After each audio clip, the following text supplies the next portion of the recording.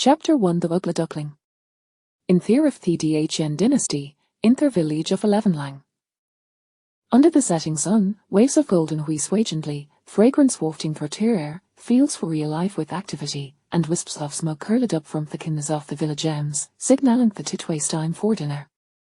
In the courtyard of the Wang family, Wang Suejia was amusing himself with astic, teasing the insects on the ground as he disparately scurried in every direction, trying to escape his grasp. Ash played, his cousin Dia passed by and, seeing him with as Miley in his face, couldn't help but scoff at Viviusald, still playing with bugs. How pathetic. Wang Suejia lays a liglan seeger pathis older cousin and retorted, yours Fernan still wetting the bed. Girls are particular lies and sit of about their pride, and Dia now 10 was mortified by his comment, her first flush out with embarrassment and dangerous stampede her foot, unable to bear being through no longer, and sure enough in her huff. With a dismissive grunt, Wang Suejia returned to his game white theans. Ugly duckling come her mother a head pokedude from the kitchen, beckoning him with a hand. Hearing his mother scold, Wang Suejia oglan sedan at her struggling insect hand, feeling gazurge of compassion decided to let it go. After all, it was merely our fight for survival we should make things difficult for each other. Sigh. Upon entering the kitchen, Zhangxi quickly pinched our piece of fagging popped it into his mouth, urging him, eat quickly, don't Tanyan easy.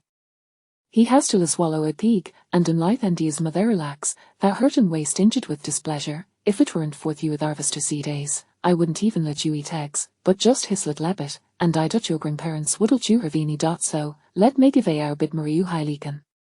Zhangxi stealthily slipped him to more generous pieces of egg. Mother, you ate too, Wang Zu is hoovered, pushing his scope sticks toward her. Hearing her since doubtful words softened Zhangxi's heart, Mother won't teach you her iron debt. Sheppen should his mathan deftly slipped her piece in twite. Then she's in person off top lay while a cheerful I began to prepare soup. Returning to the courtyard, Wang Suejia avoided the lingering taste of thig in his mouth. In his previous life, his parents divorced when he was 5. Initially, they fought bitterly over custody, but within 2 years of that divorce, both were married and had children, leaving him as the superfluous. He was then handed over to his grandparents, forgotten by very own. By the age of 15, both grandparents shat Percy Dore, and from top momentum he hard noon wishing for him to come home. His nominal father only provided money, and in heaven shed I cool, that supports he aced. His college tuition was covered by student loans, and lied entire scholarships and seasonal work for living expenses. Fortunately, during his college years he had relatively flexible schedule and an employment, used his spare time to gather information and created a small program for second-hand trading. Once its user base grew sufficiently, he sold her program for a handsome profit. He managed to pay off his loans before graduation and took a brief respite before preparing for work. Just one had out chosen the verge of a better life, he impulsively jumped into theatre to save a friend attempting suicide. Little Edie Heno that friend not only wanted to debuttals intended to dream down with him resulting in but hoped him losing their conceit life. This damned world truly left Tona feeling despondent. After his death, he lingered in a dark and murky place for what felt like an eternity, until he could barely grasp the concept of time when was born again. Upon his birth, his wrinkled, dark-red form prompted his biological father to exclaim, "How ugly!" Thus, he was dubbed the Ugly Duckling. It wasn't until he was 3 the cold no longer endure a team and instead in having a proper name, that the most educated unclean family finally named him Wang Shuozhou, the same name he had in his previous life. Despite having a formal name, his family continued to call him Ugly Duckling, and after 5 years he accepted it with apathy. After all, at Sakayangage, he had no rights. In the evening, family gathered around the dinner table. The food was limited, with each person served the portion. The manged 2-course buns and a bowl of luxurious white soup, while a few imminent schuldrenged and liasing vegetable bunand as small loaf soup. Pickled vegetables are company tea meal, and the lidis hof stir-free greens and eggs was placed in the centre of the table near the head of the table. Grandfather did no trick for it, and no Niels dared touch it. Except for own a person. Wang Suejia instinctively glanced at his father, Wang Xinji, how resigned he is, swallowing hard. Unoblatoricist his slowly extended his cope stickster wartigs. As expected, his grandmother swatted he shanderway do weaven haveth facey to it. After a holy day off work, were realix horsted Willio Urban Singerand, needing water reverily to luhile, and running gofto thetalit. Ura justal as ibum doing hard lion I work while making all that noise. Wang Cheng jaya mained and phased and dret or tedfiently, thesix sura mean to be eriton, and im going to etham. Ina Flash has stood up, taking advantage of old Lios momentary distraction to grab RPC and shavitan to hismirth, chewing with squintedis and delight.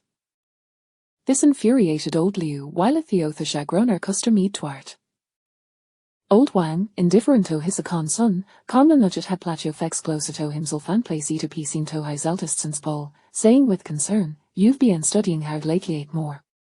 Uncle Wang Chengzu smiled modestly, "Thank you, Father Rias Hal Diatu."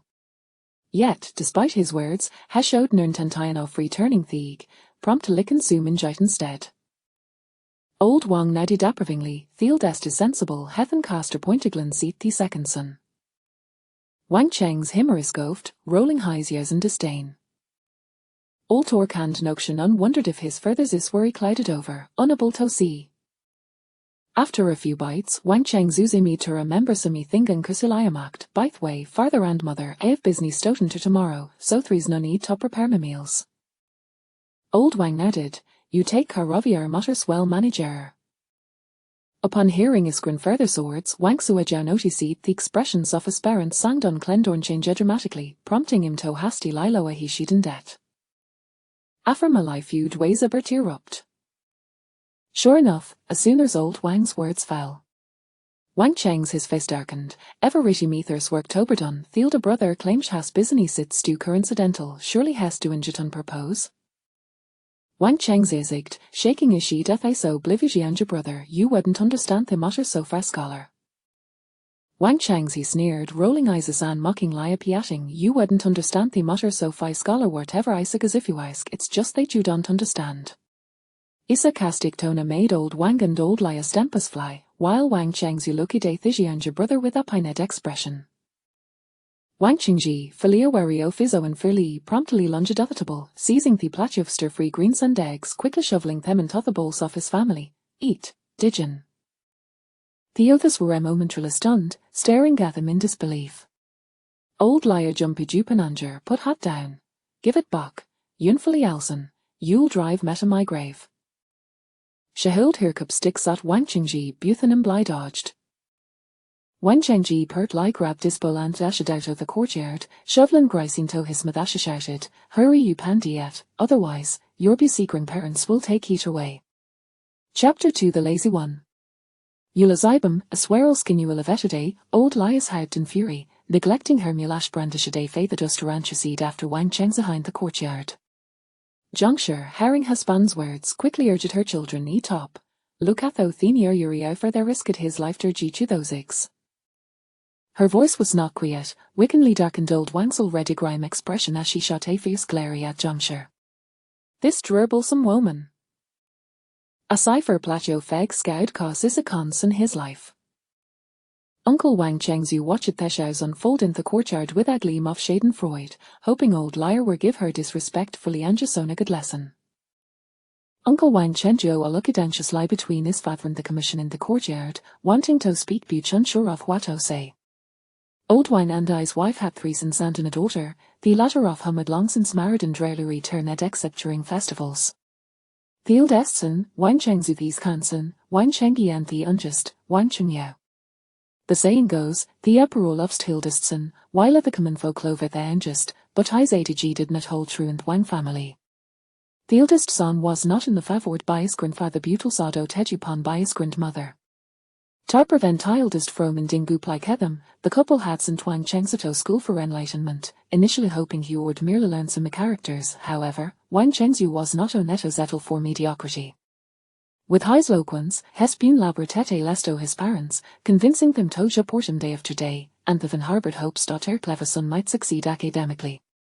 Wang Chengzu did manage to bring some pride to from Aliwan, at 19, Heberla passed the Transigs and Tobe become a student, bringing joy to his parents for quite some time, event have heliter failed than extranduf examinations. However, since then he hard made enough for the academic progress, and the initial had long since fathed, yet, given the sunk costs, it way su later toband and thiefet. Old half her never become a scholar, Wang Cheng's still held significant sway in family, even being entrusted with the privilege of naming the entire generation.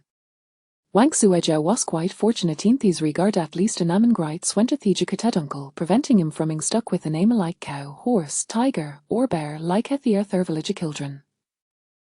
While his uncle had cosen a decent name, his character left much hope desired. He of Tennessee collally pursuits or an excuse to avoid work, and Wang Suizhou had court him's ever all time as claiming to study in his room, only to find him fast asleep behind closed doors. Moreover, ever reaching me Hugh and Towton business, Hugh old takes money from the family, often dies our peering force of her old days. When her returned, Hugh was rosy cheeked and unsteady in his feet, hard liars and blinks a manu ho hagani to seek knowledge. Thicky point waste that the many he took time came from his grandmother, where he taught money come from. With the family not divided, the three Wang brothers lived together under the management of their parents, and naturally, learnings were contributed to the household. Thus, funds came from the families of the second and third sons. So whenever Uncle Wang Cheng's you mentioned going out, it wasted time into demanding money, which explained that change in everyone's expressions just now. Enough can't you it in peace, with all thy energy, you could have done more work tomorrow instead of wasting time at head table. Old Wang shouted, coursing the twar in the courtyard hold, panting. Wang Suizhou, intrigued, pulled his gaze back. Old Liu, still fuming, retracted the feathered oster and shut Wang Cheng'er first glare before finalized starting her dinner. The main house of the Wang family consisted of 2 rooms of Ingasaten and Gantries in Korea, and the others the bedroom for old Wang and his wife. On the east side are 3 rooms, with the main room taking up 2, and the others are in gas the kitchen. Uncle Wang Chengzu had married Ga Osher, and they had a son and a daughter. Their son, Niu Dan, whose formal name was Wang Shuowen, was 11 Z. Their daughter, Daer, whose formal name was Wang Lan Yue, was 10. The 2 rooms had Hamothrang children, which Ga Oshai found quite irksome, but was little Shekoldo. On the west side, there were also 3 rooms, with Wang Chengji and Dai's wife occupying one, Wang Chengjiu owned Dai's wife another, and the remaining rooms hired by his sister and 3 daughters from my uncle's family. Wang Chengzi had married Zhangshi, and they had 2 sons and a daughter. Their oldest son, 10-year-old Mao Dan, formerly named Wang Shuoxin.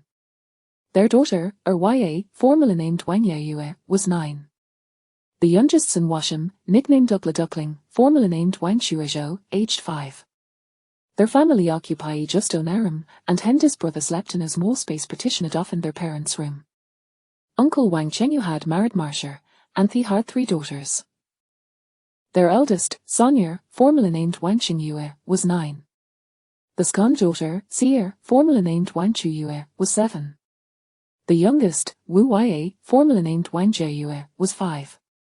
There was little entertainment in the evenings after John finished fetching water to wash the 2 children, showered lies and team off tobed.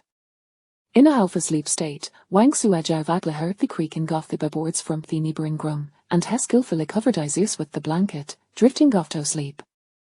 Before dawn, the courtyard of the Wang family was already bustling. The soon is already up, and you're still in bed, Uriel Bunko flassibums, if you tharvest delayed, I won't let you off, second son, get up now. Second son. The door was knocked upon with a loud bang, waking Tedri Yammer inside. Wang Chengzilazil replied, Inno, before us sluggishly jetting out of bed. Brother, let me help you get dressed. Mao Dan, already dressed, helped Wang Zuhu with his clothes. Wang Shuizhou, still blear-eyed, allowed his brother Tardrashim, glancing at Hu window. Goodness, it were still dark outside. Betheshimi they finished in Grudge and opened the door, old Liusel read scolding Wang Chingji, and must have Ebian cursed for generations to have birthed Sakazloth, how Canio still beasley at the shore. That little lead lay cold heavy accomplished quite a bit of work, and old Wanglan see that this a conson, hoist tuning out his mother swords, his frustration boiling over, enough, go harvest Hugh heat. With that, hellid the wait side, coosing to ignoreth echoes. Isakon son ways a her pelly's casey faced scolding for to meal say day I had never changed his ways. It weighs a waste of breath to grow with him. Familiar from Thetherdrum hurried to follow old Wang out. Jongsher, seeing everyone else leaving, Pullet Hiriangistsen as Iden Dienest lie advised, Ugla Duckling, when you jet out the fields, don't beto begent make so tourist when you need to, okay. Jongsher, Skilladine embroidery, contributed to the household income, Soshadin the veto Twarland fields, only managing domestic car fares. Wangsua Janardido Bediant liarth his mother's swords, Mukto her satisfaction. Upon Naraving Gata field, old Liu fixed her gazian thiskan from Milian noticed Wangzua's lustintort, Shirater Bly reminded him what Tario daydreaming abite, Huria pan jetta work. With a sigh, Wangsueger slowly made his weighted field, bending down to pick up the scattered wheaters which finalizatus fied old Liu, hothen to Kurtul sang move it to ano thuria. Children of poor families grow up quickly during the harvest season, a very ninth household regardless so for Jojender ways expected tarpachin except, of course, for Uncle Wang Qingzu.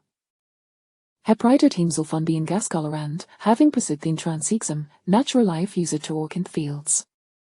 Gao saw herself as the future wife of Gascolarand believed she was superior to her two sisters-in-law, finding any excuse to stay home with her daughter. Cousin Wang Xuen was currently studying in the town school, only turning home ever attendees, saw Hushina Blato Elpither. Old Wang and I's wife valued the eldest and Highland would not criticize his family if they didn't work. The elderly couple were doit hemselves and they also kept their clothes watching theatre twosons. Chapter 3 Do you wish to read? This morning, as the sun barely began to rise, the entire family, apart from the Wang family and the Zhang family, was hard at work in the fields, regardless of age or gender. They understood the necessity of laboring diligently before the sun ascended fully, allowing them a brief respite during the most oppressive heat of the day to avoid succumbing to heat-related ailments requiring medicine. The family toiled intensely, and within a short span, their garments became drenched with sweat, clinging uncomfortably to their bodies. Wang Shuazhu sighed, reflecting on the fact that agriculture has never been regarded as a noble profession. It is laborious and lacks social esteem, although in the Dacian dynasty, the law placed farmers just beneath the scholar officials. In practical life, they often faced derision as a mud-stompers and a penniless wretches. Even the most humble merchants sometimes looked down upon impoverished farmers. In this realm devoid of advanced agricultural tools, cultivation relied entirely on human effort, forcing them to toil relentlessly against the elements, weeds, and pests throughout the year while also meeting tax obligations. When the weather was favorable, life was bearable, but in the face of calamities, they could only hope for divine mercy. The Wang family possessed 15 acres of prime land, 20 acres of medium quality, and 15 acres of inferior land. While this may sound substantial, the actual yield was meager. The prime land produced around £500 per acre, the medium about 300, and the inferior merely 200. The Dacian dynasty had abolished the head tax, imposing only land taxes, meaning that the family's tax burden increased with their landholdings. The Wang family's situation was somewhat precarious. Had it not been for a member pursuing education, their lives would be reasonably manageable. During a brief moment of rest, the grandmother turned her head to find her 5-year-old grandson, Wang Shuazhu, shaking his head and sighing, appearing utterly distressed by the labor. She immediately shouted, "What are you standing there for?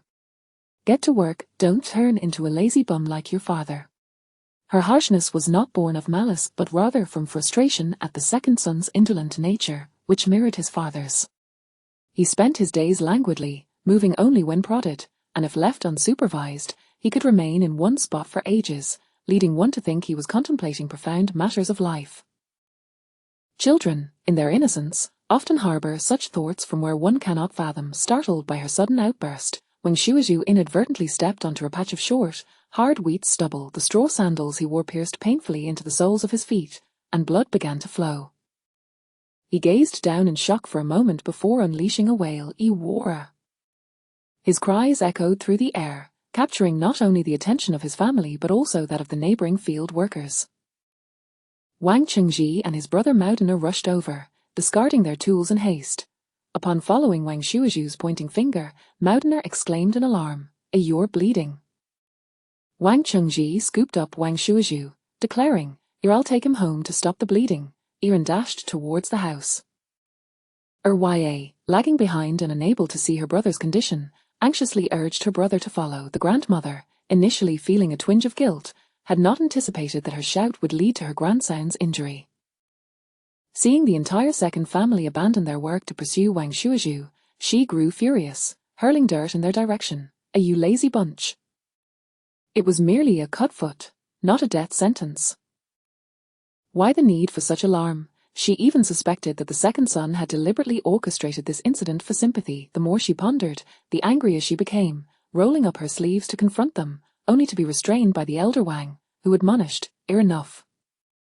The second son is shameless. He won't heed your words. You'd waste time scolding him when there's still wheat to be harvested. Save it for later. Suppressing her ire, the grandmother shot a fierce glare at her third son, Wang Chengyao, and his wife. You two better work diligently. If you dare pull any more nonsense, I'll skin you alive. Wang Chengyao and his wife listened silently to their mother's tirade, laboring even harder in response. Wang Shuizhu, still wailing, stumbled into the house. Upon hearing the commotion, Zhang Shi rushed out in alarm. What happened? Wang Qingji, too flustered to speak, quickly grabbed some ash from the earthen stove to staunch the bleeding. Once the flow was halted, he lightly tapped Wang Shuizhu on the forehead. All right. Stop your howling. Seeing the blood on her son's foot made Zhang Shi's voice rise 2 octaves. What on earth happened? Wang Qingji offered a brief explanation, and Zhang Shi's expression darkened as she examined the wound, her heart aching as if it had been sliced. Sensing his mother's distress, Wang Shuizhu looked up at her with pleading eyes. I want some water, my throat is dry from all that screaming. Wang Qingji quickly fetched a bowl of water, casting a reproachful glance at his son. Why scream so much? Couldn't you just cry a bit and then stop? You're wasting your voice. Wang Shuizhu gulped down the water, wearing an expression of enlightenment. Wang Qingji, feeling somewhat pleased, remarked, learn from your father. Don't be too honest, otherwise, you'll only end up suffering.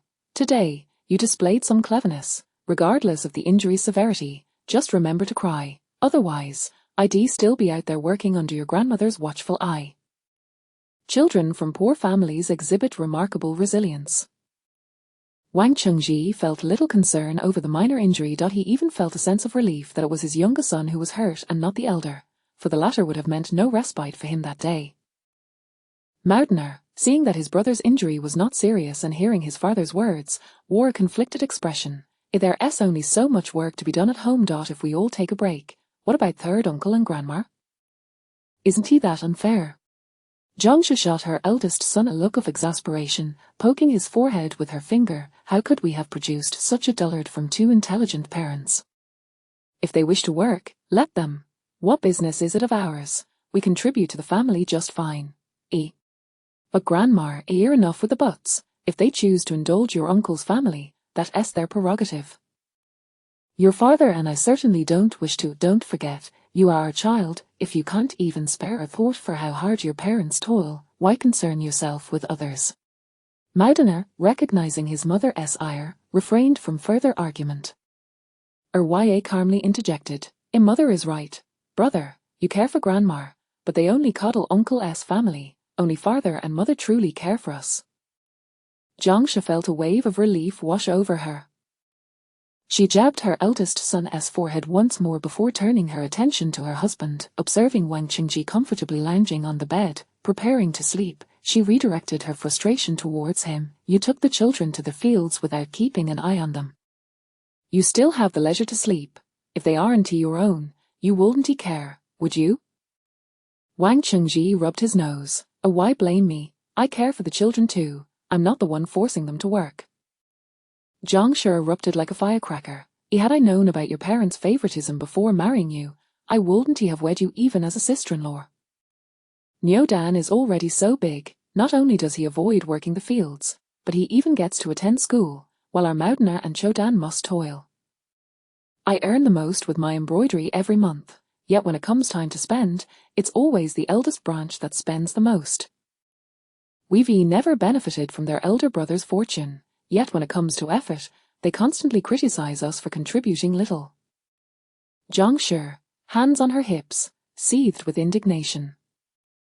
Wang Qingji, feeling short of breath, replied, what can we do about it? What do you mean, what can we do? Is the school run by the eldest branch? Did they monopolize it? Why can they attend while we cannot? If Nyo Dan can go, why can't our eldest and second children?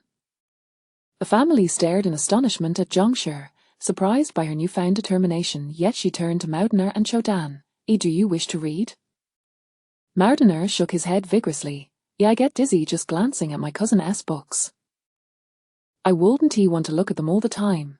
Besides, my cousin says that once in school, the teacher beats your hands daily. His hands have been swollen more than once.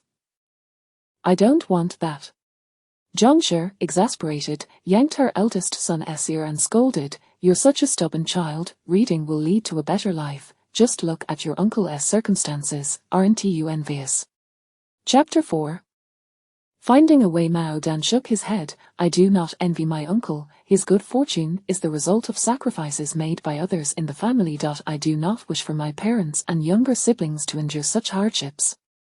At the tender age of 10, Mao Dan had already begun to grasp the meaning of words. He had glanced at his cousin's books, filled to the brim with dense text, and found himself dizzy. He did not want to waste the family's resources on such endeavors, nor did he wish for his parents to suffer as his grandparents did, nor to become as indolent as his uncle. His words stirred a mix of bitterness and sorrow within Zhongshi. Although her son was not particularly bright, he was considerate, filial, and sensible. Unable to restrain herself, she released her grip on his fingers, heaved a sigh, and affectionately ruffled his hair. Ya turned to her brother, Chodan. Do you wish to pursue your studies? Of course, given the opportunity, I would. The Dhn dynasty upheld the belief that all pursuits are inferior to the pursuit of knowledge. Scholars are respected wherever they go, holding an exalted status. Furthermore, I endured years of hard study in my past life, not merely to toil in the fields and struggle to support an entire family. To utilize the knowledge within my mind, I must have a legitimate outlet, mustn't I? Otherwise, how could an illiterate child suddenly become knowledgeable about earning a living without being accused of witchcraft? Wen Shuozhou nodded decisively. I truly wish to, but will our grandparents agree? Upon hearing her son's response, Zhongshi became instantly animated. That is not for you to worry about. As long as you are willing, I will find a way. However, when Chengji appeared troubled, furrowing his brow and stroking his chin, he remarked, although sending him to learn merely entails recognizing a few characters, the annual tuition fee amounts to 1 or 2 taels of silver. Our parents will not consent to sending Chodan as well. Not to mention Wang Shuowen's privileged status as the eldest grandson, that alone would suffice for the elderly couple to prioritize him. In their eyes, Chodan's standing could never compare to Nyo Dan's. Moreover, education is an expensive endeavor. Every year, there are tuition fees, seasonal gifts, and the costs of writing materials, all of which accumulate to a significant sum. Wang Chengzu's ability to become a scholar was largely due to the support of the village. Most of the inhabitants of Shilang village share the surname Wang, belonging to the same clan. When Wang Chengzu took the exam, each family contributed a little money. Otherwise, relying solely on the Wang family's meager means, he would not have been able to afford the examination.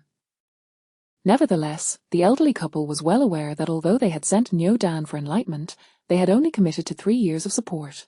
Should Nyo Dan wish to continue his studies, he would need to find a way himself.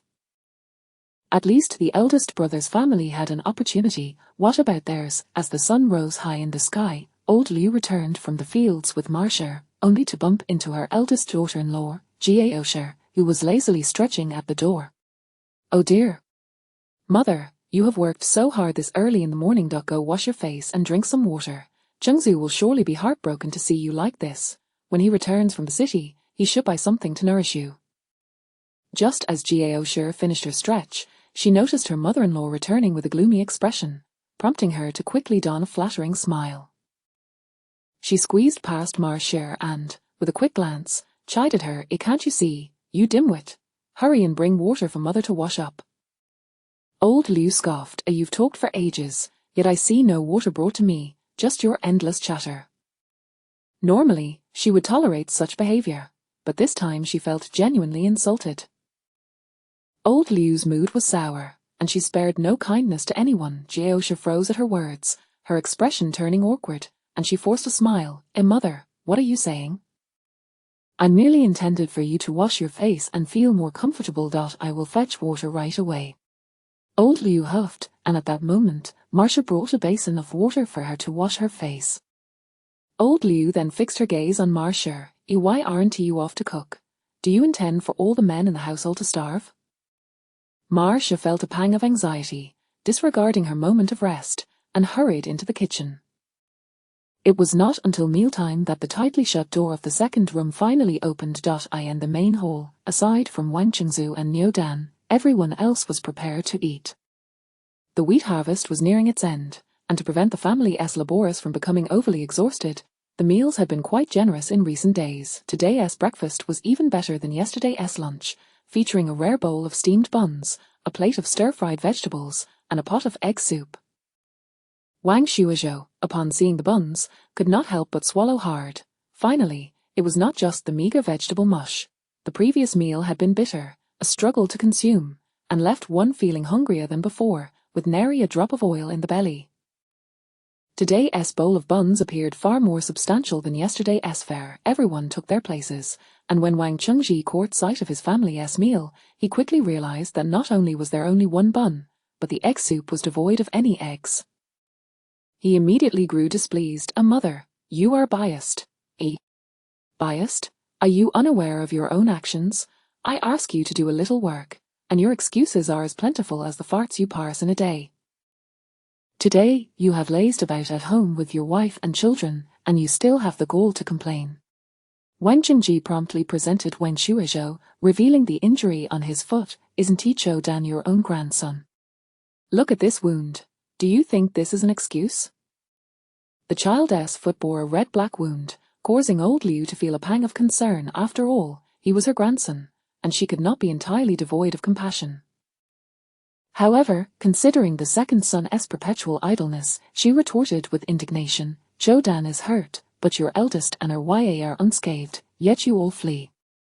Jiaosha chimed in with a smirk, isn't he just a little puncture? How precious can it be? It's not like he's crippled. Besides, it's just the foot. How can that prevent him from working? If you ask me, Zhou Dan probably inherited his cunning from the second brother. He is quite clever, a minor injury, and he is making a fuss to rest for a while. Among them, Jiaosha had the least right to disparage others. Upon hearing the words crippled and cunning directed at her son, Zhongshe was immediately incensed. You think you can take advantage of the situation and find joy in it, yet you dare come before me and speak nonsense. Speak another word, and I shall tear your mouth apart. Jiaosha had always looked down upon her two sisters-in-law. Believing herself superior, she regarded Zhongshe as a coarse and brash shrew, while Marcia was weak and ineffectual, a complete failure. Neither of them held a candle to her. Little did she expect that Zhongshe, having apparently lost her senses today, would dare to confront her directly, causing her face to turn ashen with rage. What advantage have I taken from you? You know full well what advantage you've taken. You and your husband lounge about at home, neglecting your agricultural duties, leaving the household chores untouched, and being utterly ignorant of the means of earning a living. For all these years, it has been the third household that toils in the fields, while I painstakingly embroider items for sale. What do you think has enabled your husband and son to study? Is it your charming looks and frivolous antics at home? Chapter 5. Wrath. As Zhang's words echoed in the air, an eerie silence enveloped the room for a few fleeting seconds. Then, Jiao leapt to her feet, exclaiming, what do you expect me to do with the meager earnings you bring home? How dare you claim that my family's eldest son and Shuowen rely on you? Your second son idles away his days, too lazy to even lift a finger, and yet you have the audacity to speak against my family. Old Liu, unable to contain her fury, shouted at Jiao, silence yourself. Regardless of her grievances towards her own son, she could bear no insult from the eldest daughter-in-law. After scolding Jiao, old Liu's eyes shifted towards Zhang. This is your sister-in-law. How could you speak to her in such a manner, you troublemaker? If you stir up more strife, you might as well return to your own home. The Wang family cannot afford a daughter-in-law like you. Zhang's eyes blazed with indignation, yet her spirit remained unyielding. Why should I return to my own home? It was you who came to seek my hand in marriage. I did not rush to marry into your family. If you wish for me to leave, then you must return me in the same manner you brought me here. She pointed an accusing finger at Gao. Your eldest brother does not work, and you call him a scholar. Fine, I shall endure that. But what of his wife? At such a young age, she merely waits at home for her 2 younger brothers-in-law to care for her. Is there no shame? You dare to criticize my son's cunningness while your own wife's face is thicker than city walls. Those who know would think she was brought home to manage the household, while those who don't might believe she is simply a servant for the men. And what of Niu Dan? He is 11 this year, yet he knows neither toil nor grain. He lives like a young master but suffers from the ailments of one. Has he ever even swept the floor? Has he ever fetched soy sauce? Moreover, hasn't he dared just turned 10? She hasn't he done a single chore, yet Gao prevents her from working, truly hoping to raise her as some refined lady? She should take a good look in the mirror and consider if she deserves such treatment, and yet she has the gall to make my 3rd sister Xinyue wash her clothes and fetch water. Those who know would assume they are cousins. Those who don't might think they are master and servant. Zhang unleashed her fury, her words striking everyone like arrows. The 3rd family was taken aback, with Ma stunned into silence. Wang Dare was so embarrassed by Zhang's words that she bit her lip, wishing she could glare a hole through Zhang. You've gone mad, Zhang. I believe you have truly lost your mind. Old Liu trembled with rage. Upon hearing such remarks about her children, Gao shrieked and lunged forward to strike, not one to back down. Zhang retaliated, and they were soon entangled in a fierce struggle. Are you bullying my mother? Wang Lanyu shouted, rushing to defend her. Wang Yaoyu was equally unyielding. What do you think you're doing? The 2 young girls clashed. Stop. Please, stop. Ma hurriedly intervened, only to be shoved aside in the heat of the moment, nearly losing her balance. If you dare lay a hand on my mother, I will make you pay, the 5-year-old Wang Zhuoyue cried as she charged forward, her sisters following suit. Wang Shuozhou stood dumbfounded, watching in disbelief as several women in his household engaged in a chaotic brawl, pulling each other's hair and tearing at clothing. The spectacle was indeed terrifying. Old Liu, neglecting even to soothe her own chest, leaped up, shouting, cease this instant, all of you, stop. Wang Chengyao, being a man, refrained from intervening directly, his forehead slick with sweat as he pleaded, please, stop fighting. Wang Laochu appeared somewhat composed, though his hands trembled with rage. Is this the troublemaker you insisted on marrying? You must divorce her at once. Wang Chengji shrank back, his tone resolute yet defiant. Father, I cannot divorce her. I fear her wrath. Besides, if I divorce her, how will I afford another wife? Surely, I cannot remain the only bachelor in the family. Wang Shuozhou observed the veins bulging on Wang Laochu's forehead, and with a deep breath, he slammed his hands heavily onto the table. Bang! Everyone, stop! At the sound of Wang Laochu's thunderous voice, the commotion gradually subsided. Do you all wish to provoke the heavens? Your mother and I are still alive, and yet you dare to create such a ruckus in our presence. Do you wish to drive us to our graves? No one dared to acknowledge the suggestion of causing their parents distress. Gao straightened her clothes and, still seething, addressed her in-laws. Today's events are not my fault. It seems to me that our family has grown too bold. Today they have used insults to voice their grievances against us. Gao's usual demeanor had vanished. Her clothing was disheveled, her face bore marks from slaps and bites, and her hair was a wild mess. Zhang, like a victorious hen, cast a sidelong glance at her. If you wish to place blame, then blame your own loose tongue. Had you not insulted my son, I would not have been provoked. Taking a deep breath, she looked sternly at Wang Laochu and his wife. Father, mother, both Niu Dan and Chou Dan are your grandsons. Why must Niu Dan toil in the fields while my son is exempt? If Niu Dan can attend school, why cannot my son? My Chou Dan should also attend school. Gao mocked with a sneer. My Shuowen is like a cloud in the sky, while your Chou Dan is mere mud upon the ground. Can he even comprehend his studies? Zhang glared coldly at her. Do not provoke me further, you worthless parasite who contributes nothing. Speak again, and I shall toss you into a cesspool to feast on your own words. Enough. Silence.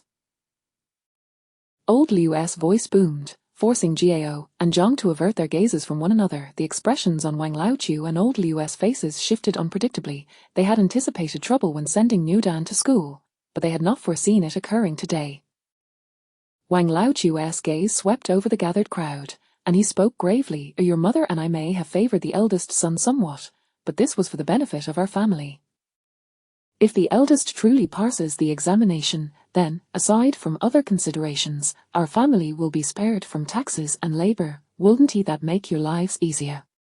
We are family. Only by working together can we prosper. Do you wish to provide others with amusement at our expense? Wang Laochu lamented, looking heartbroken at Wang Qingji. I believed I had treated you fairly. Your mother and I originally planned for your elder brother to pave the way, sending your son Mao Dan to the tavern in the county as an apprentice, ensuring he would learn a trade and have a better life. I had everything arranged, and now you cause such a ruckus. How do you think your elder brother will perceive you? I shall pretend I did not hear your words today. Do not mention it again. He cast a glance at the people in the room. Let me make this clear. All the children in this family are of the Wang lineage. I shall not show favoritism. Each family will find a way to secure a future for their offspring. San, you need not feel unfairly treated. It is simply that you have no sons.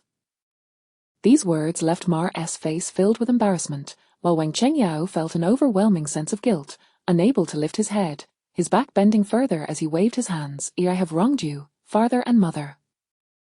I have no objections, whatever you say goes. Wang Laochu had expected such a response from the third son and turned his attention to the second son's family. Mao Dan initially felt joy, only to look anxiously at his brother. Wang Qingji and Zhang exchanged glances, their feelings a mix of happiness and complexity. They had not anticipated their parents had already made plans for them, yet when comparing education to learning a trade, education still held the promise of a brighter future. However, this path seemed more suited for the eldest son Zhang. Unwilling to relent, pressed on. What of Cho Dan? Old Liu shot her a glare. Is one child for your family not enough? Given our circumstances, we cannot afford more. If you insist we send Cho Dan to school, do you mean to sell our granddaughter? Mar and the other girls in the household turned ashen, especially Mar, who had 3 daughters. She had not borne a son, and her status within the family was evidently lower than that of her 2 sisters-in-law. If it came to selling, her daughters would be the first to go. The mere thought made her plead with Zhang. Gao, however, wore a triumphant expression. After all that uproar, it seemed they still had to rely on her husband. She scoffed, pointing at Zhang. If only Chengzu were home today. Otherwise, I wonder how you would act so boldly. In the future, you will still depend on my Chengzu, so show me some respect, or you will regret it. Silence. Old Liu cast a cold glance at her. Zhang, your behavior today has disturbed the peace of our household and defied your parents. As punishment, you shall prepare meals and wash dishes for a month. Chapter 6. A clever housewife struggles. Ginger is always spicier when older. Wang Shuozhou observed his parents swiftly pacifying the situation with just a few words, and he felt no surprise.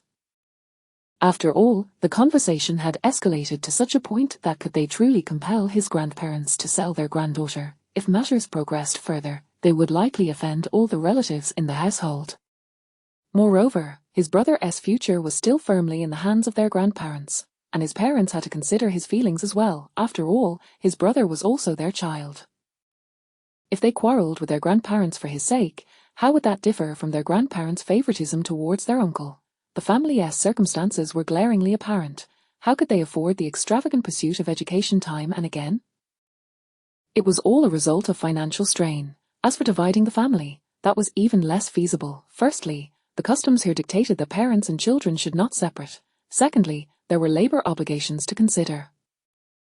The Dhen dynasty mandated that each household contribute 1 laborer annually, with males eligible to serve at 16 and exempt from service once they reached 60. If they were to divide the family, Wang Shuoxin and Wang Shuozhou would both be under 16, thus leaving only Wang Qingji to serve alone for a continuous 7 years until Wang Shuoxin came of age. 7 consecutive years, such arduous labor could severely harm one's health, and Wen Qingji might not survive until his son reached adulthood. Furthermore, it was unlikely that their uncle and third uncle's family would agree to any division. This avenue was closed, thus, the storm quieted, and when Lao Chu and Liu Shi did not truly confront Zhang Shi, after all, had it not been for Zhang Shi's frequent embroidery work to supplement the household income, their situation would have been even more dire. The grains in the fields waited for no one. After a brief respite following their meal, the family returned to toil in the fields. Following the commotion, the old lady no longer indulged Jiao Shi and Wang Lanyu, summoning both to the fields to work. Wen Shuizhou, with his injured foot, naturally stayed home, leaving only Zhang Shi and him. Zhang Shi continued her embroidery with the unfinished quilt cover, while Wen Shuizhou lay on the bed, pondering how to earn some money. Only by improving the family's situation could the pursuit of education be placed on the agenda. He had indeed made efforts in the past, however. Shilang village lay nestled among mountains that were not only nameless but also lacking in resources. There were no large wild animals such as wild boars, deer, wolves, or bears, and few wild fruits, mushrooms, or precious medicinal herbs. What remained were vast expanses of rocks and wild grasses, alongside scraggly trees with disheveled branches and leaves. In his previous life, he had been raised by his grandparents in the countryside. Whenever he felt the slightest discomfort, his grandfather would venture into the mountains to dig up some common herbs like dandelion, buplorum, or grass roots, drying them to brew for him. These were all quite common, indeed found on the mountains, yet, as he contemplated the idea of going up to dig some to sell at the apothecary, he arrived only to find, oh dear. The buplorum here was called gutsao, and its tender parts had been harvested by others for home cooking, while the roots, the medicinal part, had been completely uprooted. As for the dandelions and grass, they were equally sought after. Everyone else also gathered these common weeds whenever they had the chance. The villagers were not foolish. The readily available herbs were well known to the elders, who recognized their value in treating fevers and detoxifying. During their free time, every household would venture into the mountains to gather some for home use. What little remained on the mountains was hardly sufficient, and while they could gather some for personal use, selling them was out of the question. The wild fruits had been plucked before they could ripen, wild vegetables were scarce, and the wild chickens and hares had become exceedingly cunning, evading even the simplest traps. There were no small rivers for fishing or gathering shrimp and snails. Other ventures, such as charcoal burning or tofu making, required capital, and no one would heed the words of a mere child to squander resources. It was indeed a case of a clever housewife finding it difficult to cook without rice. Several schemes to earn money without investment had ended in failure, and when he considered increasing his capital for other endeavors, his family had dragged him to the nearby Yuqing temple for a bowl of talisman water, insisting it would ward off evil. It nearly left him feeling despondent. Being young truly meant lacking rights. Lost in thought, he unconsciously drifted off to sleep. Zhang Shi, upon hearing her son's steady breathing, cast a gentle glance at him with a smile before turning back to her embroidery. She was nearing completion of her work and needed to finish it quickly to exchange for money. That evening, the others returned home, dragging their weary feet, too exhausted to eat, let alone bicker, and they managed to share a rare quiet meal.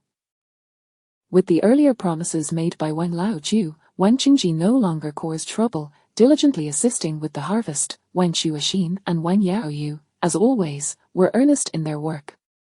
This time, the family worked in unison, swiftly gathering all the wheat, drying it, threshing it, and clearing away any unthreshed straw and clods of earth. By the time they had finished drying the wheat they had brought in, Wen Qingzu also returned, keeping an eye on the time. He appeared in good spirits, and upon seeing Wen Shuizhou sitting on the threshold, he unexpectedly waved at him. "Zhu'er, come here, uncle has something good for you." Wen Shuizhou was quite astonished and hurried over, and Wen Qingzu pulled a piece of malt candy from his long sleeves, handing it to him. "Take this, but be careful not to let anyone else see it. If it gets snatched away, don't blame me for not giving it to you." "Thank you, uncle, you're so kind. Grandpa says you're the most capable person in our family. Is that true?" he exclaimed, his eyes wide with admiration. Wang Chengzu was delighted by this look of admiration and chuckled, ruffling his hair. "Though Zhu'er is young, he has good insight. Then when can uncle let my brother become a chef? I want to eat the food made by a chef." Looking into his expectant eyes, Wang Chengzu was somewhat dismissive. "You're still too young to understand. Go play. With that, he strode away with an air of confidence. Well, that flattery went unappreciated. Turning around, he noticed a tiny girl behind him, barely the size of a bean, clutching a broom that was half her height, staring at him with her fingers in her mouth, drooling. It was Wang Jiuyue, the 5-year-old daughter of his third uncle, who was of the same age as him. He glanced at the malt candy in his hand and offered it to her. Here, for my little sister. Wang Jiuyue's excitement caused her to drop the broom. Is this for me? Wang Shuizhou placed the candy in her mouth, grinning as he asked, do you believe me now?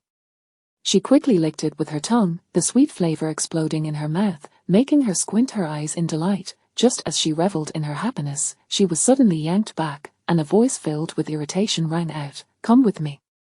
Wang Chuyu shot a fierce glare at Wang Shuizhou, dragging her sister away. Wang Xingyue, her face flushed with embarrassment, glanced apologetically at him. Third brother, please don't take offense. Fourth sister has that temperament. After saying this, seemingly feeling too embarrassed to stay, she lowered her head and hurried away. He paid it no mind. Wang Chuyu had always had a bad temper. He bent down to pick up the broom that Wang Jiuyue had dropped and began sweeping. Inside the room, Wang Chuyu glared at her sister in annoyance. How many times have I told you not to pay attention to him? Why don't you listen? Wang Jiuyue's cheeks puffed up as she swallowed the saliva in her mouth before mumbling. Third brother gave me candy. As the eldest sister, Wang Xingyue looked sternly at Wang Chuyu. How can you teach your sister that way? The ugly boy hasn't he done anything to you? If you keep being so petty, I'll tell mom and dad. Seeing both her sister and younger sibling standing against her, Wang Chuyue's eyes turned red with fury as she glared at her sister. Uncle's family doesn't he work? And second uncle's family always slacks off. Almost all the chores fall to mom and dad. You don't care. Cousin often orders you to wash clothes and fetch things, and you mind that. You all don't care, but I'm the only one who's petty, right? I just dislike them. I'm just being petty. After her outburst, she wiped her tears and ran out, casting another fierce glare at Wang Shuizhou as she passed him, who, feeling quite perplexed, thought to himself that he had never done anything to provoke fourth sister. Chapter 7, The Stinginess of Equality. During dinner, Mr. Wang was naturally delighted to see his son return home. Amidst the meal, he solemnly inquired before the gathered guests, "What did your friends say about the restaurant I asked you to inquire about last time?" The entire room fell silent, all ears attuned to Wang Chengzu's response. "Father, I was just about to tell you. The chef at Shanheiju is said to be a master from the capital, whose skills are rarely shared. Many wish to apprentice under him, some even offering money to persuade him to take them on." Mr.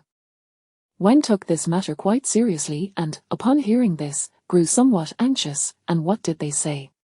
Wang Chengzu sighed. "Last time, I spent 2 taels of silver to ask my classmate to make the introduction, but he could not persuade them. My classmate suggested I prepare some gifts. He will take me to visit him." Madame Liu breathed a sigh of relief. "That is only proper. When are you going? Should we bring some eggs to present to them?" In these times, sending someone to learn a trade required not only gifts but also constant servitude to the master, akin to that of a servant, where one dared not stray from the master's whims. As for how much the master would teach, that depended entirely on his mood. The fact that gifts could be offered indicated that there was still hope, which was certainly better than being unable to offer anything at all. "I have returned specifically to seek your advice. Should we present these gifts or not? During this period, I spent 2 taels of silver treating my classmates to meals and built quite a few connections, which is why they finally relented. However, my classmate mentioned that the gifts cannot be trifled with, and it may require around 5 taels of silver." "What? 5 taels of silver?" Madame Liu was so taken aback that she nearly dropped her chopsticks. 5 taels of silver. That was enough to sustain their household for an entire year. Surely that was excessive. Jiao, the first to voice dissatisfaction, exclaimed, "Do you think our family is made of silver? Just a few words exchanged and it demands 5 taels. Is that chef's skill made of gold?" Mr. Wang and Madame Liu remained silent, internally agreeing with Gao's sentiment. Even Wang Chengji could not help but pragmatically interject, "A brother, are you sure you are not being deceived? Must a gift cost so much? We must ensure that our funds are not squandered without a favorable response." Indeed, why must it be 5 taels? Can we not negotiate for a lesser amount? This is far too much." Even Wang Chenyao, with his blunt demeanor, found it hard to accept. Upon hearing his younger brother's doubts, Wang Chengzu, somewhat displeased, set down his chopsticks. What a disgrace! Seeking to learn a trade is not a matter for you to pick and choose at will. This is only an opportunity because I have leveraged my connections. If not for my classmates' family having ties to the manager of Shanheiju, would Five Tails even catch their attention? Wang Chengzu rose abruptly. I've said all that needs saying. Whether to proceed is a matter of personal choice.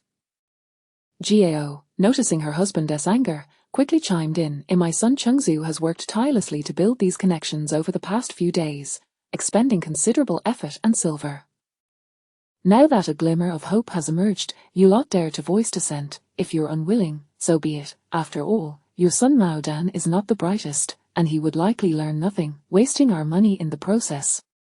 Wang Chengzu shot her a glare. Such foolishness. This is no place for you to speak. Know your place.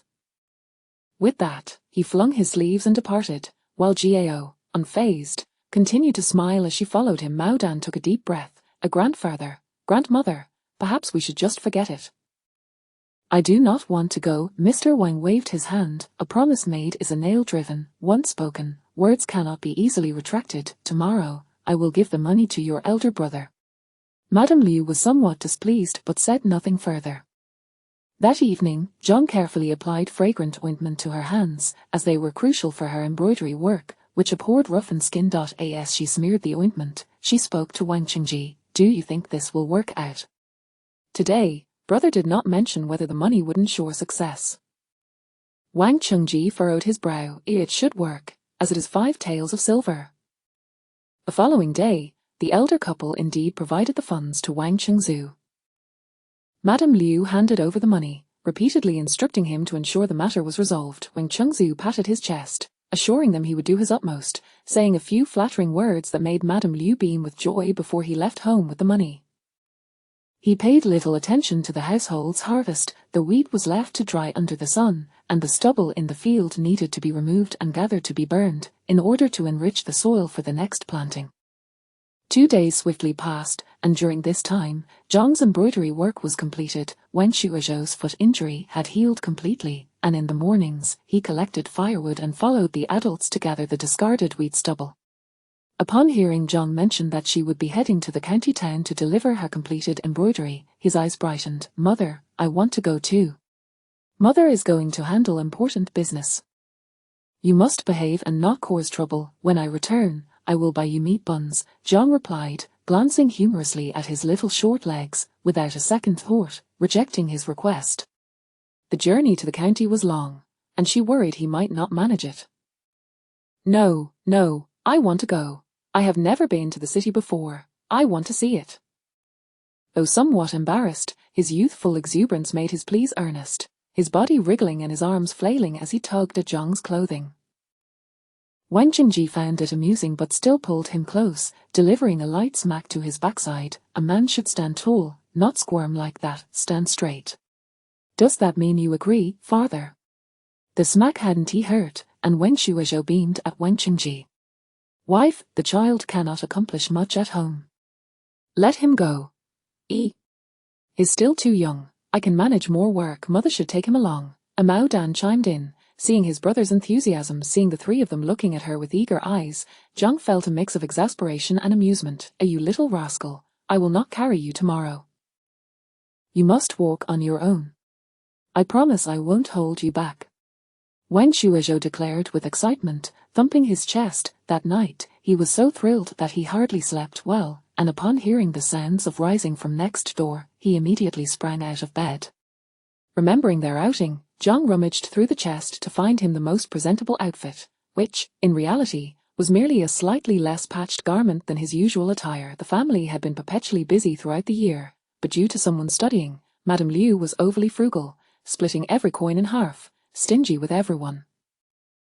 The children's clothing was always handed down from the older to the younger, until they could no longer be worn, at which point they would be cut into rags for cleaning purposes. Her oft-repeated saying was, you cannot grow poor from eating or wearing, but if you do not keep track, you will suffer. Zhang had already discussed this with Madame Liu the day before, so as dawn broke, she packed 2 pieces of dry food, some pickled vegetables, and water, taking Wang Shuizhou out of the house. Their journey was greeted by the early birds announcing the dawn, the dogs barking, and the roosters crowing, tranquil yet vibrant. The two of them, filled with energy, walked briskly for an hour and a half before finally reaching the city walls. Wang Shuizhou felt a surge of excitement upon seeing the city gate. It was a rare opportunity to broaden his horizons. Zhang, noticing the gate, felt her stomach rumble, so she pulled out the dry rations, sharing them as they sat by the roadside to eat breakfast before heading into the city. The streets of Baishan County were unexpectedly clean and tidy. Upon entering, Zhang led him straight to the embroidery fabric shop, with which she had collaborated for many years and was quite familiar. The shops lining the streets were numerous and well organized, and vendors enthusiastically called out as they passed by, but Wang Shuizhou, too eager, nearly twisted his neck in his attempts to take it all in, hardly noticing his mother hurrying to deliver the goods. The embroidery fabric shop boasted 3 large rooms, 2 stories high, and exuded a sense of grandeur, situated in the heart of the bustling city.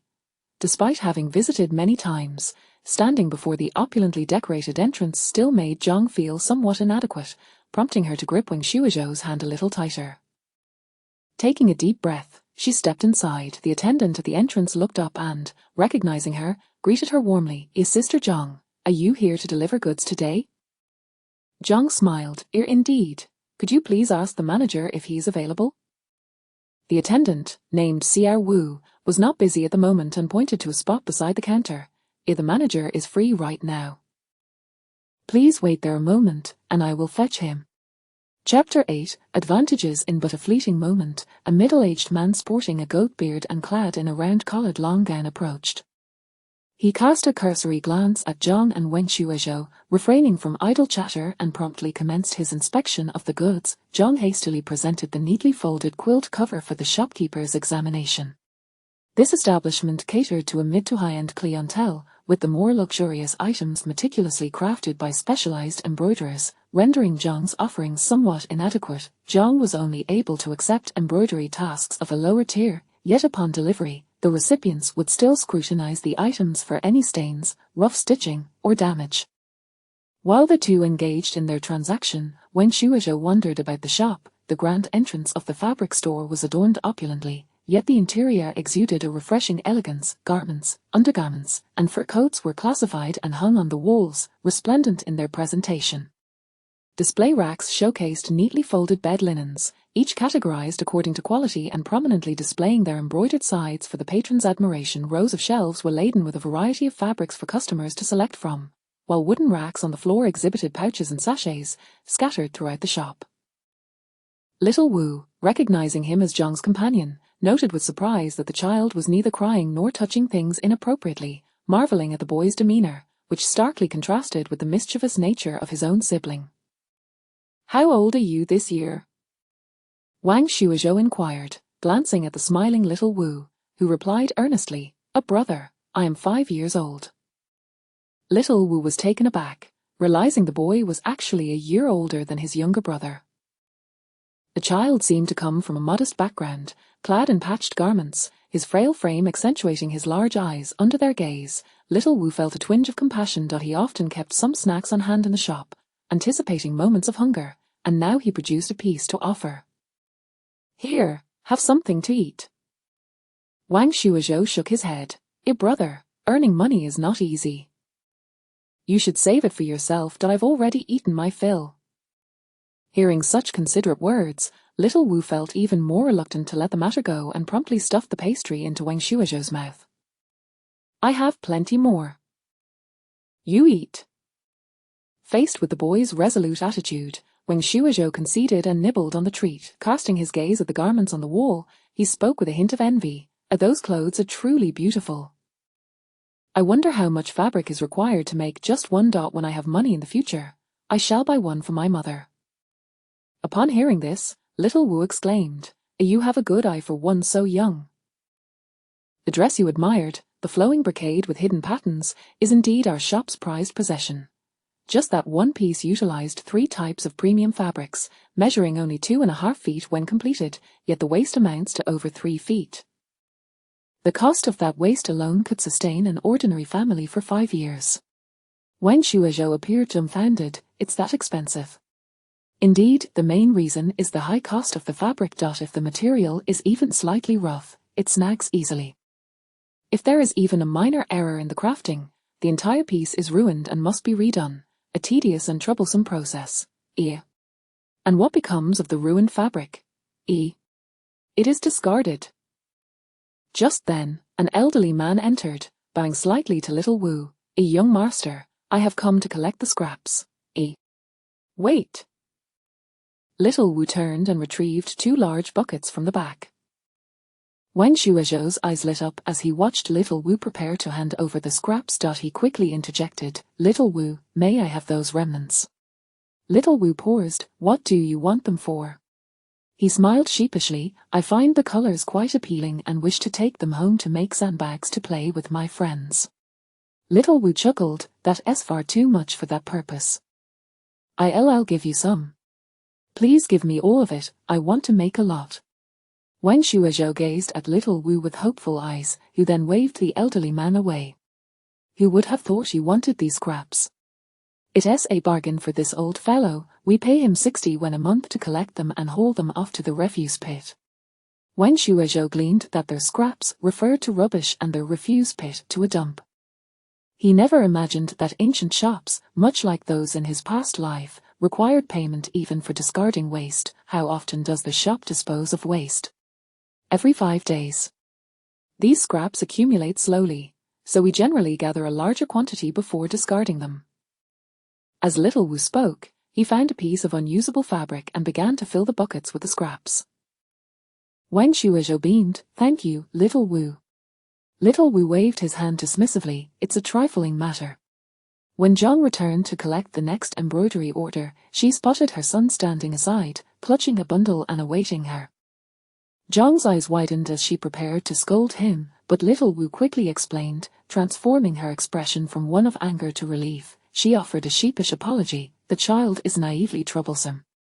Little Wu brushed it off. It's all rubbish anyway. Giving it to him saves us the trouble. As they stepped outside, Zhang could not help but chastise him. Really, why not use the fabric we have at home for your sandbags? Why resort to picking up what others discard? You might as well await your grandmother's reprimand when we return.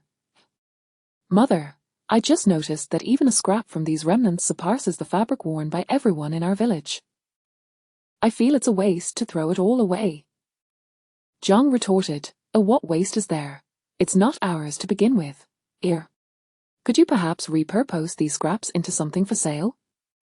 Zhang halted in her tracks, surprised by her son's idea, but soon resumed walking. These scraps are merely leftover bits from clothing. They are of various shapes and sizes. If they could be transformed into something useful, wouldn't the shopkeeper have thought of it? Would they still discard them? Having lived here for 5 years, Wen Shuizhou never underestimated the wisdom of ancient peoples. He had observed that the largest of these remnants was scarcely the size of an adult's palm, while some were merely slender strips, no wider than 2 fingers. Yet, these scraps possessed a distinct advantage. They were vibrant in color and of excellent quality. Longer pieces could be fashioned into hair ties, and the larger ones could become silk flowers. Upon hearing her son's words, Zhang's eyes sparkled, though she hesitated. Can these scraps truly be made into something? If so, why wouldn't the fabric shop's people do it? The answer was evident. They looked down upon such endeavors. The opulence of the brocade shop was apparent from its facade, catering exclusively to the affluent. Small items like silk flowers were beneath their notice, and utilizing remnants to create them for display would surely displease their clientele. The shopkeepers would never sacrifice their reputation for such trivial gains. However, this sentiment remained unspoken. When Shuizhou regarded Zhang with a hint of pride, it's simply that you all are a bit dim-witted, while I possess the cleverness. Chapter 9. Taking the blame. Zhang pinched his little face sharply, saying, all right, you're clever. When we get home, let's see if you can manage it. If not, you must throw it away, do you understand? At that moment, both mother and son were in good spirits, and Zhang planned to take Wen Shuizhou to Shanhaiju for a visit. After all, it would be the place where her eldest son would be working in the future, and she wanted to familiarize herself with the route beforehand. Shanhaiju was conveniently located just a street away from the fabric shop, easily identifiable due to its height compared to the surrounding stores. From a distance, one could see a charming 3-story building standing there, and as they approached, the grand entrance of Shanhaiju came into viewpoint. 3 large bluestone slabs led up to the entrance, and tilting one's head upwards revealed a row of red lanterns hanging beneath the eaves, with a golden sign prominently displaying the elegant characters Shanhaiju in a flowing script. The people passing by the entrance were adorned in silk and satin, and Zhangshi, filled with excitement, lowered her voice. "Do you see, that old lady just said this is Shanhaiju, where your elder brother will be working?" Her tone could not conceal her exhilaration. Such a magnificent establishment. Once he completed his studies, how could he not earn a fortune here? With this thought, Zhangshi's lingering resentment from years of supporting her elder brother's education diminished significantly.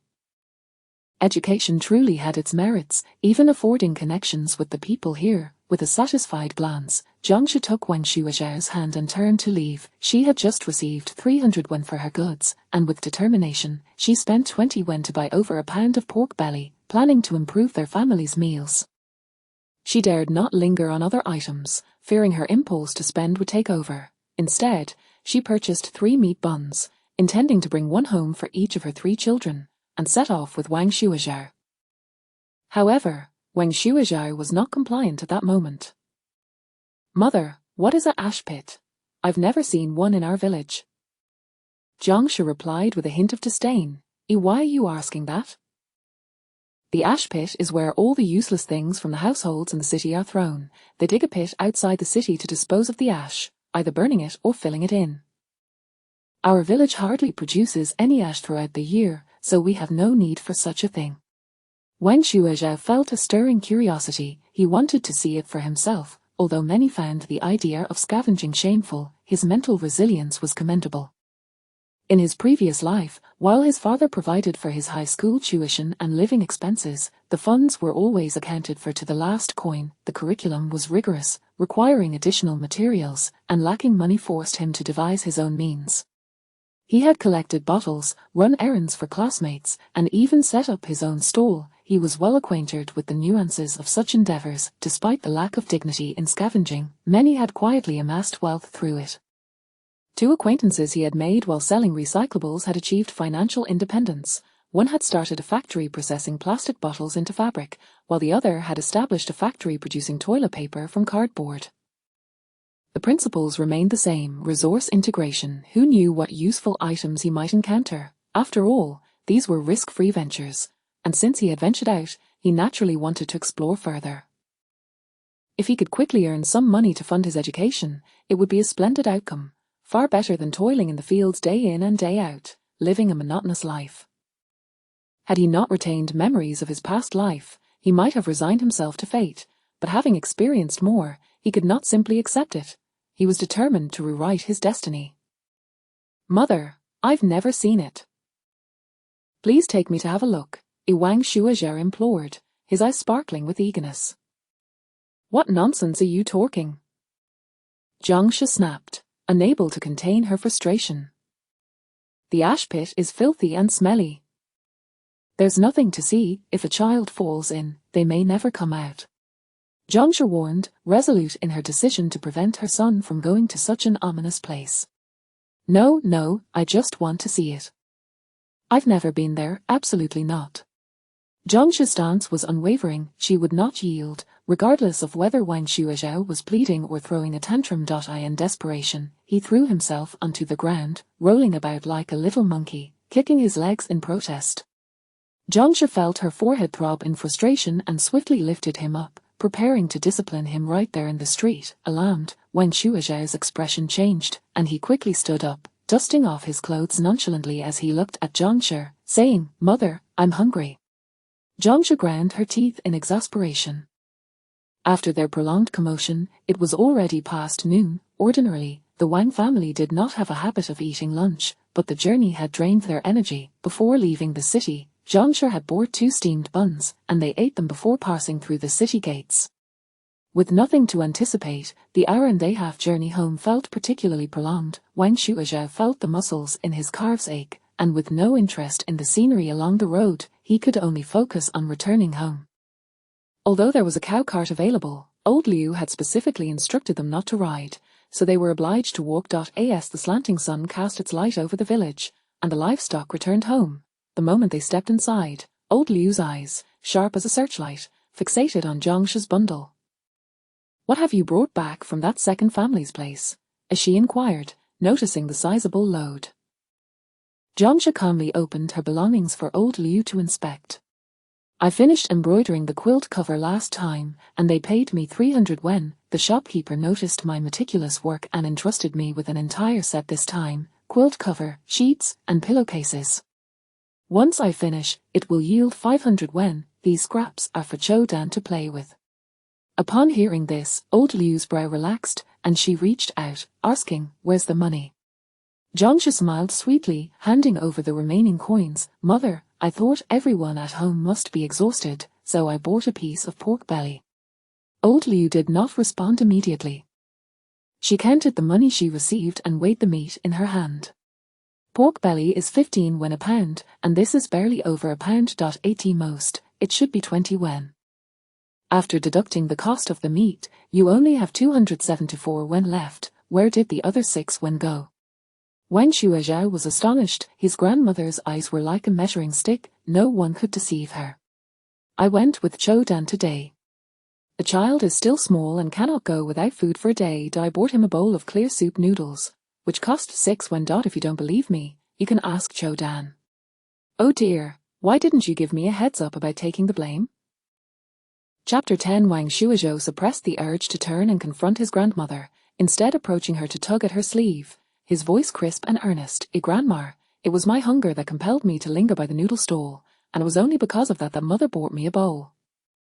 She didn't eat any herself, so please don't be angry, all right?"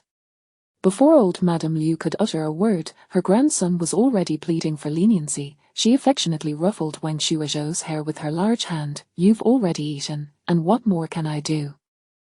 You speak as if I am devoid of compassion." Wang Shuozhou grasped her sleeve, saying, "Once I've studied and earned a great deal of money, I will buy plenty of meat for you, enough to throw away half of it." Old Madame Liu gasped and playfully smacked his backside. Heavens, which family would dare waste food like that? "You little spendthrift."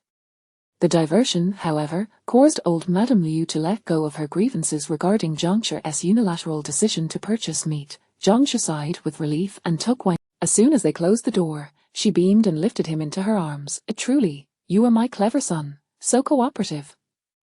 She leaned in and planted a firm kiss on his cheek. Today, 20 wen had been spent on meat. 3 meat buns cost 3 wen, and 2 steamed buns were 1 wen each, totaling only 4 wen. The extra 2 wen were discreetly tucked away.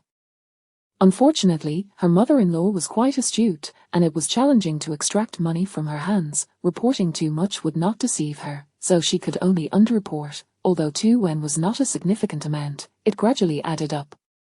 Wang Shuozhou understood his mother's intention, tears nearly welling in his eyes. Heaven knows how he had managed to save up 10 when under the dual pressure of his grandmother and mother, only to have it taken away last time when Zhongsha tidied up the bedding. "Tonight, you quietly call your elder sister to our room. Mother will give you all the meat buns to share, all right?" Zhongsha instructed in a hushed tone. Upon seeing Wang Shuozhou nod, she planted a few more kisses on his face, leaving him looking utterly disdainful before finally letting him go.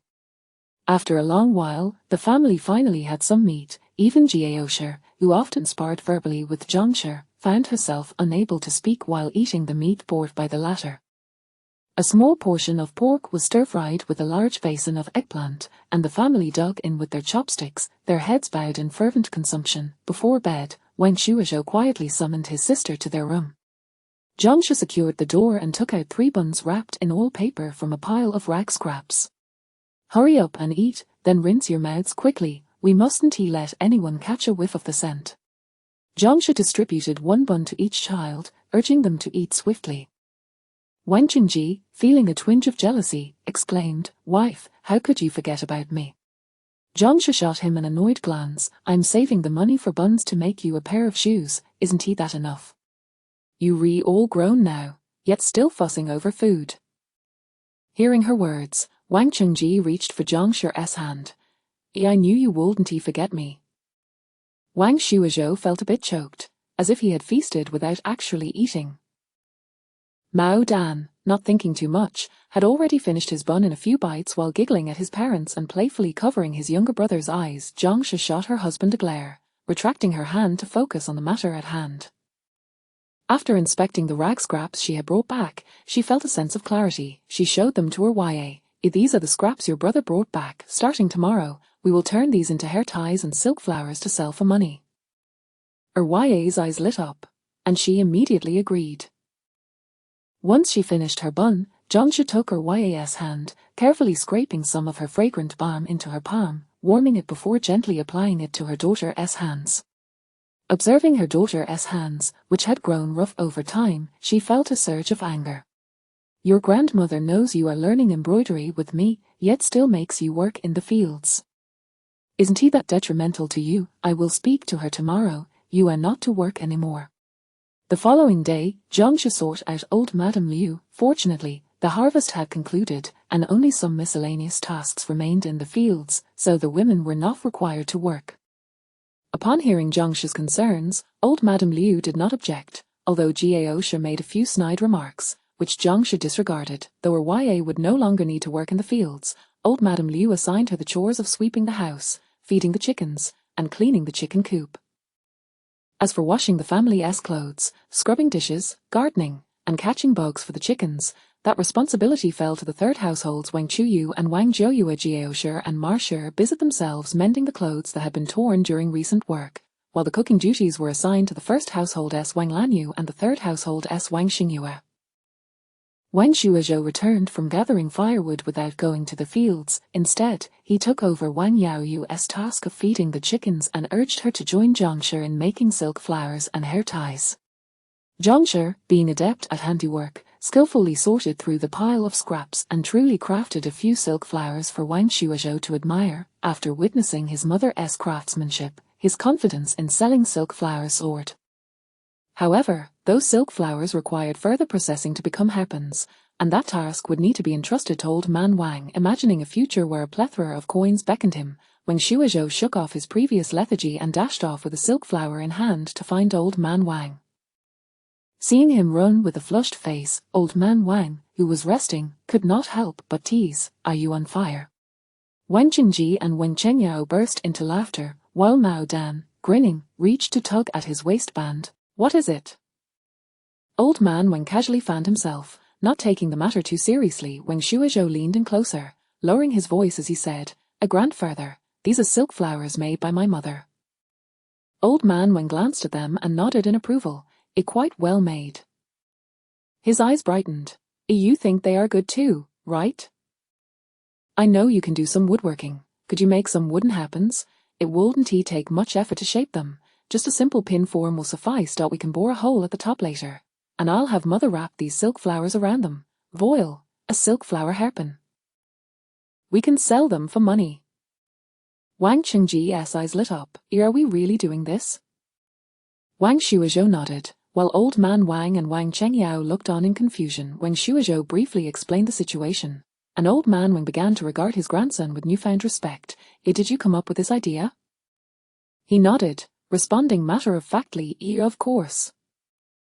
Last time my parents mentioned sending me to school, didn't grandmother say we couldn't afford it? So, I thought about how to make money today. When mother and I went to the city, I saw someone selling these, so I decided to give it a try. Chapter 11. Together Wang Chengji, with a hint of pride, pointed at him and said, "A father, Chodan truly is my offspring. Just look at how quickly his mind works." Wang Chengyao chuckled in agreement. Chodan is even more capable than I am. However, old Wang's brows furrowed as he spoke with a sigh. After all, he is still just a child. The money for education cannot be earned merely by selling a few silk flowers. Wang Chengji was displeased. Let us not even mention that Chodan is so young yet already knows how to think of ways to make money. If he applied this effort to his studies, who knows, we might have a scholar in our family by now.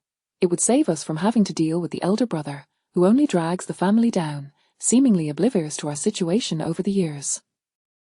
I reckon all that knowledge just goes to waste. Before he could finish his sentence, old Wang took off his shoes and stood up to hit him. Sensing the impending trouble, he darted away swiftly. You little rascal. That is your elder brother. Do you even know how to respect your elder? Old Wang shouted. You complain endlessly just for a little chore. Had I known your character, I should have strangled you at birth. Old Wang chased him with his shoe while Wang Chungji ran, taunting. If I'm a rascal, then what about you, father? Old Wang yelled in anger. Passing villagers greeted them cheerfully. Old Wang, what is going on? Did the second son upset you? Old Wang's expression instantly softened. We are just exercising together. While he could beat his son at home, he must uphold his reputation in public. Wang Shuizhou couldn't help but twitch at the corners of his mouth. His father remained consistent in his penchant for navigating the minefield of familial tensions. Despite his frustration, old Wang diligently went up the mountain to chop down a few wild peach trees, shaping them into hairpin forms. After drilling holes at the tips and carefully polishing them, he meticulously applied a bit of wax to the surface. Although the appearance was not overly exquisite, it was far from crude. Initially, Zhangshi worried about the limited materials at home, but upon seeing the wooden hairpins, her spirits lifted, and she quickly adorned them with silk flowers. Thus, a fresh and vibrant pale yellow silk flower hairpin was completed in her hands. The other family members then realized that Zhangshi and her were crafting silk flowers. The other young girls in the household gazed wide-eyed at the hairpin. Accustomed to the drab rough cloth of rural clothing, they seldom encountered such brightly colored items, and momentarily, they were entranced. Zhangshi smiled, then swiftly placed the hairpin in her Ya's hair. If you want something, make it yourself. This one is for her Ya since she is my own daughter. If you're not happy, go and find your mother. Zhangshi had never been one to compromise her own interests to appease others. Naturally, what she made was for her own flesh and blood. Her Ya's face brimmed with delight, her cheeks flushed with joy as she lovingly touched the silk flower in her hair, exclaiming, "Thank you, mother." The other girls, upon hearing Zhangshi's words, dared not express any discontent. After all, when the second aunt spoke, she meant what she said, uttering whatever harsh words came to mind. Old Liu, however, paid little heed to Zhangshi's remark, her gaze fixed intently on her second daughter-in-law. This product looks even better than what the traveling merchant brings to the village. Since things are not busy at home right now, why don't you teach the girls to make some as well? Gao Shi chimed in. Yes, sister-in-law, this is a great opportunity to earn some money. You must not be stingy, share your skills with everyone. For Zhangshi, crafting silk flowers was exceedingly simple. She had never intended to keep it a secret, and thus readily agreed. However, once the others attempted to create their own, they soon discovered that such crafts required innate talent. Only Zhangshi and her Ya produced items that appeared refined and attractive, while the efforts of the others, though complete, seemed distinctly rough around the edges. Their hands felt uncoordinated, and the gap between thought and execution became glaringly apparent, leading old Liu to scold Gao Shi and Ma Shi incessantly, with several girls also catching the brunt of her ire. It was Wang Shuizhou who, unable to bear the sight, interjected, Grandma, this could work out well. We can sell the better crafted items at a higher price, while the lesser ones can be sold cheaply. With a comparison, we can set a fair market price. Old Liu, upon hearing this, found it reasonable and thus eased her chastisement of them, with many hands making light work. Within 2 or 3 days, they had produced a sizable collection. Old Liu promptly decided to take them to market. That night, she tossed and turned, troubled by the fear that their efforts might have been in vain. The next morning, with dark circles under her eyes, she fixed her gaze on Wang Shuizhou and made a resolution. Today, you need not do anything. Come with me to sell the hairpins. Wang Shuizhou instantly dropped the bundle of firewood he was carrying, leaping for joy. That's wonderful. Although he had no idea why his grandmother had changed her mind, he was just thrilled to be going out. Under the hopeful gaze of the family, old Liu took Wang Shuizhou to the morning market in town. Familiar with the area, old Liu found a suitable spot, placed the basket on the ground, and took out the wooden board that Wang had crafted last night with both sons.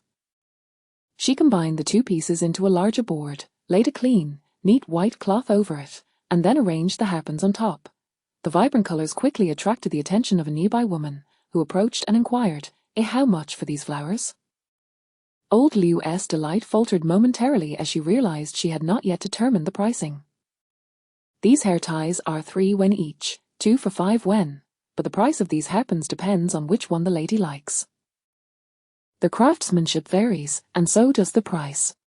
Wang Shuizhou's words snapped old Liu back to reality. Yes, that's right. No woman can resist a pretty thing, and even though the woman appeared somewhat aged, she could not turn down the allure of these items. She immediately fixed her gaze on a hairpin made from vibrant red silk and asked, "How much for this one?" Wang Shuizhou looked up at her, filled with admiration. "You truly have a discerning eye.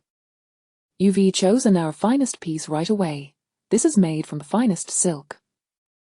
Older folks often believe that children do not lie, and upon hearing the compliment about her good taste, the woman's expression brightened. This little child speaks so sweetly. I like it. Now tell me, how much for your best hairpin?" Wang Shuizhou held up 3 fingers. 30 wen. The woman's demeanor shifted instantly. "He's just a child, madam. This hairpin was painstakingly crafted by my mother through long nights. Just look at the fabric. It's light, translucent, and smooth. With a gentle shake, the petals of the silk flower seem to dance, appearing almost lifelike. If this were sold in a shop, it would fetch at least over 100 wen. If you find this too pricey, you can consider this one. It's only 20 wen, and this one is 10. The difference in craftsmanship is evident." Wang Shuizhou babbled on, and the woman's expression softened considerably as she examined the cheaper options he pointed out, albeit with some disdain. Having seen the superior quality, the inferior ones were hard to appreciate. She reluctantly held onto the vibrant red silk flower hairpin, yet felt discontent at the thought of spending 30 wen. "You are our first customer. Let me ask my grandmother to give you a discount of 3 wen, making it 27 wen. What do you say?" Chapter 12, The Matter of Money. The somewhat conflicted elder lady perked up upon hearing this. "You dare to skimp on 3 wen? Very well, offer me 20 wen, and I shall promptly pay you and take it away." Upon observing her demeanor, old Madame Liu felt there might be hope. "That simply won't do. My grandson just mentioned that the craftsmanship is not the same. With 20 wen, all you can procure is this one." Both were seasoned negotiators, adept at managing household affairs, and thus their bargaining was evenly matched. Ultimately, after much verbal sparring that left their lips parched, they reluctantly compromised, settling on 26 wen, along with an additional hairpin for the elderly lady, thus concluding the transaction. After receiving the money, old Madame Liu finally released the tension that had been weighing on her, declaring, "Today, I shall bestow upon you a great favor. When we return home, tell me what you wish to eat, and grandmother shall procure it for you."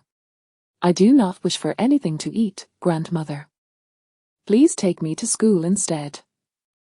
Wang Shuizhou rested his chin on his hands, cautiously watching old Madame Liu as she meticulously counted the money again and again. Upon hearing this, she instinctively refused. "That is out of the question. There are already 2 individuals in our household pursuing their studies, and with so many mouths to feed, where would we find the spare funds?" Wang Shuizhou, possessing memories from a past life, had witnessed the profound affection his grandparents held for their grandson, and thus held little expectation for this lifetime's grandparents, which naturally led to no disappointment. He understood that this request was beyond the means of Wang Laochu, and old Madame Liu, his elder uncle, as the eldest son, had been the focus of their hopes since childhood. Even if he had made little progress over the years, they would not easily relinquish their aspirations, especially as he was on the brink of passing the scholar's examination. His older cousin, as the eldest grandson, held a different significance for the old couple, being seen as the potential successor to the eldest son, thus naturally receiving their favor. As for him, being younger with an older brother who was both older and more capable, he was often overshadowed. Not only did his brother work harder, but he was also seen as more prudent and honest, which earned him even greater affection from the couple.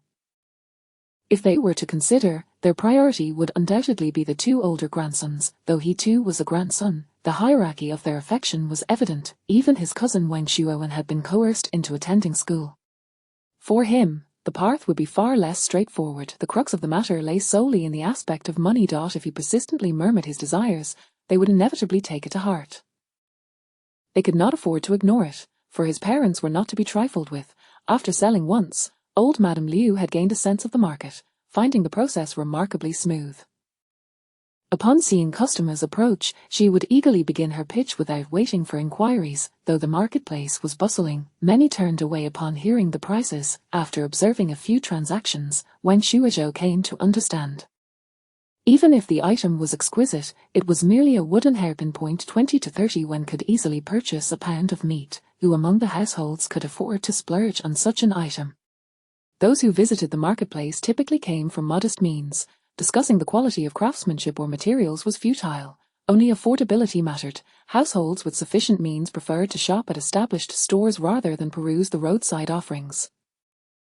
Given the circumstances, it was apparent that their location was less than ideal. Otherwise, with Zhang's skills, they would not have sold merely 4 hairpins by the end of the market day. However, the hair ties sold quite well, as they were reasonably priced and vibrant in color, surpassing the quality offered by typical vendors. With 180 Wen earned from their sales, old Madame Liu was overjoyed, finding no trace of disappointment in unmet expectations. We should have your mother make more hair ties. These silk flowers are nearly ready. Perhaps in a few days, we can venture to the county town to see if we can sell some.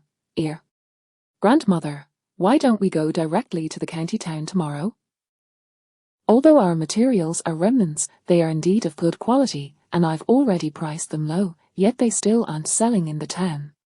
Old Madame Liu hesitated. The county town may indeed offer better sales, but it's far from home, which raises our costs. Moreover, our items are not particularly cheap. Who among the common folk could afford them? Without a suitable venue, it could take several trips just to sell these. He had contemplated this issue as well. In a place bustling with women and decent purchasing power, one location sprang to mind. The brothel, however, suggesting such a place might lead to trouble, inviting a storm of reprimands from the family. If their household were to frequent such establishments, word would surely spread, and they might be ostracized from the community. Moreover, with someone pursuing studies in the family, Wang Laoqiu and his wife would never entertain the idea of tarnishing their reputation by engaging in trade within such a disreputable venue. Then let us consider the rouge shop in the town. Perhaps they would be interested in purchasing from us. If they take a liking to our goods, they might even request regular deliveries, thus securing a lucrative part for us. This was a viable option, yet old Madame Liu felt uncertain and somewhat anxious. She had never engaged in dealings with shopkeepers before. However, Wang Shuizhou did not wait for her to ponder further. He gathered the items and made a beeline for the only rouge shop in the town.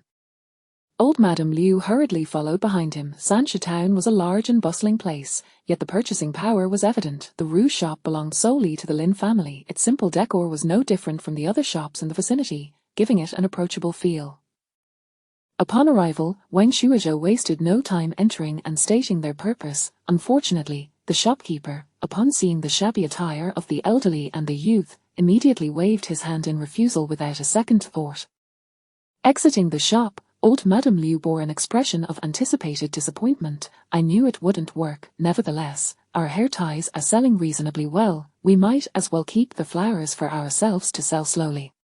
Grandmother, how much can we earn from selling hair ties? Relying on them, will I ever have a chance to study? If we are to sell, it must be these silk flowers. Tomorrow we shall go to the city to sell. You little rascal, always going on about studying.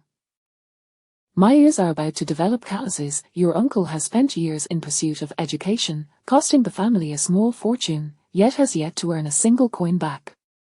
If your studies do not surpass your uncle's, it would be a bottomless pit. Wang Shuizhou pouted. How can I not surpass my uncle? I am surely better at making money than he is, who only knows how to spend. This remark struck a nerve with old Madame Liu, and she shot him an angry glare. You little brat, how dare you speak of your elders in such a manner? I merely stated the truth. It's just that grandmother does not like to hear it. Wang Shuizhou made a face, and before old Madame Liu could retaliate, he darted off towards home. You little scamp, just wait until I catch you. Old Madame Liu pointed at him, her legs moving swiftly in pursuit. Wang Shuizhou turned to glance back, astonished at his grandmother's vigor, her pace swift as a hare. In a moment of panic, he summoned all his strength to run faster. Being caught would surely result in a beating. Hey! Ugly!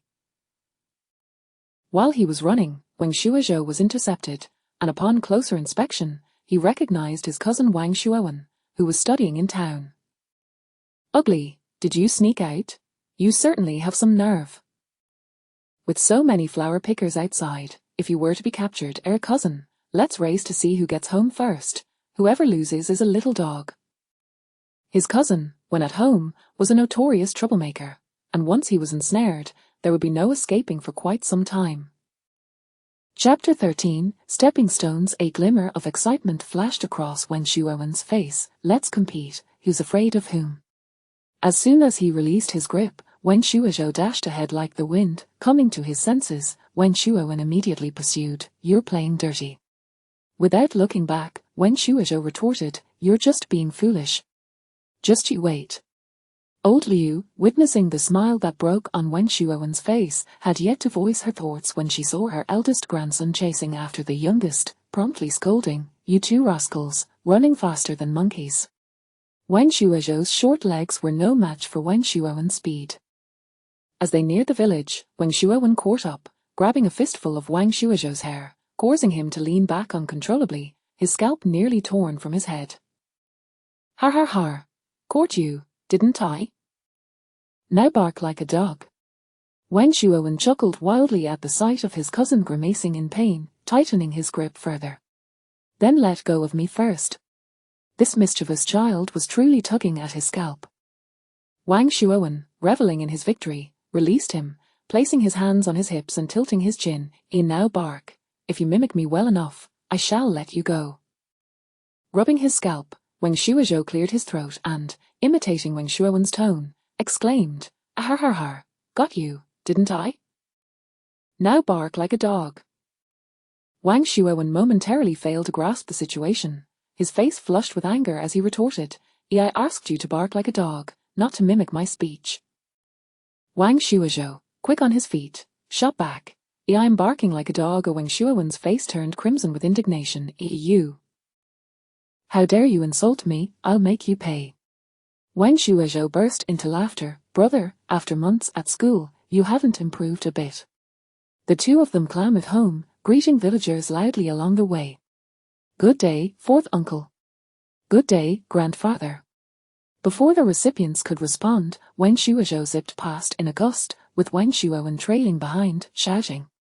The village elders chuckled and shook their heads, remarking, "Such children." Upon reaching home, Wang Shuozhou rushed to his father, Wang Qingji's side, causing Wang Shuowen to glare in frustration. Yet, with the elders present, he dared not cause a scene. Instead, he greeted the family obediently. "Second uncle, grandfather, mother." Having returned after 2 weeks at school, his mother, Jiao, was filled with delight upon seeing his beaming face and approached him with a flurry of concerned inquiries.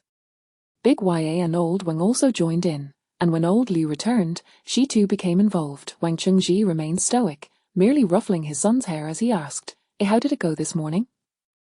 Wang Shuozhou recounted the morning's experience selling hairpins, while Wang Qingji listened thoughtfully.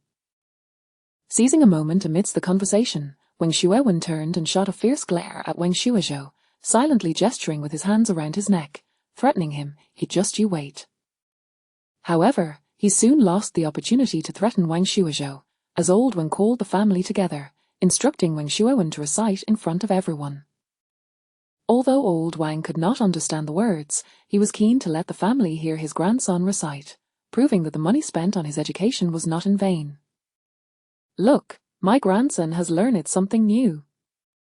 Wang Shuowen stood there with a stiff resolve and began to recite, Jiao, Qian, Sun, Li, Ju, Wu, Zheng, Wang. Old Wang, with his legs crossed, listened while tapping his fingers rhythmically. As sweat began to bead on Wang Shuowen's forehead, he stammered, "Jin, Wei, Dao, Jiang, Qi, Xie, Qi, Xie, grandfather, we've only learned this much." Old Wang squinted at his eldest grandson, his expression growing serious. It was clear that they had learned only this much or that his grandson was unable to recite more. He understood perfectly. "Bueg, you are the eldest son and grandson of the family. Your grandfather has sent you to school to ensure you study diligently, to serve as a good example for others. Have you been studying well in school? Of course. Wang Shuowen's eyes flickered with guilt. Our teacher at school praises my diligence. Jiao beamed with joy. Farther, Buleg must be exhausted from school. Let him rest at home. I can tell he has indeed learned more than last time. She felt that this time had been longer than before. Surely, he had acquired new knowledge. Old Wang snorted, eyeing Wang Shuowen with a warning. Ichodan has been clamoring to go to school at home but has had no opportunity. If I find out that you are idling away your time at school, you can forget about going back. I'll send Chodan instead. Wang Shuowen's eyes widened in shock. A grandfather. I am the eldest grandson. Why should I make way for him? He must not go. If you do not study hard, the opportunity will be given to others. After all, you do not know how to cherish it. Old Wang huffed coldly and went out to work. At noon, with no meal to prepare, Wang Chengji volunteered to take some goods to the city to sell. After some consideration, old Liu agreed. Wang Shuozhou, seeing this, immediately requested to accompany him, but upon hearing this, Wang Shuowen clamored to go as well. In the end, neither of them could go, left only to watch as Wang Chengji departed alone. Wang Shuozhou, feeling dejected, lamented, I am going with my father to do serious work. My brother didn't even express a desire to follow, so why are you making a fuss? Wang Shuowen crossed his arms defiantly. Then what business do you have coming along while I study? If you dare to rob me of my chance to enjoy the good life, I'll teach you a lesson, believe it. Mao Dan, overhearing his cousin's threat to his brother, immediately became upset. If you want to teach my brother a lesson, you'll have to get through me first. Bring it on. If you're brave enough, let us step outside and find a place to spar. The two of you together are no match for me. As night fell, Wang Chengji returned, his face alight with joy. He had sold all the silk flowers. I imitated the hawker and went to the better streets in the city. By the time I finished a round, I had sold nearly everything. Everyone praised my wife's craftsmanship. After selling the hair ties and silk flowers, I earned a total of 1,200 wen. As he spoke, he placed the 1,200 wen he had tucked away on the table, the clinking sound causing old Liu's furrowed brow to smoothen. Such a delightful sound in this world. Did you really earn all this in an afternoon? Absolutely, I raised the prices a bit, which is why I made so much money. Over the next few days, you all should make more, and I hope to clear out that entire area soon. Old Liu meticulously checked Wang Chengji from head to toe, confirming he had not hidden any silver before believing his words. For several consecutive days, the women in the household busily crafted silk flowers and hair ties to sell, while the men energetically cleared the land of debris. The entire family was enveloped in joy, completely unaware of the antics of the children at home. Wang Shuowen found himself pinned to the ground by Mao Dan, while Wang Shuozhou leisurely perched on his back, delivering a slap to his backside. As long as you promise to teach me and my brother how to read, we'll let you go. What do you say? Wang Shuowen's face flushed with anger. Not a chance. My mother said that your father is not as good as mine, so you were born to be my stepping stones. How could you deserve to learn to read? Once they all learned, everyone would enjoy the good life together. Who would still do his bidding? Chapter 14. The heart that was hanging finally died. Even if he were beaten to death, he would never teach them. This mischievous child truly deserves a good thrashing. After arriving at the school, his words became even more infuriating. Mao Dan, provoked by this remark, raised his fist, ready to strike Wang Shuowen's face, but Wang Shuowen quickly intervened. Brother, don't hit my face. Hitting the face was too conspicuous. It would be difficult to explain to the elders at home afterward. Just as Wang Shuowen was about to feel pleased that they were being sensible, he noticed Wang Shuozhou, out of nowhere, producing a rope to bind him, removing his socks to stuff into his mouth, and instructing Mao Dan to carry him towards the tree. Mao Dan, accustomed to hard labor, was quite strong, and with Wang Shuozhou's assistance, they quickly had him hanging upside down. Wang Jiuyue, crouching nearby, watched them with some nervousness and whispered, sister, should we go back and tell grandfather and grandmother? Wang Chuyue's expression was somewhat gleeful. Let's wait a bit longer. It would be best if the ugly one received a thorough beating from their older brother before they decided whether to report it. After 10 minutes of being hung upside down, blood would rush to their head. After 5 minutes, Wang Shuozhou instructed his brother to lower him, saying, "Don't you think you are superior to us, smarter than us? As long as you answer one question correctly, I will release you. If you agree, just nod." Yeah. Wang Shuowen nodded frantically. All right, the first question, which legs are the longest?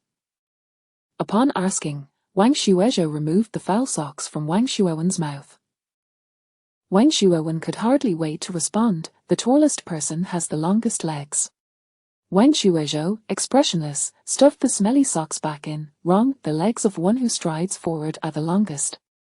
Hang him back up. Another 5 minutes passed. To beat a dog, one must look at the owner. To strike a tiger, what must one do? One must look at the tiger's father and mother. Wrong.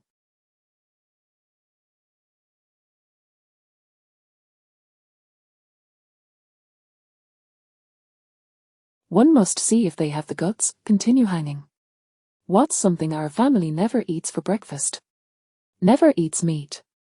Wrong, we never eat dinner. Hang him back up.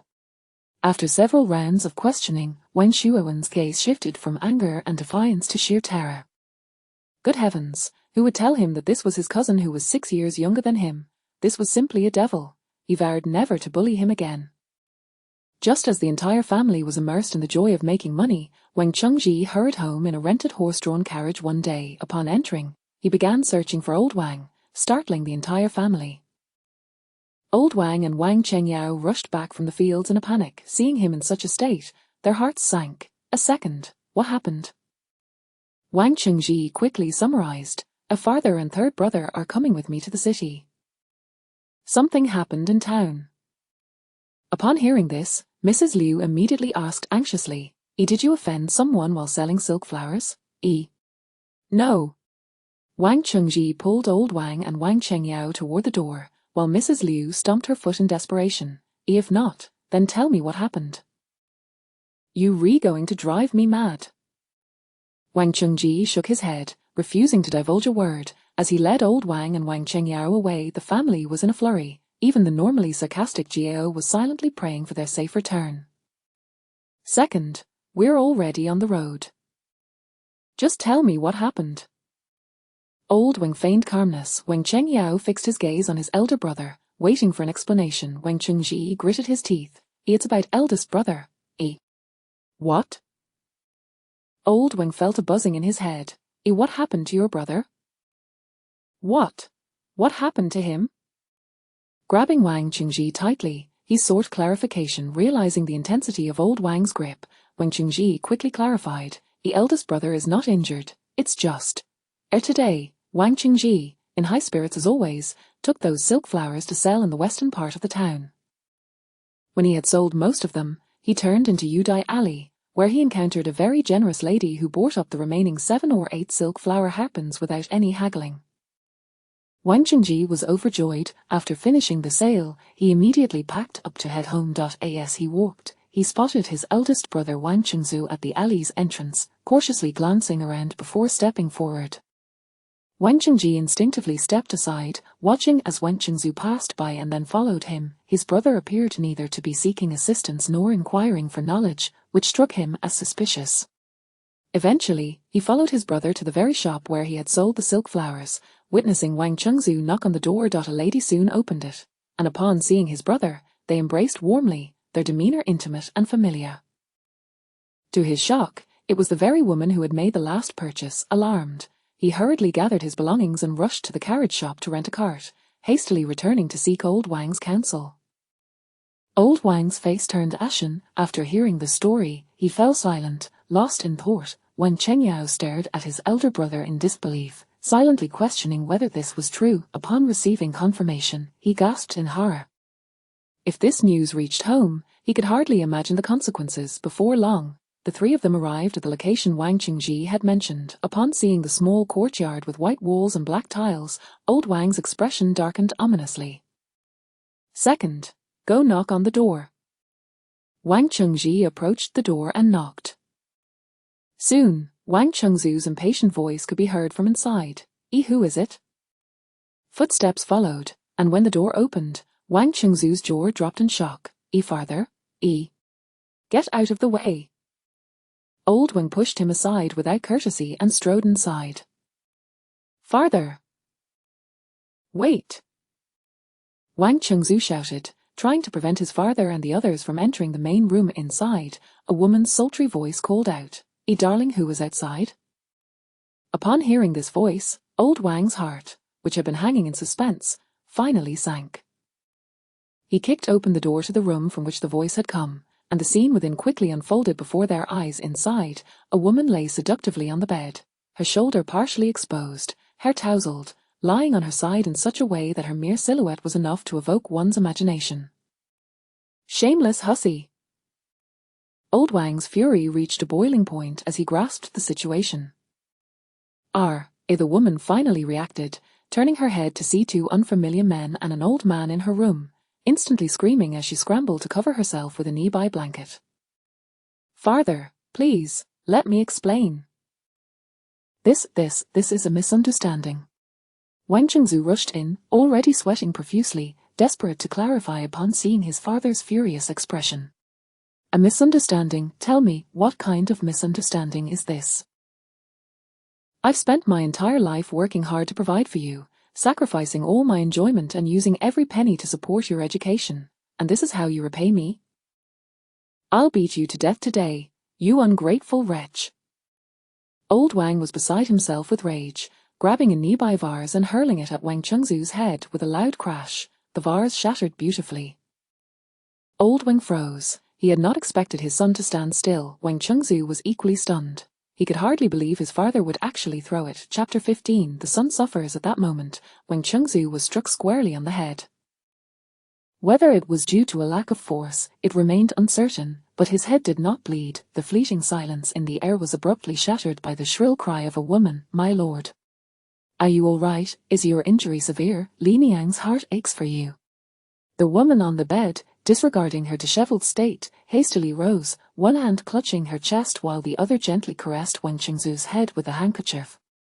It would have been better had she remained silent. The moment she spoke, the anger that had somewhat subsided in the old man surged once more. Silence. Shameless harlot, you have no place to speak here. How dare you come to my home and wreak havoc? If you have harmed my lord, can you afford to compensate for it? Li Niang's delicate fingers nearly poked Wang Laoqiu in the nose. Wang Chengzu barked, shut up. Li Niang gazed at him in disbelief, tears of grievance welling in her eyes. My lord, I am only concerned for you. How can you yell at me? Just a moment ago, you were holding me and calling my little darling. Wu Wu was seeing her in such distress. A flicker of her knees crossed Wang Chengzu's face, but out of deference to his father's expression, he dared not appease her, instead speaking stiffly. This is my father. You should not have acted as you did. Wang Laoqiu, observing their exchange, became infuriated yet oddly composed. San. Take your elder brother outside. With a cold glance at Li Niang, Wang Laoqiu turned and strode into the main hall, seating himself at the head of the table, where unfinished pastries and candied fruits lay untouched. Wang Qingji, with a stern countenance, remarked, Elder brother, you have truly disappointed the family this time.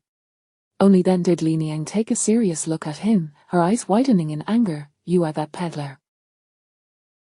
Did you report today's events? I initially felt pity for you and bought all your hairpins, allowing you to finish your work early, yet you have shown such ingratitude. Regret coursed through Li Niang. Had she known that purchasing those hairpins would lead to such trouble, she would never have done so. It dawned on Wang Chengzu that the situation had escalated to this extent. With a face full of fury, he addressed Wang Qingji.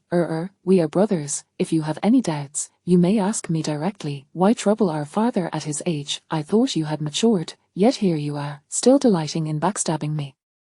Wang Qingji sneered, you know full well whether you have done something wrong. We thought you were seeking knowledge outside, but it seems you have become ensnared in a web of seduction. After saying this, he and Wang Chengyao each took hold of one of Wang Chengzu's arms, dragging him away. Let go.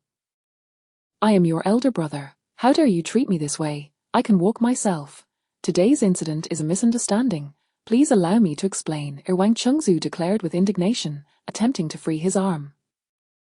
Unfortunately, having been idle for so long, he could not escape their grasp, let alone two of them. Upon reaching the main hall, Wang Chengzu fell to his knees with a thud, crawling to his father's feet. If father, I suffer.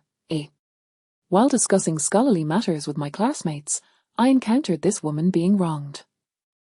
The words hurled at her were utterly intolerable, and as a scholar steeped in the classics, how could I turn a blind eye to injustice? Thus, I stepped forth to rescue her. Alas, Li Niang is truly unfortunate. Her parents have long since passed, and she was sold by her brother to a widower as a wife. After merely 2 years, that widower succumbed to illness, leaving her to fend for herself, which is why she often suffers indignities. It is truly pitiful. My heart could not bear it. After all, she is a victim of her circumstances, and I often come to check on her. Today, I brought pastries to visit her as she had fallen ill recently. I never anticipated that upon entering, you would arrive, and farther, without hearing my explanation, would push me away in anger and hurl a vase at me. The body and skin are bestowed by one's parents.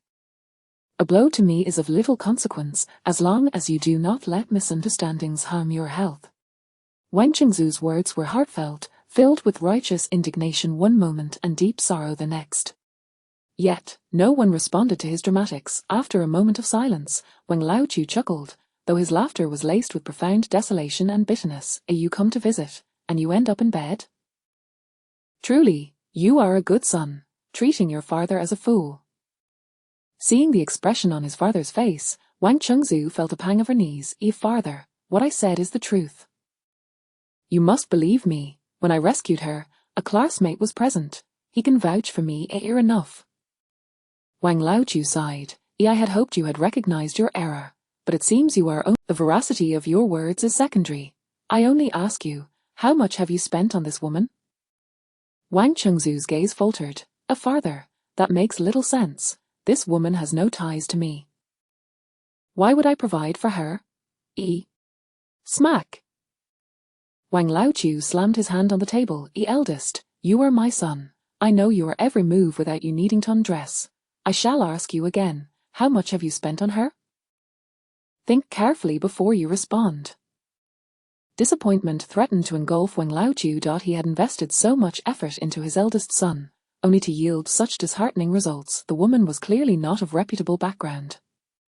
How could she have followed him without reason? At such a juncture, his eldest still dared to argue. Did he truly think his father had lost his wits? At this moment, Li Niang had dressed herself and, wiping her tears, approached with a sobbing demeanor. Upon seeing Wang Chengzu on the ground, she immediately rushed over. My lord, how can you kneel on the ground? Please, rise. Before their father and brothers, Wang Chengzu pushed her away. You, woman, do not shout recklessly. I merely helped you a few times out of pity. Do you intend to cling to me now? A flicker of understanding crossed Li Niang's eyes as she gazed at him with sorrow. Yes, it is Li Niang who has been ungrateful. Wang Chengzu felt a sense of relief. Regardless of whether his family believed him, he could navigate this situation for now. As long as he did not admit to anything, his father would likely refrain from confronting him in front of his brothers. Later, he could smooth things over privately. Wang Laochu's heart harbored a cold mockery. Bind them and take them home. Wang Chengzu was taken aback. Father, if we return this way, how shall I live my life henceforth? Wang Laochu sneered.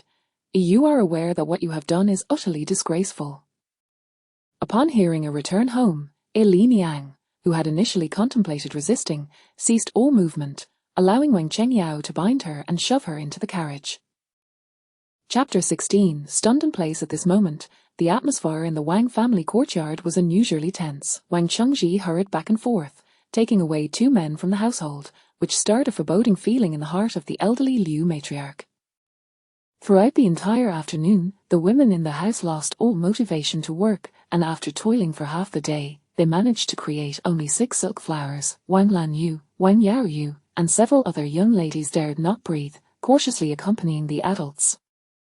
Wang Shuozhou was busy feeding the chickens with the insects he had caught when he heard the startled exclamation from the elder Liu, "They've returned." Wang Chengyao stepped down from the carriage and directly removed the threshold to allow the horse-drawn cart into the house, then turned to close the door. This action sent the elderly Liu's heart racing. Zhang looked at him in confusion. "A third brother, what are you?" Before she could finish her sentence, the situation on the cart became apparent. Gao's pupils widened, her entire being struck as if by lightning, leaving her frozen in place. Ma and Zhang gaped in shock, unable to believe their eyes. The elderly Liu trembled, pointing at a man and a woman. Was his uncle caught in some scandal outside? Wang Shuoxin and Wang Shuowen had yet to grasp the gravity of the situation. Wang Shuowen, seeing his father bound, felt a surge of anger. What is Grandpa doing? Why is he tying up my father? I'm going to find him." With that, he stormed over in fury. Wang Shuozhou regarded him with sympathy, unaware of the child's forthcoming reaction upon discovering that his father had found a young mistress. Soon, the entire family gathered in the main hall. Before the adults could speak, Wang Shuowen burst through the door, shouting, "Grandpa, why are you tying up my father? Isn't he your most beloved son?" Upon seeing her son enter, Zhao let out a mournful roar, rushing forward to seize Lin Yang by the collar, raising her hand to strike. "You wretched woman! Did you seduce my husband?" Lin Yang surveyed Zhao, whose skin had darkened from working in the fields and whose looks were unremarkable, and a flicker of disdain crossed her eyes. She feigned weakness, leaning against Wang Chengzu, instinctively caressing her belly, her voice betraying her hidden dread. My lord, where did this shrew come from? How frightful!" Wang Chengzu's eyes flashed with a hint of anxiety, then he reprimanded sternly, "Zhao, what are you doing? Lin Yang hasn't uttered a word since she entered. You just lunged at her." Gao's anger intensified at his words, and she forcefully pushed Wang Chengzu aside, striking Lin Yang across the face. She struck with such force that it seemed she wished to kill the woman with a single blow. "You shameless harlot, you led my man to abandon his family for you. I'll kill you. Zhao, stop this." Wang Chengzu's fury surged, their eyes locking in an intense standoff. Hearing her husband's plea, Zhao not only refused. Having enjoyed years of comfort, she had never endured such humiliation. Bound and forced to take those slaps, an anger ignited within her. She straightened up and retorted, "If you can't keep your man, it's your own incompetence. What good does it do to unleash your wrath on me? If you harm the child in my belly, can you bear the consequences?" These words were earth-shattering. Wen Laoqiu had initially thought it outrageous that his eldest son had taken up with an improper woman, but little did he know they intended to bear an illegitimate child. "I'll kill you," Zhao screamed, completely losing her sanity. She turned and dashed toward the kitchen, returning in an instant with a kitchen knife. The eldest sons. Big sister. Others could not simply stand by and rush to intervene. At this moment, Wang Shuowen was rendered speechless with shock. He seemed to grasp the meaning behind the adult's words, yet it also eluded him. Observing Zhao with her bloodshot eyes, tears brimming, her expression a blend of madness and despair, his gaze suddenly shifted. Like an enraged bull, he charged forward, lowering his head and colliding into Lin Yang, knocking her to the ground, his eyes blazing with fury. "How dare you bully my mother? I'll kill you." Lin Yang rolled on the ground before coming to a halt, still unable to regain her footing when someone began to rain blows upon her. "Brat! Stop it!" Wang Chengzu's eyes bulged with rage as he staggered forward, using all his strength to kick Wang Shuowen aside. "Bull egg!" Zhao, restrained, stood in a daze. "Doctor! Quickly call for a doctor!" The entire Wang household descended into chaos. Blood pooled beneath Lin Yang, who lay with her eyes tightly shut, her face pale. Wang Chengzu crouched beside her, urgently calling her name, yet received no response. Wang Shuowen, having been knocked down by his father's kick, remained on the ground, unable to rise, while Zhao cradled him, weeping bitterly, her sorrowful cries stirring the hearts of all who heard. Wang Lanyu knelt beside her brother and mother, also weeping uncontrollably, leaving Wang Laoqiu and his wife in a haze. Before long, Wang Chengji summoned the nearby barefoot doctor. Upon witnessing the scene, Wang Chengzu rushed over. "A doctor, please, come quickly and see how Lin Yang is doing. Can the child in her womb be saved?" Silence! Wang Laochu barked, turning to the doctor. Quickly, check my grandson. The doctor wasted no time, approaching Wang Shuowen to assess his injuries. He winced. Your broken rib, and if it were any deeper, it might pierce the lung. I cannot treat this. I'll prescribe some medicine to alleviate the pain, and you must rush him to the city for treatment by morning. Gao's face turned ashen upon hearing this. Wang Chengzu was equally taken aback by the severity of the injury, feeling a pang of guilt. Wang Laochu glared at him through gritted teeth before addressing the doctor. There's another injured person over there. Please check on her. The doctor maintained his composure and quickly moved to Lin Yang's side, checking her wrist. After a moment, he relaxed his furrowed brow. It's merely a case of excessive bleeding after childbirth. I will prescribe a remedy to stop the bleeding. She must keep warm. To fully recover. However, she will need a skilled physician for long-term care. Excessive bleeding? Is it due to a miscarriage? Wang Chengzu was left bewildered. How could there be a miscarriage without a pregnancy? This woman has a congenital deficiency in her womb. Every month during her menses, she suffers excruciating pain and continuous bleeding. How could she conceive? The doctor shook his head, sighing.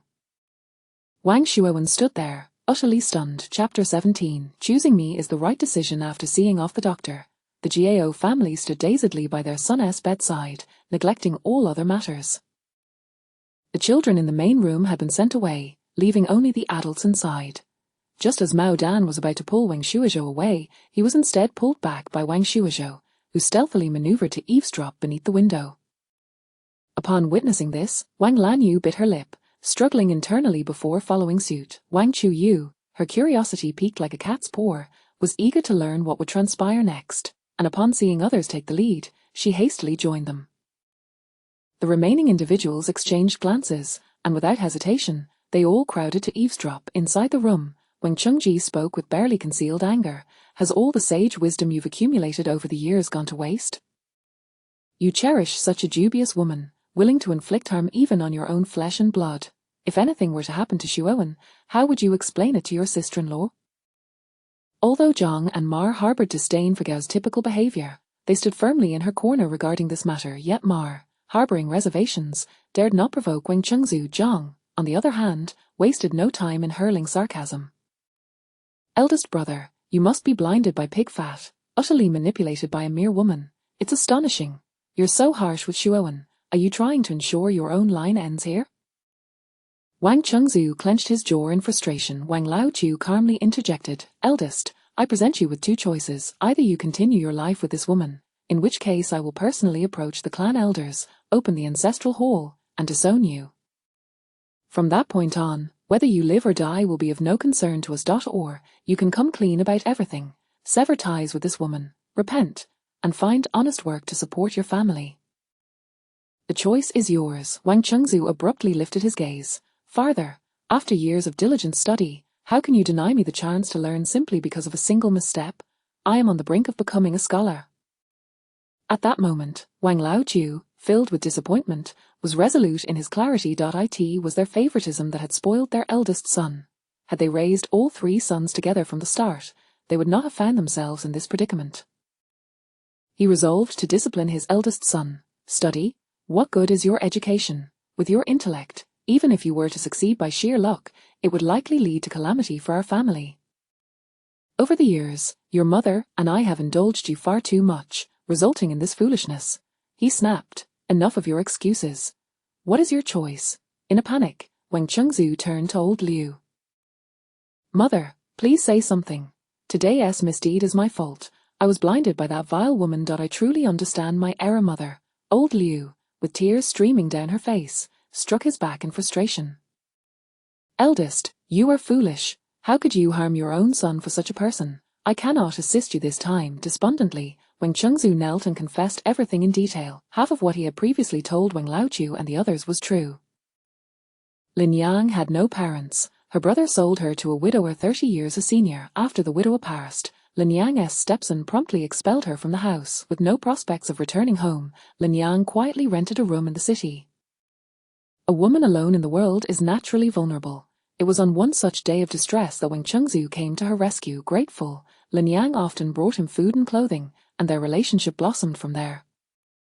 Where did the money to support her come from? Wang Laochu's gaze turned sharp. He had no interest in their affairs. It came from home. Wang Chengzu answered weakly. The suspicions in Wang Laochu's mind were confirmed, and he sank heavily into a chair. Due to Mao Dan's situation, I have given you a total of 7 taels of silver. Wang Chengji immediately realized the implications, his expression darkening as he confronted Wang Chengzu. Eldest brother, the money father and mother provided for your connections was used to support an outside woman. You didn't even follow through on Mao Dan's apprenticeship, did you? Wang Chengzu, seeing the hatred in his younger brother's eyes, could not help but explain. Second brother, you know that finding an apprenticeship is no easy feat. We have no significant connections. Naturally, they would refuse. Rather than waste the money, isn't he better spent on eldest brother? Silence. Wang Laochu inhaled deeply, observing the expressions on Wang Qingji and Zhang's faces, and spoke with difficulty. This is a debt eldest has incurred with you. Since the apprenticeship has fallen through, I cannot neglect other matters. I will ensure that Mao Dan and Niu Dan both attend school. The siblings crouched beneath the window turned their attention to Mao Dan, who stood up in haste. Grandfather, I want to go. Let my brother go instead. The room fell silent as the adults turned in unison toward the window. Wang Laochu's voice resonated from inside. Mao Dan, Cho Dan, come in. Wang Shuoxin grasped his brother's hand and climbed through the window, saying, Grandfather, I find the lessons too daunting. I've heard that attending school means sitting all day reading, and I can't endure that. Let my brother go. After all, he has been eager to study. Wang Laochu regarded him. Do you understand what giving up this opportunity entails? You will toil all your life in the fields, just like me and your father, living in hardship and ignorance. But even if I attend school, I doubt I will excel. I am not cut out for it. Grandfather, I understand your meaning. My brother and I share the same mother. He has always been the brighter one. If he can achieve something, he would never let me suffer through life like this. If even he cannot, then it simply means that fate has dealt us a poor hand, regardless of who goes. Wang Shuoxin's face was earnest, leaving the adults in the room momentarily speechless. Who would have thought that the 10-year-old Mao Dan could see so clearly? Even though this was not the time for laughter, Wang Shuozhou could not help but reveal his 2 prominent front teeth. Grandfather, once I learn, I will return to teach my brothers and sisters. Just think, for just a penny, I could enlighten several others. Choosing me is the right decision. Observing the two, Wang Laochu fell silent for 2 seconds before bursting into laughter. Teaching your siblings, is it? We shall see if you can even master it first. Now, you both step outside. As his words fell, both Wang Chengji and Zhang displayed flickers of excitement. Wang Shuoxin obediently led his brother out the door, understanding that the adults needed to resolve their matters without the interference of children. Wang Shuozhou's spirits lifted instantly. Had it not been for the inappropriate setting, he would have loved to dash outside in joy. Wang Lanyu, upon seeing her brothers emerge, rushed to greet them. Cho Dan, you can study now. You must cherish this opportunity and become someone of worth. Chapter 18 Consent. The events concluded with Lin Yang being sent away. Wang Chengzu was pinned to the ground by the old Wang, unable to rise from his bed. Wang Shuowen was taken to the town's medical clinic for treatment, and by the time he returned, Gao's complexion had finally improved somewhat, as her son's injuries were not too severe, though he would need to rest in bed for 2 months to fully recover. Following this incident, the family returned to their usual tranquility, albeit with an added layer of repression. Auntie not only had to care for her son but also for her husband, who lay bedridden, leaving her physically and mentally exhausted. From their room, the family often heard the sounds of arguments, cries, and the crashing of objects. In the main house, Wang Lanyu had been working at home for several consecutive days with distinct handprints on her face, likely a result of Gao's frustrations being vented onto her daughter. Wang Shuozhou felt deeply sympathetic, but it was a family matter that others could not intervene in. Zhang and Mar, understanding Gao's predicament, took it upon themselves to manage all the household chores. The entire family was aware of Wang Shuozhou's intention to pursue his studies. Jiao had neither the heart nor the inclination to contest it, and Wang Qingyou's family was equally disinterested, thus the matter was settled. However, when it came to discussing which academy to attend, a disagreement arose between Wang Chengji and the elderly couple. I disagree. That teacher is exceedingly rigid and dull. Having spent a lifetime studying, he has only produced 1 unsuccessful student, and has yet to teach any capable pupils. My son, the ugly egg, is bright and clever, destined to become a scholar. Sending him there would only hinder his potential. Upon hearing that the old Wang intended to send his son to the town's academy to accompany Wang Shuowen, Wang Chengji leaped up in protest. What is wrong with the town's academy? Not only are the tuition fees affordable, but the teacher has decades of experience. Shuowen studies there. Why shouldn't your son, the ugly egg, be allowed to go? The old Wang, displeased by his son's opposition, patiently explained. Wang Shuozhou had heard of the town's teacher, known for his dull and monotonous teaching style, and every time Wang Shuowen spoke of studying, his face reflected immense suffering. The thought sent shivers down Wang Shuozhou's spine. He worried that if he didn't learn anything, he might develop a distaste for education altogether. Moreover, if he went to study in the city, wouldn't he have the opportunity to explore the world beyond? Father, please send me to study in the city. I promise to earn a place as a scholar in the future. Our family tree will need an extra page. You'll be the pride of our village. The old Wang momentarily smiled at the thought of Wang Shuozhou's words, but quickly regained his composure, nearly slapping himself for being swayed. His eldest son had once charmed him with sweet words yet achieved nothing, and he nearly fell into the same trap again. Clearing his throat, he remarked, "You two should refrain from such frivolous talk. I have no expectations of you or Shuyuan. As long as you both study for a few years, learn some characters, and can eventually work in the city to support the family, that will suffice. Farther, you cannot judge the worth of our family by my elder brother's failures. As the saying goes, one can see the future in a 3-year-old. My son, the ugly egg, at merely 5 years old, already shows consideration for the family. Unlike his elder uncle, please, let him study in the city." Wang Chengji had been diligent in his inquiries while selling hairpins in the city, gathering information about the academies there. He was well informed about the situation. The old Wang glared at him. "So, you've been waiting for this moment? You've long desired to send the ugly egg to study, haven't you?" Wang Chengji waved his hands dismissively. What does that matter? What's important is that I've learned there are 2 academies in the city. One is called RU High Academy, run by a scholar of your age, who has taught many students preparing for the imperial examinations. However, the tuition is 5 taels of silver per year, excluding food and lodging, so we can disregard that option. The other is called Shongshan Academy. The teacher is quite young. It's a newly opened school that's only been operating for 2 years, so its quality is uncertain. However, the tuition is affordable, only 3 taels of silver per year, including food and lodging. He held up 3 fingers, looking at the old Wang with an appealing expression. Furious, the old Wang was about to bend down to take off his shoes, but Wang Chengji skillfully pressed down on him. It's just 3 taels of silver. Farther, just 3 taels for a scholar teacher. Isn't he that far cheaper than the 5-tael academy? Please, send the ugly egg. Wang Shuozhou nodded vigorously. With a scholar as a teacher, I can become a scholar myself. If I have a student as my teacher, how could I hope to achieve anything more than being a mere student? Listening to this father-son duet, the old Wang's face twisted in anger. 3 taels for a whole year? Do you think our family can print money? Stop with your nonsense. Either send the ugly egg to the town academy, or let him stay home and learn from Chengzu. Wang Chengji gasped in shock. But the ugly egg is your own grandson. How could you let my elder brother teach him? Wang Chengzu, who had been sitting calmly, stood up in anger, but the pain in his backside forced him to sit down again, exacerbating the discomfort. Ouch! Wang Chengji pointed at him. Do you see your elder brother like this?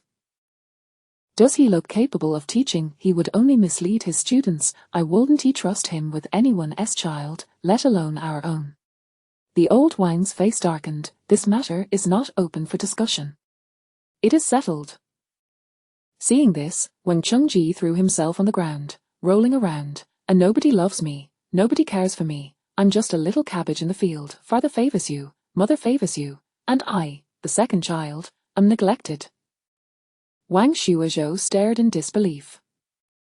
His father's level of drama could surely earn him a lead role in a play. The old Wang's face turned a deep shade of anger as he clenched and unclenched his fists, roaring, "Be quiet.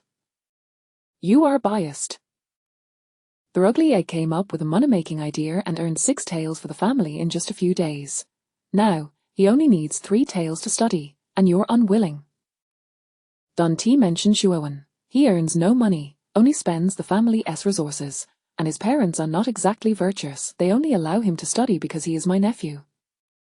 Wang Chengji stood his ground, looking defiantly at his father, his eyes reflecting a mix of indignation and frustration. The old Wang paused, taken aback, and after a long silence, he sighed heavily. Fine, do as you wish. A surge of joy filled Wang Chengji's heart as he quickly climbed to his feet, brushing off the dirt from his clothing. All right, then. You should sleep early. I won't let my elder brother linger here any longer. With that, he dragged Wang Chengzu out. Wait, I still have something to discuss with father. Why are you pulling me away? Enough. I can see you have nothing worthwhile to say. Don't provoke father into a rage. You'll be in serious trouble. How dare you? At that night, Zhang was too excited to sleep. Is it true, dear? Is our ugly egg really going to study in the city? Am I not dreaming? Indeed, with my intervention. Can you still doubt me? Wang Chengji replied with pride. Chapter 19 Psychological Preparation. How did you manage that? Mrs. Zhang initially believed that even if she allowed her son to pursue his studies, he would only achieve the same level as Wang Shuyuan. To her astonishment, the child's father devised a way to send their son to the city. Wang Chengji, of course, would not disclose the extent of his efforts to secure this opportunity, but with a cryptic smile, he remarked, those who do not strive are cowards. If one desires something, one must fight for it. I merely mentioned that my parents showed favoritism and spoke of the potential earnings from silk flowers, and my father consented. From the moment Wang Chengji's elder brother was sent off to school, he understood the truth. The child who cries the loudest gets the milk. In this household, if one does not compete, one will never have a turn. Mrs. Zhang's eyes gleamed. She had initially been drawn to Wang Chengji for his astuteness, which is why she chose to be with him. Enough of your adoration. Do not love me so excessively, Wang Chengji teased, noticing the admiration in his wife's eyes as he playfully tousled his hair. Before long, matters quickly progressed, for the time to sow the seeds was imminent, leaving no room for delay. Amidst the irritable scolding of the elder Mrs. Liu, Wang Chengji gathered some money and, accompanied by Wang Shuozhou, boarded an ox cart bound for the city. Upon arrival, they first sought out provisions like dried meat and celery, among other essentials, before making their way to Shongshan Academy. After knocking on the door, they were greeted by a young doorkeeper. After a cursory glance at the two, he correctly surmised their purpose and invited them inside. Our esteemed teacher is currently engaged in a lesson. Please wait here for a moment. Following the doorkeeper down a long corridor, they were greeted by the resounding sound of students reciting their lessons. Wang Shuozhou felt an inexplicable surge of excitement. He had finally secured his entry ticket to the world of learning. Through the large, bright windows, he observed several students engrossed in their texts, their heads nodding earnestly as they read. Sunlight bathed them, infusing the scene with vitality. Please have a seat. The teacher will come to you once the lesson concludes. The doorkeeper directed them to the main hall before departing. After a quarter of an hour, a figure entered from outside. Wang Shuozhou paused, taken aback. The newcomer appeared to be of a similar age to his father, with a refined and handsome visage, though a prominent scar, sharp and jagged, marred his right eyebrow, lending him an air of severity. Sensing Wang Shuozhou's gaze, he turned to look. His eyes were calm and untroubled, as if their presence elicited no interest whatsoever. Wang Chengji, surprised by the newcomer, cautiously inquired, "Excuse me, are you Master Zhu?" Zhu Mingli nodded slightly. "I am Zhu Mingli." Wang Chengji, brimming with anticipation, responded, "Greetings, Master Zhu. This is my youngest son, aged 5. He has always been bright and clever, and our family wishes to find a teacher to enlighten him. Do you think he is suitable?" Upon entering, Zhu Mingli had already taken note of the child. Although he appeared young, he exhibited considerable courage. Unlike other first-time students who were often anxious, this boy dared to meet his gaze directly. Instead of answering Wang Chengji immediately, he turned to Wang Shuozhou. "What is your name?" "Wang Shuozhou." "How many people are there in your household?" 16. Zhu Mingli continued to inquire about basic information, and Wang Chengji felt no concern. Once Wang Shuozhou had answered all questions, Zhu Mingli expressed mild satisfaction. Not bad. You articulate well and possess clear logic. Wang Chengji's heart soared. When can my son begin his studies? First, you must return home and prepare a copy of the 1,000-character classic. Along with writing implements, you may come in a couple of days. Accommodation and meals are provided at the academy, but you must bring your own supplies. Once classes commence, there will be 2 days off every 10 days, at which point you may return home. Be prepared for this. Wang Shuozhou felt a wave of relief wash over him, his face brightening with joy. Thank you for the information, Master. I shall return to pay my respects in a couple of days. As they prepared to leave, Wang Chengji attempted to leave behind the customary gifts, but Master Zhu declined, suggesting he bring them upon his next visit. Emerging from the academy, Wang Chengji felt a great weight lift from his shoulders. With the silver given by the elder Mrs. Liu in his pocket, he felt a newfound confidence and declared grandly, "Let us go. Today, father shall treat you to a splendid purchase." The two, filled with enthusiasm, ventured into a bookstore. Inside, shelves lined with an array of books brimmed with knowledge, while writing materials was scattered about. Wang Shuozhou eagerly voiced his needs, but after the young clerk provided the prices, both father and son were left disheartened. The most affordable writing brush cost a staggering 80 yuan. And the prices for sheep hair, wolf hair, and purple hair brushes were even more exorbitant. Ink sticks started at 20 yuan, while the cheapest yellow bamboo paper was 15 yuan per sheet, with a bundle of 70 sheets costing an entire tael of silver after a discount. The cheapest inkstone was priced at over 100 yuan. With heads held high, they entered the store, but left in a state of dismay. Wang Chengji gritted his teeth. Scoundrels. They did not purchase the books from Wang Chengzu, but merely buying the other essentials cost nearly a tael of silver, and they had not even dared to buy a full bundle of paper. Throughout their journey home, Wang Chengji lamented they had yet to begin learning, yet had already spent such a considerable sum. Clearly, he had underestimated the costs associated with education. Besides the customary gifts, the consumables like writing materials were a significant expense. It was no wonder his mother had become increasingly frugal since his elder brother began his studies. Upon returning home, Wang Chengji exuberantly recounted the events, leaving both Wang Laoju and the elder Mrs. Liu astonished. They had anticipated that the city teacher might refuse to accept the ugly egg and had been prepared to suggest sending him to a school in the town instead. To their surprise, he had been accepted, though the outcome was not as they had wished. Wang Laoju felt a flicker of joy that the city teacher had indeed taken in the ugly egg. He suppressed his amusement and, with a stern expression, addressed Wang Shuozhou. "Since the teacher has accepted you, you must diligently learn from him. Understand, rest assured, grandfather, I understand." As the day, Mao Dan assisted his younger brother in getting dressed while offering encouragement. "Do not be afraid when you arrive there. Once the family finishes this busy period, I will persuade father to take me to the city to visit you. If anyone bullies you, just let me know, and I will deal with them. Brother, you are overthinking it. I am going to study, not to fight. Have I ever suffered any losses?" "Do not worry." Mao Dan considered this as well. His brother had always been quick-witted and had never experienced defeat. Mrs. Zhang was busy packing his belongings and, upon overhearing their conversation, expressed her concerns. "Things will be quite different there. Do not be careless, pay close attention in class and eat properly at mealtime. You are at a crucial stage of growth, so do not skip meals. Understand? Mother, you are right. I have packed a small jar of pickled vegetables. If I get hungry, I can eat it with some flatbread. I will return early during breaks." Understood. After their brother and sister, along with Mrs. Zhang, had fussed over the ugly egg for an extended period, they finally relented.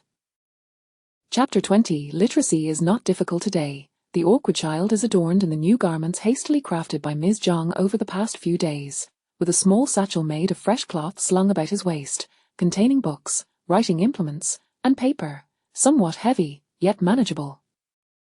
Old Wang gazes at his tidy little grandson, a swell of pride blossoming within him. There are no unremarkable children in the Wang family. This teacher truly possesses discernment. Today, in light of the enrollment, the elderly Mrs. Liu generously provided extra funds, allowing the three of them to travel to the city by ox cart. The street leading to the school is bustling with students clad in blue robes, making their way to the academy, their ages varying, their faces brimming with youthful vigor.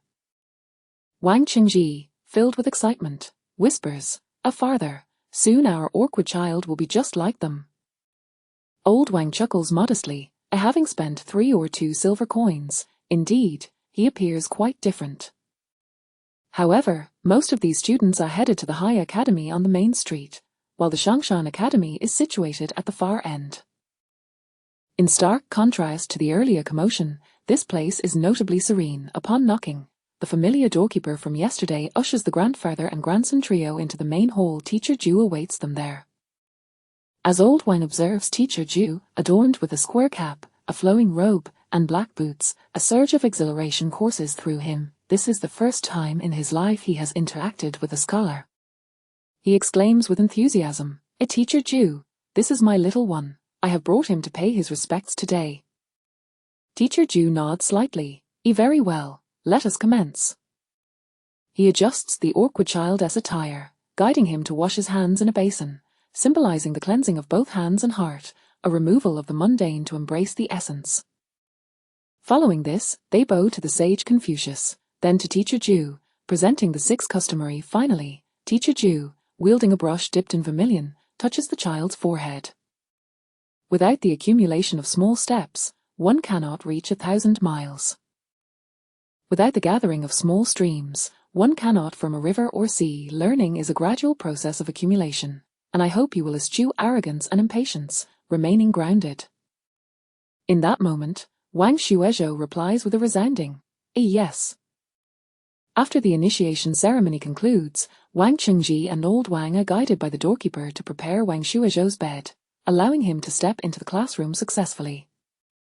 Upon entering, he is met with 6 pairs of eyes fixed upon him. Teacher Ju instructs the awkward child to take a seat at the back row.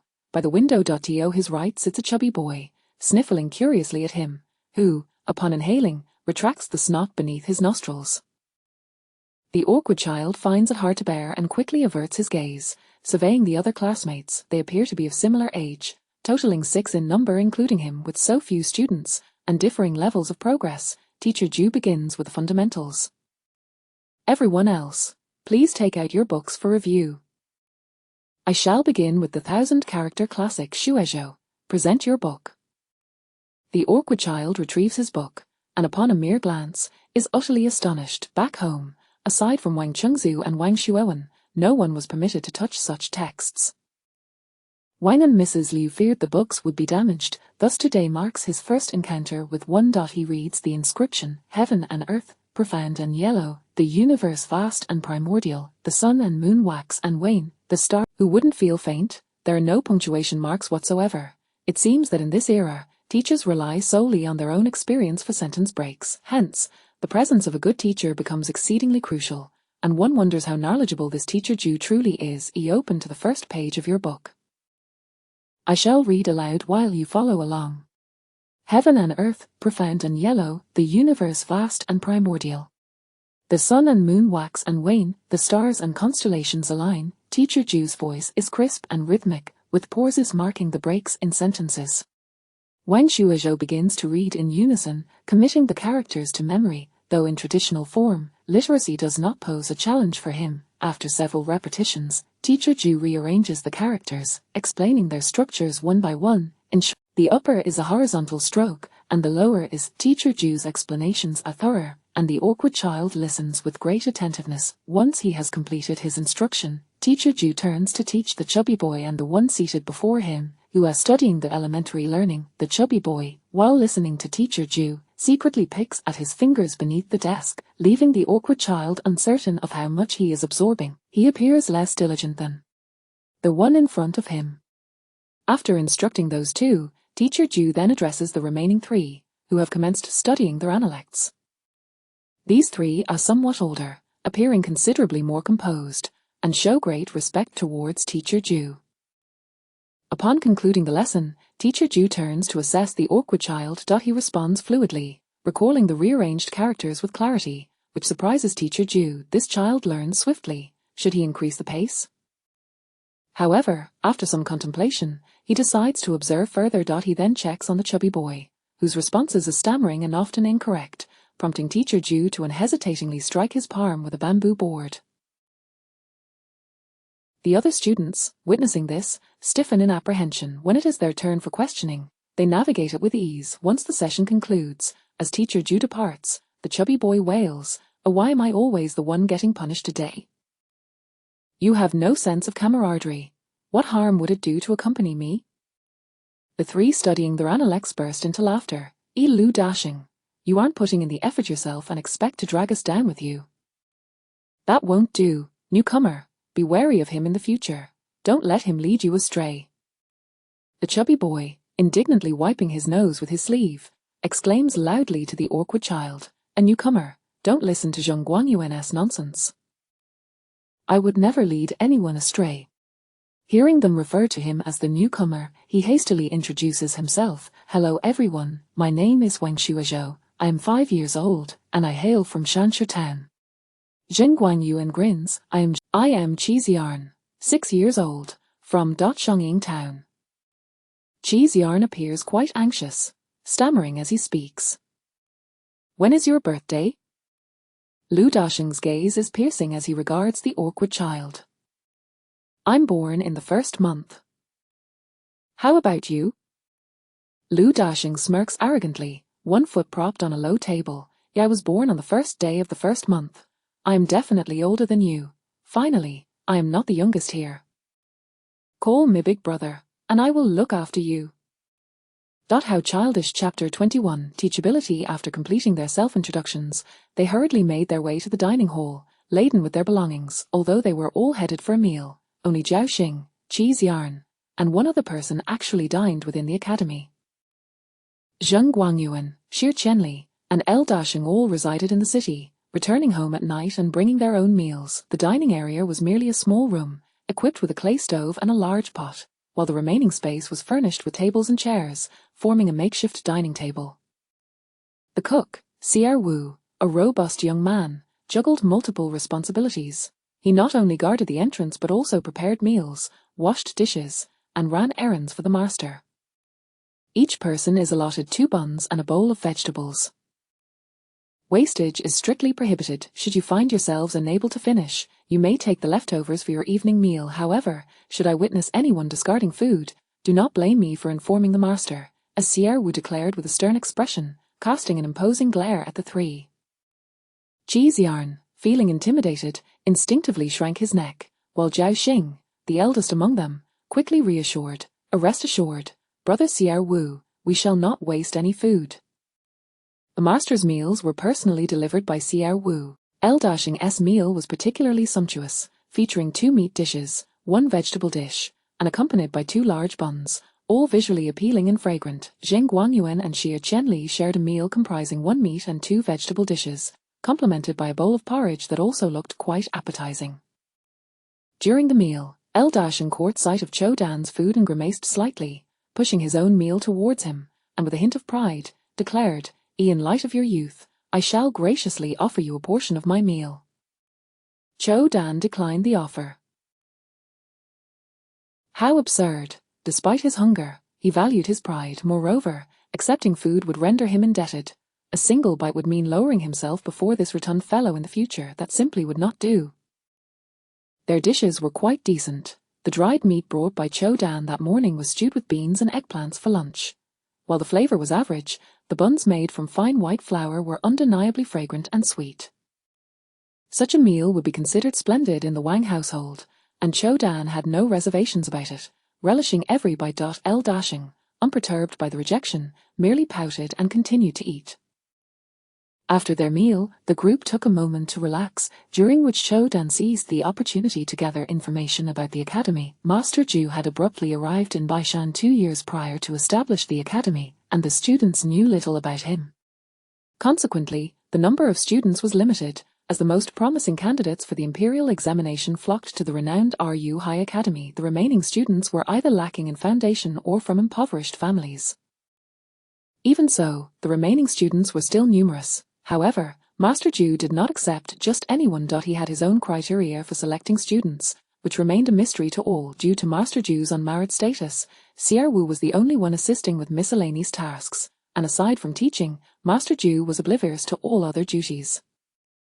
Among the few students in the academy, the El family were the prominent landowners of Baishan, The reason for L-S presence here, despite their affluence, was that the local master had deemed him too dull after meeting him, fearing he would tarnish the academy's reputation by failing even the basic student examinations. In a fit of anger, L.S. Father sent him to the Xiangshan Academy instead. Zheng Guangyuan and Xie Qianli, on the other hand, were here because they had started their studies too late and lacked the foundational knowledge required to gain admission to RU High Academy. Zhaoxing and Qixian, sharing a similar background with Zhou Dan, came for straightforward reasons. The tuition fees here were significantly lower than in other urban academies. Although the six had arrived at this academy for various reasons, they shared a common aspiration, the imperial examination. As they conversed until the appointed hour, Master Zhu arrived to commence the lesson. He began by reviewing the content learned in the morning before teaching them the proper way to hold a brush. The posture when writing is of utmost importance. If your grip is incorrect, even writing a few characters will become laborious, and before long, your wrist will suffer, making it challenging to write at all. Therefore, you must pay attention to employing the techniques of pressing, applying pressure, hooking, lifting, and stabilizing to secure the brush, ensuring each of your 5 fingers performs its role. A Master Zhu demonstrated with a brush, and Zhou Dan listened intently. For him, learning to read and write posed no difficulty. The challenge lay in the act of writing itself. Having grown accustomed to hard pens in his previous life, he found the soft, pliable brush unwieldy in his hands. Yet, the foremost requirement for the imperial examination was proficiency in writing. In his past life, he had seen exemplary examination papers in museums, with characters so. After all, during exams, the first thing the examiner notices is the handwriting. If the characters are unsightly, no matter how well the content is written, the examiner would lose interest in reading further. Thus, one must master the art of writing. Except for Zhaoxing, the others were still quite young, and Master Zhu did not rush them to write. Instead, he instructed them to first learn the correct grip, then dip the brush in water to practice on their desks, making adjustments as needed for each student. This approach was welcomed by Wang Shuozhao, as paper was exceedingly precious, and minimizing waste was advantageous. After dipping the brush, he began to write on the low table, but alas, once the brush was in his grasp, it refused to follow his commands, resulting in strokes resembling worms. Observing this, Master Zhu approached to correct his posture. Keep your wrist natural, do not stiffen it. Your palm and fingers should form a straight line. With Master Zhu's correct, when it was time to dismiss Klaus, as soon as Master Zhu departed, L-Dashing burst forth with a loud cheer, resembling a piglet eager to break free from its pen. Zheng Guangyuan and Xie Qianli quickly tidied their belongings and rushed outside, eager to escape. Today's tasks were finally complete. In an instant, only Qixian, Zhaoxing, and Wang Shuozhao remained in the academy. Shall we venture outside for some fun? Wang Shuozhao inquired with enthusiasm, relishing the prospect of no longer needing to plead with his parents to take him out. Qixian shook his head. I wish to stay and study a bit longer. His family had a long lineage of single heirs, and to support his education, his parents had sacrificed everything, even selling his sister. He was determined not to squander this hard-earned opportunity. Seeing Qixian's diligence, Zhaoxing, too, was unwilling to fall behind. I shall not go either. Goodness, both of his classmates were diligent scholars. However, he had already deciphered most of the characters above, and the master had advised against excessive practice at their young age to avoid straining their wrists. He had no desire to simply sit idly, so he decisively stated, if you two wish to remain, I shall step out for a moment to purchase some supplies. Zhaoxing looked at him and said, you cannot go out alone. The academy forbids overnight stays, and it is only because the master recognized our distance from home that he made an exception, allowing us to use the storage room for lodging. To ensure our safety and prevent us from wandering off, he stated that no one is permitted to leave without a valid reason. If there is a need, we may ask Sierra Wu for assistance. Our age truly poses a significant challenge. Chapter 22 Refreshing Cognition, Day 2.at The hour of the rabbit. The other two individuals in the house rose punctually. Upon observing that they had begun their morning ablutions, Wang Shuozhao hastily donned his own attire.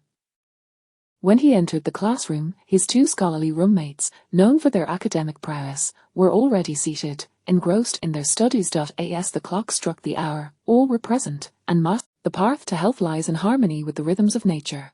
Preserving one's health is paramount for longevity. Regardless of whether your future endeavors lie in the imperial examinations or elsewhere, your health remains of utmost importance. Let us begin with a session of the 5 animal frolics, followed by some recitation.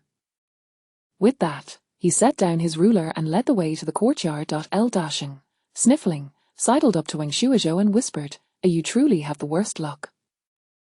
Arriving here only to encounter the master practicing the 5 animal frolics. I'd rather we simply jumped 30 times in the courtyard instead. Wang Shuizhou, noticing the plump boys, this 5 animal frolics is utterly ridiculous. Daily exercise? The teacher certainly knew what he was doing.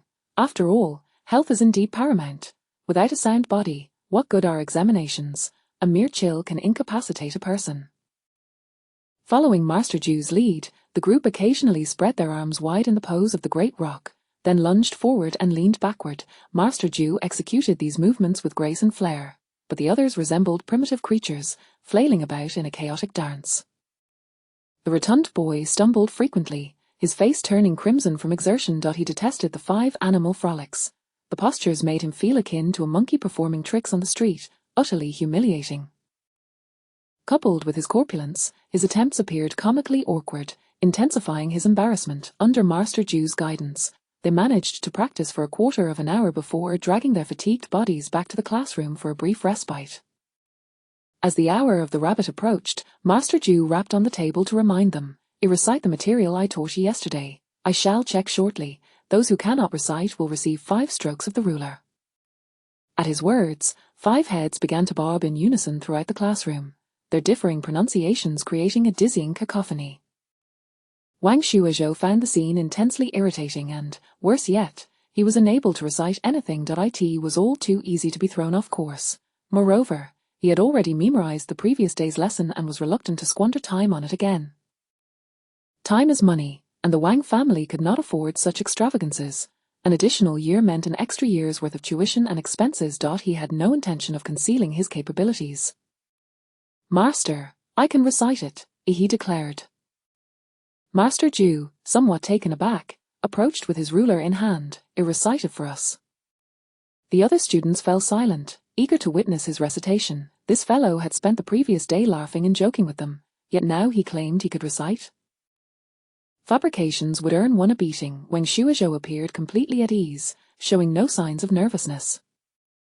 "The heavens are dark and yellow, the universe vast and primordial. The sword is named Giant Chu, the pearl is called Night Light."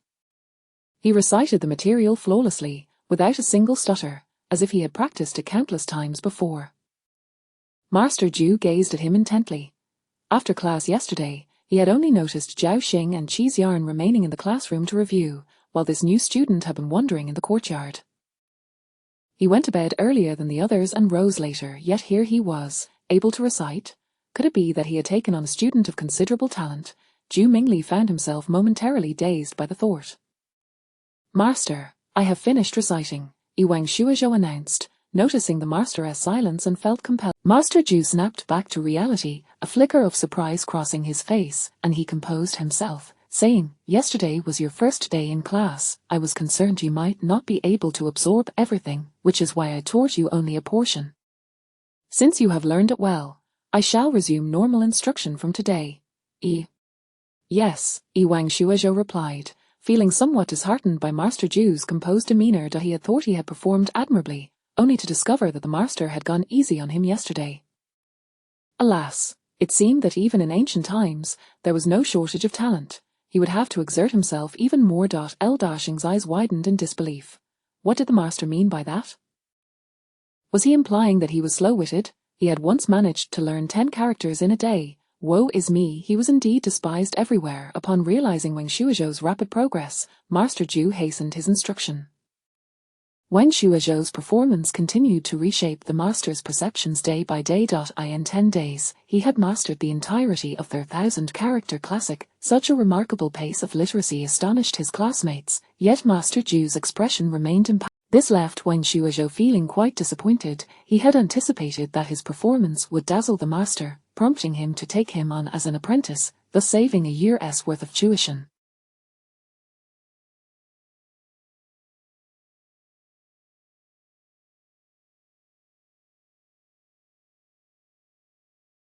Ultimately, he had merely overthought the situation. 10 days swiftly passed, and when the time for dismissal arrived, Wang Shuizhou gathered his belongings and rushed out. Dashing bellowed, "The first place is mine." He darted past Wang Shuizhou like a bolt of lightning, bursting through the door and turning back to boast, "You shall not take my top position." Who dares to claim my son's top position? A deep voice resonated from outside, as a robust figure resembling Dashing appeared, waddling up the steps to the entrance, followed closely by a man dressed in official garb, who called out, "My lord, slow down. Good son, tell your father who seeks to claim our top position." Truly outrageous. Yuliang glared with his small, beady eyes, wiping the sweat from his brow with a handkerchief, casting a menacing glance around the entrance. Upon seeing Yuliang's demeanor, Wang Shuizhou felt a sudden warmth creeping over him. Ugly egg. Time to go home. Wang Chengji exclaimed joyfully upon spotting Wang Shuizhou at the entrance, and hurried over to fetch his child. Dashing's eyes widened in astonishment as he pointed at him. "Is your nickname Ugly Egg?" Har har har, how amusing. Wang Chengji, upon hearing this, grew somewhat displeased. What's so funny about a name? Yuliang, upon hearing someone speak of his precious son, narrowed his eyes in displeasure. "If my son wishes to laugh, let him laugh. Do you have any objections?" Wang Chengji intended to engage in debate but was pulled away by Wang Shuizhou, who said, "Father, let us go, I wish to return home early." Yuliang scoffed, watching their retreat. "Why do you always interrupt when I'm talking to my classmates? It's so annoying." My dear son, it was my mistake." Yuliang quickly followed behind, apologizing. Chapter 23. A message. Why did you just stop me from reasoning? How dare his child mock you? It's infuriating. The audacity to ridicule a fool in front of him, one could only imagine how they bullied others in private. "Father, the person you were just arguing with is Lu, the landlord. I care not for his green landlord or red landlord. Anyone who dares to bully you is unacceptable. We neither eat from his hand nor drink from his cup. We have the right here. I understand, father, that you are concerned for me, but it's nothing serious. I was merely joking with that chubby boy. We often speak like this. Come, it has been several days since I last saw mother and my siblings. I find myself missing them." Wang Shuizhou was reluctant to dwell on such topics.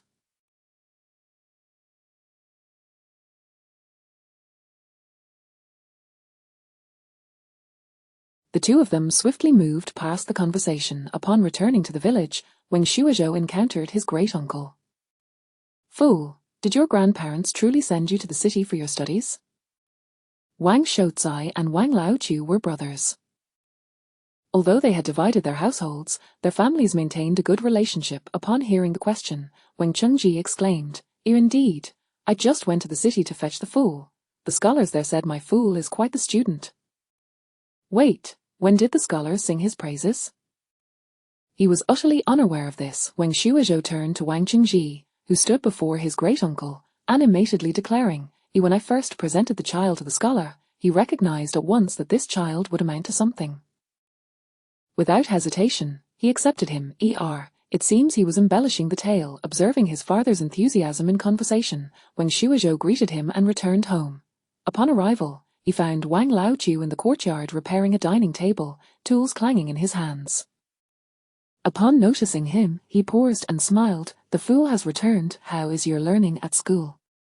"Grandfather, I have been doing quite well. I have memorized the 1,000-character classic I borrowed from uncle."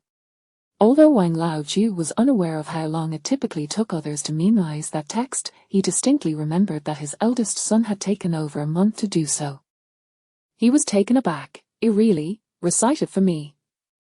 Though he could not comprehend the content, he could discern whether his grandson was speaking the truth. Wang Shuizhou smiled slightly, standing in the courtyard, and began to recite aloud.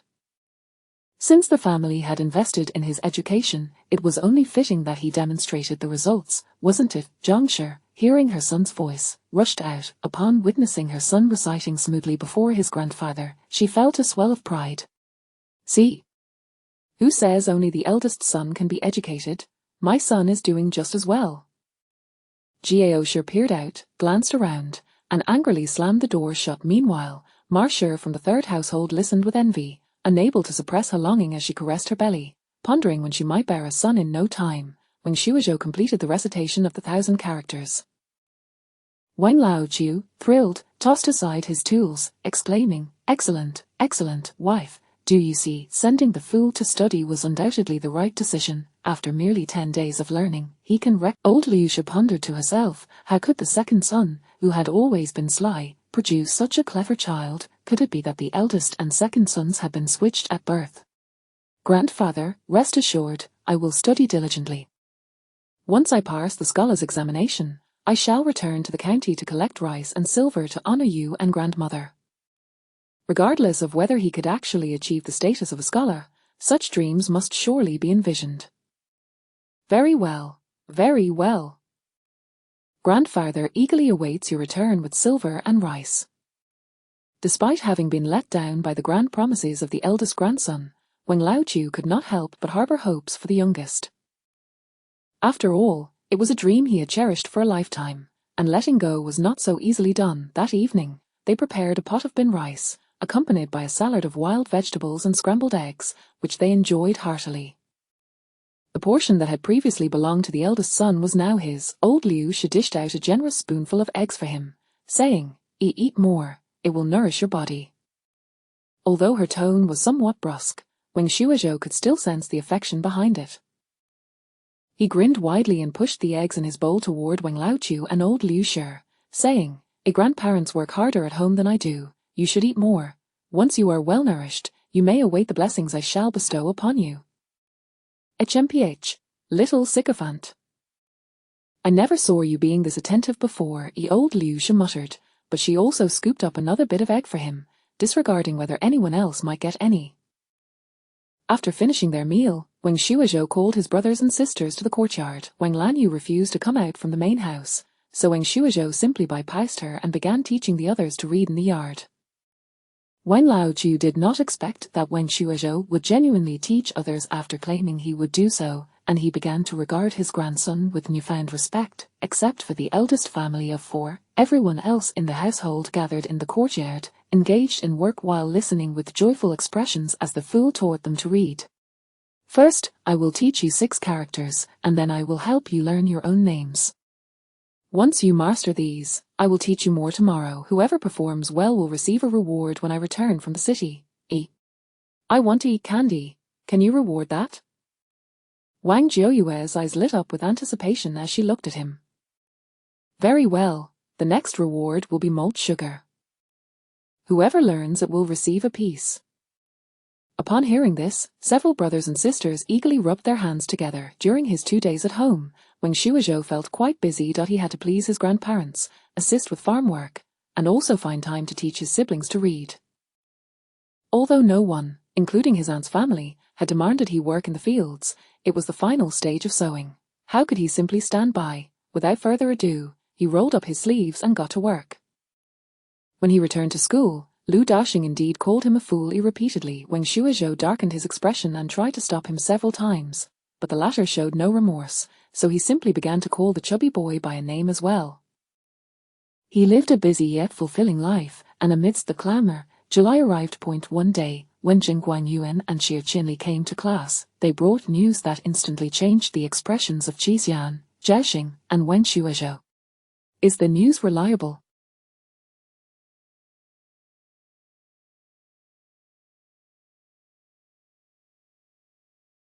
When will we be conscripted? Zheng Guangyuan looked at the three with a hint of sympathy. It should be reliable. The news came from my father's colleague, who heard it while treating Madame Zhu. Do you know who Madame Zhu is? Xie Qianli added, Madame Zhu is the wife of the county magistrate.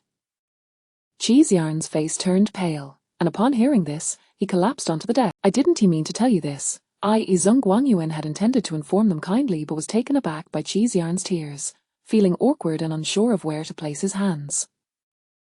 The chubby boy, irked, remarked, as Zheng Guangyuan, why are you apologizing? You did a good deed, and now you're in trouble? What's with the tears, man? How pathetic. He and Qi Xian had arrived at the school together after the Chapter 24. Playing with eggs. The words of the chubby boy brought an abrupt stillness to the classroom. Halting even Cheeseyarn's sobs. He wiped away his tears, his face flushed with emotion as he explained, I apologize. I did not mean to cry. I simply couldn't hold it back. After a moment's pause, as if summoning his courage, he continued, my family is impoverished, and I am the sole heir for 3 generations. The only adult males in my household are my grandfather and my father. In recent years, due to my grandfather's declining health, my father has been conscripted for labor. Last year, he was involved in digging a river channel and returned nearly losing his life. His health has yet to recover. When I heard some distressing news earlier, I could not restrain myself. I am aware that I possess a poor temperament. I shall improve in the future. Please do not hold any resentment against me. Cheeseyarn, who often grappled with feelings of inferiority, naturally appeared timid, speaking little and fearing to show any weakness. The chubby boy's remarks made him realize that if he refrained from explaining himself, he might be left with a negative impression among his peers. If his father and grandfather were to find out, they would undoubtedly be disappointed, prompting him to hurriedly articulate his thoughts despite his embarrassment. Well, there is no need to cry. If you don't want your father to go, you could simply buy your way out of it. Your family can still afford to send you to school. Surely you are not so destitute that you cannot spare a few taels of silver? Even their servants could manage to produce a couple of taels. Cheeseyarn, fiddling with the hem of his garment, replied hesitantly, my parents sold my sister to afford sending me to school, as they did not wish for me to end up like them. The others fell silent. Being of a tender age, they all had siblings and could understand, though not condone, Cheeseyarn's parents' actions, yet they found themselves at a loss for words. Alas, the heart of every parent is a complex tapestry of love and sacrifice. Ludashing looked at him in astonishment, exclaiming, is your family truly so impoverished? If so, allow me to lend you some money, I have plenty. He began rummaging through his pouch, intent on offering him silver.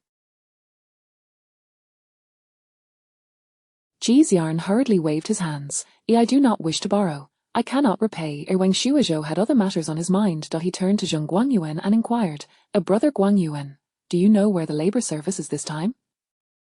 What exactly will they be doing? And for how long? Zheng Guangyuan responded with a somber tone, this year, it appears they are to go to Lingsing Town to repair a bridge. I have not heard how long it will take, and moreover, the exemption fee has increased this year. It now requires 5 taels.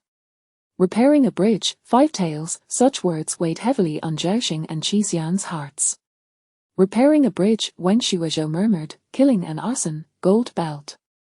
Repairing bridges and paving roads, no corpses in sight, though merely a proverbial expression, it underscores the perilous nature of bridge repairs, where a single misstep could lead to grave consequences. Especially in these times when every task demands labor, repairing a bridge necessitates hauling heavy stones and timber, as well as wading through murky waters to clear silt. Any unforeseen incident during construction could easily claim lives. Among them, only Zhaoxing, Cheeseyarn, and Wang Shuozhou had family members conscripted for labor service. Zheng Guangyuan's family practiced medicine and had some wealth and connections, so even with the increased fee, they would manage without much trouble. Xie Qinli's father was a shopkeeper, and finances were relatively lenient in his household. Lu Dashing's family were large landowners, contributing 1/3 of the land tax for the entire Baishan County each year, thus enjoying the privilege of exemption from conscription without a second thought. The true burden lay solely upon the shoulders of the 3 of them. When Zhu Fuzi entered the classroom, he sensed an unusual atmosphere. Observing discreetly, he realized the discord was not among the students themselves, and thus chose to remain uninvolved. As long as the matter did not escalate to his attention, he preferred not to interfere in the affairs of the children. After lunch, during the break, Lu Dashing eagerly approached Wang Shuozhou, exclaiming, come on, let's play the ring toss game we played yesterday. This time, I am certain I will win. Wang Shuozhou rolled his eyes and pulled his hand away. Playing such trivial games? I lack the inclination. Oh, to be wealthy and ignorant of life's troubles.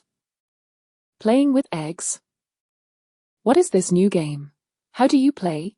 Pray, enlighten me. Lu Dashing was even more excited. Although Wang Shuozhou had received the news in advance, he was unable to leave the classroom until the break.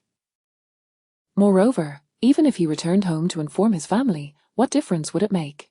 They would not be able to muster 5 taels to buy an exemption. Nonetheless, it was imperative to relay this information to them promptly.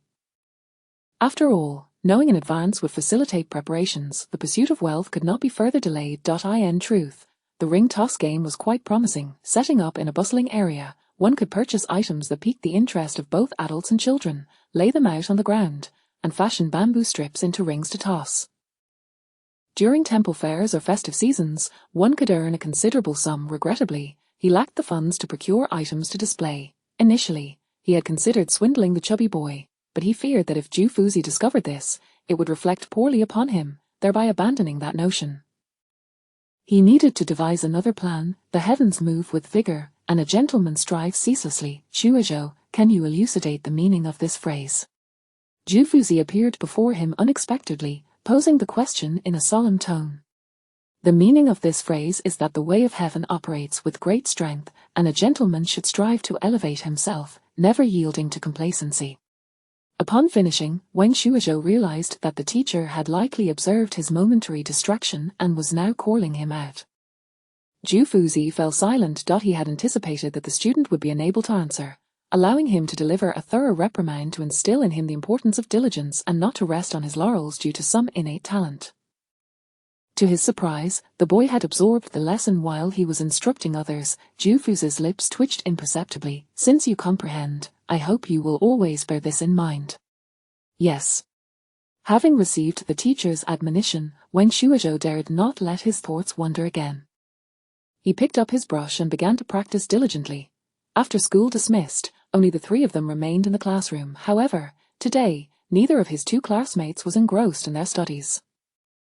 Instead, they appeared to be daydreaming. Merely sitting here and pondering serves no purpose. Why don't we go out for a stroll together? Wang Shuozhou suggested, rising to address Zhao Xing and Qi Ziyan. The 2 turned to him in unison. Zhao Xing thought, how could a mere stroll be of any use? But realizing that he was unable to concentrate on his studies while seated, he nodded in agreement. Qi Ziyan had no objections either, and the 3 companions made their way to the classroom door. Little Wu observed them leaving together but did not intervene, merely advising Zhao Xing, be sure to return promptly by the hour of the dog. You are the eldest, so look after your 2 classmates. If you go out together, you must return together, and do not cause any trouble for the teacher, understand? The 3 nodded in unison. Once outside, Qi Ziyan looked around, somewhat bewildered. Where shall we go? Do you know where the ash pit in the city is? Let us go there and take a look. Wang Shuozhou proposed. Absolutely not. That filthy place is not fit for our feet. As the eldest, you must heed my counsel, Zhao Xing declared, his face contorting with disdain at the mere thought of the ash pit. Qi Ziyan remained silent, yet his expression mirrored disapproval. Wang Shuozhou's eyes lit up, and he looked at Zhao Xing with eager anticipation. So you do know where it is. If you do not wish to go, that is perfectly fine. Just tell me where it is, and I shall go alone. Chapter 25, Black Eating Black. Zhao Xing was the first student to enroll when Master Zhu opened his school 2 years ago. At that time, Master Zhu's management was not as stringent as it is now. Driven by curiosity and the thrill of his first experience in a city, he often wandered around. Although he did not verbally respond, Wang Shuozhou could discern from Zhao Xing's expression that he certainly possessed the knowledge he sought. Consequently, Wang employed a mix of persuasion and pressure to elicit Zhao Xing's location. Finally, unable to resist any longer, Zhao Xing sighed, adopting a tone reminiscent of an adult. You sigh. Fine, since we came out together, we must return together. Let us let it go for today. If you do this again next time, I shall not accompany you. Wang Shuozhou, brimming with excitement, urged him forward. A good brother, we share both fortune and adversity. Let us proceed. Qi Ziyan closely followed in their wake. Even scavenging for refuse bore a hierarchy. Wang Shuozhou had long been apprised of the city's circumstances. The affluent predominantly resided in the western part of the city, where the home of the chubby boy was located. Although Zhao was perplexed as to why they were heading to the most distant ash pit, he complied with Wang's request. As the sun dipped in the west, they sprinted from the residential. The ground was sparse with grass, and towering trees flanked the area. Apart from the chirping of birds and the buzzing of insects, the desolation was palpable, devoid of any human presence. Before them, 2 dark holes lay exposed upon a bare and level surface. These were the ash pits. There, those 2 holes are. It's filthy inside. When the contents fill up, the officials will come to refill the earth, Zhao Xing remarked, somewhat disdainfully, as he hesitated to proceed further. Qixian, having never encountered such a sight, was filled with curiosity, while Wang Shuizhou exhibited no aversion whatsoever. Just as he was about to step forward, Qixian seized him, anxiously whispering, "Someone's coming." Zhao Xing's expression shifted dramatically. Disregarding everything else, he pulled the 2 of them behind the nearest tree not far away. A figure led a donkey at a leisurely pace. Wang Shuizhou focused intently and recognized the elderly man they had previously encountered at the brocade shop. The donkey was hitched to a long cart, topped with an open wooden trough. The donkey cart halted just a meter from the pit, and the old man placed 2 fingers to his lips and whistled. Before the trio could grasp the significance of this action, commotion erupted. A throng of ragged individuals surged from the trees surrounding them, racing eagerly towards the donkey cart, leaving the 3 of them in stunned silence. It became evident that people had been lurking behind the trees all along. The old man cracked the whip, the sharp sound startling the foremost individual.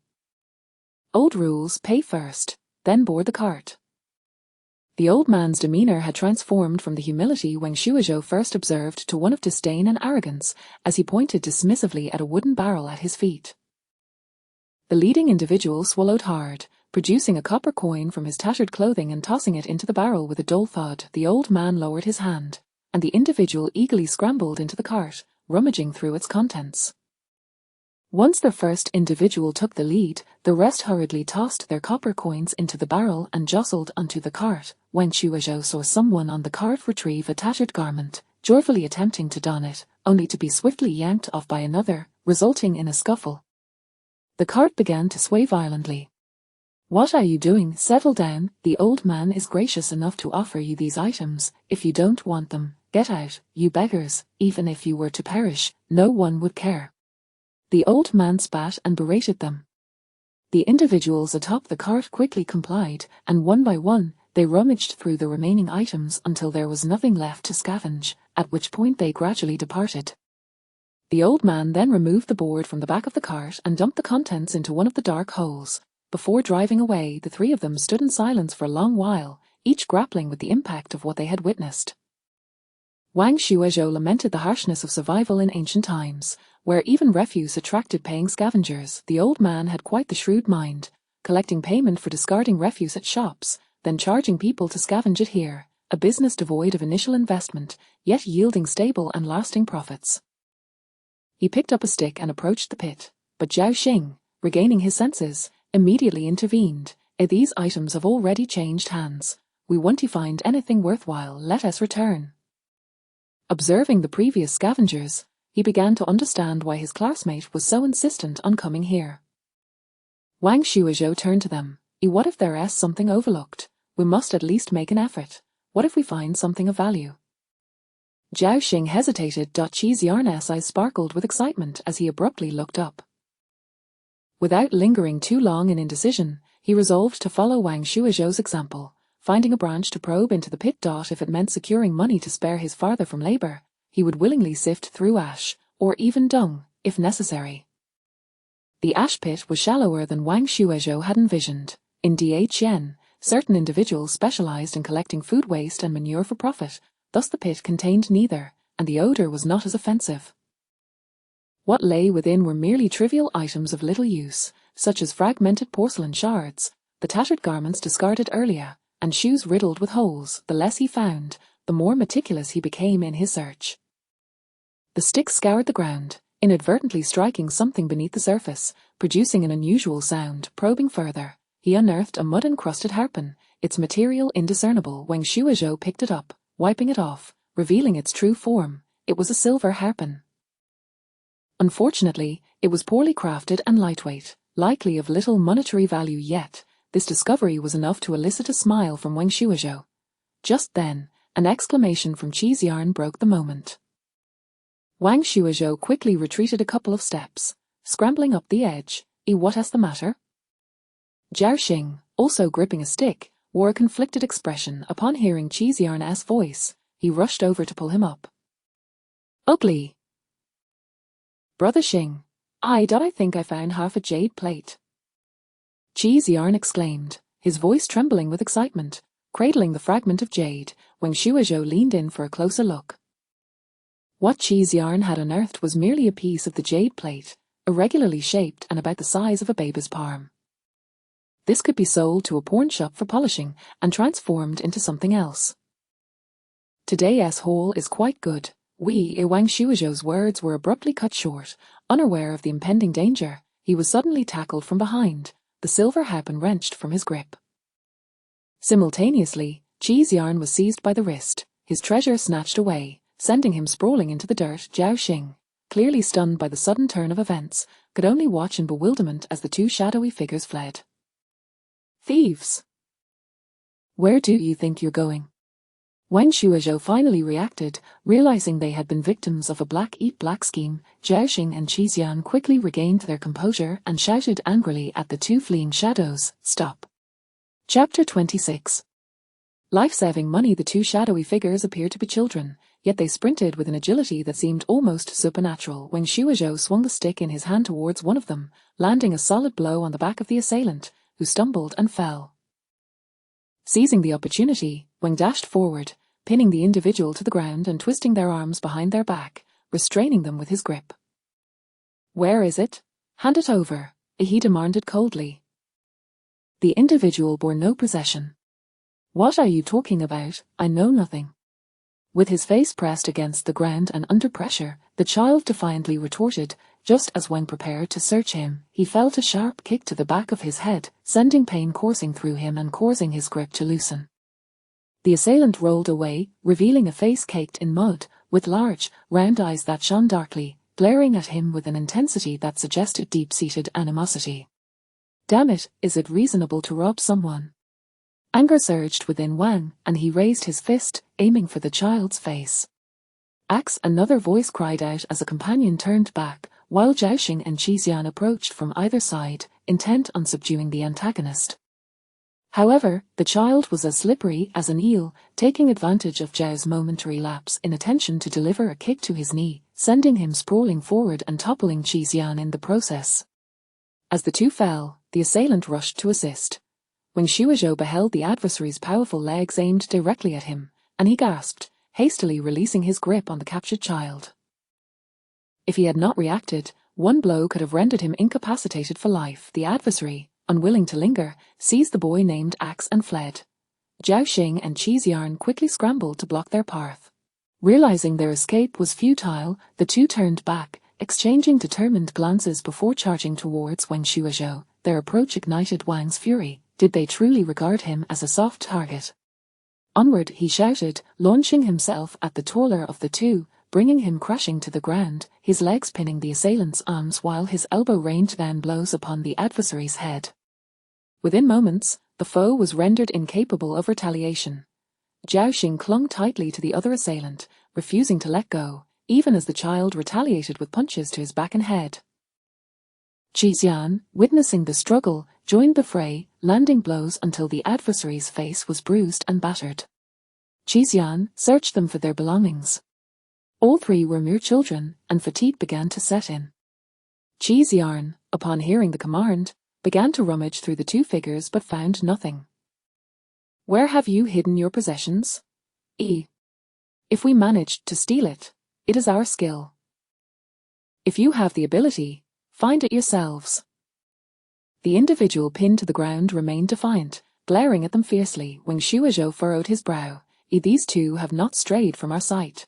If they possess nothing, it must have been discarded along the way. Let us search further. Cheese Yarn, enlightened by Wang's words, retraced their steps and soon discovered the lost items hidden within the underbrush.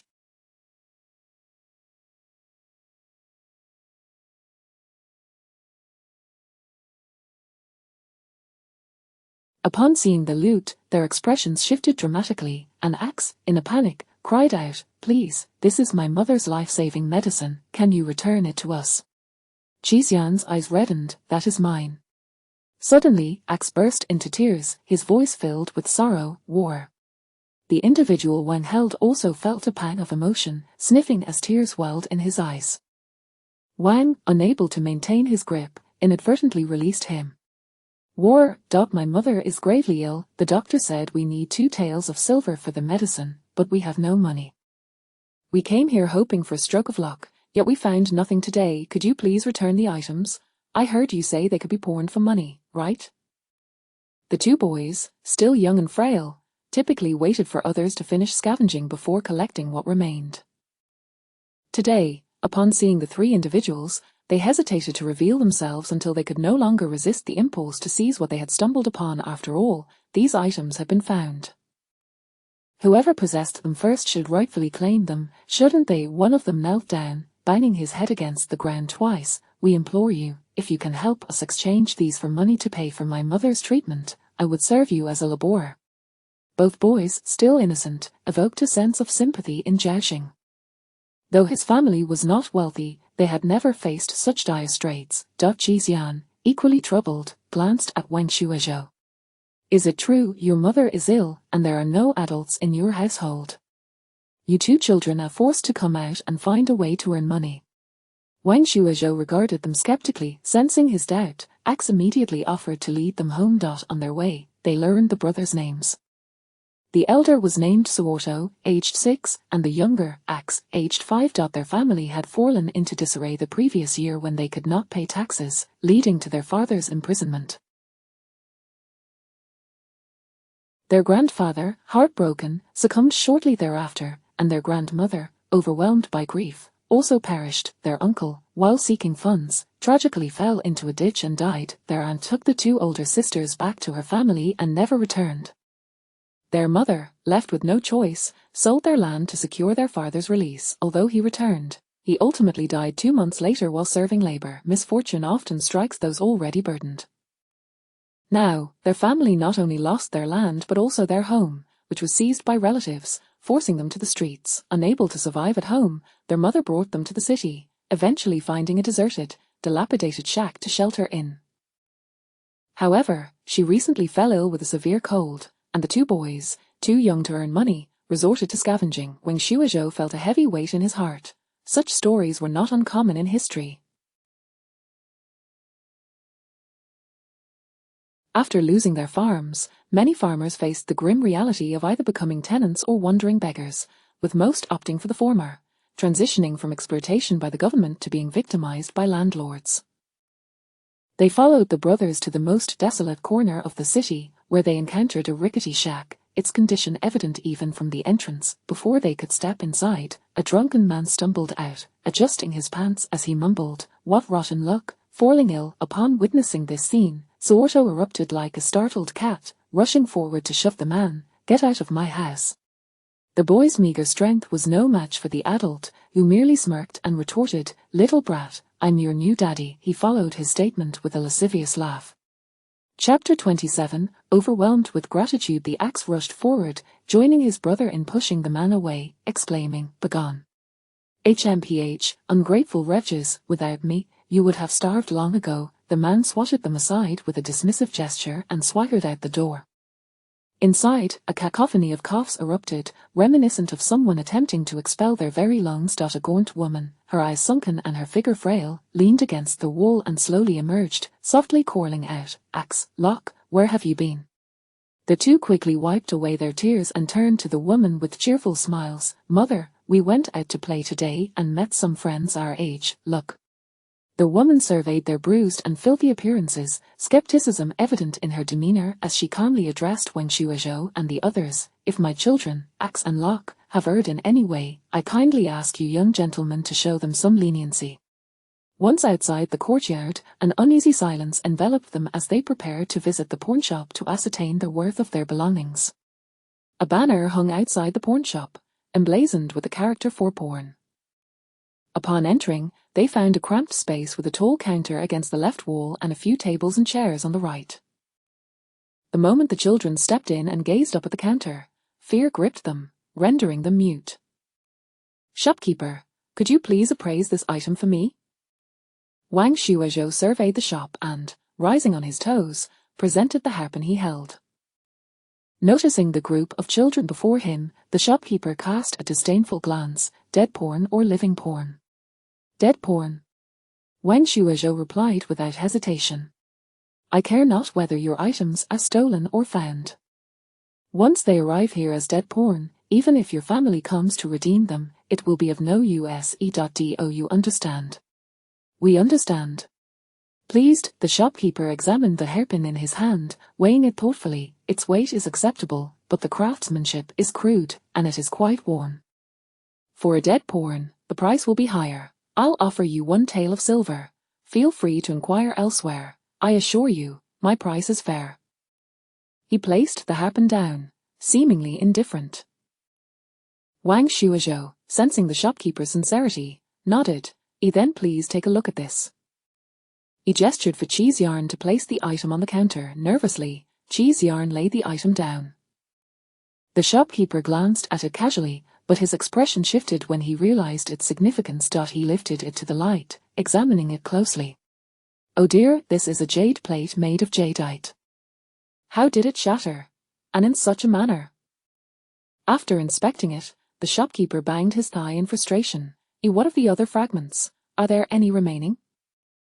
Cheese Yarn cautiously shook his head, and none left. The shopkeeper's expression soured further as he tossed the plate onto the table. "For dead porn, I shall give you 5 taels of silver.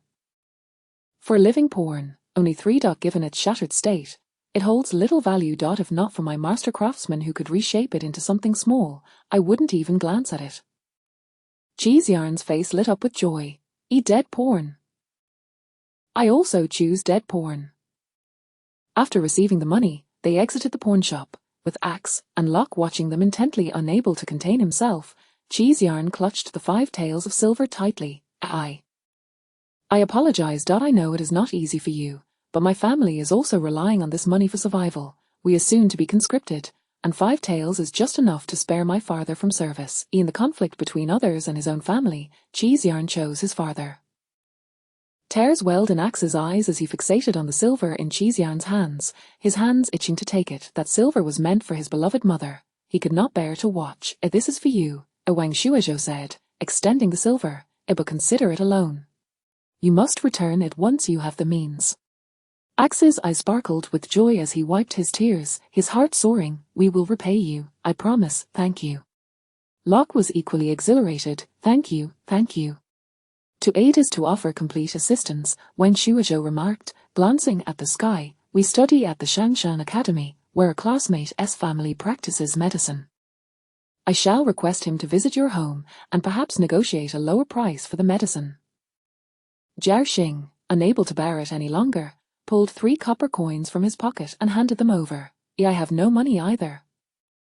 Take these to buy some buns to eat. 1 school resumes tomorrow. We will seek out our classmate."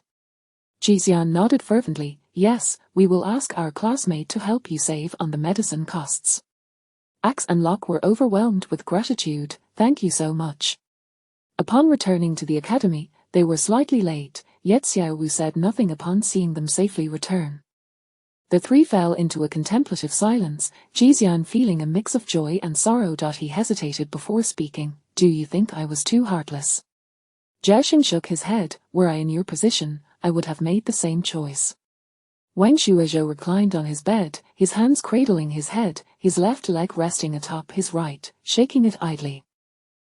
One must first ensure their own well-being before extending kindness to others. Their misfortune is not of your making, but if you were to give them your money, your family's plight would become your responsibility. Today, I offered them assistance because this money cannot save my family nor improve our circumstances. It is better spent on a good deed."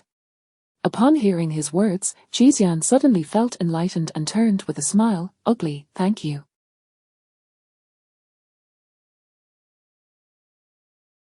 "If not for you, I would not have secured this money today." Jiao Xing looked at Wang Shuozhou with a grin. "You ought to express your gratitude to Ugly. Without him, those 2 boys would not have yielded so easily." Earlier, when you mentioned not giving them the money, I saw the smaller one ready to resort to theft.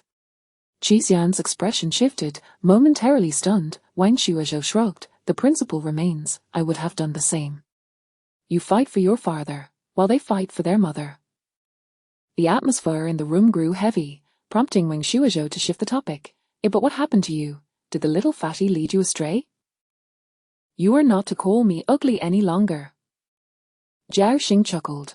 Ugly is quite endearing. If the little fatty can call us that, why can't we call you, right, ugly? The following day at the academy, they recounted their experiences to Zheng Guangyuan given their youth. The tale stirred a sense of melancholy among them, with several urging Zheng Guangyuan to assist, while Lu Daxing even offered to donate money, only to be dissuaded by the others. Zheng Guangyuan patted his chest, proclaiming, rest assured, I shall take care of it.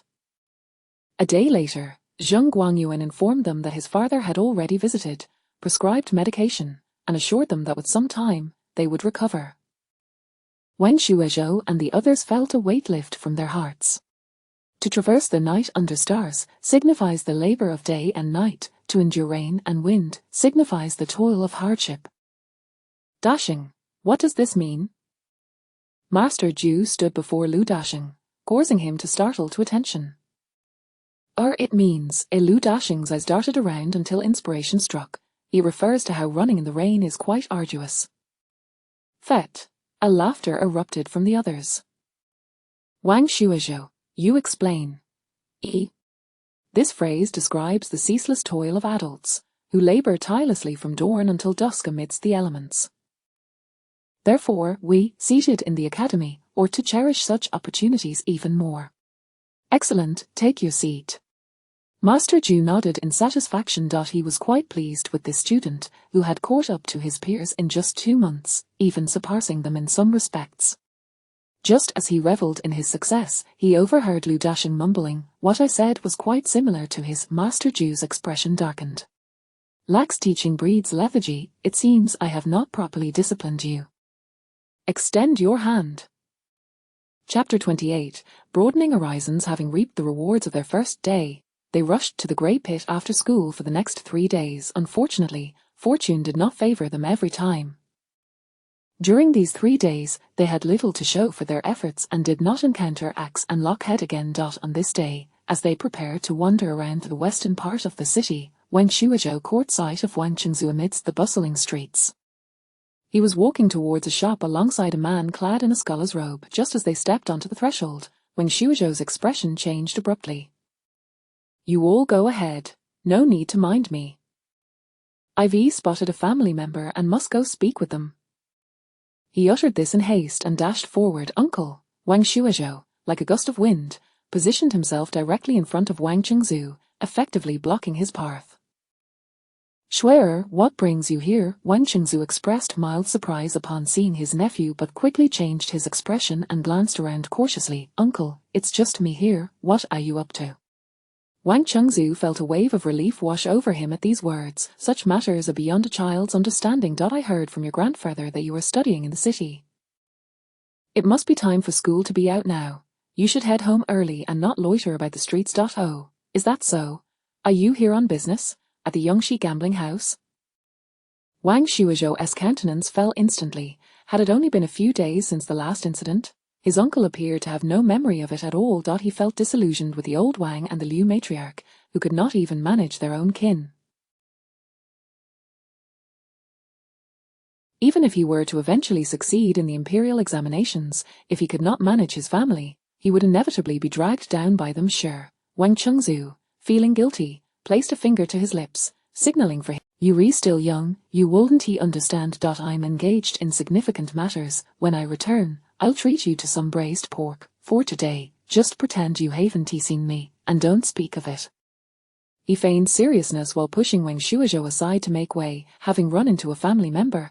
Please excuse the intrusion, Brother Zhang. Wang Shuozhou glanced at the man, who was just then looking over.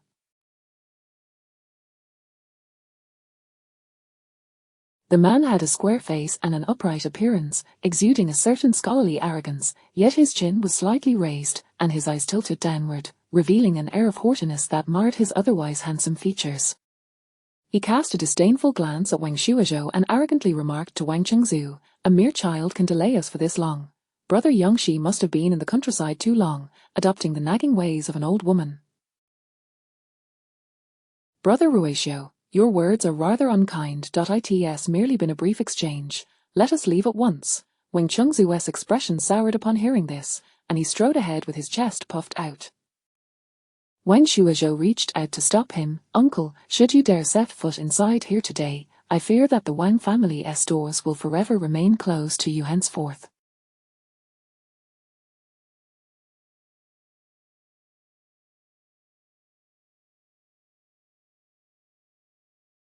Wang Chengzu felt his pride wounded by his nephew's words, his face turning crimson. "Shuai-er, how can you speak to your uncle like that? You're being disrespectful. Now step aside at once."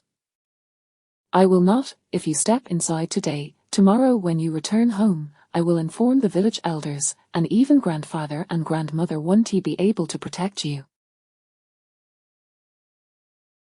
Wang Shuazhou declared loudly, arms outstretched in defiance. "Why you being so disobedient? I told you I have important business to attend to. Step aside." Wang Chengzu was starting to lose his temper. However, given the public setting, he, as a self-proclaimed scholar, could not resort to physical reprimand. Frustrated, he felt his eyes bulging with indignation. Onlookers added fuel to the fire. A mere child, and Brother Yangshi cannot even handle him. "I think it best to let this matter drop today. If it weren't for your persistent pleas, I wouldn't have bothered to help you earn money." "Shuai-er, step aside." Wang Chengzu's tone became notably stern. "I will not." The two stood at the entrance of the gambling house, blocking each other, and the onlookers' expressions shifted. "Brother Yangxiang, I kindly brought you here, yet your nephew treats me thus."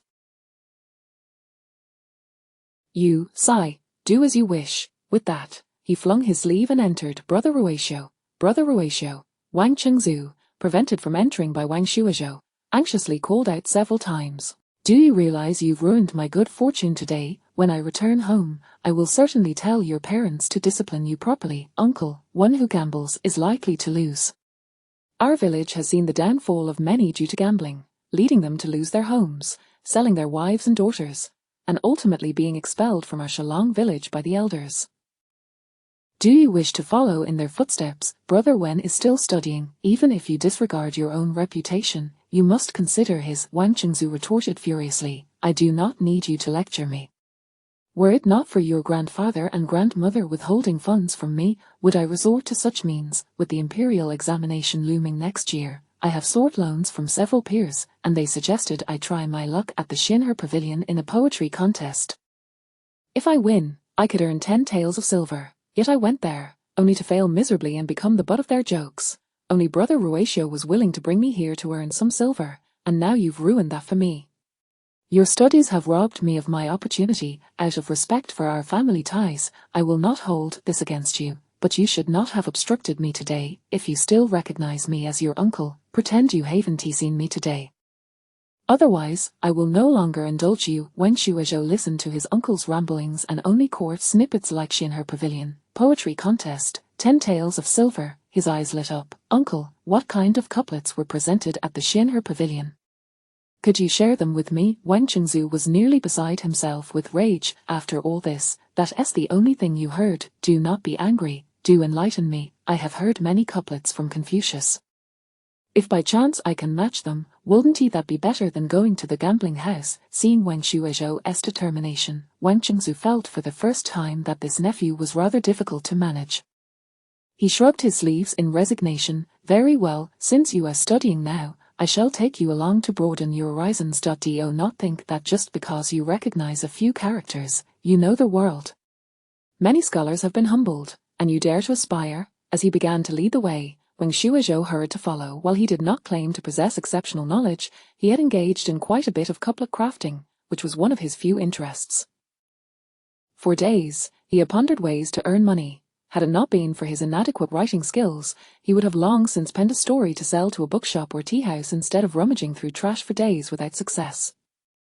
The Xinhe Pavilion was merely a street away from their location. Wang Chengzu strode forward in a fit of anger, and within the span of a tea break, the two arrived at the grand entrance of the Xinhe Pavilion. Standing there once more, Wen Shuozhou couldn't he help but gaze up at the resplendent golden sign, recalling the anticipation he felt the last time Zhang brought him here. Alas, it was ultimately in vain. His uncle had no connections to allow his brother to learn the craft here. Chapter 29. At your discretion. The two stood at the entrance, and upon arriving, Wang Chengzu felt a sudden shortness of breath. He lowered his head and quietly advised, I brought you here merely to broaden your horizons. I do not possess the means to purchase anything for you, so do not pester me for food, understood? At this moment, Wen Shuozhou naturally exhibited great obedience. I understand, uncle. You need not worry, I will certainly not trouble you for food. Seeing him acquiesce, Wen Chengzu finally exhaled, leading him through the grand door. Inside the hall, the clamor of voices resonated. Near the windows, diners indulged in food and drink, while a circular platform stood in the center, adorned with a set of tables and chairs, along with writing implements. Above the tables, several large characters hung down from the third floor. A group of young scholars, donned in square caps and traditional blue scholar robes, gathered around the circular platform, gazing up at the characters while engaging in fervent discussion. Next month is the provincial examination.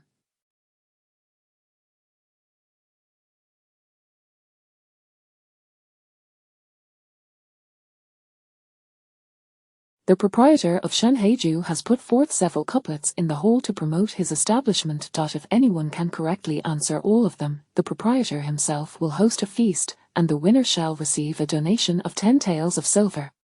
Wang Shuozhou's interest was instantly piqued. Winning would not only alleviate his family's pressing financial woes but also provide an opportunity to meet the proprietor of Shenheiju. What a splendid chance! He, emboldened by his youth, tugged at Wang Chengzu and squeezed his way forward, finally getting a clear view of the characters. Shenheiju had issued a total of 5 couplets, with increasing difficulty from right to left. Uncle, how many have you answered correctly before? Wen Shuozhou inquired, looking up at Wang Chengzu. Alas, I am but an unworthy scholar. I have managed to answer precisely 3, unfortunately. The subsequent ones are exceedingly difficult. It appears that the people of Shenheiju merely employ this as a gimmick to perplex others, rather than genuinely offering rewards. Wang Chengzu felt somewhat satisfied with his performance, yet he resented the establishment for deliberately making things difficult, causing him to lose face in front of his peers. Nearby, someone overheard and let out a derisive laugh. Who amongst us cannot answer the first 3 couplets? How dare you presume to judge the establishment with your level of skill? The speaker, though youthful, appeared to be of a similar age as Wen Chengzu, yet his academic prowess seemed lacking, and his mocking words could not be restrained. Wen Chengzu, feeling a surge of indignation, retorted, You presumptuous child, I am a student of the 10th year of Qianchang, set to participate in the imperial examination next year, and what is your standing? The youth, handsome with rosy lips and white teeth, clad in a fine blue silk robe, though shorter than Wang Chengzu, shot back with piercing words, I am but 9 years old, having passed the provincial examination last year. May I ask, esteemed uncle, how old are you this year? The onlookers exchanged bewildered glances at Wang Chengzu. The disparity was striking. This youth appeared to be merely a child, yet both were students, highlighting the stark contrast between them. Wang Chengzu's face turned a shade of green. The identity he prided himself on as a student was shared by this impudent child. How unjust the world was. Pray tell, have my elders offended you? Merely conversing privately has drawn your ire. While it is commendable that you have earned the title of student at such a tender age, surely your family circumstances are also favorable, having received guidance from esteemed mentors. For those of modest means, the path of education is fraught with challenges, and our starting points are inherently different. Are my family's scholars then mere fodder for your ridicule? Regardless of his home situation, he could not stand idly by while his uncle was humiliated. His words darkened the faces of several scholars from less affluent backgrounds. Zhuan's expression shifted as well, a mix of embarrassment and anger flaring within him. Sharp-tongued indeed, you should not invoke lofty ideals.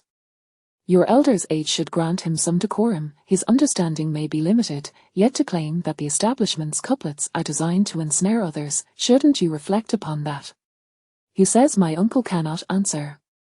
Zhuan scoffed. You said so yourself.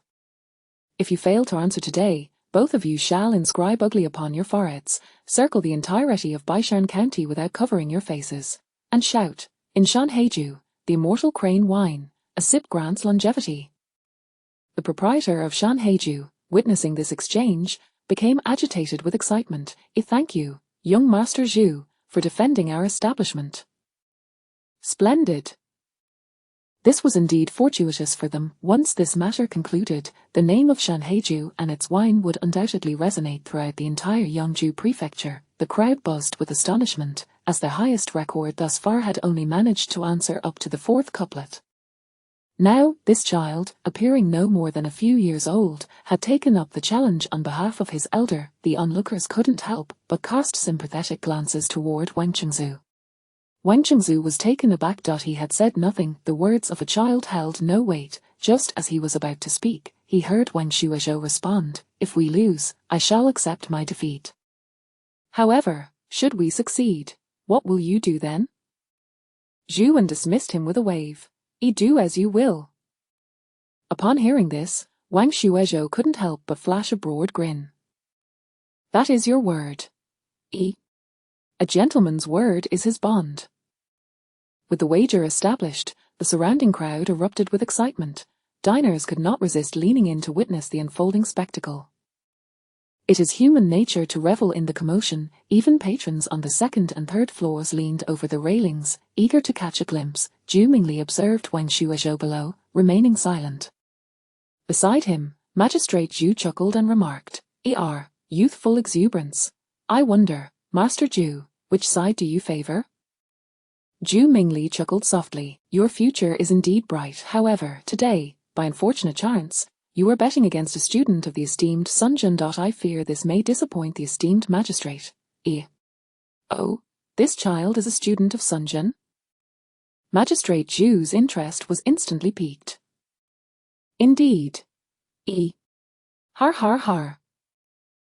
Today, I shall witness the prowess of a student from Sun Jun and their remarkable talents. At this moment, Wang Chengzu felt as if he were being put to the flames. He leaned closer to his nephew, lowering his voice. Have you lost your mind? If we cannot answer today, we shall lose face, and how shall we navigate the city thereafter? Wang Shuizhou also lowered his voice. Uncle, do not panic. Would I dare speak without some assurance? Today, our luck is exceptional. My teacher has privately discussed these couplets, and I still remember their content. Just follow my lead. Wang Chengzu's heart lifted with joy. Are you certain about these couplets? Wang Shuizhou imperceptibly nodded. Though Wang Chengzu harbored some doubts, the situation had progressed to this point. They could not afford to lose face. Clearing his throat, he adopted an air of confidence, waving his sleeve grandly, addressing the proprietor of Shanhaiju. With the wager set, let us not tarry further. Pen and ink await. The proprietor, seeing his demeanor, was not displeased and cheerfully invited them to the platform. The first couplet was the simplest. With literature, one befriends the world. Without hesitation, Wang Chengzu inscribed, a reason prevails, enlightening both ancient and modern. Chapter 30. Is this difficult? Wang Shuizhou observed that there was nothing amiss. Although his uncle was occasionally quite unreliable, this child had indeed earned his place through rigorous examination. His scholarly attainments may not have been exceptionally high, but he undoubtedly possessed a wealth of knowledge. The innkeeper of Shanhaiju stood to the side as Wang Chengzu completed his writing and then recited it aloud. The people around nodded in agreement, all acknowledging his talent. The second couplet read, the fragrance of flowers fills the courtyard, awakening the joy of spring. After a brief moment of contemplation, Wang Chengzu inscribed, the songs of birds drip. Once the innkeeper finished reciting, the crowd nodded approvingly, and their impression of Wang Chengzu improved. The third couplet was, poetry and books cultivate one's character to lofty heights. Wang Chengzu furrowed his brow, pondering for a moment before writing, rough wine brings forth aspirations. Upon reading it, Wang Shuizhou frowned. The lower line could only be described as a strained match, although it met the basic requirements of parallelism. The cultivate in the upper line did not align perfectly with the brings forth in the lower line, and the final three characters felt somewhat forced. Uncle, Wang Shuizhou quietly tugged a Wang Chengzu's sleeve. How about changing it to ink and brush flow freely, expressing profound thoughts? Wang Chengzu paused, turning to him. I've mentioned having read Confucius. Do you now believe me? Wang Shuizhou understood his gaze immediately and muttered under his breath. Wang Chengzu, regaining his composure, sighed in relief. Thankfully, he had almost overlooked that detail. After all, his nephew's wisdom was commendable. It was no wonder, just as the innkeeper was about to step forward to retrieve it, Wang Chengzu swiftly crumpled his previous attempt in his hand, declaring, I am not satisfied with what I just wrote. Please wait a moment. He poised his brush and, with fluid strokes, handed it over. Poetry and books cultivate one's character to lofty heights. Ink and brush flow freely, expressing profound thoughts. A splendid couplet. Excellent. Cheers erupted from the crowd, prompting Wang Chengzu to exhale in relief. He lowered his voice, slightly anxious, and remarked, Do you still remember the subsequent lines? Uncle may not match them. Wang Shuizhou glanced at the fourth upper line, mountains and rivers possess spirit, surprising those who understand. The lower line, character attained cannot forget one's words. Only then did Wang Chengzu completely relax, observing the crowd still savoring the previous couplet, and he swiftly penned the fourth lower line. The innkeeper, regaining his senses, was taken aback upon seeing the completion of the fourth couplet and hurriedly approached for a closer look. Mountains and rivers possess spirit, surprising those who understand. Character attained cannot forget one's words. A remarkable couplet. Is there a horizontal inscription? The innkeeper gazed intently at Wang Chengzu, who feigned profundity as he tilted his head, saying, Jewer, you shall inform them. The onlookers saw no issue with this. It was natural for a talented person to exhibit a hint of pride. The innkeeper turned to Wang Shuizhou with eager anticipation, saying, I implore you, young master, to enlighten us. His uncle truly was a remarkable individual. He indeed exuded an air of high-mindedness. The horizontal inscription is mutual understanding of the spirit. Splendid. What a wonderful inscription. Mutual understanding of the spirit. Magnificent. Zhu Wen glanced at Wang Shuizhou, then at Wang Chengzu, sneering silently. Please continue with another couplet. Hearing the innkeeper's urging, Wang Chengzu picked up his brush, appearing deep in thought, while his gaze continually drifted toward Wang Shuizhou. However, Wang Shuizhou found himself somewhat constrained, as the young gentleman he had wagered against was glaring at him intently. Uncle, I see you are out of ink. Allow me to prepare some for you. Indeed, I am out. I would be grateful for my nephew's assistance. They both played their parts convincingly, but Zhu Wen was not easily deceived. Hold on, young lad, go preparing for the gentleman above. Zhu Wen waved his hand, and a nearby attendant promptly stepped forward to fetch the ink stick. This attendant is a crude fellow. How can he grind the ink stick evenly? Allow my nephew to handle it. By now, Wang Chengzu's back was beginning to feel slightly damp with perspiration. HMPH, since you disdain the attendant, I shall personally grind the ink for you. Let us see what you have to say now. Zhu Wen boldly stepped forward, seizing the ink stick to begin grinding. On the third floor, Magistrate Zhu felt a twinge of jealousy and feigned anger, exclaiming, This young man has never shown me such attentiveness at home. Today he casually grinds ink for an outsider. It is truly infuriating.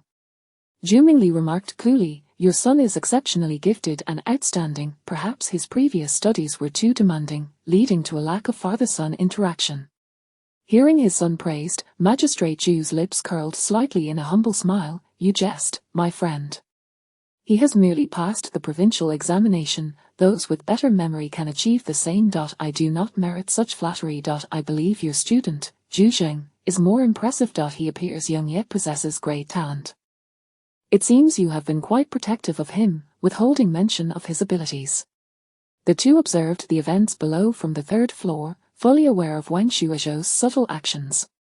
Teacher Zhu tightened his grip on the railing and said blandly, Your Excellency, you flatter me.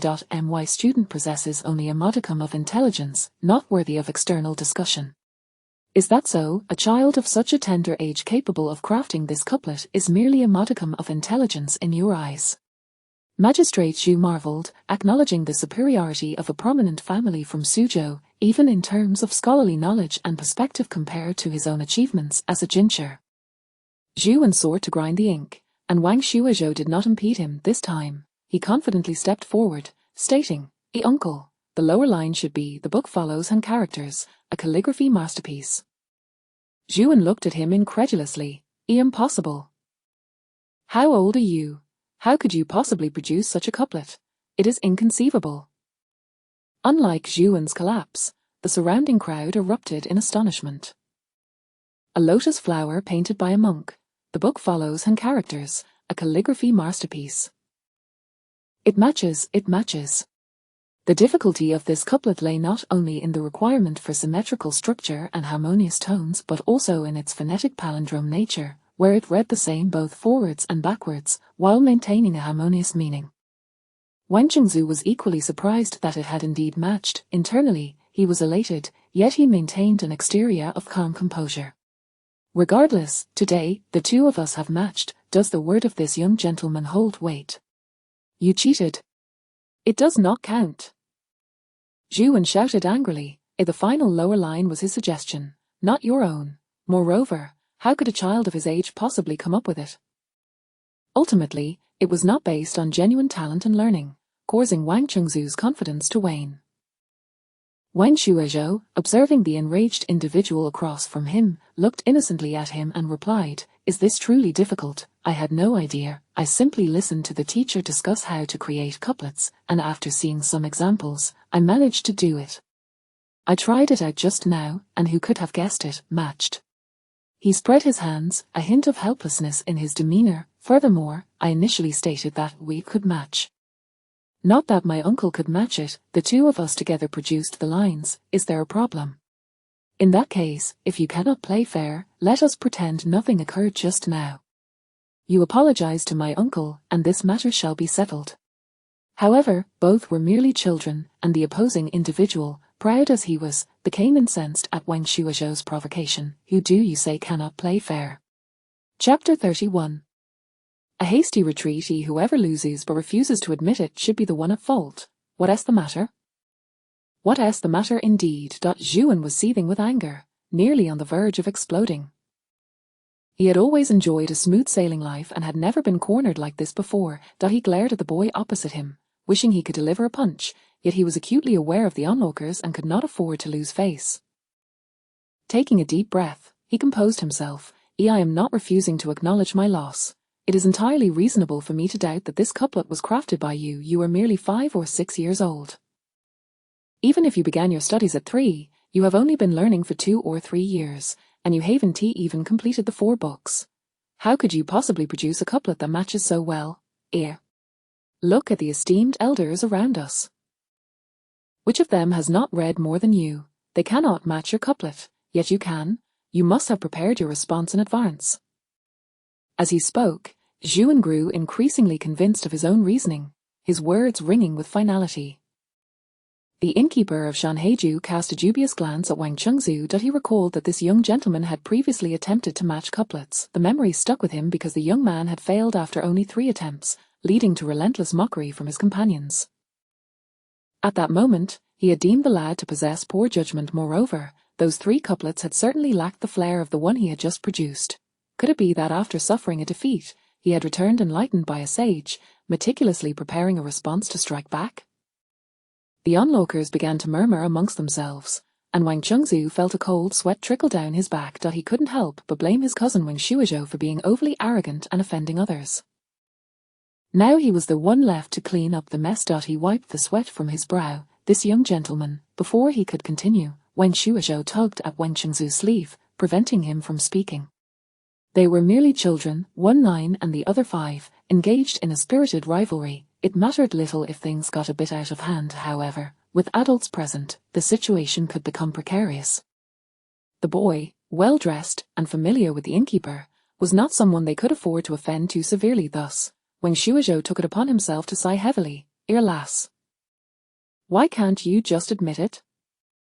There are indeed people in this world who are more talented than you, Wang Shuozhou said, hands clasped behind his back, his expression exuding a weird wisdom. Come, let the storm rage on even more fiercely. If you doubt my words, feel free to challenge me. Zhu sneered. Then I shall oblige. but be warned not to weep when you lose. Ear. Whoever shows cowardice is a dog.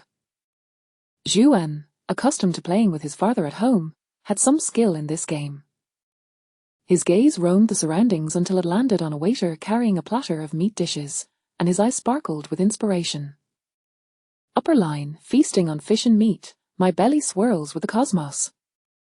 Unbeknownst to them, County Magistrate Zhu and Master Zhu had ascended from the upper floor. The crowd was engrossed in the spectacle, oblivious to the two figures behind them. Hearing his son's upper line, County Magistrate Zhu chuckled. To spontaneously create such a line is commendable enough. However, Zhu Mingli fixed his gaze intently on Wang Shuizhou. If the students could not handle it, he would have to intervene. Wang Shuizhou scanned the area and caught sight of someone eating with a bowl in hand while watching the commotion, which made him chuckle. My lower line is, with green onions and garlic at my side, the world of flavors brings boundless joy. Zhuan's eyes widened in disbelief as he retorted, for an autumn theme, I present the upper line, autumn winds rise, yellow leaves dance. Autumn moon bright, white frost congeals. Willow tendrils gently brush the azure shore. Peach blossoms faintly bloom in the springtime garden. As their exchange continued, the murmurs from the audience gradually faded, and Zhuan's face grew increasingly sullen. County Magistrate Zhu and Zhu Mingli stood silently together. I concede, as Zhuan finally managed to utter, his voice strained. Once he broke the ice, it became easier to speak. I admit my defeat, wholeheartedly. My previous words stand. I leave my fate in your hands. What would you have me do? He steeled himself for the humiliation that might follow. At this moment, Wang Chengzu felt dazed, standing atop the podium. Wang Shuizhou glanced at him, realizing he could not rely on his uncle. Thus, he said, rest assured, I shall not impose any unethical tasks upon you. For the time being, I have yet to determine what else I would require. Zhuan felt a wave of relief wash over him, and he wearily nodded. Today had been a considerable blow to his pride. He weakly gestured to the innkeeper. When you have decided, please inform the innkeeper here, and I shall comply with your request. Master Qiu, I leave the subsequent matters in your capable hands. Master Qiu nodded respectfully as he escorted the guests out. Wang Shuizhou trotted over to the innkeeper. Just give me the money. May I keep the meal for another time? Today, I am pressed for time. The innkeeper, not daring to underestimate the young lad, replied, rest assured, young master. Our establishment is here. You may return at any time. After speaking, he instructed a waiter to present 20 taels of silver, saying, though others have matched couplets before, none have matched the brilliance of yours. The extra 10 taels are to make amends for any shortcomings in today's hospitality. I hope you will forgive me. Such talent at such a young age caught Master Qiu's interest, prompting him to be generous. This was, after all, a bonus of 10 taels. Wang Shuizhou, not one to feign humility, accepted it with an open heart. Many thanks, Master Qiu. However, it is getting late, and I shall not linger. He hastened to leave, keen to avoid any reminders from his uncle regarding the silver. Tucking the ingots into his arms, he dashed off. Upon witnessing this, Wang Chengzu suddenly came to his senses, disregarding everything else, and shouted after him, Zhuer, wait for me. Just as Wang Shuizhou burst through, he was startled, kicking his legs in the air to no avail, before turning to see that it was not Wang Chengzu, but rather Little Wu. He breathed a sigh of relief. Little Wu, what are you doing? Little Wu nodded toward the front, and Wang Shuizhou followed his gaze to find Master Zhu standing quietly, observing him. Wang Shuizhou trailed behind Master Zhu like a quail all the way back to the schoolhouse. His mind was racing, concocting explanations for how he had never studied couplets yet had showcased his talent at Shanheiju, rehearsing a plethora of responses. Yet upon arriving at the school, Master Zhu merely handed him a copy of the Analects.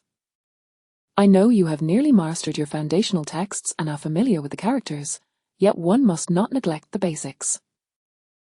From now on, besides studying your foundational texts with Dashing and the others, you must also begin learning the Analects with Zhao Xing and his group, ensuring you achieve thorough comprehension, recitation, and memorization. Each day, write a large character, and I will review it after class. Yes. He had prepared a myriad of explanations, only to feel the futility akin to striking a fist against cotton. Off you go. Once the student copies the text, I shall return it to Master Zhu. Wang Shuizhou respectfully bowed before taking his leave. By the time he returned to the dormitory, Zhao Xing and Cheese Yarn noticed the evident relief on his face. They inquired, "We were originally waiting for you at the alley, and just as we were about to head out to find you after waiting a long while, Little Wu told us to return first, suggesting you were with Master Zhu. That's why we came back. You didn't come looking for us, did you?" Chapter 32. Why is this happening? The two of them were evidently concerned that they might have returned a step ahead of him and feared he would be upset. Had it not been for their explanations, Wang Shuizhou might have completely forgotten about them. With a hint of embarrassment, he said, "My uncle encountered some matters and had to leave in a hurry. Later, I met the teacher and followed him back. I didn't have the chance to look for you." The two let out a sigh of relief in unison. That's good to hear. Zhao Xing sighed, lamenting his own misfortune and lack of achievements, before heading off to wash up. Cheese Yarn also tidied his belongings, awaiting the end of classes tomorrow to return home. Wang Shuizhou, however, cast his uncle aside and fell fast asleep. Zhuan returned to the backyard of the county office, looking dispirited. Upon entering, he found his father waiting for him. He sluggishly approached and greeted, "A father." Zhu County Magistrate felt a flicker of amusement at his son's demeanor, though he concealed any hint of it. "How do you feel today?" Zhuan, somewhat displeased, straightened his lips and sat down on a nearby chair. "You were upstairs today. You surely witnessed everything. If you wish to mock me, go ahead." Zhu County Magistrate took a sip of tea and spoke leisurely. "I have long said that there are always those beyond you, and never underestimate any opponent. Today was a lesson, wasn't it? I have been enlightened by my father since I was 3, and at 5, I began studying with a scholar in my hometown. Now, at 8, I have passed the provincial examination, and this year, at 9, I am preparing for next year's imperial examination. Though I cannot claim to be exceptionally gifted, my teacher has praised my extraordinary talents, yet, that boy, despite his youth and seemingly humble background, seems to outshine me. How can this be? Is it truly possible that someone possesses such extraordinary talent that they can effortlessly surpass me?" Noticing the weight of his son's disappointment, Zhu County Magistrate adjusted his expression. In ancient times, there were those like Gan Luo, who became a minister at 12, and Cao Chong, who became famous at 6 for identifying an elephant. And you, and Ji the world is never short of exceptionally gifted individuals. Although you have earned the title of Tongxing at such a young age, among the great families, you are merely above average. Therefore, one must never underestimate anyone, even those who seem inferior. Throughout history, there have been many with exceptional talent. The true victor is the one who can laugh in the end. For you, the imperial examination is merely a common occurrence, but for others, it is a chance to change their fate. They must strive with all their might to stand out. You will encounter countless such opponents on this path, so never underestimate them, nor should you become complacent. But my son, you need not belittle yourself. That child does indeed possess remarkable talent, but it is not merely by chance. I know his teacher. Though he is only a scholar without the titles of Juren or Jinshi, his knowledge is not necessarily inferior to those who have achieved them. Zhuan perked up. Why do you say that, father? Zhu County Magistrate sighed. With such a thriving literary culture, one can only imagine the challenges faced by students there. The entire Yuhang has 10 prefectures and thousands of scholars, yet there are only 40 slots available for the provincial examination. On average, each prefecture has merely 4 slots. It requires not only knowledge but also social connections, physical endurance, and reputation. This Zhu teacher simply fell short in terms of luck. Zhu County Magistrate's expression grew complex, and he chose not to elaborate further. Zhuan, astonished, pressed, "Then how did he end up here?" It was not that young Zhu was lacking, but rather that it was far from Yuhang, and the local customs were significantly inferior. That is a private. You are only 9 years old and have ample time ahead. This experience is merely a chance to accumulate knowledge. I still intend for you to study under Zhu Mingli. Have you changed your mind since today? Previously, when Zhu County Magistrate had merely mentioned it, Zhuan had become irate upon learning that his teacher was merely a scholar, refusing to listen to further explanation. Now, after this incident, Zhu County Magistrate believed his son must have had a change of heart. Zhuan did not vehemently oppose this time. Instead, he expressed his reluctance, saying, I haven't even taken the imperial examination yet. How can you presume I won't succeed? After a night devoid of dreams, Wang Shuozhou stepped into the classroom the next day, brimming with vitality unlike previous days. Today, as he entered, Teacher Zhu surveyed the room and spoke solemnly. Those seated here today are all aiming for the imperial examination, so I will speak plainly. For you, the imperial examination is the true path. Everything else is merely a diversion. Seek not small gains, lest you fail to achieve great things. Do not let minor losses lead to significant failures. Today, I impart this wisdom to you. A gentleman is cautious at the beginning. A slight deviation can lead to great errors. I say this to encourage you.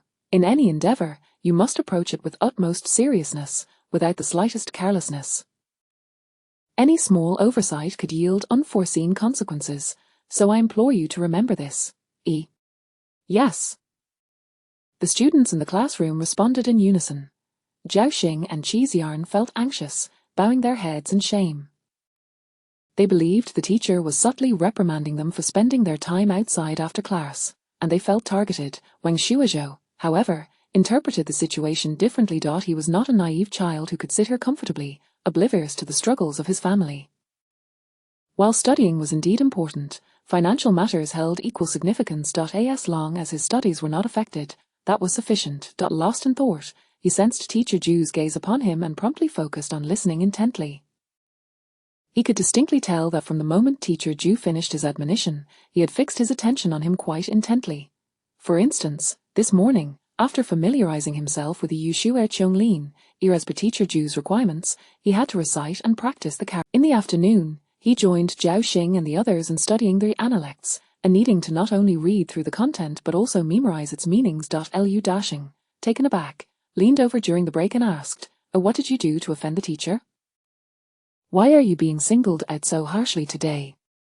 The workload Wang Shuozhou had to complete in a single morning was enough for an entire day, let alone the afternoon's assignments. Even Zheng Guangyuan and the others couldn't help but perk up their ears, eager to uncover the reason. Wang Shuozhou shot Liu Dashing a disdainful glance and began to recite loudly from their analects, to learn and to practice what you have learned. Is it not a joy? Upon witnessing this, Liu Dashing immediately turned away. HMPH. I would have known sooner or later anyway. Today's dismissal marked a day of rest, and while others eagerly rushed out of the classroom, Wang Shuozhou still had a large character assignment to complete before he could leave. At this moment, a large character task was not merely writing a larger character but rather a sheet where he could inscribe 20 to 30 characters. It seemed Teacher Zhu had considered his age and assigned him a manageable amount of writing. Given the preciousness of ink and paper, he carefully followed the teacher's instructions to grind the ink, dip the brush, and write solemnly on the yellow bamboo paper. However, as he made his first stroke, he noticed the edge of the horizontal line rapidly blurring as if it had grown barbs. He sighed in resignation. The materials he was using were simply too inferior. With greater caution, he made his strokes and finally completed 30 characters. Although the initial characters were not particularly elegant, there were no instances of ink blots or misaligned strokes. Wang Shuozhou looked upon his work with a degree of satisfaction and submitted it. Teacher Zhu closed his eyes, then opened them again, and, in a gentle tone, said, You wrote with great diligence. You may go home now. Wang Shuozhou beamed with joy, bowing obediently. A goodbye, teacher. Watching him depart, Zhu Mingli immediately tossed the characters aside and muttered to himself, Truly an eyesore. I need to wash my eyes. Chapter 33. To kill is to demand. As Wang Shuozhou joyfully stepped out the door, he was met by an unexpected figure waiting for him. Wang Chengzu, upon seeing him emerge, exhibited a mixture of surprise, warmth, and a hint of obsequiousness in his smile. Shuai, your uncle has come to take you home today. Wang Shuozhou tightened his belt slightly before approaching, inquiring, Where's my father? Wang Chengzu moved to take his satchel. Your father is waiting for you at home. I imagine you must have found your studies quite taxing these past few days. Come, allow your uncle to carry your belongings. Wang Shuozhou passively let him take his small satchel without protest. On the ox cart heading home, Wang Chengzu rummaged through the satchel but found no trace of the 20 taels of silver, yet he was unable to speak up due to the presence of others on the cart. It wasn't until they disembarked that he could no longer contain himself, pulling Wang Shuozhou aside to confront him. What are you doing, uncle? Wang Shuozhou feigned ignorance, fully aware of the implications. What do you think? What business does a child like you have with such a substantial sum of money? You ran away faster than a rabbit yesterday. Had it not been for your tutor, I would have made you pay dearly. Wang Chengzu struggled with the waist bend of his trousers, squinting as he prepared to exert force, but suddenly, Wang Shuozhou slipped away like an eel and fled. Help! The eldest of the Wang family is a murderer. Wang Shuozhou shouted as he ran. Wang Chengzu's expression shifted from green to blue. Stop right there. Grandfather, grandmother, father, mother. Wang Shuozhou burst into the house, his voice drawing old Liu out from the kitchen. Upon seeing him, her face lit up with joy, only to harden as she scolded. Oh, why are you shouting so loudly? You nearly scared me out of my wits, causing half a bag of flour to spill. Zhang followed closely behind, unable to restrain her pride for her son. Mother, today Schwerer has returned. If we have more flour, so be it. A loud voice indicates he is robust. Wang Shuozhou chuckled. Of course, we exercise with our tutor every day. I can even perform the 5-animal play now. He demonstrated a few poses for them. Old Liu watched her grandson's energetic display and couldn't help but remark, what kind of tutor teaches such frivolities? Mother, you misspoke. This actually shows my discerning eye in finding a good tutor for our Schwerer. Wang Laochu and his 3 sons entered together from outside. As soon as Wang Chengzu stepped inside, he kept casting furtive glances at Wang Shuozhou, who pretended not to notice. Without good health, no matter how well you study, it will be of no use. If you encounter wind or rain during the exam, can your body withstand it? That's why it's important, Wang Qingji said with delight. Wang Shuozhou gave a thumbs up. That's my father speaking. Such wisdom. Indeed, I have consumed more salt than you have eaten rice, Wang Laochu added proudly. Old Liu raised an eyebrow. Are you implying I lack insight? Wang Shuozhou, eager to please, reached into his trousers and produced 2 10-tael silver ingots, presenting them to old Liu. Grandmother, this is my and uncle's tribute to you and grandfather. This gesture left the Wang family in a state of astonishment. Before long, Wang Laochu summoned everyone to sit in the main hall. Wang Shuozhou vividly recounted the events of the previous day, omitting no detail to protect Wang Chengzu. A profound silence enveloped the room. The Wang family collectively pondered, could it be that Schwerer is truly the reincarnation of the literary star? Only Wang Chengzu retreated, inching toward the door. I also want to go to the city to study. I want to go. Wang Shuowen, momentarily stunned, immediately shouted, if I go to the city to study, I can certainly earn money too. I want to go. His words snapped Wang Laochu back to reality. Noticing Wang Chengzu at the door, he hurled his shoes at him. Second and third. Hold him down. Wang Chengji and Wang Chengyao swiftly tackled Wang Chengzu to the ground. You unfilial son. Do you intend to drive your father to his grave? You dare to go to the gambling den today, I might as well kill you, saving the family from your burdens in the future. Upon hearing this, Zhang's eyes narrowed. She rushed to fetch a stick as thick as her arm, handing it to Wang Laochu. Old Liu shot her a fierce glare, while Zhang, with a face full of anger, explained, if father, mother, I am not heartless. If the eldest continues on this reckless path, dragging down Shuowen is one thing, but what if he also drags down our Schwerer? Schwerer has been studying without costing the family a dime, and he even brings money home. His academic prowess far surpasses Shuowen's. Our family's hopes now rest on him. If the eldest hinders him, a beating would be too light a punishment. Wang Laochu, upon hearing this, gritted his teeth and resolved to act decisively, raising the stick to strike Wang Chengzu. EU disaster. Not only are you unmotivated, but you also intend to drag our Wang family down. When I reach the afterlife, how will I face our ancestors, father? Please let me explain. Ouch, father. Mother. Wang Chengzu's cries echoed, akin to a slaughtered pig. Jiao bit her lip, glaring at her husband without intervening. This fool. The last time he harmed his son wasn't he enough? Now he wants to drag him down again. She wished fervently for her father-in-law to put an end to him. How could their son be burdened with such a father? It left them feeling perpetually overshadowed by the second branch. Jiao contemplated this, angered to the point of tears. Her previous fierceness entirely diminished. Seeing his grandfather furious, Wang Shuowen was instantly silenced. Old Liu, too, was filled with a myriad of emotions, remaining mute. After observing for a while, Wang Shuozhou felt it was time to intervene. Surely, his grandfather wouldn't go so far as to kill his own son. If he truly beat him too severely, both of the old couple would be pained and incur medical expenses, which would be unwise. Grandfather, the county is about to leave Corvée Labour, and I return to inform you of this. What? Corvée Labour? The four men of the Wang family fell silent. The third branch, still able to sit calmly, suddenly grew tense, with Mar anxiously inquiring, are you sure? When? The date is approaching. This time, we are to go to Lingsing Town to repair a bridge. Moreover, this year's exemption fee is 5 taels. Although it's increased somewhat, the earnings I made yesterday are sufficient. Let us spare the family from Corvée Labour this year, shall we?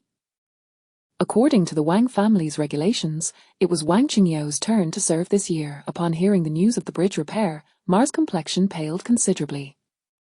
I heard this from a classmate whose family learned it from the county magistrate's wife. The likelihood is quite high, Wang Shuozhou added, fearing his family wouldn't believe him. Wang Laochu, swaying slightly, finally loosened his grip on the stick. Chapter 34. I rely on you. Upon learning this news, Old Wang was instantly agitated. He had originally stepped out of his house to disseminate the information but, after some thought, decided to bring Wang Shuozhou along. Old Wang harbored a slight inclination to boast, leading Wang Shuozhou from one brother's home to the village chief and clan elders, each time presenting Wang Shuozhou to explain the source of the news. Wang Shuozhou, ever earnest, addressed the inquiries of the elders with candor. After half a day, just as his voice was beginning to tire, Old Wang escorted him home. On the way back, Old Wang felt inexplicably cheerful, softly humming a little tune. Ugly boy, do you know why Grandpa brought you out today? Wang Shuozhou thought to himself, it must be to show off, right? Each time he mentioned the source of the news, the villagers would shower him with praise, and Old Wang's back would straighten a little more, a proud smile gracing his face. Yet, voicing this sentiment would surely land him in trouble. I don't know, Wang Shuozhou replied. Hearing this, Old Wang chuckled. I know you think Grandpa is merely boasting. In truth, that is only a small part of the reason. Years ago, your uncle took an exam, and the villagers contributed some money. However, over the years, your uncle has shown little promise, making no progress whatsoever. Your grandmother and I, unwilling to give up, continued to support him, which has only led to our family's decline. Many in the village have had much to say. Today, Grandpa indeed felt a bit of relief, but it is also for your sake. If you choose to follow this path in the future, having today's experience will surely enhance your reputation in the village, and when it comes time for examinations, others will be more willing to contribute, sparing you from the burden of your uncle's failures. Wang Shuozhou looked at Old Wang in surprise. Was this a sign of support for his scholarly pursuits? Noticing the expression in his grandson's eyes, Old Wang playfully tapped his head. What else with that look? While your grandmother and I might be a tad biased, there are only 3 grandsons in the family. How could I not wish for your success? It was merely that our circumstances did not permit it before. But now, things were different. Old Wang silently resolved that he had recognized his little grandson's potential and had firmly decided to nurture it. Wang Shuozhou, unaware of these thoughts, felt a great weight lift off his shoulders. After dinner that evening, he routinely checked the progress of his siblings in learning characters, administering rewards and penalties according to their performance. Wang Shuowen watched from the side, snorting in envy and jealousy at his cousin's display of superiority, both at home and in public, Wang Shuozhou couldn't help but admire his cousin's composure. The child had remarkable mental fortitude. After being kicked by his father and bedridden for 2 months, he returned to life as if nothing had happened, showing no signs of sorrow or despondency. That night, the family of 5 sat together, exchanging warm inquiries about Wang Shuozhou's daily meals and studies at the academy. He did not mind their chatter, vividly recounting the events that transpired at school. Zhang Shi, feeling sympathetic, pulled him into her embrace. Your teacher is being too harsh. Why should you be the one learning so much? Can your head even handle it? Wang Chengji, seeing his son nestled against his wife, pulled him out of her arms. This simply means the teacher values our child. Otherwise, why treat him differently from others? He must think our ugly boy is smarter than the rest, capable of learning so much. Zhang Shi, upon hearing this, seemed to agree, her excitement bubbling over. This teacher has an eye for talent. I told you, our Wang family might yet depend on our ugly boy. Pausing for a moment, Zhang Shi's expression turned serious. But your elder brother has been increasingly irresponsible these past few years. This time, it was only due to ugly boy's intervention that he avoided the gambling den. What if he gets caught next time? That vice could ruin everything, and how would our ugly boy afford his studies then? Wang Chengji's expression darkened. No, I must keep a closer watch on your elder brother. The 2 adults conversed earnestly, while the 3 children chatted happily. Wen Yaoyu curiously inquired, Little brother, what is the Xinhe residence like? Is it grand inside? Oh, it is indeed grand. The tavern boasts 3 full stories. The entrance, Wang Shuozhou elaborated as vividly as he could, and Mao Dan listened intently. Once Wang Shuozhou finished, he lamented, if uncle hadn't deceived us, I could have gone inside to learn the craft and returned to share the delicacies with you all.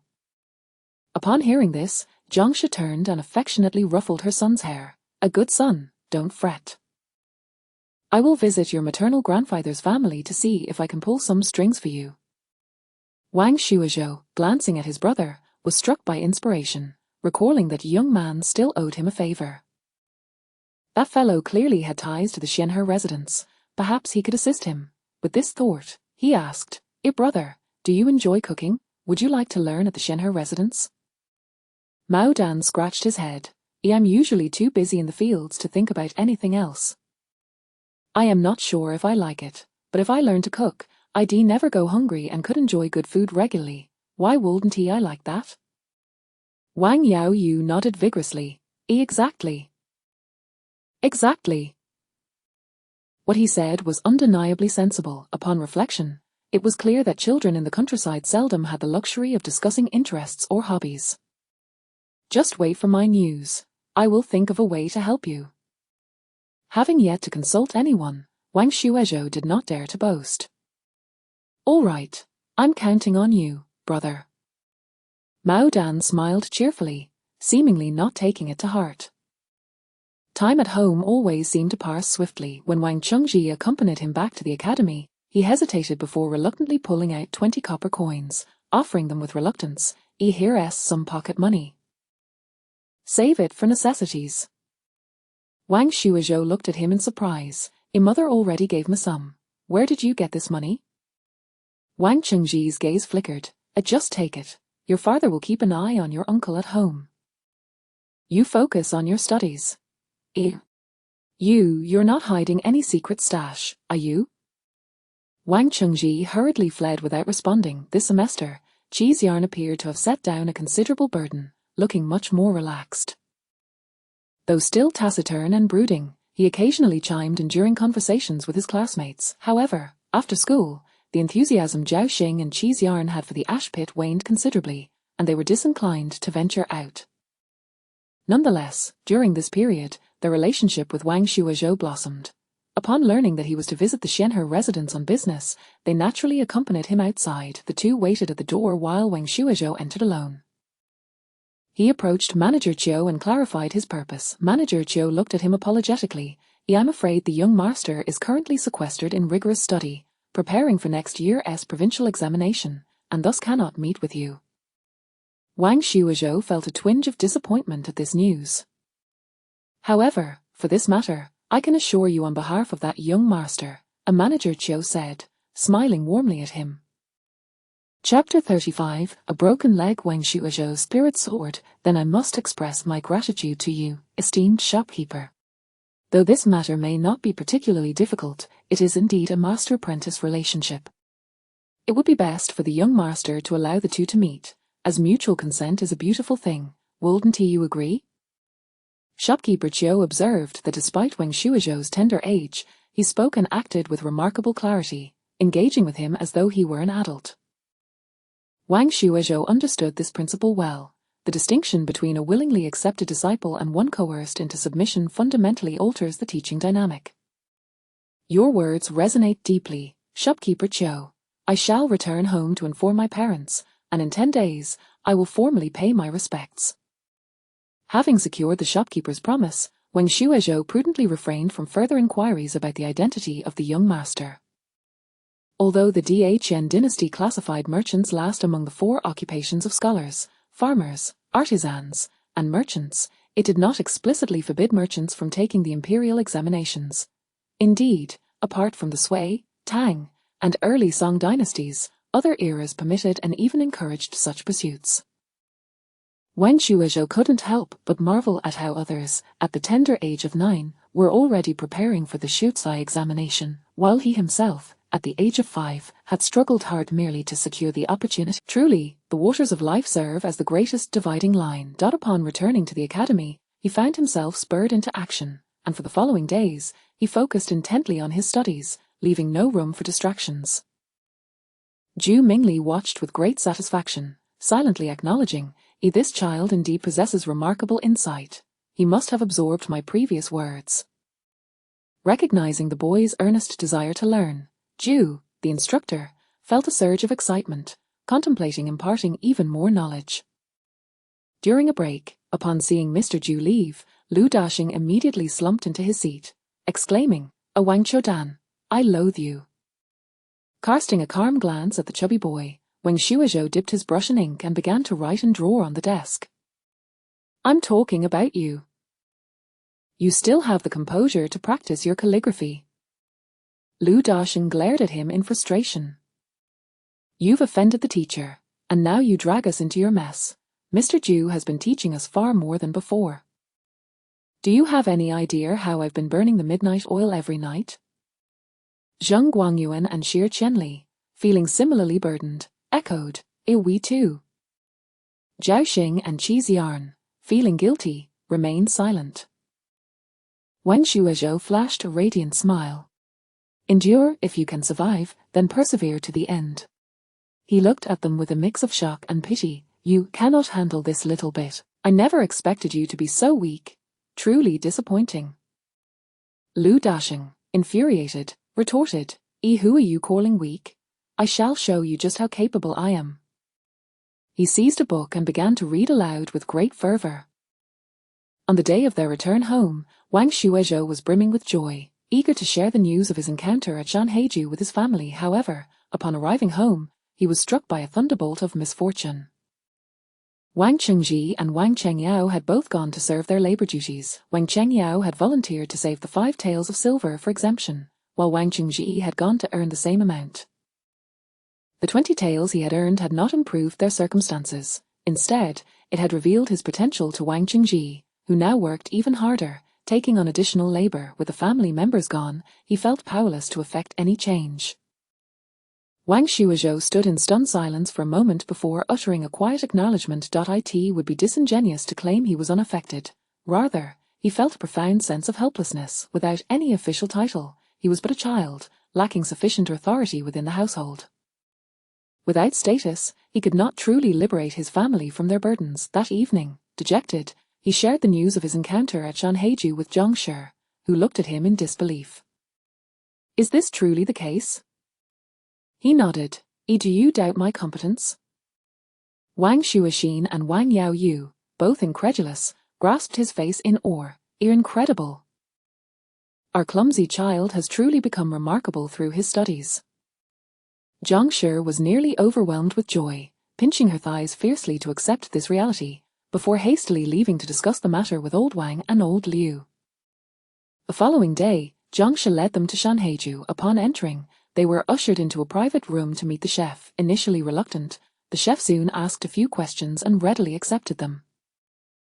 Zhang Shi quickly presented the gifts she had brought, which further pleased the chef, removing any barriers, and that same day, he retained their services, having resolved one concern. Wang Shuizhou cast aside distractions and dedicated himself to his studies. However, upon returning home 10 days later, his emotions became increasingly complex. His uncle, Wang Chengzu, had suffered a broken leg. It was a genuine fracture, one inflicted by another, and even if healed, he would walk with a limp. The cause of this tragedy lay in the previous romantic entanglements Wang Chengzu had incurred. The lady in question, having gained nothing from the encounter, sought recompense after recovering her health. Yet, Wang Chengzu, unable to protect himself, had been nearly stripped of his finances by old Wang and old Liu, making it impossible for him to provide any compensation. In a moment of desperation, he turned the tables, accusing the lady of having ulterior motives to seduce him, claiming she had attempted to deceive him into believing she was with child, thereby inflicting harm upon him, and demanded compensation from her.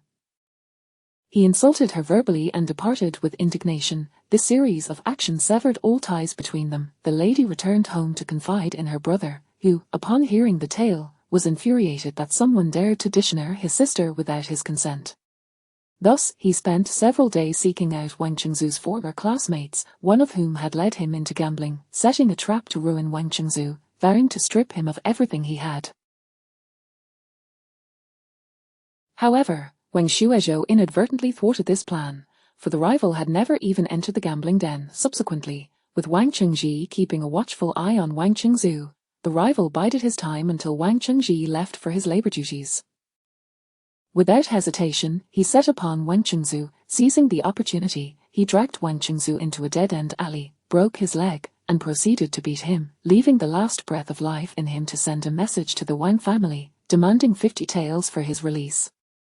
Moreover, he calculated that the Wang family housed 2 scholars who would dare not attract attention by reporting the incident to the authorities, and indeed, this was the case. No matter how much old Wang and old Liu lamented their son, they were also reluctant to make the matter public, as it would tarnish their reputation, especially with Wang Shuowen and Wang Shuizhou aspiring to take the imperial examinations. Such news, if spread, would provide their rivals with ample ammunition against them. Thus, old Wang, accompanied by 2 of his uncles, ventured to redeem Wang Chengzu, hoping to preempt any further threats. They drafted an agreement, detailing the events and stipulating that this matter would not be used for future intimidation. Observing his uncle, pale and despondent upon the bed, Wang Shuizhou found himself torn between relief that his father was engaged in labor duties and sorrow for his uncle's broken leg.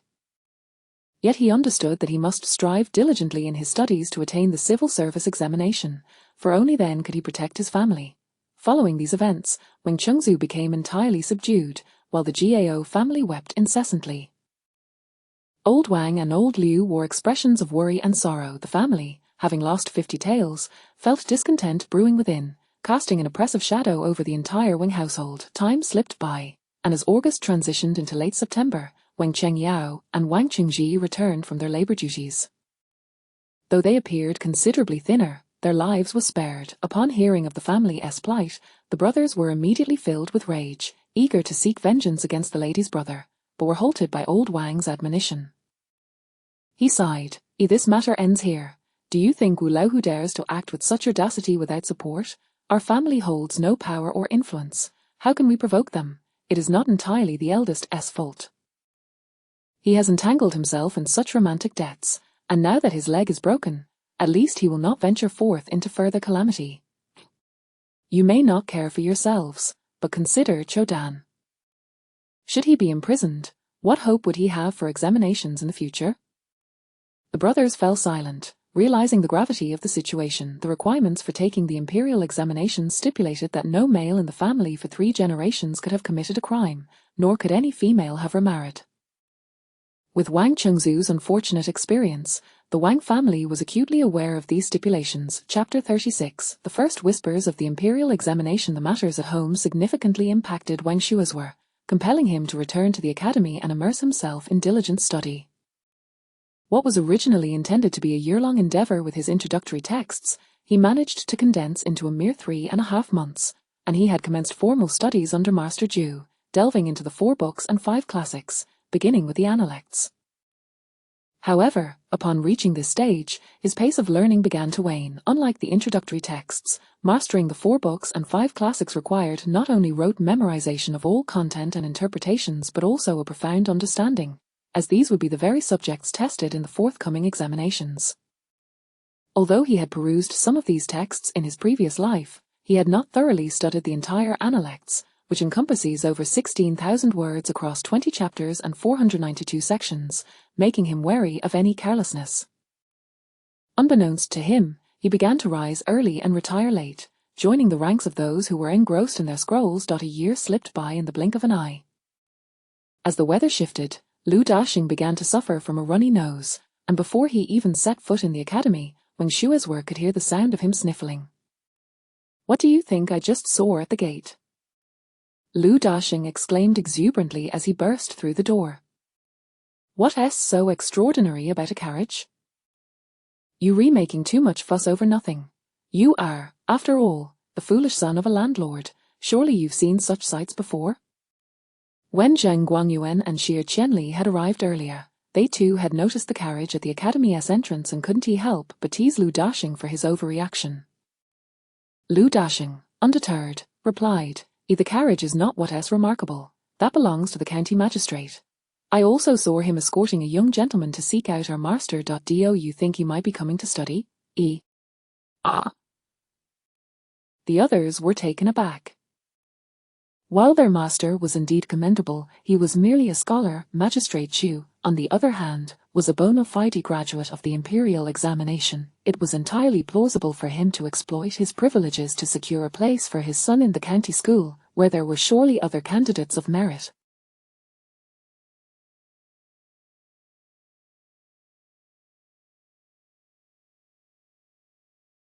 Why would he? I've heard through the grapevine that Magistrate Zhu was assigned to Baishan County 2 years ago, and our master arrived around the same time. They must have known each other previously. Moreover, it is said that Magistrate Zhu's youngest son passed the childhood examination at the tender age of 8 and, now at 10, has already participated in the provincial examination. He had been studying under a scholar in his father's hometown until recently, only coming here after completing his provincial exams. Wang Shuizhe looked at him curiously and asked, "How do you know this?" Lu Daxing wiped his nose on the back of his hand and replied, "I overheard my father talking." Zhao Xing exclaimed, "Impressive, to be so capable at the age of 10. If he is that impressive, why would he come here to study? You just spouting nonsense." Xie Qianli retorted, dismissing Lu Daxing's fanciful notions. Then what else could he be doing here? Visiting for leisure? Lu Daxing shot back defiantly. Perhaps he is here for some fun. You'd be better off using your time to read instead of waiting to receive a scolding later, Xie Qianli remarked, just as he noticed Master Ju approaching with a group. He quickly straightened his book and announced, "The master is here." Wang Shuizhe glanced outside and immediately spotted the young gentleman following Master Ju, clad in a pale blue scholar's robe, approaching with a solemn expression. Sensing the gaze directed at him, the young gentleman shot him a glare. So it's him. Wang Shuizhe instantly recalled their previous wager and calmly turned his head away, merely a defeated opponent.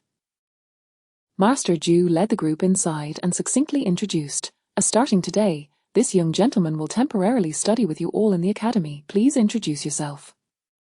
Zhuan, standing with his hands clasped behind his back, scanned the room with a dismissive gaze.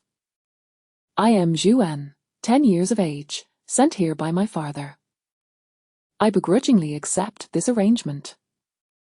His words immediately elicited displeasure from the others. What did he mean by that? Did he look down upon their master? Master Ju's expression remained unchanged as he gestured toward a seat at the back. "You may sit there for now. I'll have someone arrange a desk for you shortly."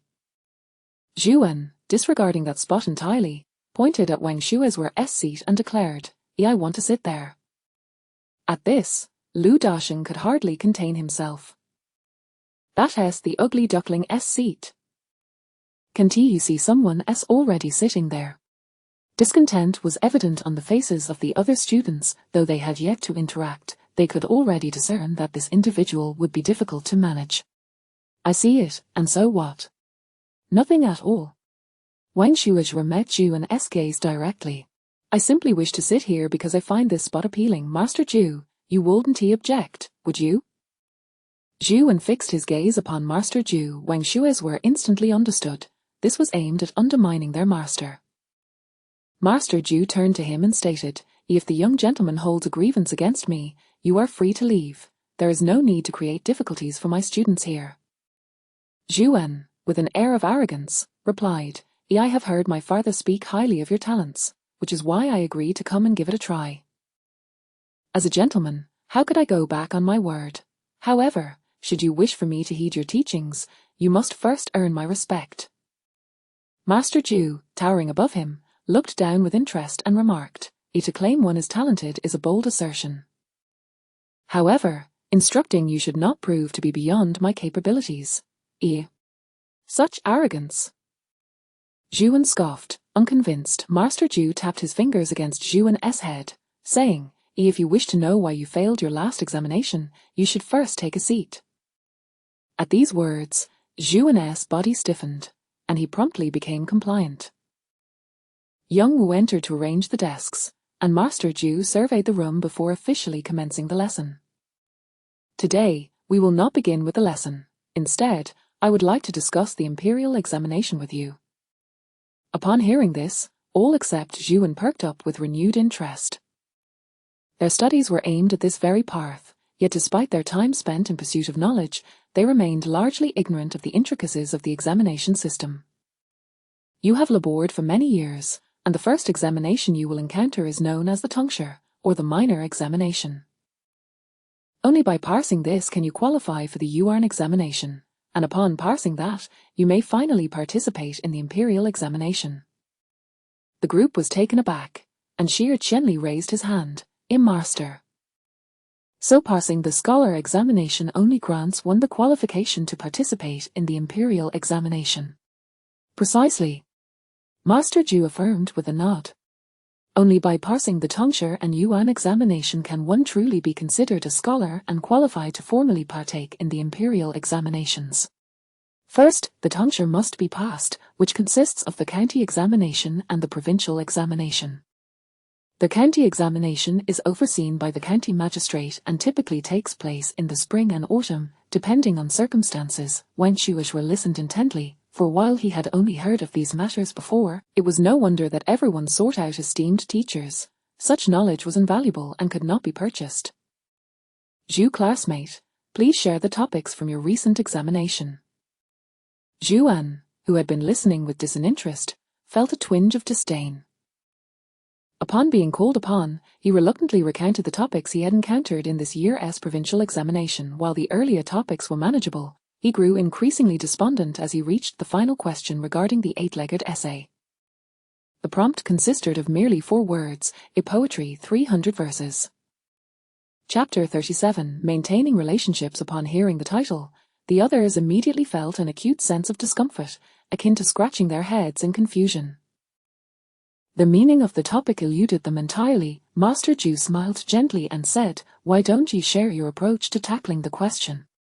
Yuan shot an irritated glance at Master Zhu before slowly articulating, the 300 are the verses of the Book of Songs, intricately woven with moral principles, encompassing myriad phenomena. When he first encountered the question, his mind momentarily blanked, but after a brief contemplation, he decided to reference the 300 to decipher it. He believed he had expertly quoted classical texts and praised the sage's virtues, producing an elaborate piece that was, in his view, flawless, yet, to his dismay, he had completely misinterpreted the question. Master Zhu shook his head after listening to him. If I were you, I would have approached it from the Analect's governance section, where the master said, the 300 can be summed up in one phrase, let there be no evil thoughts.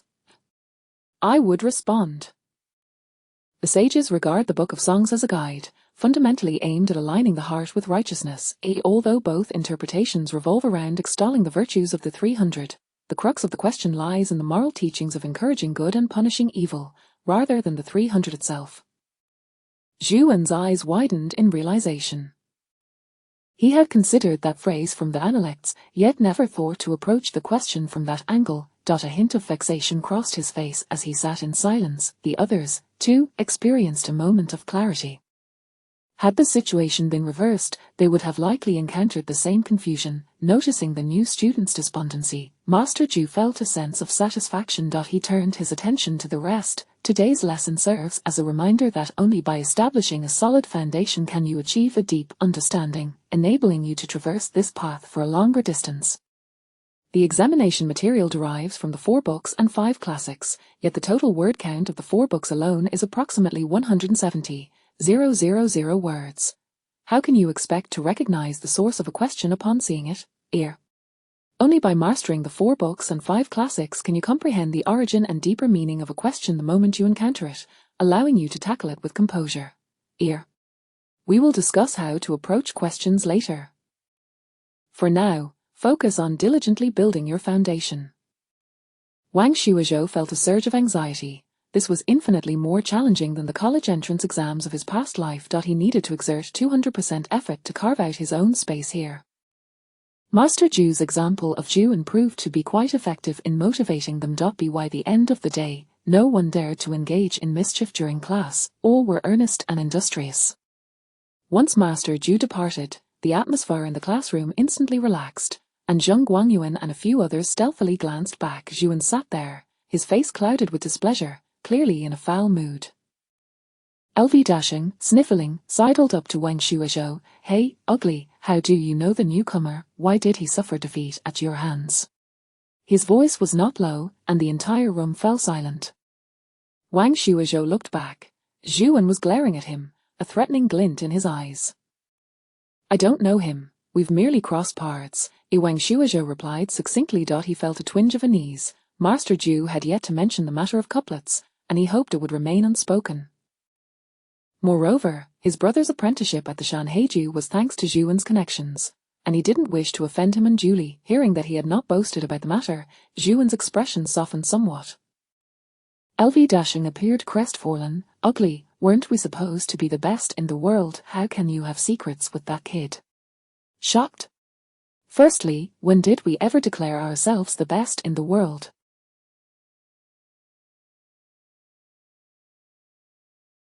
Secondly, I'm not familiar with him, Zhuan replied dismissively.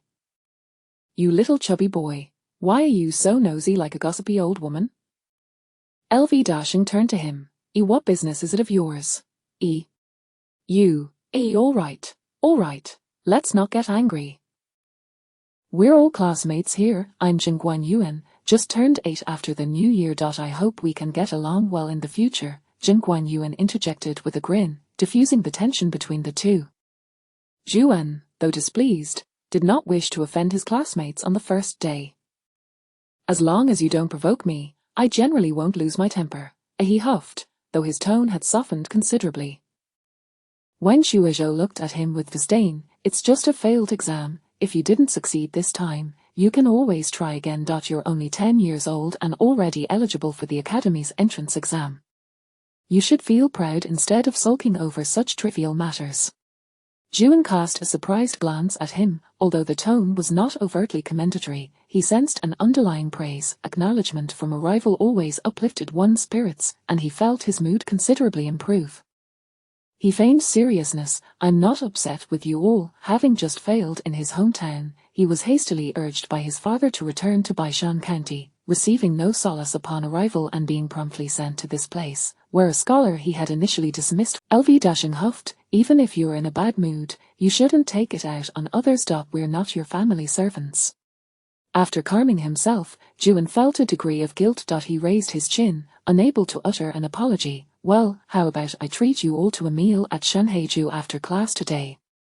Xie Qinli and Zheng Guangyuan exchanged glances. "There's no need to be so courteous. You haven't really wronged us. Why not? Why shouldn't we go?"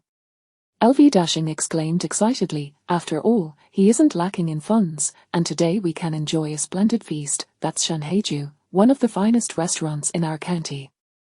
My father loves to visit there, and I've heard they have storytellers during meals." LV Dashing rarely had opportunities to dine there, so naturally, he was unwilling to let this chance slip away, encouraging the others to join in. They were all of a similar age, no matter how serious their studies were, they also yearned for some fun. With LV Dashing's encouragement, they half-heartedly agreed, and as the end of the school day approached, they hurriedly made their way to Shanhaiju. Upon arrival, Manager Chiu personally welcomed them. Jiun waved his hand, confidently instructing, "A private room for us on the 3rd floor, and please serve a portion of the signature dishes. Today, I wish to treat my classmates."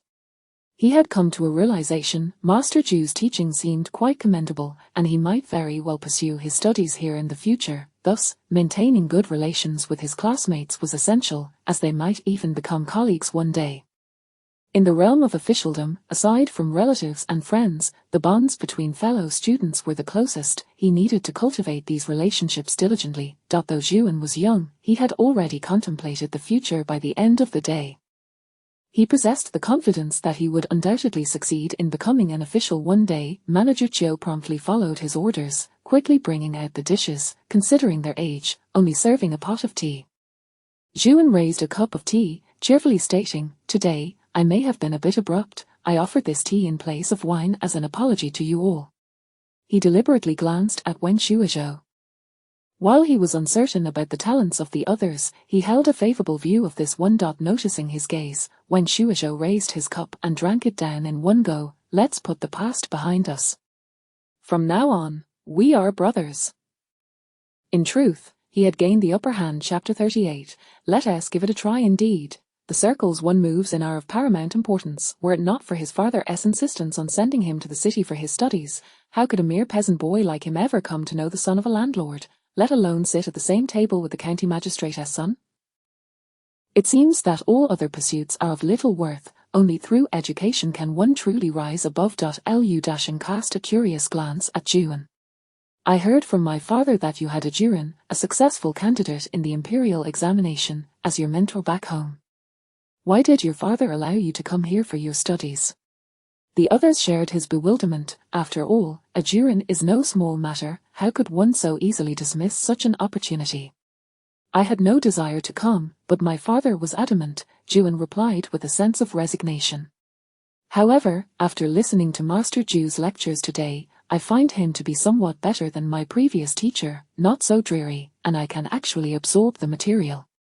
Had it not been for this, he would have made quite a fuss at home, demanding his father retract his decision. "Well, it seems our teacher is indeed commendable, if even your esteemed father acknowledges him," Zhaoxing remarked, receiving unanimous agreement from the group. Lu Dashing, upon hearing this, grew indifferent. His stomach grumbled in protest as he glanced at the dishes before him. "Stop talking and eat up. This steamed pork is rich yet not greasy. Delicious. Try this bamboo shoot. It is crisp and delightful." Initially, everyone had been somewhat reserved, but with Lu Dashing devouring his meal as if at home, the others soon followed suit, feasting with abandon. This meal was undoubtedly the finest that Wen Shuizhou had ever enjoyed since his rebirth. He nearly shed tears over the nostalgia of that beloved restaurant's flavors. As the meal progressed, the group discovered that Shanhaiju was actually owned by Jiun's mother, which explained his familiarity with the establishment. Wen Shuizhou's suspicions were confirmed. Meanwhile, the storyteller downstairs, upon the commencement of his shift, fully engaged his audience, skillfully embodying multiple characters with varying tones and inflections, his mimicry quite remarkable. Everyone else was completely absorbed, while Wen Shuizhou still found the appetite to eat. To be frank, had the storyteller not been so humorous and adept, he would have lost interest long ago. After listening for a considerable time, the tale of a down-and-out scholar and a beautiful maiden had grown exceedingly tedious. "Do you not enjoy it?" Jiun inquired, glancing at the expression on his. While everyone else appeared enthralled, why did he wear such a countenance? They were all of similar age, how could their tastes differ so vastly? "Perhaps it is because the stories I conjure in my mind are far more interesting," Wen Shuizhou replied, igniting Jiun's curiosity. "Pray, do share the tales you often imagine." At this, Wen Shuizhou's eye sparkled as he gazed at Jiun. The story unfolds in a quaint village, where a boy named Wang Yang, orphaned and raised on the charity of the villagers, one day He had read countless novels in his past life, and with a mere flicker of thought, he spun a captivating opening. The narrative followed an orphan, nourished by the kindness of the village, who, after witnessing the slaughter of his village by with a flick of his sleeve, a flying sword hovered before them, and the Daoist whisked him away to the heavens, where a 3-story flying ship awaited. Unbeknownst to him, his companions were enraptured by his tale. Wang Shuozhou, however, fell silent, lifting his cup of tea for a sip. And then? Lu Dasheng pressed impatiently. Then I grew weary today. Perhaps I shall weave more of the story for you another time, Wang Shuozhou replied with a grin, choosing to leave his audience in suspense, intent on reeling Juan in further. Oh. Why must it end at such a crucial moment? Lu Dasheng squirmed in his seat, pleading with Wang Shuozhou for more. Though the others did not voice their wishes, they too eagerly awaited the continuation of the tale, yet Wang Shuozhou's lips were sealed tighter than a clam. As the group eventually dispersed, the story remained suspended in the air.in the span of a single meal. Their relationships had strengthened considerably, and Juan felt reassured in continuing his studies at the Shanshan Academy. Time passed swiftly, seasons changed, and 3 years slipped by in the blink of an eye. During this time, Wang Shuozhou traversed between the academy and home, his physique gradually transforming as he grew taller and more slender. Witnessing his hard work in studies, his family endeavored to nourish him whenever he returned home. He had long since shed the image of a destitute peasant boy. His complexion had lightened from a lack of labor in the fields, his features grew more refined, exuding an air of scholarly elegance, standing there like a dashing young scholar. His brother, Mao Dan, had learned the trade at Shenheiju for 3 years and had begun to take charge of the kitchen, earning a wage. After recovering from his injury, Uncle Wang Chengzu, now limping, faced the bleak prospects of the imperial exam. After a year of despondency, he rallied his spirits and transformed the Wang family's backyard by erecting several thatched huts to teach local children the basics. Though the tuition was modest, merely 500 yuan a year, he gradually garnered a handful of students. For this, old Wang and old Liu were moved to tears. During these 3 years, third Aunt Mar gave birth to a set of twin boys, bringing her newfound pride, and she no longer bore the burdens of year with such resignation. Though the family's meals were devoid of grand feasts, life steadily improved. Wang Shuozhou had begun to shoulder his own educational expenses. 3 years prior, he had hooked Juan with the opening of a fantasy novel, and together they collaborated, one narrating, the other transcribing, submitting their work to the manager Qiu at Shenheiju. Upon reading it, he found the story refreshing and promptly had the storyteller commence performances at the restaurant. In just a few days, Shenheiju was filled to capacity nightly, yielding a bountiful profit. Wang Shuozhou received his first windfall of 50 taels. However, when discussing this with his family, he discreetly withheld a portion, fearing that his exceptional success might not be well received. The bow of talisman water forced upon him during his 3rd year had long since become a psychological shadow. Over the past 2 years, he saved 300 taels from the income of the distinction between immortals and mortals, after providing for his family, making him a hidden affluent member of the Wang family. Before dawn, Wang Chengji harnessed the newly acquired ox cart to transport him to the academy. Upon entering, he was greeted by a bustling and lively atmosphere. "What are you all discussing?" Wang Shuozhou inquired, setting down his satchel with curiosity. Juan sighed, "Today is my last day of classes. I shall return home tomorrow to register for the imperial examination." Wang Shuozhou suddenly realized it was that time of year again. "Then I wish you a splendid future and success in your endeavors. Do you think our teacher will allow Zhaoxing to take the exam this year?" Zhaoxing, filled with a mix of anticipation and trepidation, replied, "I doubt it. I haven't heard our teacher mention anything about it. Shall we not approach our teacher and inquire?"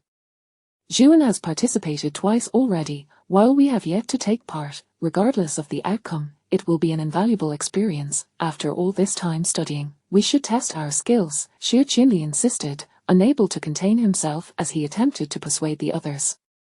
Chapter 39, Accumulating Virtue. Who says that fame cannot be attained early? Juan, at their age, has already attempted the examination, while they have yet to even approach the gates of the imperial examination. Even if we could just achieve the status of a child scholar, that would suffice. "We shan't aspire to being a licentiate," Zheng Guangyuan rationally remarked. "The prospect of being an 11-year-old child scholar is indeed commendable." Juan, with an air of pride, declared, "I, my dear fellows, am a prodigy. How could I be compared to you? My ambition is to become a licentiate." He could hardly imagine the splendor associated with being a 13-year-old licentiate. Wang Shuizhao, listening quietly, refrained from voicing his thoughts. He was engrossed in copying annotations from a borrowed copy of the Zhuizhuan, a work penned by Zhuan's father. Initially, he believed there was ample time, but today he was suddenly informed that Zhuan was to return to his hometown. The duration of his absence was uncertain, and it would be inappropriate to borrow the book for too long. "Ugly fellow, say something. What are your thoughts?" The lively discussion among the group came to a halt when they noticed Wang Shuizhao diligently writing away, causing a sense of irritation. This fellow was secretly striving while they were engaged in conversation.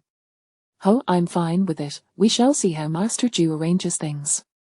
In his previous life, he had studied information engineering, which proved utterly useless in this life. Yet, he had accumulated virtue in his past existence, and thanks to the years he had lived, his life experience and insights not only allowed him to earn money to study at ease but also endowed him with exceptional comprehension skills.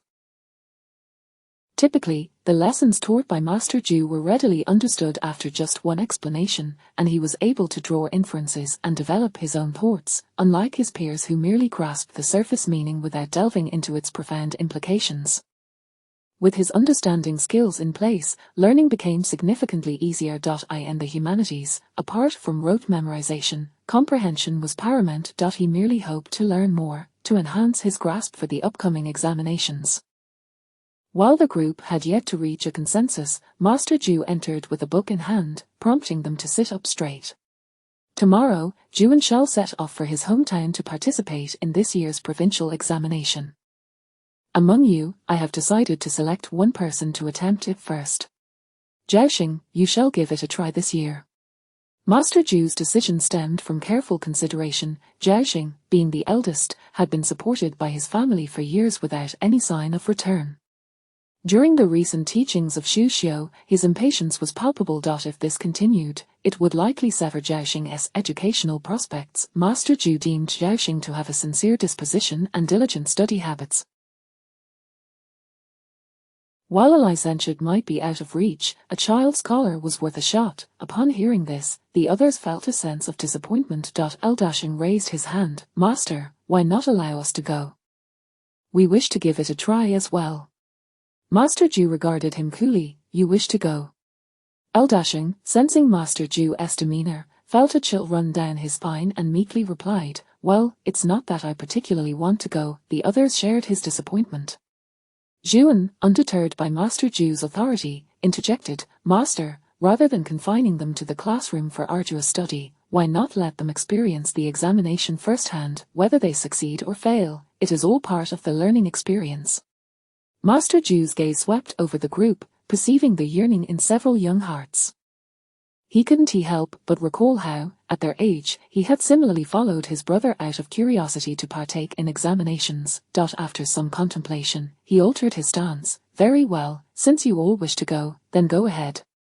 However, you are still quite young. Do not place undue expectations on yourselves to pass. The essence lies in participation, not in obsessing over the outcome. Can you manage that?" "Absolutely," Xie Qianli exclaimed enthusiastically. The atmosphere in the classroom visibly brightened. Wang Shuizhao, in his excitement, nearly ruined a freshly copied page, but he took a deep breath to steady himself and resumed writing with composure. Over the past 3 years, he had practiced his calligraphy with a focus on steady improvement, and now his handwriting was quite neat. After classes ended, Wang Shuizhao returned the completed book to Zhuan. Reluctantly, Zhuan accepted it, saying, "Ugly fellow, we shall meet at the provincial examination. Perhaps I will be eliminated at the county examination." Zhuan shot him a sidelong glance. "Don't put on airs. Don't you think I'm unaware of your inner delight? After 3 years of cultivation, this year I shall undoubtedly astonish everyone. Just wait and see." Wang Shuizhao chuckled heartily. "I am ready to compete with you and see who excels." Upon grasping the student's intentions, Master Zhu was decisive. After making the necessary contacts, he brought them to the county magistrate's office to register. The registration required the completion of personal declarations, mutual guarantees, and affirmations. The personal declaration necessitated the inclusion of the candidate's name, age, place of origin. The mutual guarantee required 5 candidates of reputable family backgrounds to vouch for each other's participation. Should one engage in malpractice, all 5 would be held accountable. The affirmation required the endorsement of a local student to ensure that the candidate's identity and information were authentic. If any deceit were discovered, not only would the student lose their standing, but their licentiate status would also be jeopardized. Thus, typically, candidates would only secure guarantees from acquaintances, and local students would only endorse those they knew well. However, they need not worry about these matters. Although Master Jew himself was not a local student and could not provide an affirmation, he had anticipated this issue prior to registration and had already arranged for a familiar individual to provide the necessary endorsement. That individual was Lin, a master from the RU High Academy, who happened to be a local student. After exchanging pleasantries, the two quickly attended to the formalities. A total of 6 students from the Shinshan Academy were participating in the county examination, and the additional student conveniently allowed for mutual endorsements with the 4 from RU High Academy. Upon returning to the classroom after registration, the group buzzed with excitement. I never imagined that the one vouching for us would be a master from the neighboring academy. I thought all peers were rivals. Eldashing was not the only one surprised. The other shared his astonishment. Cheeseyarn, however, was marvelling at another aspect. It costs 2 taels of silver to vouch for one person. For our 6, that's 12 taels. Master Lin has a day free of work and earns 12 taels just like that.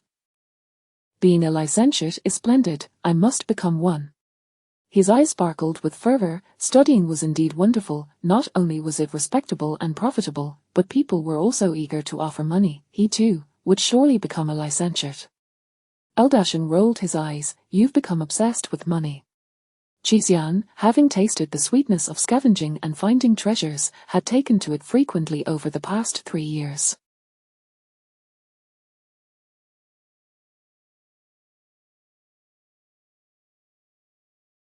The others in the classroom were well aware of this. You have no idea what it means to be poor. As they conversed, they gathered their belongings in preparation to return home. Today the academy was closed for a day, and for the next month, there would be no breaks as they fully prepared for the examinations. Upon returning home, Wang Shuizhao shared the news with his family, causing the hammer in old Wang's hand to clatter to the ground in shock. What? Your master registered you for the county examination? Yes, grandfather, the registration is complete. Old Liu stared at him in disbelief. So soon? The eldest had taken nearly 9 years before he began his examinations. How long had Juan been studying? Just 4 years. Wang Qingji's face flushed with excitement. Wonderful, wonderful. When is the examination? I shall accompany you to the testing grounds. Zhongsha paced nervously in the room. What should I prepare? What items must I bring? How will you be examined? A basket? Yes, we must prepare that basket.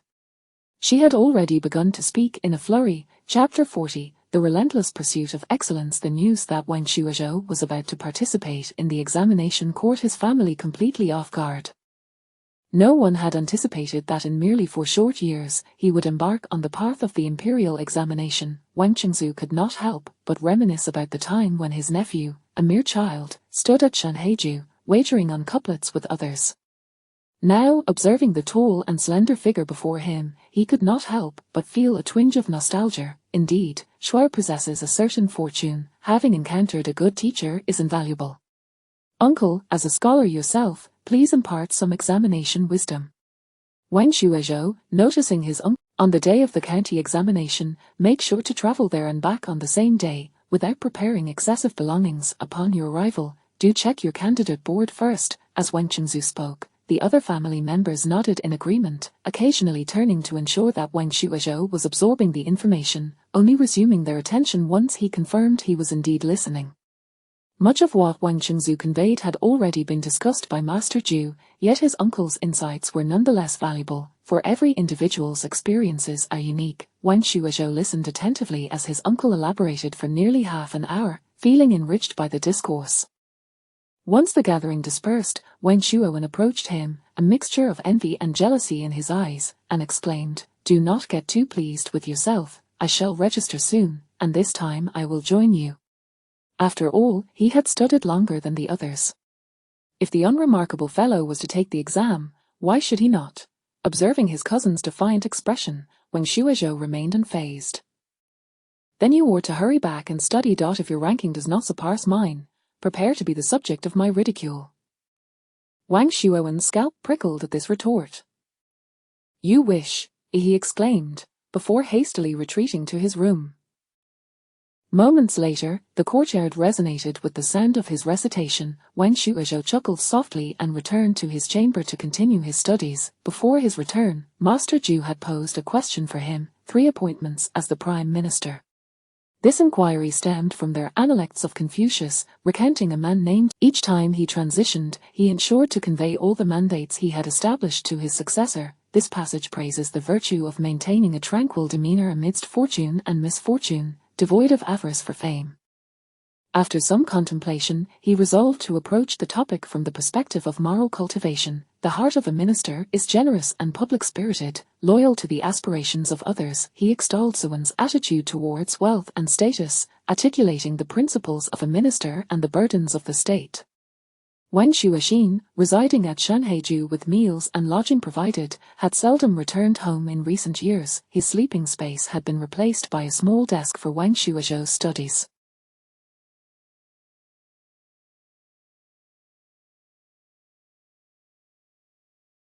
In the middle of the night, Zhang Shi rose to notice a light emanating from the inner chamber and quietly approached to find her son hunched over the low desk, pen in hand. His legs, extended due to discomfort, contrasted with his upper body, which bent like a crescent moon. He occasionally stretched his legs or straightened his back to ease his wrists. This scene tugged at Zhang Shi's heart, her eyes welling with tears. "Swear, do go to bed early. It is of little consequence if you do not finish at this moment," she gently urged, fearful of disturbing him. "All right, I shall sleep at once. Please rest early as well, mother," Wen Shuozhou replied without lifting his head.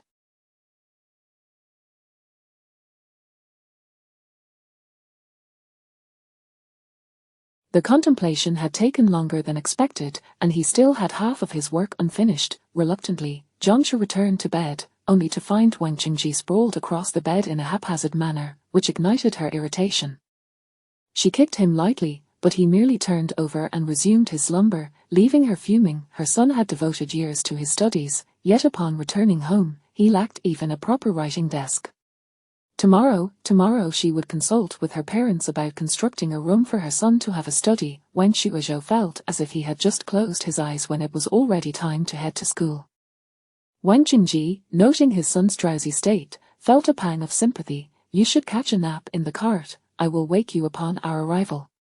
Wen Shuozhou nodded and soon fell asleep on the ox cart. By the time they reached the school, he felt much more alert. As they entered the final stretch of preparation, Master Zhu focused the lesson solely on key points. In the 4 books, one cannot resort to shortcuts. Only rote memorization will suffice. During this time, you should memorize extensively to avoid freezing up in the examination room. Prepare a poem for each of the 4 seasons: bamboo, orchid, plum, and chrysanthemum, so that you may be ready should such topics arise. The crucial point I wish to emphasize is how to approach the question of Ji Yi. As the moment of truth approached, no one dared to lose focus during class. All were entirely absorbed in their studies. Even when the bell rang for dismissal, no one rushed home, each student quietly engrossed in their books. Wang Shuozhou approached Master Zhu with his completed work on Ji Yi, a common practice among his classmates.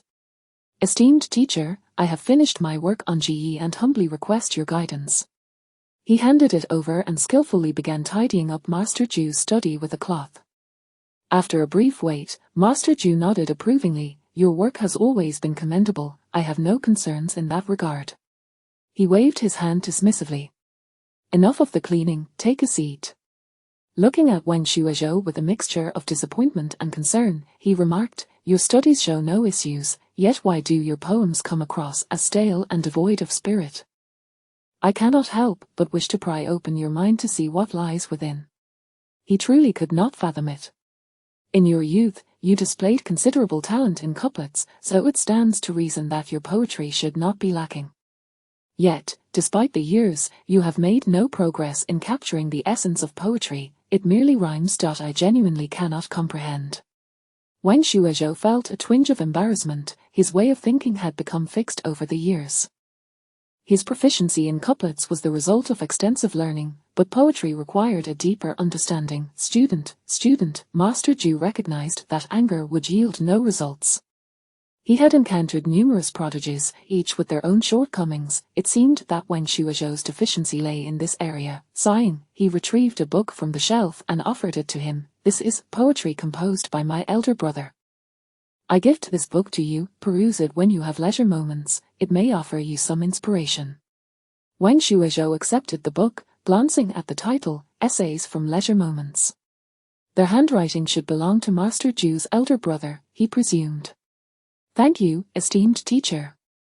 Master Zhu nodded slightly and continued, initially, I intended for you to study for another 3 years to solidify your foundation before taking the examination. However, it seems that this year, you and your peers are unable to contain your eagerness. I do not worry much about you, I only hope you can maintain a proper mindset, remaining unaffected by glory or disgrace, not to overly burden yourself with the desire for success.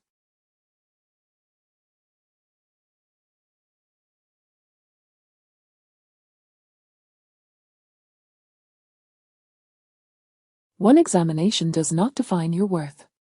Perceiving the teacher's concern, Wen Shuozhou solemnly replied, I appreciate your thoughtful guidance, esteemed teacher, rest assured, I will not disappoint your expectations. Chapter 41, The examination begins. Wen Shuozhou felt an immense gratitude towards Master Zhu. Although he had not formally taken him as a disciple over the years, the master had generously imparted his knowledge without reservation. Due to his residence at the academy, Wen Shuozhou's progress in his studies had outpaced that of Jiaxing and Qixian, prompting the master to often hold supplementary lessons for him after class, and even assign him a greater volume of homework than his peers. While the years had been arduous, his advancement was remarkably swift. Within a month, the group had dedicated themselves to their studies, and Wen Shuozhou had read the poetry anthology several times, gaining substantial insights. Before long, the eve of the examination arrived. Wang Qingji, accompanied by Wen Shuowen, made their way into the city to reunite with Wen Shuozhou. The three of them took up lodgings at an inn in close proximity to the examination hall. The exorbitant price of 800 copper coins for a single night nearly caused Wang Qingji to grind his teeth in frustration. Initially, he had hoped to secure 2 rooms for a proper rest, but ultimately settled for 1. There was no alternative. As the exam approached, affordable inns were scarce, and the innkeeper had remarked, Young master, your talents are exceptional. 8 is indeed an auspicious number. With a slight smile, the innkeeper's gaze lingered on Wang Qingji, who felt compelled to pay the fee, lest he be troubled by the thought of not covering the cost. Though the room was costly, it was undeniably clean and well kept, even featuring a large writing desk. As the two settled in, Wang Qingji advised them, rest well here, I shall inquire about any additional preparations we may need, as what we have may not be entirely sufficient. Wen Shuozhou nodded in agreement, while Wen Shuowen, his eyes darting around with excitement, exclaimed, Brother, this is my first time staying in the city, how about we explore once the exam is over before heading home? Tomorrow is the exam, brother, do you still have the leisure to play? Wang Shuozhou replied, what of it, if I fail this time, I can always come back. Wang Shuowen said nonchalantly, brother, you are 15 now. If you do not pass, will the family urge you to marry, or will they wait for your next attempt? Wang Shuozhou's words ignited a spark in Wang Shuowen, absolutely not. What need have I for a wife? I am destined to bring glory to my family. Seeing him settle down, Wen Shuozhou smiled and resumed his reading of the annotations on their Zhuchuan. After a considerable time, Wen Qingji returned, not only with 2 examination baskets but also an array of necessary supplies. That evening, Wen Shuozhou and Wen Shuowen shared the bed, while Wang Qingji took the floor. They retired early, only to be roused at precisely 2 in the morning by Wen Qingji. Hastily, they washed up, straightened their garments, and set out together towards the examination hall. Upon stepping outside, they realized that the weather was not in their favor. A biting cold wind swept through the air, and the sky was overcast, threatening rain. Upon arrival at the examination venue, they found a long queue already formed at the entrance. Wen Shuozhou quickly spotted Master Zhu among the others waiting and hurried over. The timing is perfect. Let us line up to enter. As everyone gathered, they promptly began to queue. Wang Qingji escorted Wen Shuowen to the line, then hurried back to procure 2 oil umbrellas for them. Lu Daxing, being an additional participant, stood in line with the students from the RU High Academy. They were close enough to converse freely. Not long into the wait, a student from RU High turned to his companion and remarked, "It seems anyone and everyone is allowed to take the exam. I wonder if they've even grown the required facial hair." This comment drew the attention of several students from the Shangshan Academy, and the speaker, rather than feeling remorse, became more irate, declaring, "What are you staring at? I am talking about you lot." His companion awkwardly tugged at his sleeve, but he shrugged him off. "If your own kind can't gather enough to take the exam, what right do you have to intrude upon us?" Lu Daxing, not one to be easily intimidated, quickly grasped the man's displeasure and retorted, "I'm here by my own right, and if my master approves, what concern is it of yours? You're merely here to make up the numbers." Silence. Anyone who continues to cause a disturbance will be sent home. An official tasked with maintaining order intervened, effectively silencing the man, who sulkily closed his mouth but shot a hostile glare at the students from Shangshan Academy. Xie Qinli frowned. "What sort of person is that? There's no need to pay him any mind. We are about to enter," Wen Shuozhou replied, gesturing toward the front of the queue, where only 2 people remained ahead of them. The examination had strict regulations regarding attire. Hats, garments, robes, and socks all had to be made of a single layer, and even the soles of shoes were required to be thin.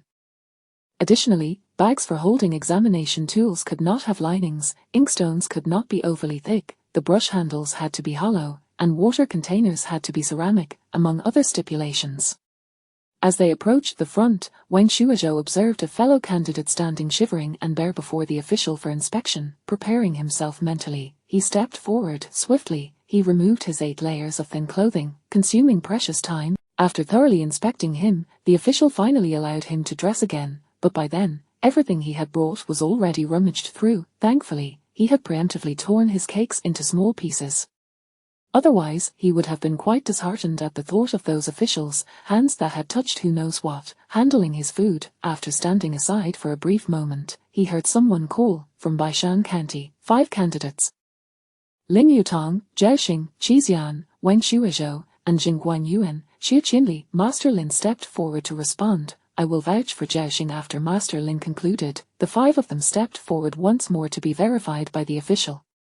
Once the verification was complete, they entered the examination tents in succession to await their turn. All examination tents were aligned in a single direction, with cramped quarters that obscured visibility of the others, creating a somewhat oppressive atmosphere that nonetheless fostered focus on their answers. Fortuitously, Wen Shuozhou was assigned a tent relatively near the front, distanced from the latrine, though upon entering, he was greeted by a musty odor. After placing his 2 scoreboards, he checked their stability, tied it up, and arranged his writing implements. As dawn broke, the sound of drums echoed through the AIR. An official approached, holding a sign, and Wen Shuozhou, in a forward tent, immediately discerned the examination prompts. The first session was the main examination, and the questions posed were not overly difficult. 2 essays and a 5-character, 6-verse poem, Chapter 42, topic breakdown and submission. While writing, one must pay careful attention to format and word count, ensuring that the paper is neat and the handwriting clear.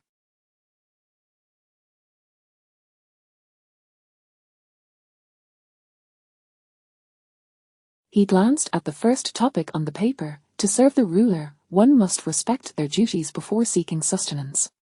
After a moment of contemplation, he recognized that this phrase is derived from the Analects. Specifically, the master said, "To serve the ruler, one must respect their duties before seeking sustenance."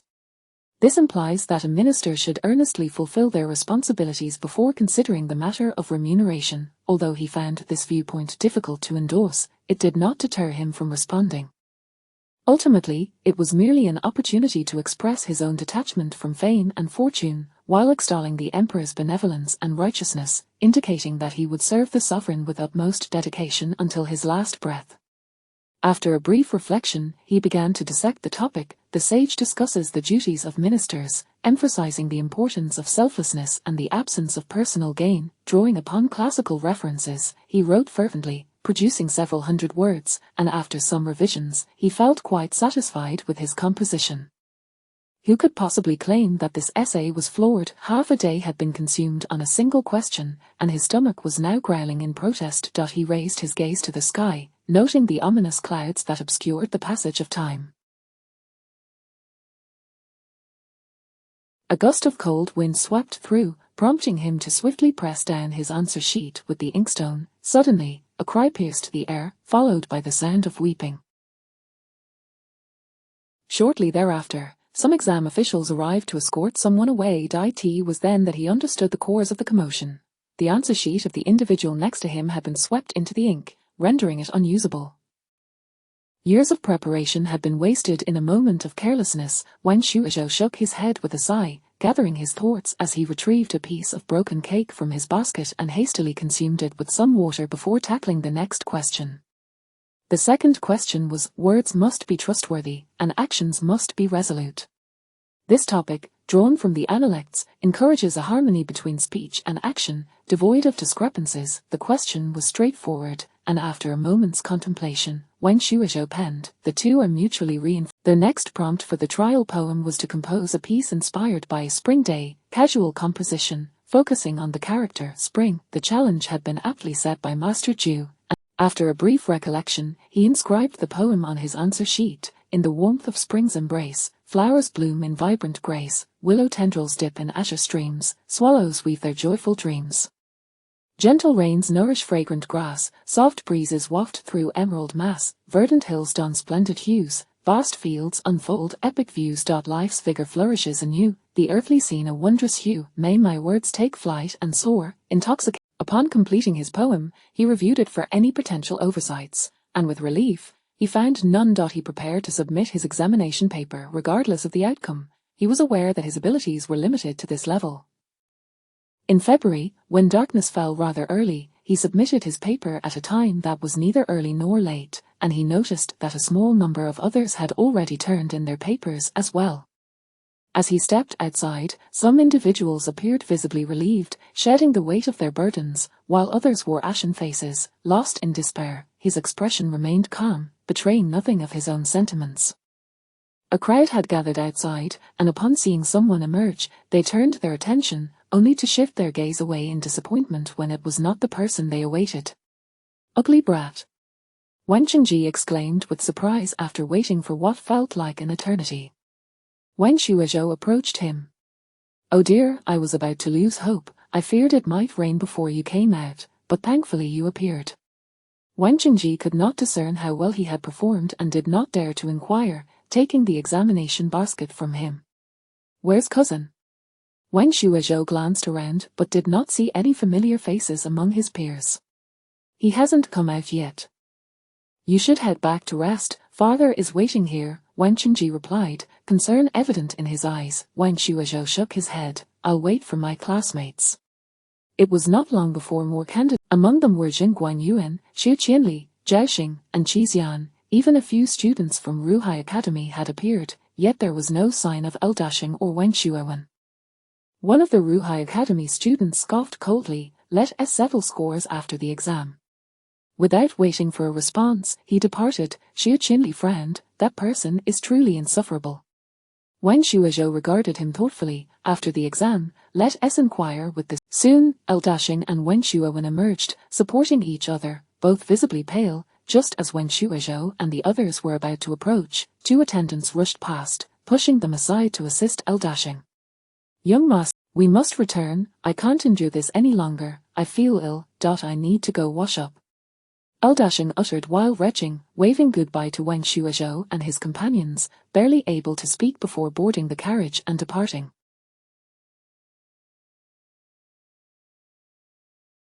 The group exchanged glances, each deciding to leave in turn. Wen Shuowen, at a loss for words, explained, that fellow was assigned a stinky seat, and I wasn't he much better off sitting beside him. Upon sniffing his own clothes, he immediately felt nauseous, prompting Wen Shuozhou to pinch his nose and urge, "Let us hurry back." Upon arriving at the inn, the innkeeper promptly summoned hot water.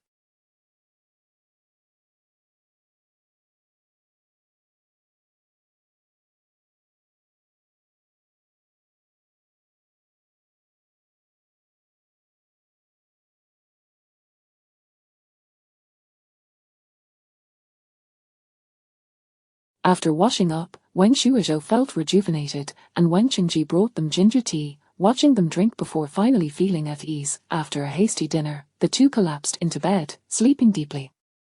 After a day of rest, the day of the county examination results arrived. The results were announced in a rolling manner, akin to a wheel turning. The closer one's number was to the center, the higher their rank. However, since it was an anonymous examination, only seat numbers were displayed. First place, number 4 in yellow. Whose seat number is that? I don't know who sat there. Heaven is unjust, I didn't he pass? Impossible, I answered so well. Before the results, people displayed a myriad of emotions. Some were ecstatic while others despondent, with some laughing and crying in madness. Wen Shuowen managed to pull Wen Shuozhou through the crowd, and in his eagerness, he asked, what is your seat number? I'll help you look. Oh. I think I don't need to, you should check yours first. Wen Shuozhou had already heard his own seat number. He was, in fact, the first. He stifled a laugh, fearing it might provoke the despairing individuals around him.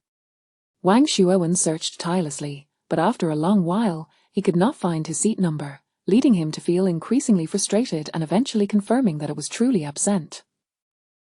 Wen Shuowen broke down in tears, his sorrow resonating with those nearby, even prompting strangers to embrace him in shared grief. Wen Shuozhou could only stand in speechless compassion. He quickly led his friend back to the inn to avoid further embarrassment in public. Ugly brat, you all. Wen Qingji, having not witnessed the results, felt a jolt of anxiety upon seeing Wen Shuowen's state, hesitating to speak. Father, please comfort cousin. I must go study and prepare for the exam in 2 days. Wen Qingji momentarily wore a blank expression before erupting with joy. You passed. Wen Shuozhou nodded with a smile.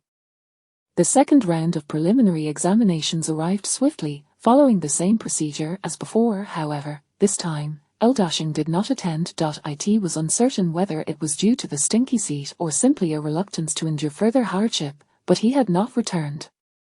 Seated once more in the familiar examination pavilion, Wen Shuozhou felt entirely at ease. Chapter 43, Announcement of Results. Finding fault, he skillfully organized his belongings and then sat there, waiting for the papers and questions to be distributed.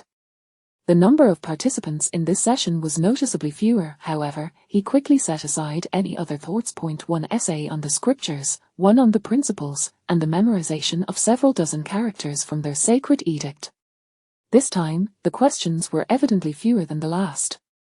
As he contemplated the topic of the essay, he found himself lost in thought. Renlululu, what is this? What a ludicrous topic, only 4 characters as a prompt. Sitting there, he felt a throbbing in his forehead as he pondered for a long while, but finally, he found the answer in a passage from Mencius. Mencius said, "The essence of benevolence is to serve one's parents. The essence of joy is to enjoy these too. If one enjoys, then life flourishes." After completing the memorization, he finally breathed a sigh of relief, and the topic of the principles was, the benevolence of Yarrow and Shun does not encompass all, but is directed towards the worthy. This question was not difficult, and he quickly finished it. The remaining memorization took even less time, and shortly after noon, he exited the examination hall. Waiting outside were Wang Qingji and Wen Shuowen. After the 3 met, they exchanged few words, and Wang Qingji led him back to the "Let us head back and come to check the results the day after tomorrow, shall we?" The primary reason was that staying at the inn was rather expensive. With 3 more examinations ahead, Wang Qingji was truly feeling the strain. "Then let us return." The 3 quickly tidied their belongings, and Wen Shuowen followed. Upon entering the village, they saw several children playing at the entrance, shouting as they dashed towards the village, "Nyodan and Chodan are back." Before Wen Shuozhou had even stepped through the door, he saw old Wang and old Liu leading the family members rushing out. This grand display was something he had never witnessed before, leaving him momentarily dumbfounded. You have returned. How did the exam go? Were you exhausted? Old Wang asked a couple of brief questions before inquiring about his most pressing concern. Wang Qingji's lips nearly stretched to his ears. The exam is over. Zhou Dan has made it to the second round, just finished. Old Liu was ecstatic. Really, quick, let us hurry home. Upon entering, everyone, regardless of age, gathered around, asking questions and expressing concerns. After managing their inquiries, Wang Shuozhou let out a sigh of relief and retreated to his room. The room was transformed anew. The inner chamber where he slept had been tidied up, the original bed replaced with 2 single beds, and against the wall was a newly crafted study desk accompanied by a new chair, perfectly proportioned. The desk and chair were made by your grandfather. I noticed you were uncomfortable with your old one, a Zhongshu explained with a smile upon seeing his expression. I really like it. He sat down at the pristine desk and chair, a smile illuminating his face. Zhongshu beamed with delight at his reaction. After a day's rest, he returned to check the announcement of results as usual. This time, a portion of the candidates had again been eliminated, yet his number, seat number 4, remained prominently in the center. By the time the 3rd, 4th, and 5th rounds arrived, only a few dozen participants remained. Finally, the day of the county examination results arrived, and Wang Qingji had already stationed himself at the very front of the announcement board. After several rounds, he had memorized his son's seat number, eagerly awaiting the moment to see the results. Soon, the announcer arrived, and the crowd surged forward. A few individuals from the Shanshan Academy stood at the periphery, hesitating as they observed the throng. We need not approach. I have sent my servant to look for your names, one of them remarked. The final round of announcements was arranged horizontally by the order of names, referred to as the long table, with the first place being the county top scholar. First place, Wang Shuozhou. Who is this brother? Let everyone have a look. Wang Qingji, having finally recognized his son's seat number, found none matched, and just as disappointment began to set in, he heard his son's name. What? First place? Wang Qingji exclaimed incredulously, his voice rising, and the surrounding crowd turned to look. Upon seeing his patched attire and unrefined demeanor, they regarded him with skepticism. The first place is Wang Shuozhou. Surely you cannot mean yourself? Har har har. First place. My son is the top scholar. Har har har har. Wang Qingji was oblivious to their doubts, his excitement leading him to dance about. What? He's your son? Where is he?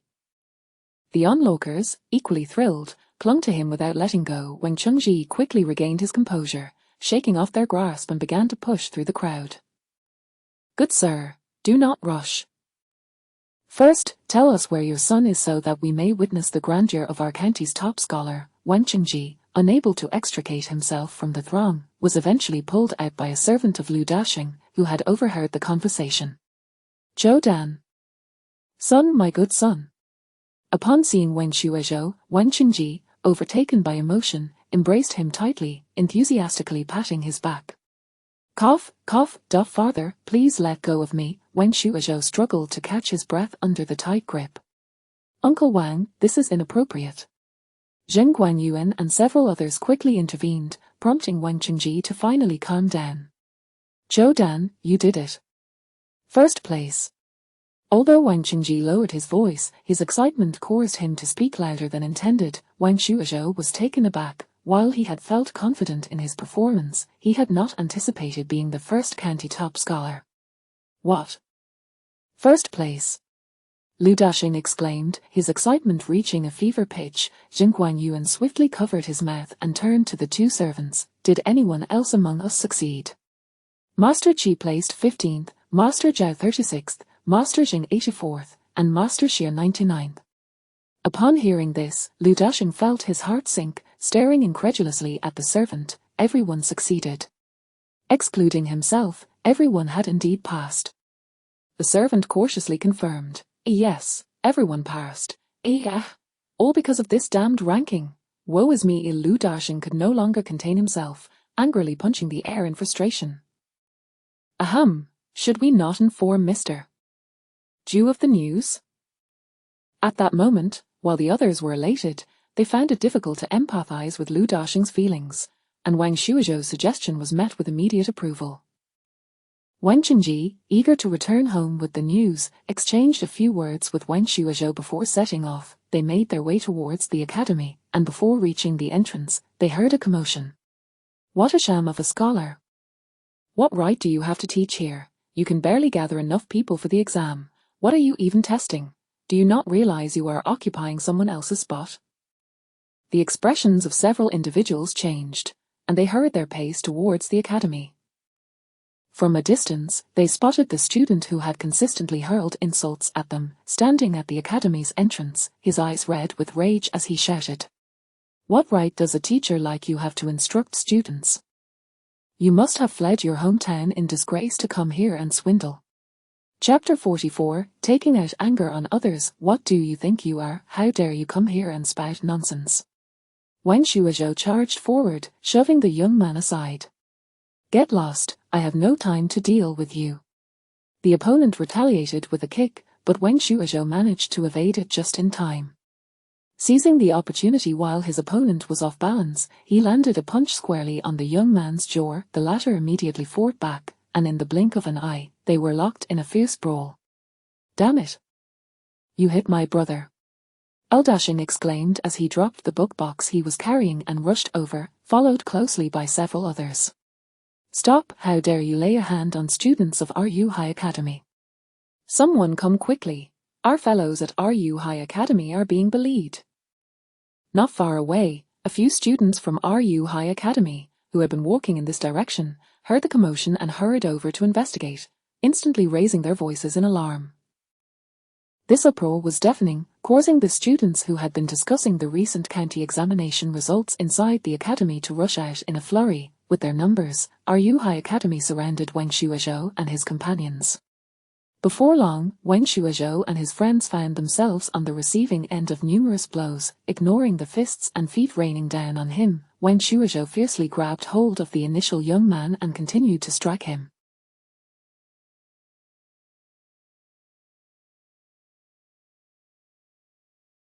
The two exchanged punches and kicks, their faces becoming crimson and bruised. A horse-drawn carriage approached slowly, and the landlord L, seated inside, was left dumbfounded at the scene unfolding before the entrance of Shangshan Academy, his mouth agape. This is truly a group of fiery young men. Master Lin's expression darkened, while Master Ju's countenance had already soured. Xue Xiao, Ma Yuan, Jiang Jinjing, will you not cease this madness? When Wang Shuozhou and Cao Zuan, their hair disheveled and clothes in disarray, stood before the two masters, their brows were furrowed in disapproval. The joy that Master Ju had previously felt dissipated, replaced by a twitch at the corner of his mouth. Was this truly the student who had excelled in the county examination? The students from both sides stood divided, each blaming the other for initiating the conflict. Wang Shuozhou, however, had no such reservations and, with a hint of righteous indignation, bowed to the two masters. Esteemed masters, please observe. This young scholar, whose name I do not know, has held a grudge against us since the very first round of the county examination, repeatedly insulting us without provocation.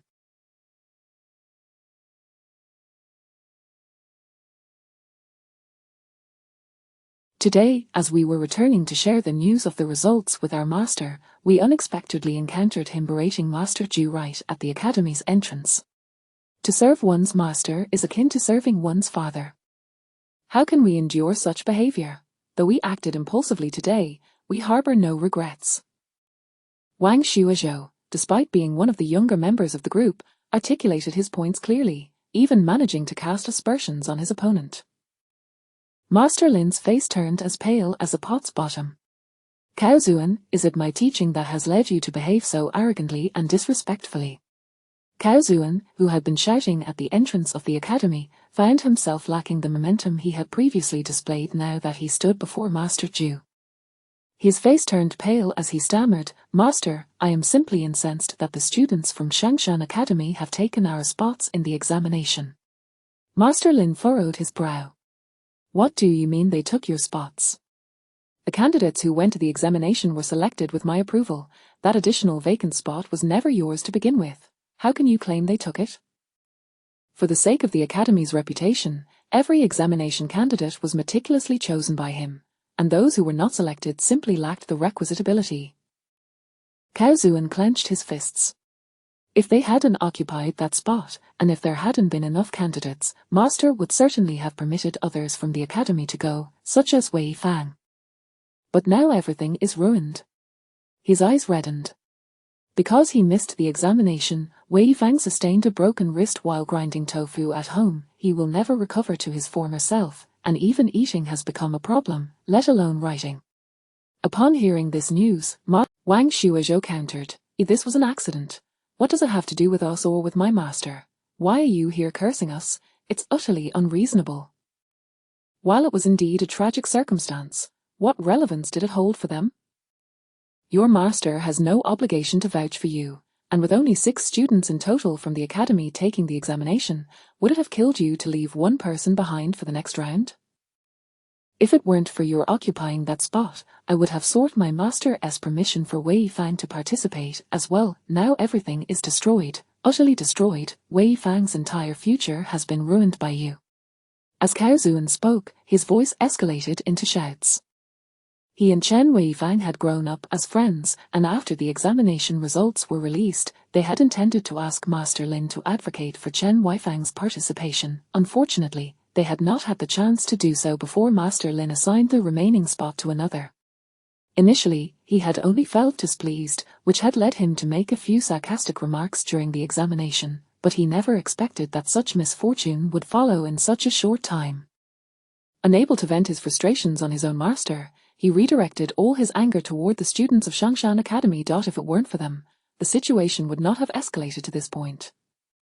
Just because you shout louder, does that make you right? People choke while eating, and others may drown while drinking. This incident was purely a misfortune. What purpose does directing your anger toward others serve?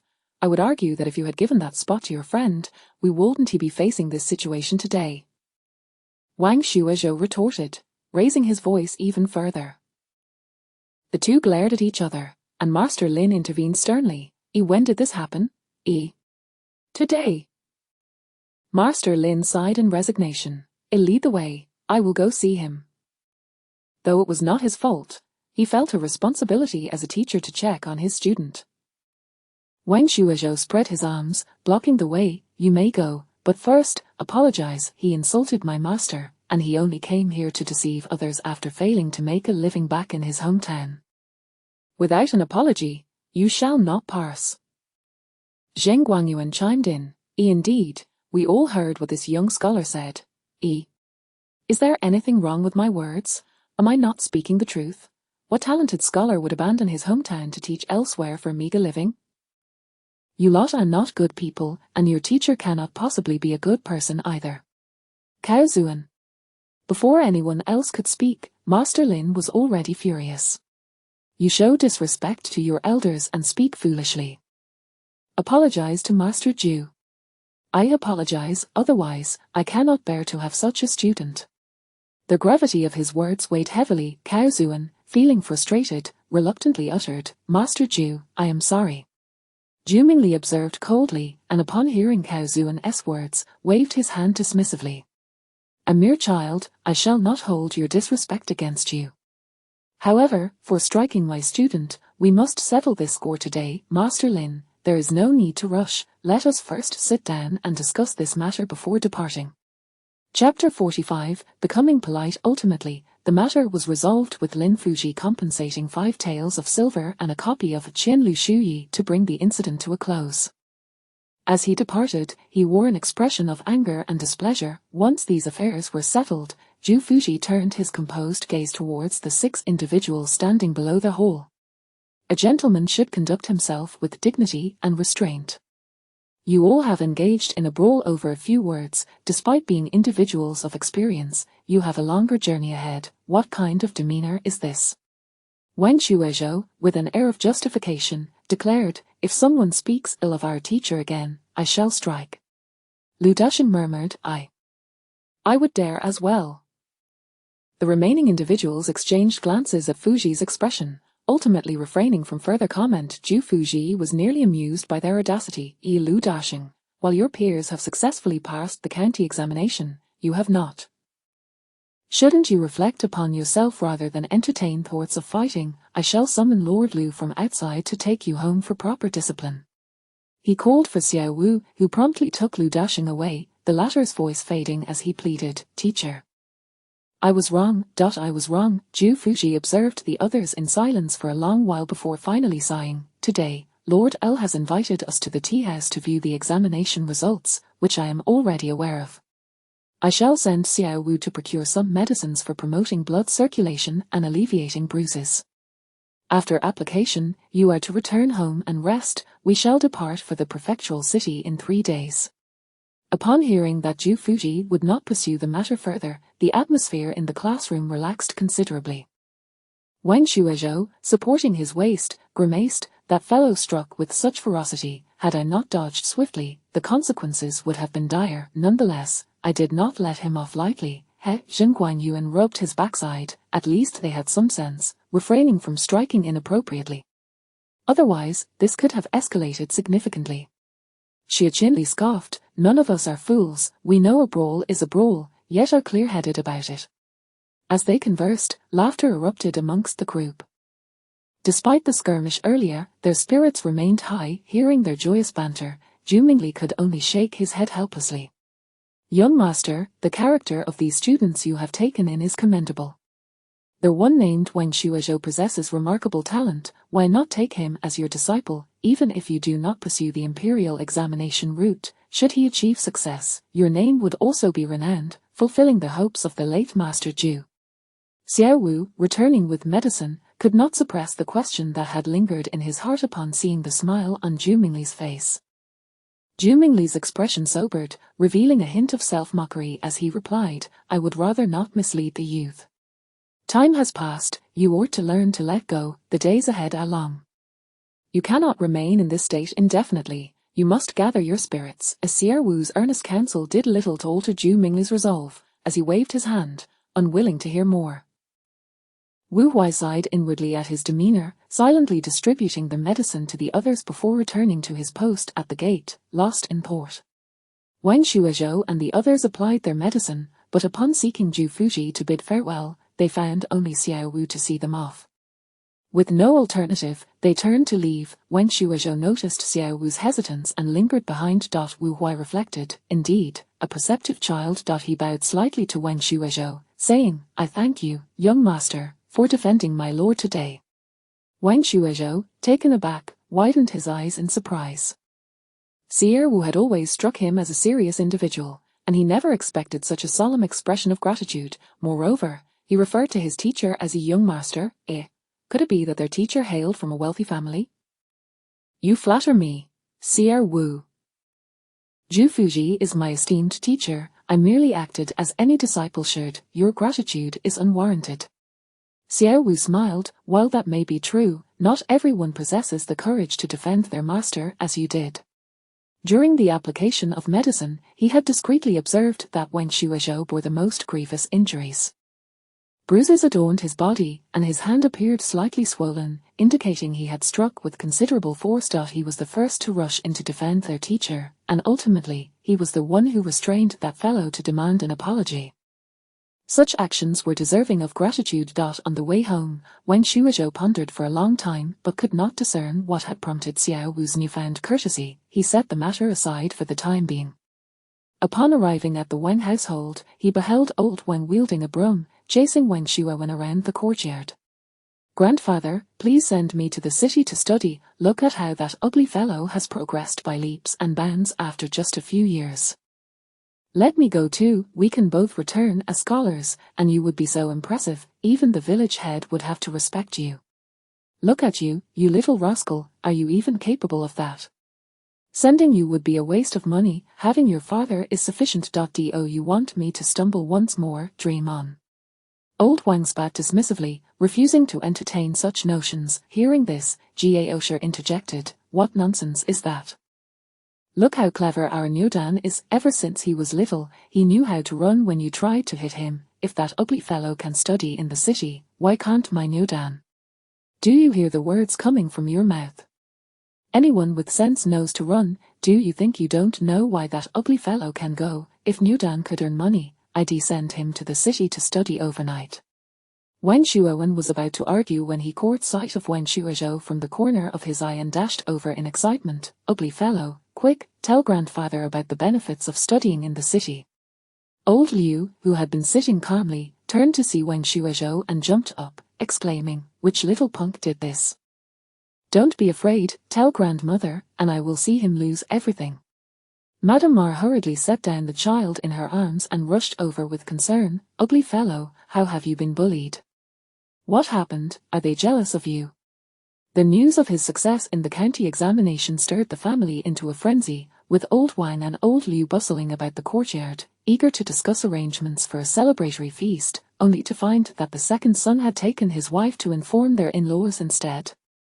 Finally, they managed to restrain their excitement and remain in the courtyard. Wang Shuozhou, observing their anxious demeanor, hurriedly waved his hands. It's not that, someone merely insulted our teacher, and a few of us could not tolerate it, so we got into a scuffle, which resulted in some minor injuries.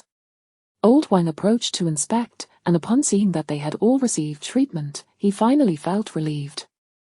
Old Liu stood in the courtyard, hands on her hips, scolding, "Oh, what a bunch of troublemakers. How dare you insult the teacher? Are you trying to fly to the heavens, seeking trouble for no reason? You should have beaten him soundly, but you came out worse for wear. How can you, a scholar, use your hands to fight? After a brawl, you ought to ensure they pay compensation to settle the matter. Next time you encounter such a situation, come back and tell me. Grandmother's hands have worked hard for years and are stronger than yours. I guarantee you will make him think twice before ever crossing you again."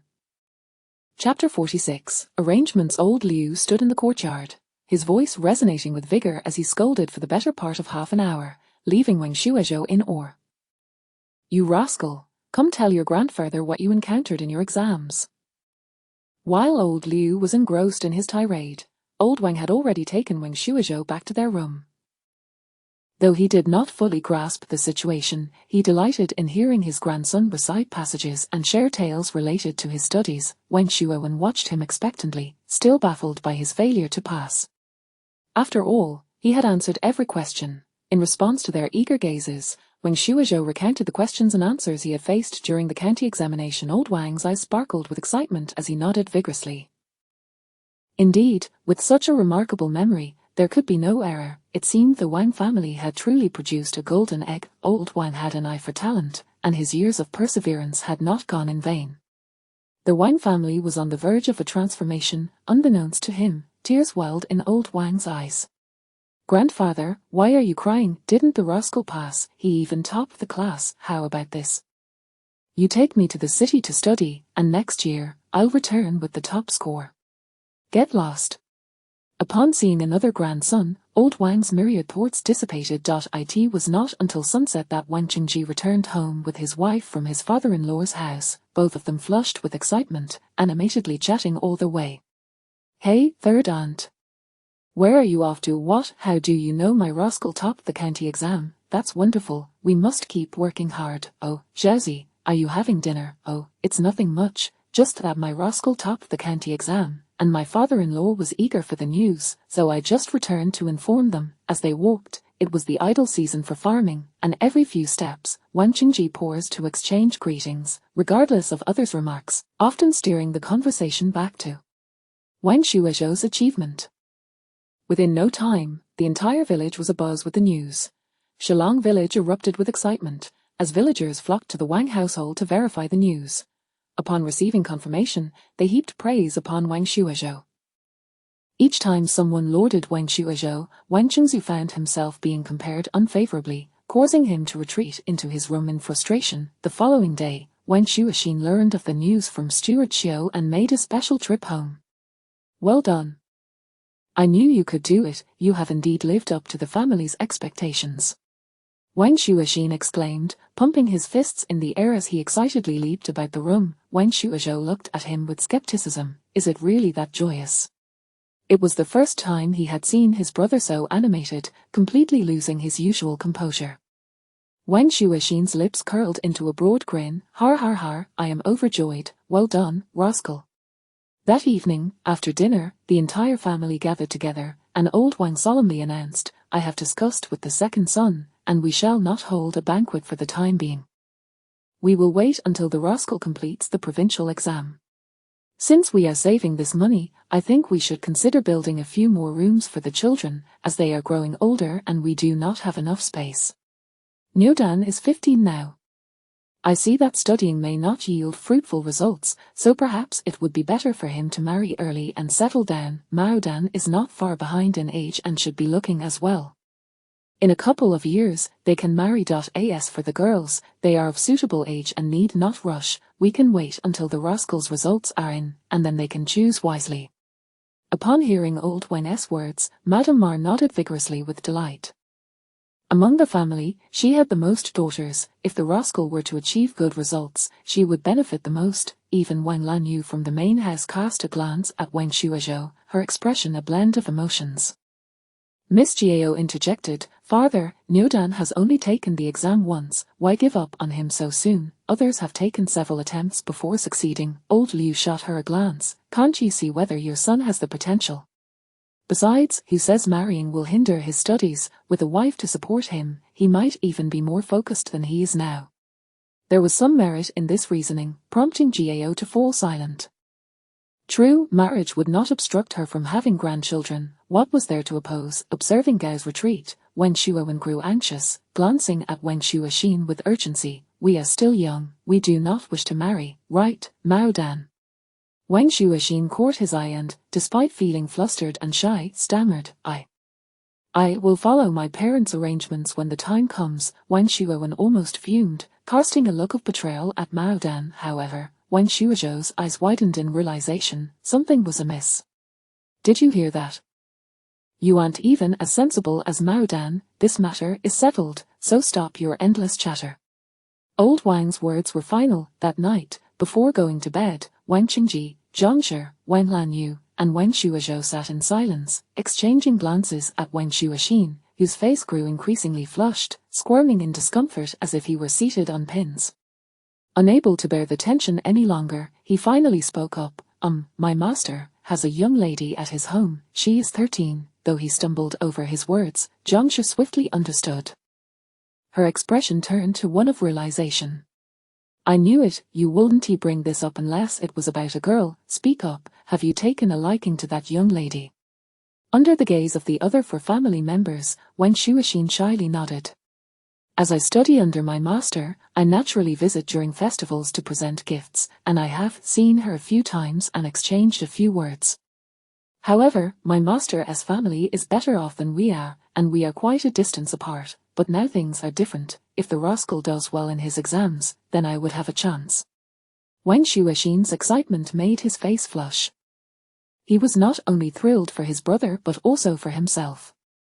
I see now why you were so excited when you returned today. It was for your young lady. We brothers are so naive. Wen Shuixin hurried to clarify, no, not at all. I'm genuinely happy for you, I knew you could do it. Wang Lanyu mischievously inquired, what does the young lady look like? Share so mother can give you some advice. Zhang Shi scoffed, you're so young, already thinking about a wife. You'll forget your mother once you're married. Wang Qingji patted her shoulder, if I hadn't had my sights set on you back then, how would we have ended up together? Speaking of which, I once thought our Maodan was too simple to find a wife, who knew he would be the first to awaken to love, truly my son. He wore a proud expression, while Zhang Shi shot him a disapproving look, shaking off his hand. Wen Shuizhou was taken aback. Children these days were maturing far too soon, already contemplating marriage at 14. Reflecting on his previous life as a victim of his parents' marriage, he had never even thought of a girlfriend by the age of 25, yet here was a 14-year-old child with such aspirations. After merely 2 days of rest at home, Zhang Shi began bustling about, preparing his belongings. Baishan County was over 100 miles from Hoqing Prefecture, requiring 4 to 5 days on foot and a little over 2 days by horse-drawn carriage. Chapter 47, an incident. Furthermore, it is imperative to allocate time for rest and reading upon arrival. necessitating at least a fortnight to a month of advance preparation. As it stands, we are already in the middle of March, and considering the travel time, we are nearly at the destination. Old Madame Liu clutched a silver ingot tightly, gritting her teeth before placing it in Wen Shuozhou's palm. You should save, but do not hesitate to spend. When traveling, do not be stingy with money. A humble household can afford a wealthy journey, yet, as a young lad, take care not to flaunt this wealth, lest you attract unwanted attention. Though old Madame Liu initially intended to advise him to be frugal, the words morphed at the tip of her tongue. Having given him the money, what purpose would it serve to stifle his enjoyment? A sigh escaped her heart. Wen Shuozhou bowed his head, astonished as he beheld the 10 taels of silver in his grasp. Let us be on our way. The sooner we depart, the sooner we return. Old Madame Liu waved her hand, hastily retreating into the house, fearful that if she lingered, regret might compel her to reclaim the gift. Wen Qingji escorted Wen Shuozhou to the door of the academy, unloading his bundle and delivering it to the dormitory. With a hint of concern, he inquired, Zhou Dan, do you truly not require your father to accompany you further? The teacher has rented a carriage for us to travel together, which will expedite our journey. In this time leading up to the examination, he can impart additional knowledge. Our family's ox cart cannot keep pace, and the long journey would be quite taxing. I am quite capable of looking after myself. Then do take care of your health. Be certain not to fall ill, understand? Understood. With a dismissive wave, he bid farewell to his father at the academy door. At that moment, Wen Shuozhou spotted Qixian approaching alongside a frail, patched-clad middle-aged man, who halted at the entrance of the academy. No matter how Qixian urged him forward, the man refused to budge, instead producing a small coin from his own attire to hand to Qixian, offering a few hurried words before departing in haste. I apologize for the spectacle. That was my father, Qixian said, his eyes glistening with unshed tears. Wen Shuozhou, unfazed, patted him on the back. My father just left as well. Before long, the group gathered. Out of our original 6, I alone have failed the examination, and now I can only watch you all venture to the capital city for merriment. Wen Shuozhou desperately gestured for him to be quiet, but Eldashing misconstrued his meaning, extending a hand towards him as he fervently declared, Good brother, do not forget me. I shall await your return at home, Eldashing. The voice of Master Zhu rang out from behind, prompting Eldashing to release the pillar and stand upright, adopting a serious demeanor. You must heed the teacher's words on your journey. I wish you safe travels and success in the examinations. As Master Zhu passed by him and climbed into the carriage, Wen Shuozhou cast a glance of self-preservation before following suit. Observing the carriage set off, Eldashing waved them farewell, and Master Zhu lifted the curtain of the carriage, stating, at 30 characters of large script and for essays, I will review them upon your return. Eldashing froze in place. No?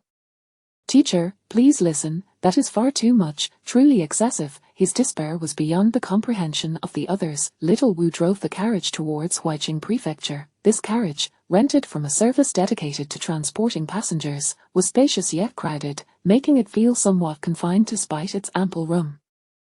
As they were all embarking on their first journey away from home, excitement bubbled within them, and even with Master Zhu's presence, they could hardly contain their exhilaration, their spirits soaring to the heavens. Initially, Zhu Mingli intended to conduct a lesson, but upon witnessing their enthusiasm, he decided against it, declaring, Today we shall take a break, there will be no lessons. The group rejoiced, their faces lighting up with joy. Wen Shuozhou lifted the curtain to gaze outside. The undulating mountains graced the horizon, and while the official road was not particularly wide, the surface remained relatively smooth, making the journey less jarring. Towering trees lined the way, their branches adorned with the faintest hints of green. Master Zhu was an engaging individual, sharing tales of his past travels with humor and wit, rendering the experience far from dull. Aside from attending to physiological needs and meals, they scarcely paused along the route. As they ventured further, human habitation dwindled, but Master Zhu and Wu Huai, seasoned from previous trips to the capital, expertly sought out a dilapidated temple before nightfall. The temple housed a weathered statue of Guanyin, its condition lamentable, with a large hole in the roof allowing slivers of light to filter through, while the eaves were draped with cobwebs thick as threads. Being a group of men, they had little concern for niceties. After a brief clean-up, Wu Huai, feeling the heat rising within him, gathered some branches to roast the already cold flatbreads. As the aroma of the warmed flatbreads wafted through the air, their stomachs grumbled in unison, saliva pooling in anticipation. Wang Shuozhou retrieved pickled vegetables prepared by his sister from his bundle and offered them. "Teacher, let us enjoy these with the flatbreads." As they divided the pickled vegetables among themselves, 2 more carriages approached from outside, and soon a few attendants and guards escorted a portly gentleman with thinning hair into the temple. He surveyed the dilapidated surroundings with discontent, exclaiming, "Is this truly the best place you could find to rest?" An eager servant at his side responded, "My lord was anxious to return home. We were in a rush and inadvertently missed our intended stop. Alas, we must impose on you to spend the night here." As he spoke, he glanced around, removing a short altar from the pedestal and wiping the dust from it with his sleeve, assisting his lord to a seat. The gentleman, casting a glance at the darkening sky, reluctantly sat down, his expression sour. Upon seeing him settled, the servant quickly offered some comforting words before commanding others to unload supplies and tend to the horses, preparing a fire for cooking. Master Zhu and the others quietly continued to nibble on their flatbreads throughout the evening. The gentleman occasionally glanced their way, his eyes softening slightly upon observing their attire. "I am Bai Yuanwei from Huiqing Prefecture, just returned from afar. Are you all bound for Huiqing to take the examination?" Bai Yuanwei could not suppress his curiosity. This road was a necessary passage to Huiqing, and with a moment's thought, he deduced their purpose. Master Zhu nodded. "We hail from Baishan County, on our way to Huiqing Prefecture." Bai Yuanwei's demeanor transformed, becoming notably more cordial as he scanned Wang Shuozhou and his companions, exclaiming with a smile, "Youthful talent. My own son is also an examinee this year. Fate has brought us together. I see you seem to be making do with rather meager provisions. Why not join us for a meal?" Bai Yuanwei had brought his own cook, equipped with all necessary utensils, and soon the temple was infused with the enticing aroma of food, a scent that was utterly irresistible. "Thank you for your kindness, but we have already eaten, so we shall not impose," Wang Shuozhou replied discreetly. Bai Yuanwei, seeing their refusal, did not press the matter further and exchanged a few more pleasantries before starting his own meal. Wang Shuozhou inhaled deeply, savoring the tantalizing aroma while nibbling on his flatbread. After a long day of travel, fatigue began to set in, and Master Zhu instructed them to retire early. Wang Shuozhou, however, was not fatigued. He picked up the book Qian El Shuyi that Master Zhu had given them and began to read. As time ticked by, the horses outside suddenly became restless, their hooves clattering on the ground, and the sound of their snorting roused Wang Shuozhou from his reverie. He sensed something was amiss. There seemed to be commotion outside. Grabbing a torch, he rose and peered out of the temple door. A chill raced down his spine as he observed the scene. "Wake up," he shouted, startling the others awake. Wu Huai was the quickest to respond, flipping over to sit up and instinctively reaching for his waist. "What is happening?" "Wolves, a multitude of wolves." Outside the temple, pairs of eyes gleamed like emeralds, flickering ominously in the darkness. Chapter 48. To extract the essence and leave the bones outside the door, 2 restless horses were scraping their hooves against the ground. Wu Huai cast a fleeting glance, gasping in alarm, "Quick, bring the firewood." At that moment, there was no point in hiding. They could only rely on the torches to buy a little time. Jin Guanyuan and the others turned pale with fear, trembling as they gathered the unburnt firewood around Master Zhu. "Good heavens! How could we encounter such creatures? Protect me well. When we return, there will be rewards for all." Bai Yuanwei pulled a nearby servant to shield himself, incessantly shouting for protection. Wang Shuozhou, holding a torch, cautiously retreated to Master Zhu's position, while Master Zhu and Wu Huai shielded their companions behind them, their expressions grave as they gazed outside. Wang Shuozhou furrowed his brows, observing the door with suspicion. It seemed strange. The wolves should have surged in by now, and at the very least, the horses outside ought to have made some noise, yet aside from the restless stamping of the horses, there was nothing else. "Be wise and hand over your possessions at once." Almost as soon as they had settled, the sound of footsteps echoed from outside, and soon a group of armed individuals burst in. There appeared to be around a dozen of them, their tattered clothing hanging off their lean frames, brandishing an assortment of weapons. kitchen knives, ropes, and large cleavers. The leader, with a leopard-like gaze and a face adorned with a scruffy beard, wielded a cleaver and exuded a menacing aura. Upon entering and spotting Master Jew and the others, his face lit up with delight, revealing a grin of yellow teeth. Fortune has truly smiled upon us, who would have thought there were such plump sheep here. Hand over your valuables quickly, or when we strike, you may find yourselves missing limbs. His avaricious gaze fixated on Bai Yuanwei. Bai Yuanwei felt a chill at the sight of that greedy look. Who are you to act so brazenly? Aren't you afraid the Chinji camp will come and throw you all into prison? He rebuked sternly. The scruffy bearded man revealed his yellowed teeth once more. You needn't worry about that. I have dozens of brothers stationed outside, and our trained dogs are watching over your horses. Today, you won't be able to escape even if you sprout wings. However, if you are willing to honestly surrender your wealth and sign this IOU, perhaps I might spare your life. The bearded man was evidently well prepared, producing an IOU with a flick of his wrist. Scrawled messily upon it were the words, by Damon owes Lu Gang 10,000 taels of silver, to be repaid within 3 days. Failure to repay will result in the voluntary forfeiture of one's estate. Bai Yuanwei trembled upon reading the contents. Who sent you? Not only did they know his name, but they also seemed to have a fair grasp of his fortune, even demanding a payment from him. This was truly an attempt to extract the marrow from his bones. Bai Yuanwei's dismay amused Lu Gang's companions, who erupted into laughter. Who dares to command our brother Lu? They must be courting death. Taking advantage of their distraction, Wu Huai lowered his voice to speak to Zhu Mingli. Young master, these men are prepared. It seems we shall not escape unscathed today.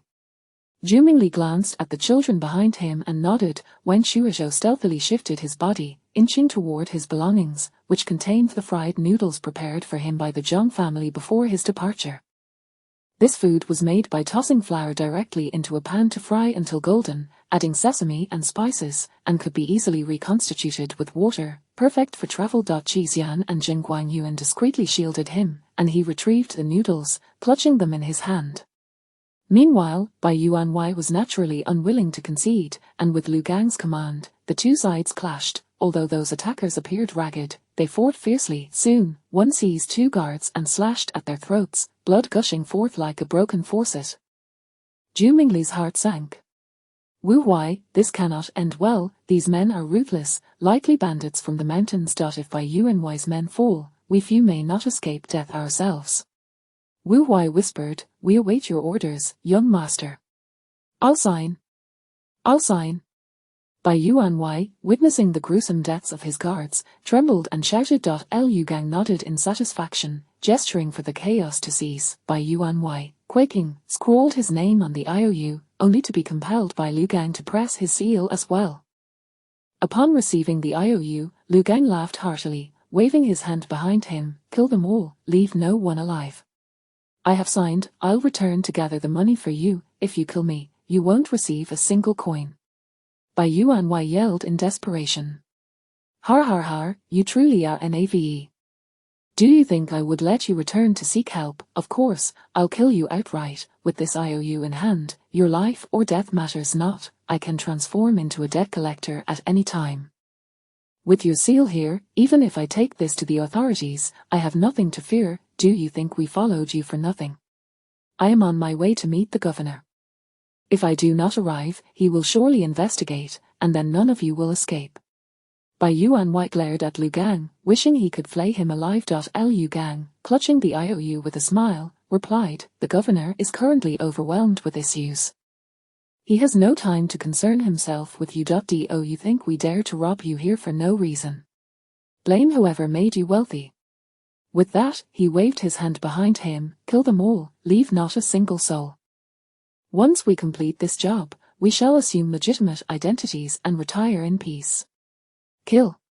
The men behind him, emboldened, charged towards Bai Yuanwei and the others, their faces flushed with excitement.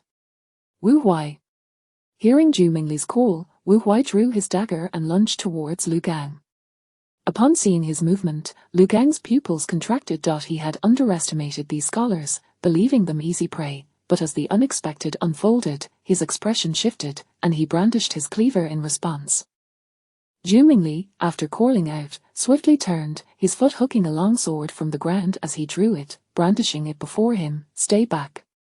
What do we do? Zhao Xing's face turned ashen, sweat cascading down his forehead.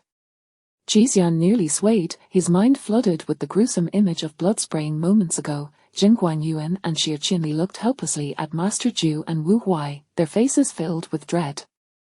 Wen Shuozhou forced himself to remain calm. In his entire life, he had never faced such a scene of violence. Taking a deep breath, he said, "Let's each take a portion of the fried noodles.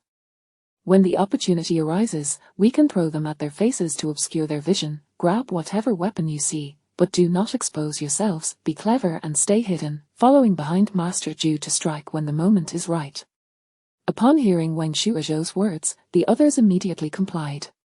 Chapter 49, a familiar face. Zhu Mingli's swordsmanship was not particularly remarkable. He could only make do in this dire situation, as surrendering was not an option. He found himself struggling in a one-on-one confrontation when Lu Gang, upon realizing that Wu Huai was not easy to handle, whistled, and several individuals rushed in from outside.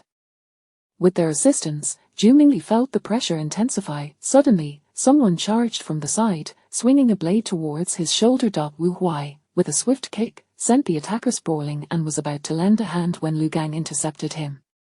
"Young master." Wu Huai was too preoccupied to heed the warning, and just as the knife was about to descend, the assailant staggered, losing grip of the weapon, which flew from their hand.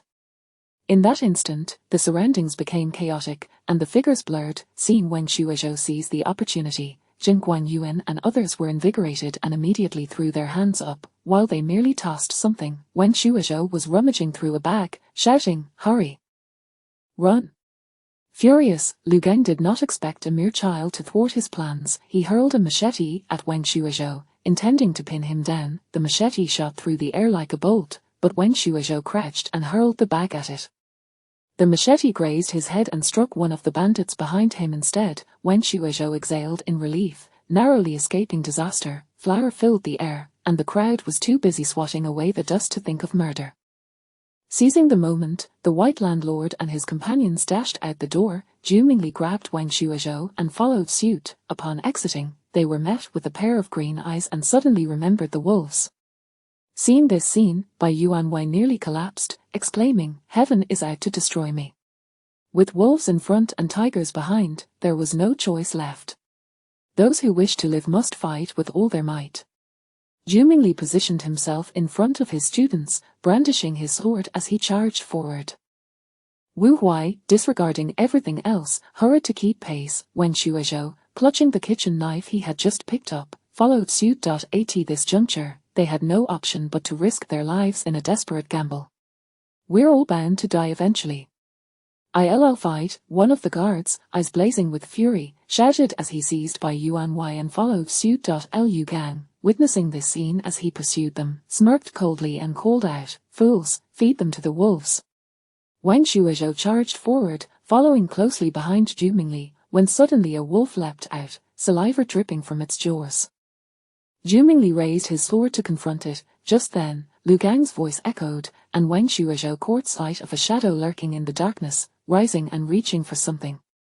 Without a second thought, he lunged forward, tackling the figure to the ground and pressing the knife against its throat. "Stay still, move again, and I'll slice you." The stranger seemed startled, halting their movements. Wen Shuozhou gradually rose, realizing the figure was of similar stature to him. "Can you command these wolves?" he inferred from Lu Gang's earlier remarks. The figure in the shadows nodded. "Stop these wolves. Clear the way, otherwise, I'll kill you." Wen Shuozhou insisted, pressing the knife forward. The stranger winced and cautiously replied, "Ugly. I need to grab my whistle first." Wen Shuozhou's mind momentarily faltered. Was this person someone familiar? He loosened his grip slightly, and the stranger quickly retrieved a whistle, blowing it rhythmically. Instantly, the wolves that had been attacking froze in their tracks. Lu Gang's previous amusement vanished, replaced with fury as he shouted, "Fool! What are you doing? Ugly, you all must flee, I'll buy you some time." The voice was somewhat reminiscent. When Shuozhou could not recall who it was and hesitantly asked, "Who are you?" "Don't ask, just go." The stranger pushed him away from the shadows, and Zhu Mingli, seeing him, seized Wen Shuizhou and ran outside. As the group prepared to flee, Lu Gang and his men charged after them but were unexpectedly blocked by several wolves. Enraged, Lu Gang bellowed, "Fool, are you mad? You've summoned wolves to block us." Wen Shuizhou, being pulled along by his teacher, glanced back and caught a glimpse of the young boy standing amidst the wolves. His face was vaguely familiar, but he could not place it. They fled through the night, changing direction several times until dawn, when they finally stopped, confident that their pursuers had given up. Bai Yuanwei was almost moved to tears, collapsing to the ground and refusing to move. At this moment, only 2 guards and the young servant remained by his side, and seeing him still, they too halted.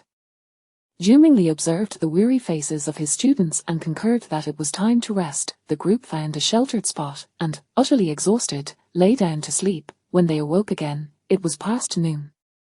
Fortuitously, they encountered a merchant caravan bound for Huaiqing on the official road. Upon inquiring, they learned that they had strayed a good several miles from their original path. The caravan, having heard of bandits in the vicinity, promptly charged them double the fare and hastened towards Huaiqing. Zhu Mingli, your noble character shines bright. In this time of peril, you are willing to lend a hand. I invite you all to stay at my residence in Huaiqing to express my gratitude.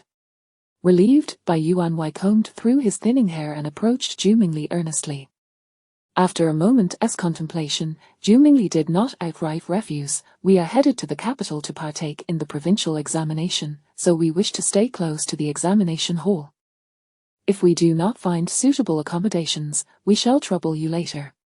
Upon hearing this, Bai Yuanwei excitedly slapped his thigh, exclaiming, "What are you looking for? To facilitate my son's examination, I purchased a residence right beside the examination hall. It is tranquil and secluded, filled with rare flowers and plants to admire when weary from study. You may stay there without hesitation, and if you could also offer guidance to my son, I would be eternally grateful." Zheng Guangyuan and the others were somewhat swayed and nudged Wen Shuizhou, signaling him to speak with his teacher.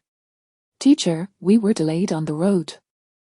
It may be difficult to find accommodations once we reach the capital," Wen Shuizhou began. Under the expectant gazes of his companions, Bai Yuanwei nodded vigorously. "What this young master says is indeed true.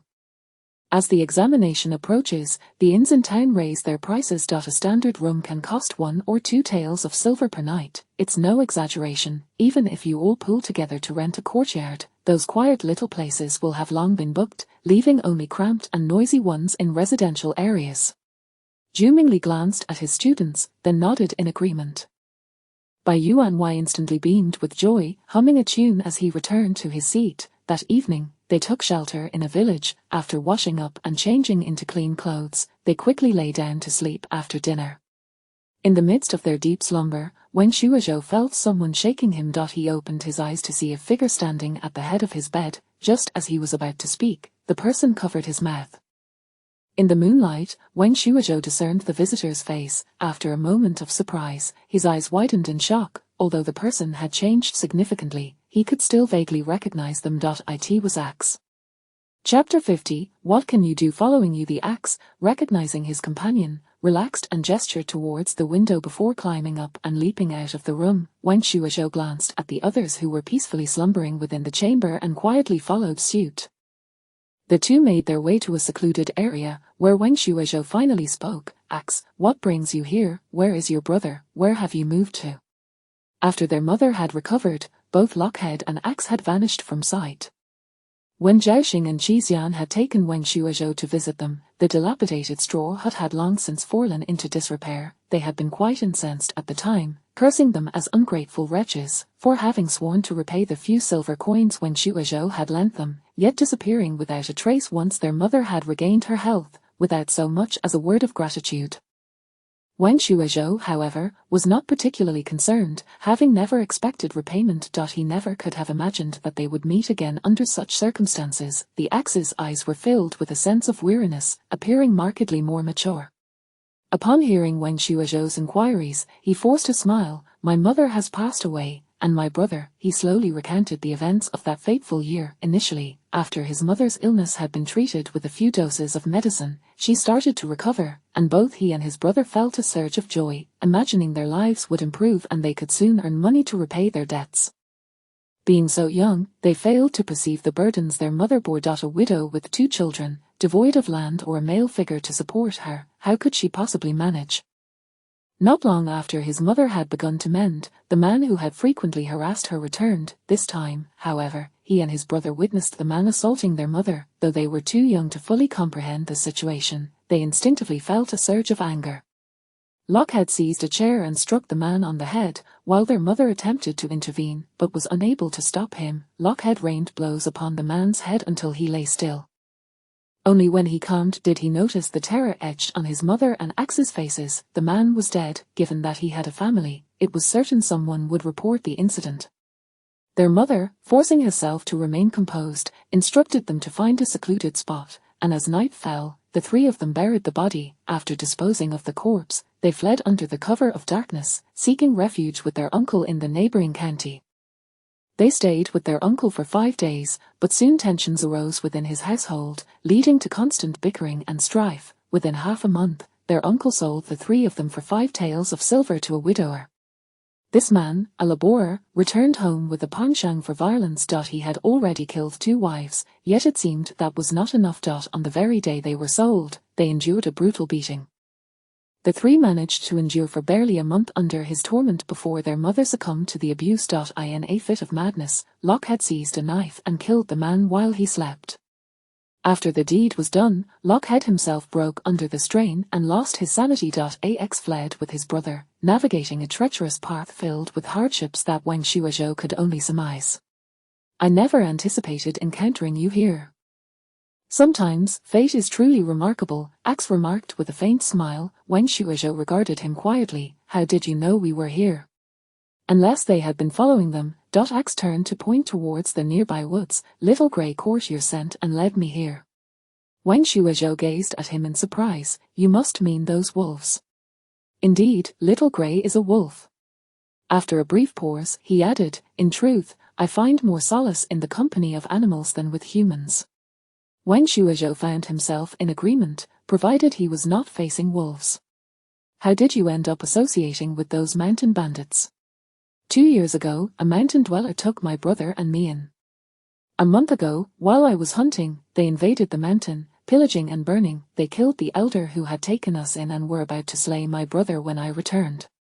They coveted my Little Grey and used my brother as leverage to coerce me into joining them, and I reluctantly acquiesced.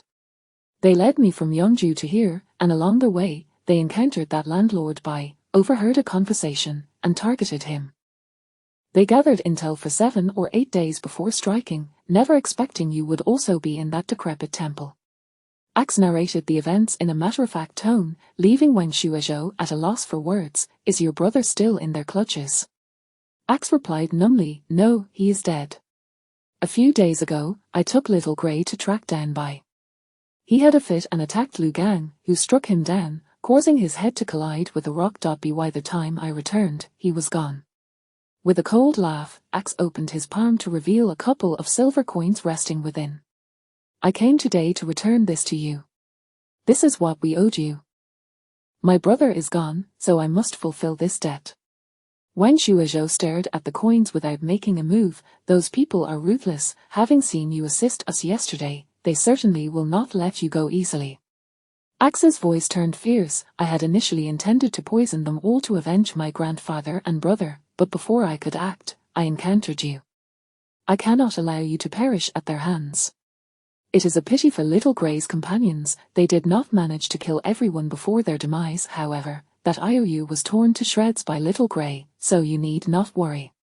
Upon hearing this, Wang Shuozhou felt relieved rather than disturbed by Axe's ruthlessness. What will you do next? Axe, reassured by Wang Shuozhou's expression, felt a flicker of comfort within him. He had not encountered much kindness in his life, and the person before him was one such rarity. He pressed the coins into Wang Shuozhou's hand. In this vast world, there will always be a place for me. Having repaid the debt, I must take my leave. With that, he walked towards the woods, where the rustling of leaves indicated Little Grey was waiting for him. Wang Shuizhou watched as his figure gradually vanished into the darkness, suddenly calling out, "Wait, how about following me?" Axe halted, turning back with a puzzled expression, half of his face shrouded in shadow. "What can I do by following you?" Wang Shuizhou paused. "I aim to take the imperial examination. One day, I might even become a scholar or an official. I will need assistance along the way. If I succeed and become a jincher or an official, I will require even more help. By following me, you will no longer have to endure hardship. You will have enough to eat and warm clothing. I shall give you a proper name, and if you desire, I can help you reclaim your father's estate. What do you say? Will you follow me?" The two locked eyes for a long moment, and Axe stepped out of the shadows, his expression solemn. "Can you truly make all that happen?" "I can," Wang Shuizhou replied with unwavering certainty. "Very well, then I shall follow you, but do not deceive me." By the time the group, covered in dust and grime, arrived at Huaijing Prefecture, 2 days had passed. Gazing at the imposing city walls and the bustling throngs at the city gates, Jin Guanyuan and the others craned their necks in anticipation. "Look! As expected of the prefectural city, there are so many guards on the streets," Xie Qianli exclaimed, pointing excitedly at the guards emerging from within the city. The merchants, upon spotting them, hastily pulled their carts aside to clear the way. After a prolonged wait, the city gate finally resumed its flow. Mr. Shang furrowed his brow in concern. Chapter 51. He may not be a good man under ordinary circumstances. It would be improbable for such a multitude of guards to be patrolling within the city. Wang Shuizhou's gaze roamed the vicinity of the city gate. After his last agreement with Axe, the latter had mentioned needing to attend to the cart first. Initially, the mountain bandits had intended to keep the cart for their own use, but they had not anticipated Axe's sudden turn against them. Ultimately, those who were bitten by the wolves perished, while others sustained injuries and fled in a panic, paying no heed to the cart. Only after observing their departure did Axe descend from his concealed position among the trees, taking away both the cart and their belongings.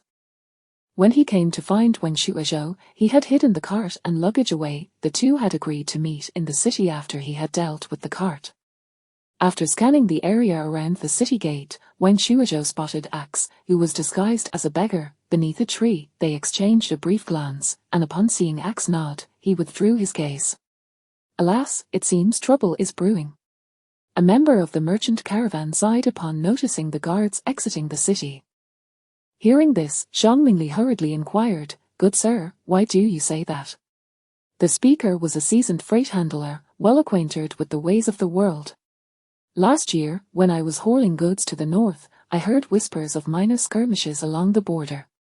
Recently, my fellow merchants mentioned that inspections have become quite stringent, which bodes ill. Just look, the guards atop the city walls have intensified their vigilance, and the presence of soldiers within the city is far from a good omen." The man gestured with his chin towards the guards on the wall, urging Zhu Fuji to take note. Upon glancing upwards, Zhu Mingli indeed observed that the guards were keenly watching the city gate, with archers and infantrymen multiplied several times over, all poised and ready for action. Suddenly, Bai Yuanwei recalled the mountain bandit's words, "The magistrate is overwhelmed, how can he spare time for you?" At the time, he had dismissed it as nonsense, but now, he wondered if it was indeed related to the current situation.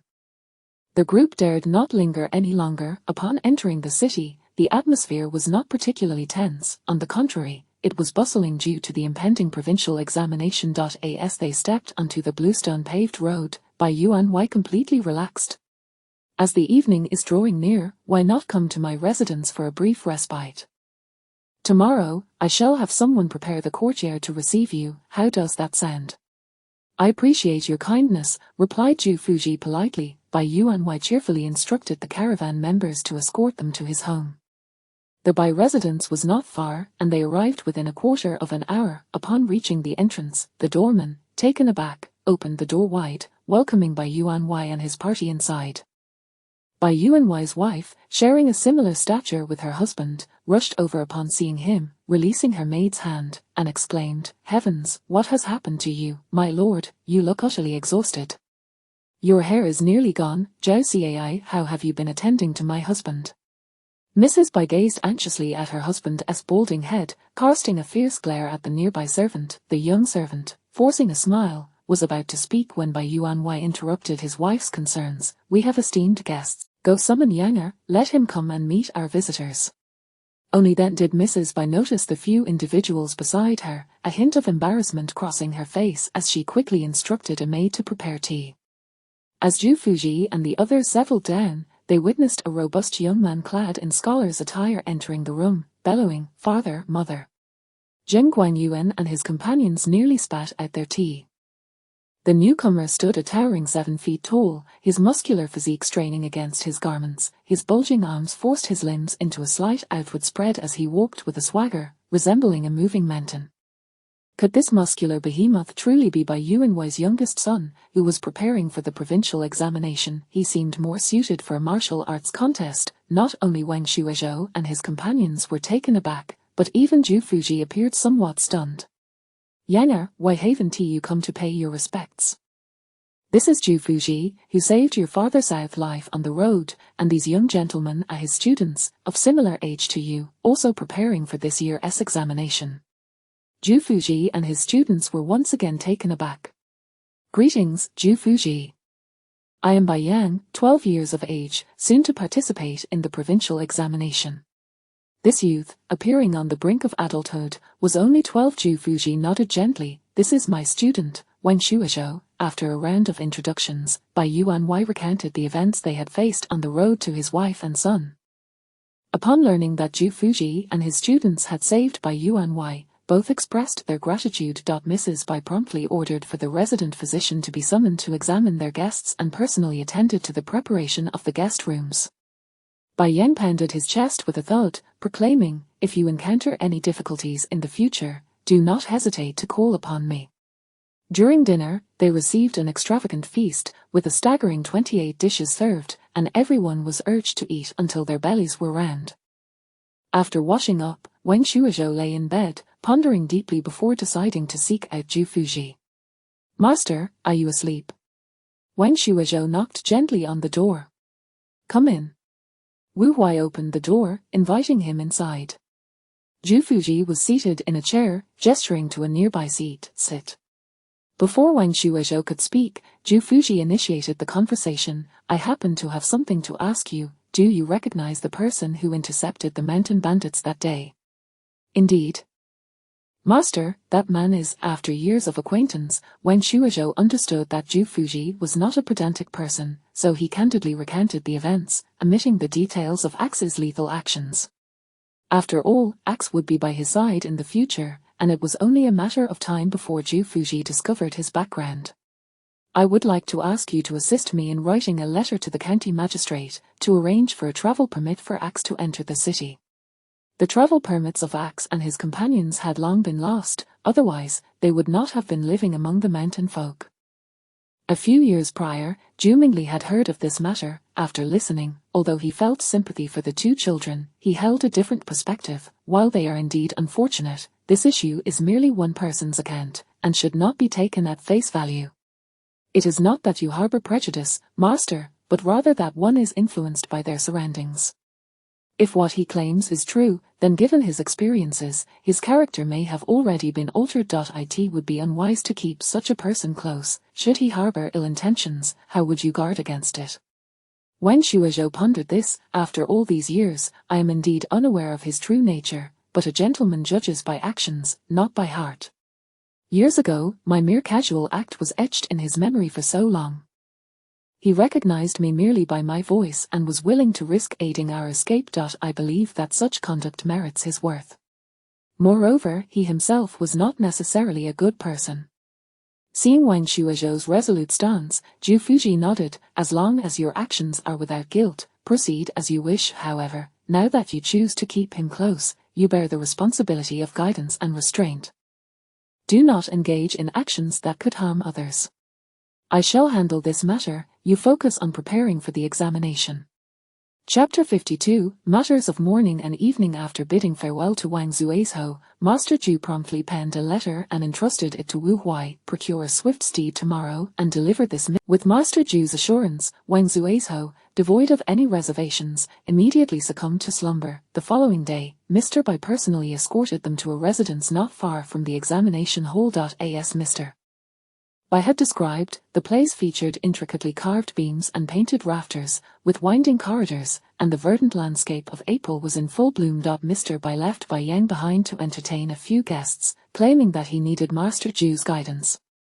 Although this was merely Mr. Bai's pretext, Master Zhu, having given his word, would not take the matter lightly. While instructing Wang Zuizhou and the others, he also included. After assessing Bai Yang's foundational knowledge, they were pleasantly surprised to discover that his grasp was commendable. With this understanding, Master Zhu commenced their pre-examination training. I have stated time and again that the examination for young scholars hinges significantly on the mastery of the prescribed topics. The essence of the question lies in its spirit. You must comprehend it thoroughly to discern the underlying issues. He began his discourse from the breakdown of questions, progressing to the conclusion, ultimately declaring, from this day forth, I shall assign you a topic daily. You are to present your responses to me before the lessons commence the following day. As the examination approached, the previously restless group fell silent under the weight of this new academic burden. Wu Huai traversed the distance in merely 2 days. Upon returning with the freshly minted travel permit, Zhu Mingli inquired, did Zhu Ziqing have anything to say? After a moment's contemplation, Wu Huai replied, the county magistrate chuckled upon reading your letter and said nothing further, immediately instructing the clerk to expedite your affairs. Zhu Mingli nodded, summon Zuizhou. Hearing the call from his master, Wang Zuizhou hurried over, and Zhu Mingli handed him the documents. Here are your household registration and travel permit. Go and bring that child in. Overjoyed by the swift resolution of matters, Wang Zuizhou exclaimed, thank you, master. He made his way to the city gate with little effort and soon found Axe. Wang Zuizhou presented the household registration and travel permit, which Axe accepted with palpable excitement. Your household registration and travel permit are arranged. You shall accompany me into the city, and we will return to Baishan County after my examination. Axe gazed longingly at the documents in his hands before passing the household registration back. Please safeguard this for me. I'll keep the travel permit. Little Grey has been with me since childhood, and as I prepare to depart, I must ensure a proper arrangement for him before seeking you. Wang Zuizhou understood, and the two, each with their own tasks, parted ways in haste. Today, the question left by Master Zhu proved to be quite challenging, on the education of women. Initially interpreted as the instruction of women, Wang Zuizhou racked his brain but could not connect it to any relevant content. Bai Yang, in distress, cradled his head in his hands, his hair disheveled from anxious tugging, reminded of Mr. Bai's own thinning hair. Wang Zuizhou could not suppress a cough. Brother Bai, if you wish to avoid a hairline like your father's, it would be prudent to refrain from such habits. After all, a receding hairline is indeed hereditary. Bai Yang froze at this remark, hastily releasing his grip and smoothing his hair with a troubled expression. Is this how your masters always operate? Presenting such difficult questions? The implication was clear, and Wang Zuizhou chuckled, pretty much. Bai Yang exclaimed incredulously, a strict teacher produces outstanding students. Our master advises us to relax before the examination and not to stress too much. I thought you would be the same. I had even planned to show you around Huaiqing Prefecture, but... Little did he anticipate being pulled into the pre-examination sprint as well, and Bai Yang's imposing stature seemed to shrink slightly. At this juncture, Wang Zuizhou's eyes brightened as he recalled the source of the question. From the Analects, chapter Wei Ling Gong, the master said, "Zi, do you think I have learned much and remembered it all?" Zigong replied, "Indeed, is it not so?" The master countered, "Not so. I have connected everything with a single principle." Translated, this means Confucius stated, "Zi, do you think it is a matter of having learned extensively that enables me to remember everything?" Zigong replied. "Yes, is it not so?" Confucius said, "No, I unify it all with a fundamental principle." Thus, what is the fundamental principle that Confucius refers to? That is the crux of the question at hand. Upon realization, Wang Zuizhou exhaled deeply and began to compose his answer. the sage teaches the ignorant based on their potential, ensuring clarity in their understanding. The principles of the world as singular, what can one gain from broad knowledge devoid of focus? This essay articulated two viewpoints. First, that one must understand the foundation of learning. Second, that Confucius tailored his teachings to his students' capabilities. The affairs of the world share a common principle. The principles of the world stem from a singular origin. To grasp the essence of the world is to comprehend the path of knowledge. With ears closed to external matters, one solely immerses oneself in the teachings of the sages. The provincial examination was scheduled for the 10th day of April, and Ax managed to arrive just before the examination commenced. Seeing him return with a cart, Wang Zuizhou was taken aback. You? Ax grinned widely. I remembered this cart belonged to you, so I deliberately kept it. Your belongings are inside. Upon hearing this news, Zhao Xing, Qixian, Jin Guangyuan, and Xie Qinli were all elated. None had anticipated that an act of kindness would yield such unexpected rewards. After a brief reconnection, the group swiftly set aside past grievances to inquire about Ax's situation. He provided a succinct explanation regarding his possession of their belongings, omitting certain details that might be inappropriate to share, prompting a chorus of sighs from the others. Wang Zuizhou, sensing the awkwardness, quickly intervened. Ax has just returned, let him rest well. We should also retire early, as we must enter the examination hall tomorrow. With thoughts of the impending examination crowding their minds, they exchanged farewells and departed with their belongings. Before Wang Zuizhou could inquire, Ax began recounting the events of the past few days. He had traveled by day and rested by night, fearing to frighten anyone with Little Grey in tow. He journeyed from Huaiqing Prefecture to the mountainous woods where he had once lived, returning Little Grey before making his way back here, just in time for Wang Zuizhou's examination. Wishing you swift success, Wang Zuizhou smiled, explaining, this is merely the provincial examination, there is still the academy examination to pass before one can be deemed a scholar. Ax dismissed this with a wave, that is but a matter of time. At 3 in the morning, cannon fire resounded, heralding the time for candidates to prepare. The courtyard buzzed with activity as the group arose, washed, and checked their belongings before heading toward the examination hall. The examination hall in Huaiqing Prefecture was remarkably spacious, encompassing nearly an entire street, surrounded by towering walls. Although Wang Zuizhou and his companions resided nearby, by the time they arrived, the entrance to the examination hall was already teeming with candidates. After all, this was a provincial examination, gathering students from 10 counties within Huaiqing Prefecture, numbering at least several hundred, if not 1,000. Bai Yang parted ways with them upon arrival to seek his fellow classmates. Master Zhu scanned the area and quickly zeroed in on Master Lin, leading the group toward him. Chapter 53. Indescribable in Master Lin's academy, the same for students returned for the examination. Yet the seat once occupied by L. Dashing was now filled by another. Cao Zuan cast a fierce glare at Wang Shuizhou, but refrained from uttering any harsh words, presumably due to prior admonitions. Wang Shuizhou, unfazed by the hostile gaze, did not grant him even a sidelong glance, which left Cao Zuan utterly exasperated.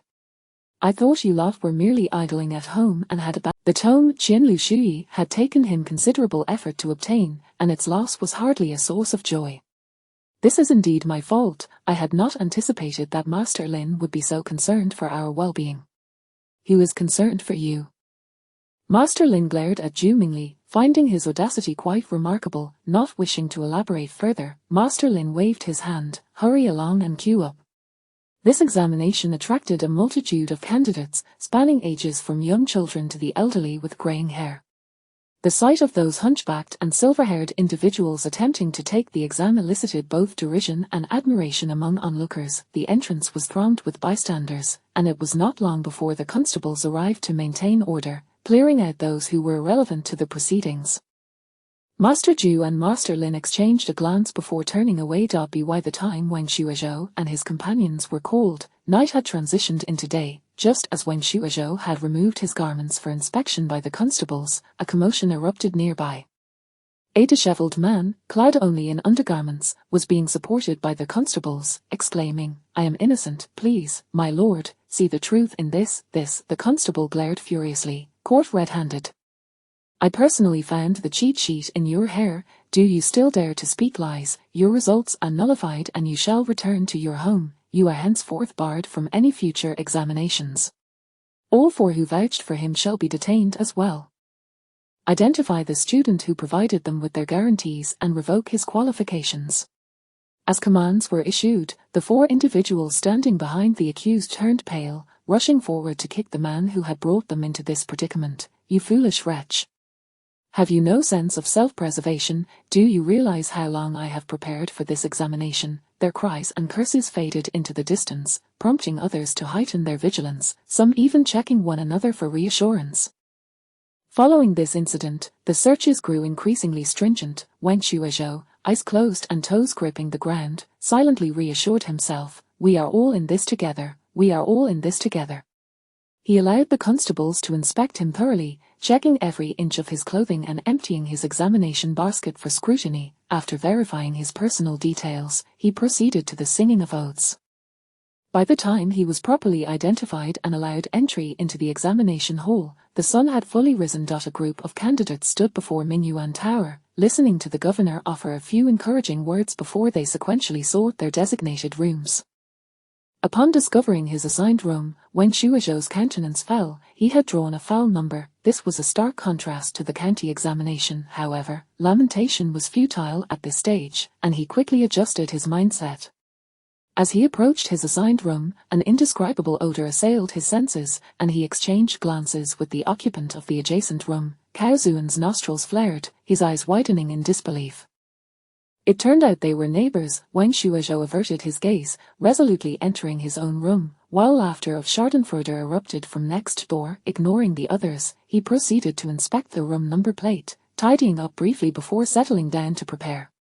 Soon, the examination questions were distributed. The first session was a formal test, comprising 3 questions on the classics, 4 on principles, and 1 on regulations. Upon encountering the regulation question, Wen Shuozhou froze, for it was the very topic that Master Zhu had predicted: women in education.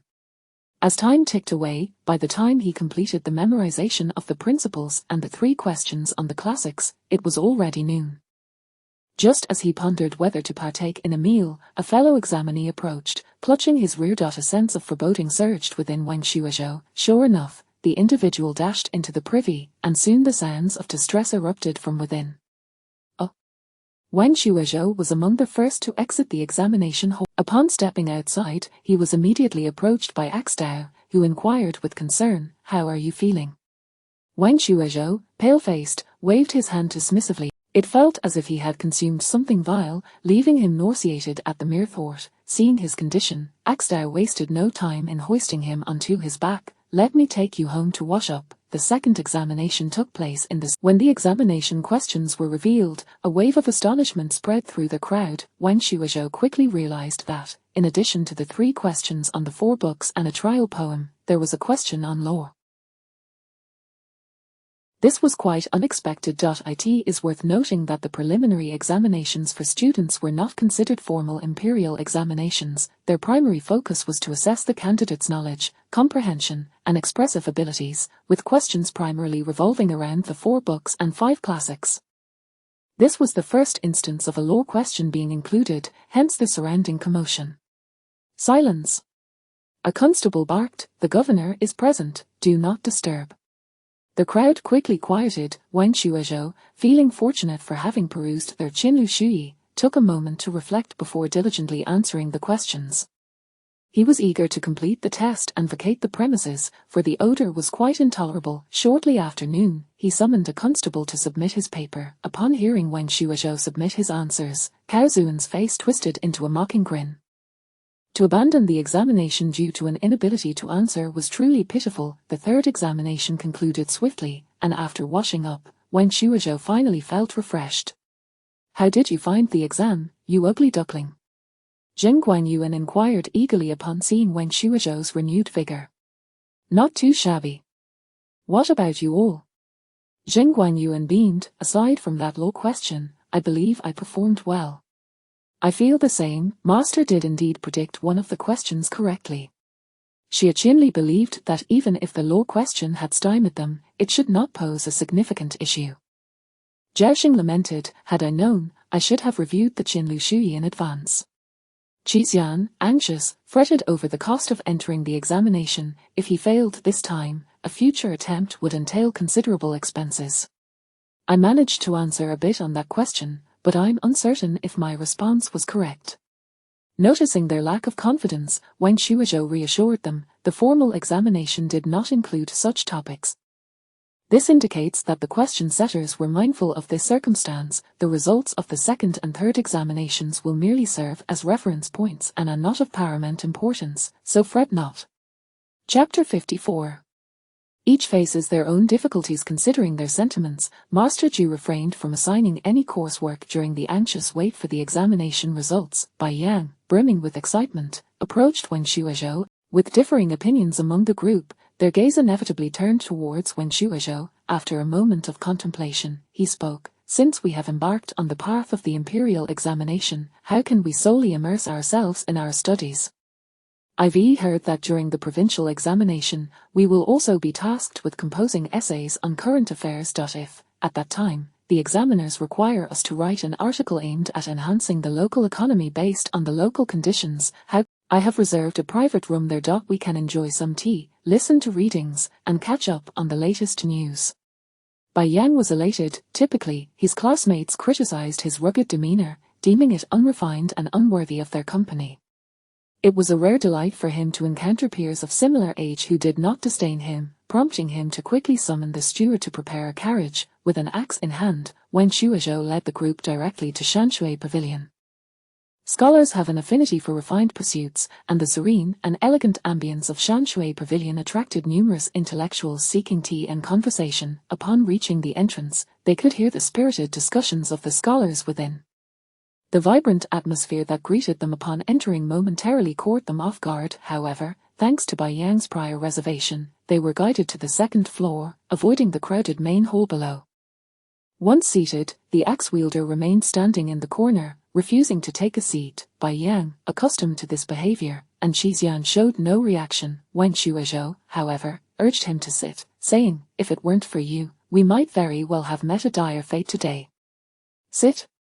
Reluctantly, the axe-wielder tugged at his garment, feeling somewhat awkward, and eventually took a seat. Bai Yang expertly ordered pastries and tea, then turned to his companions to explain. Originally, Shanshui Pavilion's business was quite mediocre, hardly ranking in the city.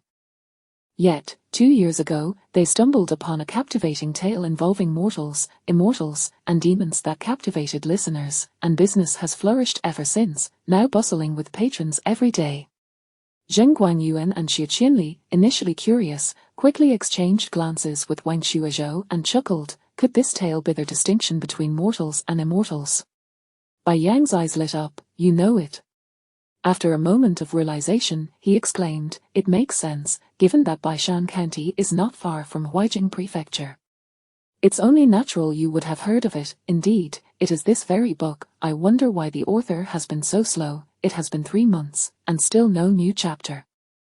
I've been anxiously rereading the preceding chapters, yet still waiting for the next installment. What, there's more to the tale?" The group turned their attention to Wang Shuizhou, who possessed the profits from Shen Heiju, yet had no knowledge of the Everyone is currently awaiting the fourth. "Do you know which bookstore sells this book?" "I do, for I have purchased it, Donglin Bookstore." Wang Shuizhou mentally noted the name of the establishment. "Are you aware of why there has suddenly been a legal question in this provincial examination?" Hearing the discussion from downstairs, the group's attention was immediately piqued. "They're deliberately making it difficult, of course. It's not a formal examination anyway." It seems the questioner was simply at a loss for what to ask.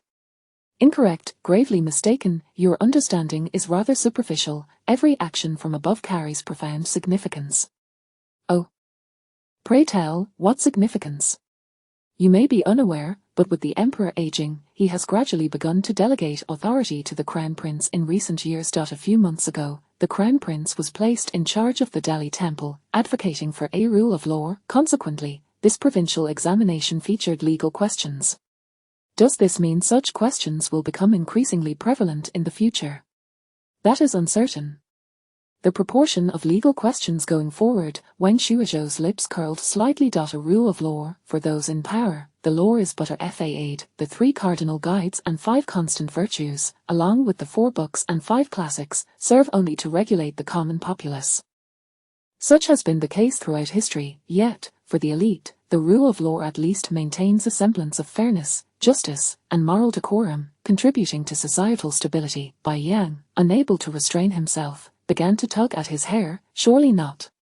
The 4 books and 5 classics are already torturous enough, must we now also memorize the law? Jixian, observing Bai Yang's expression, couldn't help but remark, Brother Bai, your family is quite well off. If it becomes unbearable, you can always inherit the family business, so there's no need for such distress. With a heavy sigh, Bai Yang replied, it is precisely because of my family's circumstances that my father insists I pursue the imperial examination. I must at least attain the status of a jinshi. A jinshi not only enjoys exemption from labor and taxes but also provides protection for the family, ensuring their holdings are safer. Jixian chuckled ruefully, truly, each faces their own challenges. A waiter approached, bearing pastries and tea, prompting Bai Yang to invite everyone to indulge. Meanwhile, the conversation downstairs had shifted, now discussing the recent movements of the garrison troops.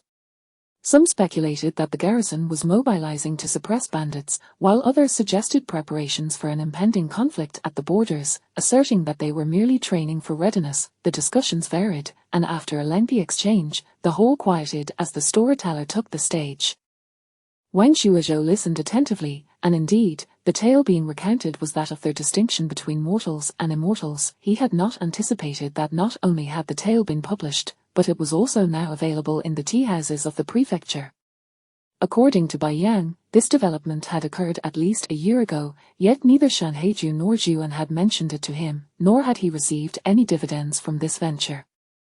He furrowed his brow, realizing that being in collaboration often placed him at a disadvantage. 5 days swiftly passed, and soon the day of the results arrived. Early in the morning, Wen Shuozhou rose to practice the 5 animal frolics, observing Bai Yang already engaged in weightlifting, his bulging muscles evoking a twinge of envy. Before the others had awoken, Bai Yuanwei eagerly arrived to urge everyone to hasten to view the results. Master Zhu, I have been unable to sleep a wink in my excitement. I can hardly wait. Let us dine at the tavern near the examination hall while we wait. I have dispatched a sturdy young servant to stand by the entrance. As soon as there's news, he will notify us at once. Bai Yuanwei's eyes were the telltale signs of a sleepless night. Thank you for your efforts. Chapter 55. The rule of law. Upon arriving at the tavern, it was still merely the early hours of the day, far from the time of the announcement. The location arranged by Master Bai was splendid, positioned by the window where he could easily observe the happenings at the entrance of the examination hall. Without hesitation, Master Bai summoned a lavish spread of breakfast and began to converse animatedly with Confucian Master Zhu. Confucian Master Zhu, you truly are my fortunate star. Not only did you save my life, but I have also heard that you have supervised a question this time. It is indeed a blessing for my son Yanger to receive your guidance. I wonder. As Confucian Master Zhu leisurely savoured his breakfast, he appeared utterly unperturbed by Master Bai's flattery. Meanwhile, Wen Shuozhou and his companions grew increasingly anxious as they awaited the results, unable to remain seated. At that moment, commotion erupted at the entrance of the examination hall. A group of constables, armed and clad in official garb, parted to make way for an official bearing a red announcement board. Once the board was affixed, a throng surged forward, jostling and shoving, some even tugging at the hair and clothing of others in their desperate bid to catch a glimpse of the results. Among them was a familiar figure to Wen Shuozhou, Axi. Yes, yes. A figure burst through the door with great fervor, rushing directly to their table. The young servant, beaming with excitement, exclaimed, "It's true. Young master has succeeded." Following the instructions from the master, I looked from the back to the front and immediately spotted young master's name, right at the very end. Bai Yang, elated, slammed his hand down onto the table, causing the dishes to rattle. I succeeded. Indeed, young master, you have secured the last place. The servant shouted even louder. The other patrons in the tavern regarded the scene with envy, regardless of the ranking. At least he had achieved success. Har har har, my son has succeeded, har, when we return, he shall be generously rewarded. Master Bai exclaimed, his words tumbling forth in excitement, while Confucian Master Zhu smiled warmly and offered his congratulations. Congratulations, Brother Bai, on your son's triumph. Wen Shuizhou was the first to respond, offering his well wishes to Bai Yang. Congratulations, congratulations. Zheng Guanyuan and the others echoed distractedly before hastily inquiring, have you seen our rankings? The servant scratched his head. I only saw my master's name and hurried back to share the good news. I have yet to see the names of the other gentlemen. Confucian Master Zhu calmly reassured them, do not fret, Wu Huai has already gone to check. Zhou Dan, you've succeeded, I saw it, it's out first place. Your name is right at the top, written in large characters. Axi, breathless and ecstatic, ran into the tavern, having lost a shoe in his haste. The patrons gasped in astonishment, the top scorer was right here in the tavern. Many stood to catch a glimpse, though they hesitated to intrude, as the scene felt foreign to them. Confucian Master Zhu rose, somewhat astonished. Are you certain, is it truly first place? Axi nodded emphatically. It is first place, absolutely no doubt. Having spent, Wen Shuizhou, unable to contain his excitement, grinned broadly. I heard. Remarkable, to have achieved first place, it seems our Master's Academy will be flooded with eager students next year, Zheng Guanyuan teased, with Xie Qinli nodding in agreement. Zhao Xing, amidst his joy, felt his heart soar. News continued to circulate within the tavern, some celebrated their successes with joy, while others wept bitterly over their failures, some lamenting their misfortune by beating their heads against the ground. Time appeared to drag on, and just as the group could no longer contain their impatience, Wu Huai returned. Qi Gongzi, 35th place, Zhao Gongzi, 120th place.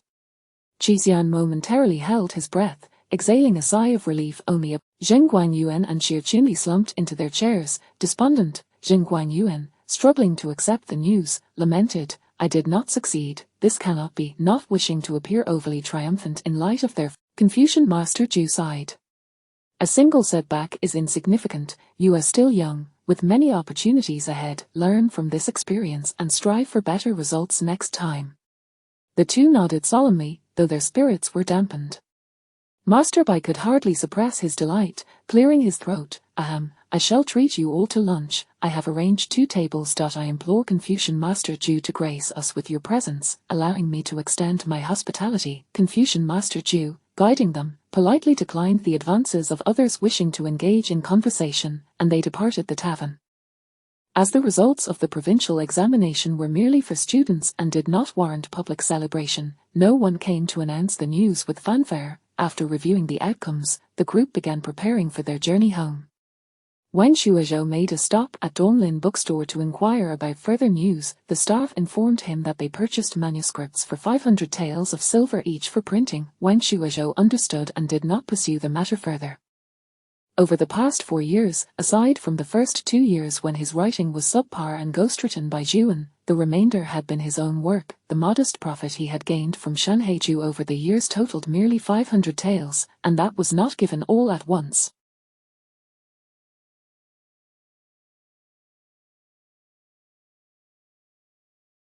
However, there was little to lament. At the time, they were willing to share profits for Zhuan's sake, otherwise, he might not have even seen 500 taels. Over the years, aside from providing some support for his family, he had converted the remaining 300 taels into silver notes for safekeeping.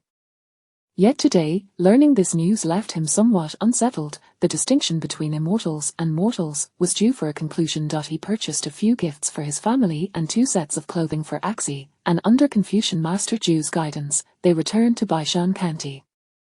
The verdant grass mingled with the yellow of the willows, and the fragrance of pear blossoms intertwined with the chaotic beauty of peach blossoms. Before reaching Shilang village, Wen Shuizhou spotted an unassuming hill standing tall against the backdrop of blue skies and white clouds, adorned with lush greenery and dotted with white flowers, evoking a profound sense of familiarity. The villagers at the entrance caught sight of him from a distance, straightening up in surprise. Dandan uncle. Dogdan squinted, uncertain as he gazed at the 2 figures ahead. Wang Shuizhou, noticing him, waved. My Uncle Dandan is back. Why are you running? Wang Shuizhou watched in exasperation as Dok Dan raced into the village, suddenly struck by a troubling thought, his expression freezing. No. It cannot be. Axi, feeling a twinge of anxiety, hurried after him as they quickened their pace toward the Wang family residence. Zhou Dan, it truly is you. A large crowd had gathered behind them, led by the village head and old Wang. Upon seeing him, old Wang's eyes sparkled with joy. Zhou Dan, I heard from the village head that you ranked first in the provincial examination, is it true? Chapter 56, The Reversal of Heavenly Secrets. The villagers gazed at Wang Shuizhou with fervent eyes. My goodness, is that true? Could it be that our Wang family is truly about to produce a great scholar? Ugly boy, does that mean you are now a scholar? Why didn't you say anything about your exam? Just a word, and we could have pooled some travel expenses for you. Indeed, ugly boy, because of your exam, our village head has been summoned by the county magistrate. A crowd of voices surrounded Wang Shuizhou, pushing aside the nearby axe as he quietly carried his belongings to make space, standing off to the side without uttering a word. Wang Shuizhou felt as though hundreds of ducks were quacking quack, quack, quack in his ears, leaving him no opportunity to interject. Silence! The village head shouted, finally turning to Wang Shuizhou, his weathered face beaming like a blooming chrysanthemum. The county magistrate summoned me and presented me with 10 taels of silver to reward you, saying that as the top candidate in the provincial exam, you are almost certain to become a scholar. What position did you achieve this time? Wang Shuizhou, meeting the expectant gazes before him, replied solemnly, first place. Wow, first, ugly boy has reached the top even in the city. What benefits come with this first place? Does it mean you are now a scholar? Old Wang's eyes brimmed with tears of excitement. First, my grandson has achieved first place. Who dares to say this old man is stubborn and lacks self-awareness? My family surely has the potential for scholarly pursuits. I wonder who will still dare to speak ill of me and my wife behind our backs now. Woo woo, the village head patted his shoulder. What a joyous occasion. Why are you crying? The past is behind us. Some in the crowd looked awkwardly, exactly, witnessing old Wang's heart-wrenching, joyful tears. Wang Shuizhou glanced around the gathering, took a step back, and thudded onto his knees, stunning everyone present. Grandson Wang Shuizhou, having lived up to grandfather's expectations, has secured first place in the county and provincial exams. If it were not for grandfather's wisdom and foresight, I would not be where I am today. Today, I vow here, no matter the challenges ahead, I shall soar to great heights, become a scholar, a jincher, and bring glory to the Wang family, honoring our ancestors in the heavens. The villagers stared at him in stunned silence. Old Wang, stirred by the words, shed tears of pride. Good, my dear grandson, a man should have such ambition. Quickly, rise. He bent down and helped Wang Shuizhou to his feet, while the village head regarded him with a complex expression. Indeed, the old Wang family has produced a remarkable figure. As Wang Shuizhou stood, he caught sight of Zhangshi, her eyes glistening with tears, and Wang Qingji, whose clenched fists revealed his excitement. The sight of their beaming faces brought a smile to his own. A throng of villagers escorted Wang Shuizhou back to the Wang household, where old Wang turned to dismiss the villagers. The child has just returned and has yet to rest.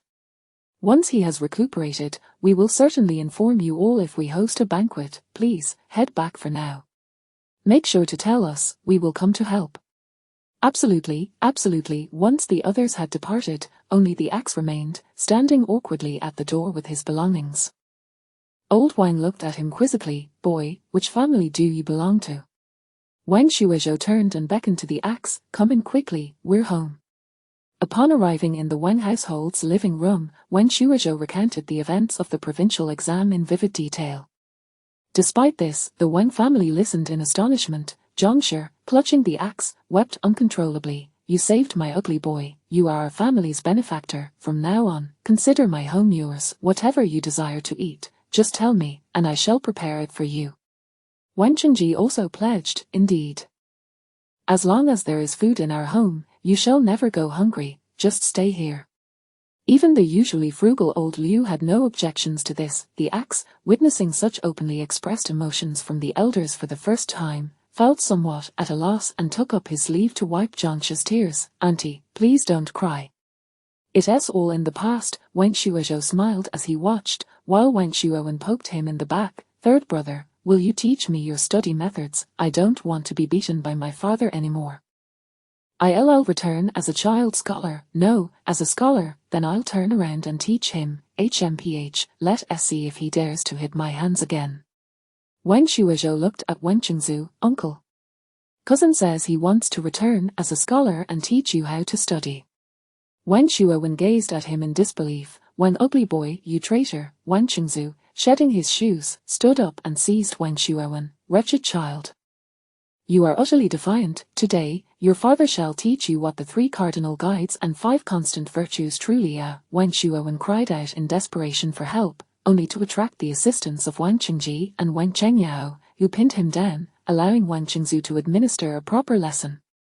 Observing the familiar chaos of home, Wen Shuozhou smiled faintly, concealing his achievements and honors. Old Wang struggled to contain his excitement. He originally intended to host a grand banquet the following day but was persuaded by Wen Shuozhou. "Grandfather, parsing, I still need to participate in the next examination in a few months. It is only after parsing that I can truly call myself a scholar. We can hold the banquet then. It will not be too late." Old Wang, reassured by his grandson's words, calmed down, recognizing the wisdom in his reasoning. After so many years of anticipation, there was no rush to celebrate just yet.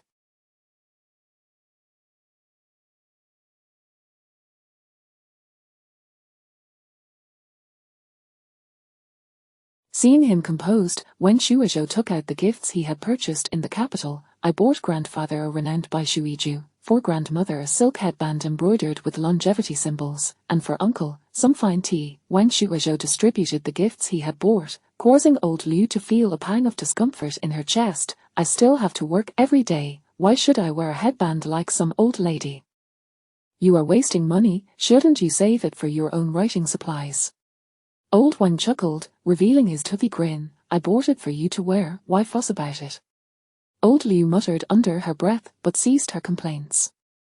The Wang family had recently constructed 3 new rooms, and Wen Shuozhou's chamber had transformed from a small compartment into a bright, spacious room. The outer room served as a study, while the inner room held a bed.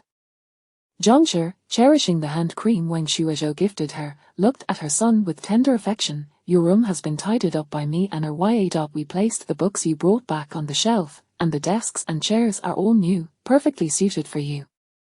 The windows are intentionally large, allowing ample light during the day. You will find it much more convenient to study and write here."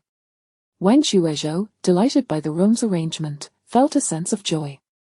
At last, he had his own room and writing desk. After settling the axe, he retrieved the books he had prepared for Wen Shuowen. Wen Shuowen lay leisurely on the bed, engrossed in a storybook, and quickly turned his back upon seeing him. "Here, I've copied this book of 4 books, annotations and commentaries on the Book of Changes for you by hand.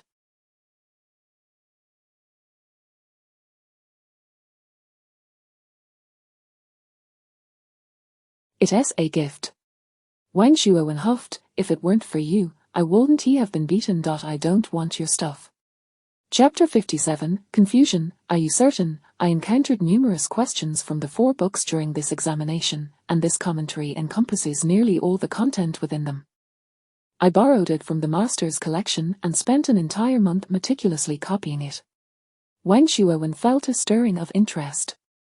As for this commentary on the laws, it is even more exceptional. My master exerted considerable effort to procure it, and I encountered legal questions during the provincial examination. If you choose not to look at it, and there are legal questions in the future, just be prepared to stare blankly. It is a shame that I meticulously selected and spent 2 months transcribing these 2 volumes, and you simply reject them."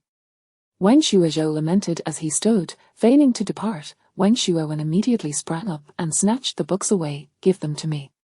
Though he held the volumes close to his chest, he still turned his nostrils to. In the deep of night, Wen Shuozhou sat at his desk, writing fervently. Since the inception of the distinction between immortals and mortals, he had, intermittently, penned over 1,000,000 words.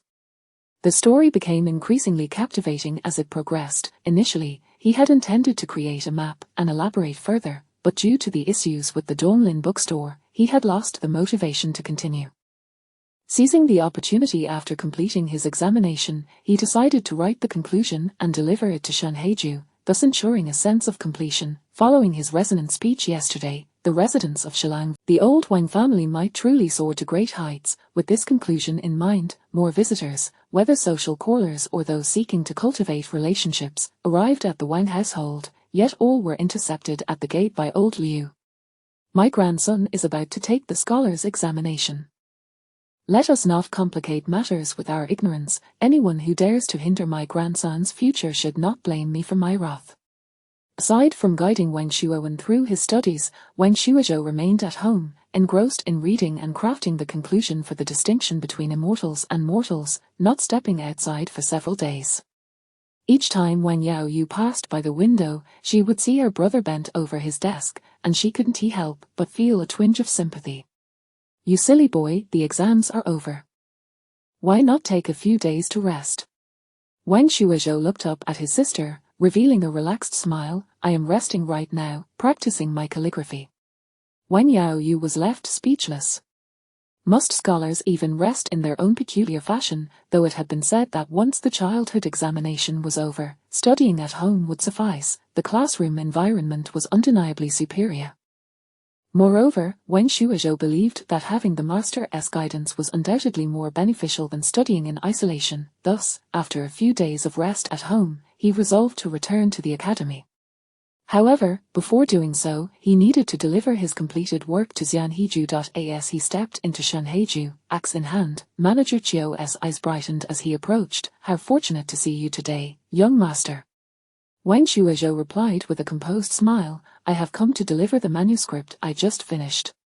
Manager Chiu was even more exhilarated. He ushered him aside to sit and swiftly began to peruse the manuscript. Upon reaching the final word, his expression abruptly froze. Is this the end? He felt a lingering sense of incompleteness, as if there should be much more to follow. How could it conclude so abruptly? Thank you for your kindness, but after years of writing, it is time for it to conclude. However, it feels like there is more to be written. Might you reconsider, young master? Not at all. You understand I still have my studies to attend to, and I fear there will be no time left for writing, Wang Shuozhou replied with a hint of regret.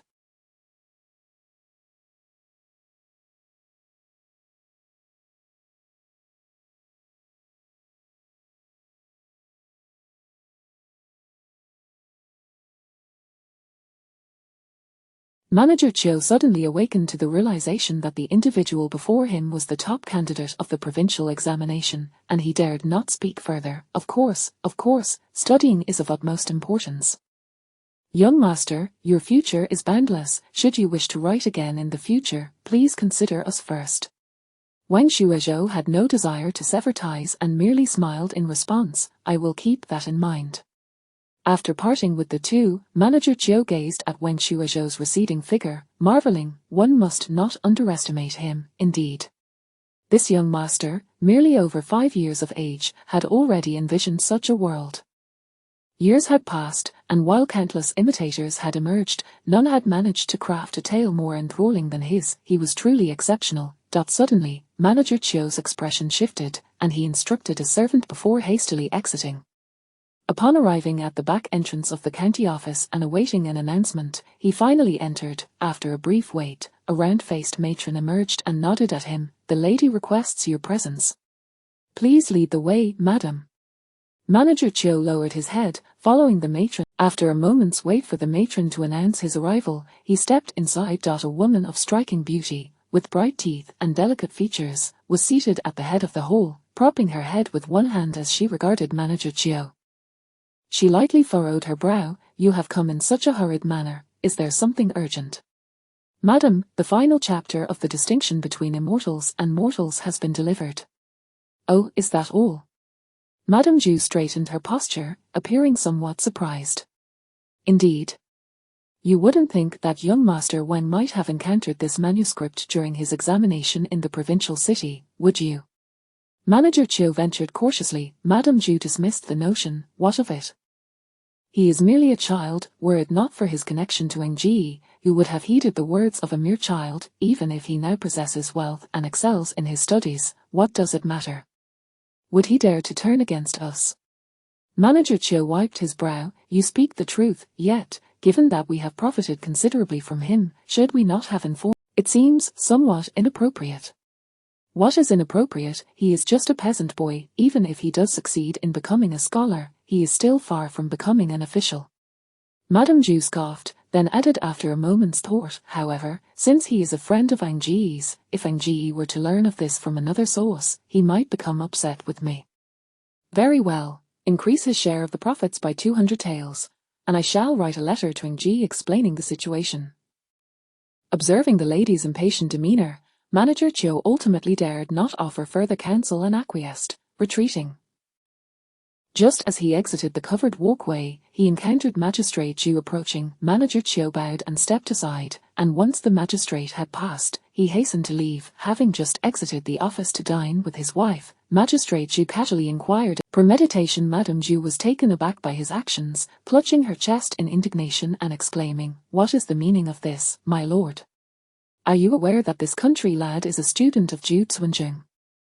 At the tender age of 9, he has already excelled in the provincial examinations. If all goes as expected, he is bound to succeed in this year's imperial examination. Do you comprehend the significance of having a 9-year-old scholar?" Madame Zhu expressed her discontent. If you wish to speak, then speak plainly. There is no need to shout. Seeing her failure to grasp the crux of the matter, the county magistrate's voice grew even louder, his frustration palpable as he slammed his palm on the table. This signifies that this boy has ample. Even if he were to fail the provincial examination once or twice, with Zhu Xuanzheng's guidance, he is destined to become at least a jincher. Setting aside his future prospects, consider the fact that Baishan County has produced a 9-year-old scholar. This is a testament to my educational prowess. My term in Baishan County is nearing its end, and this matter might even influence my future appointments. Why must you offend him so? Are you actively seeking trouble for yourself? Moreover, Ng had a good relationship with him. How can they possibly interact after your actions, huh? The table resounded with the force of his slaps, a clear indication of Zhu County Magistrate's ire.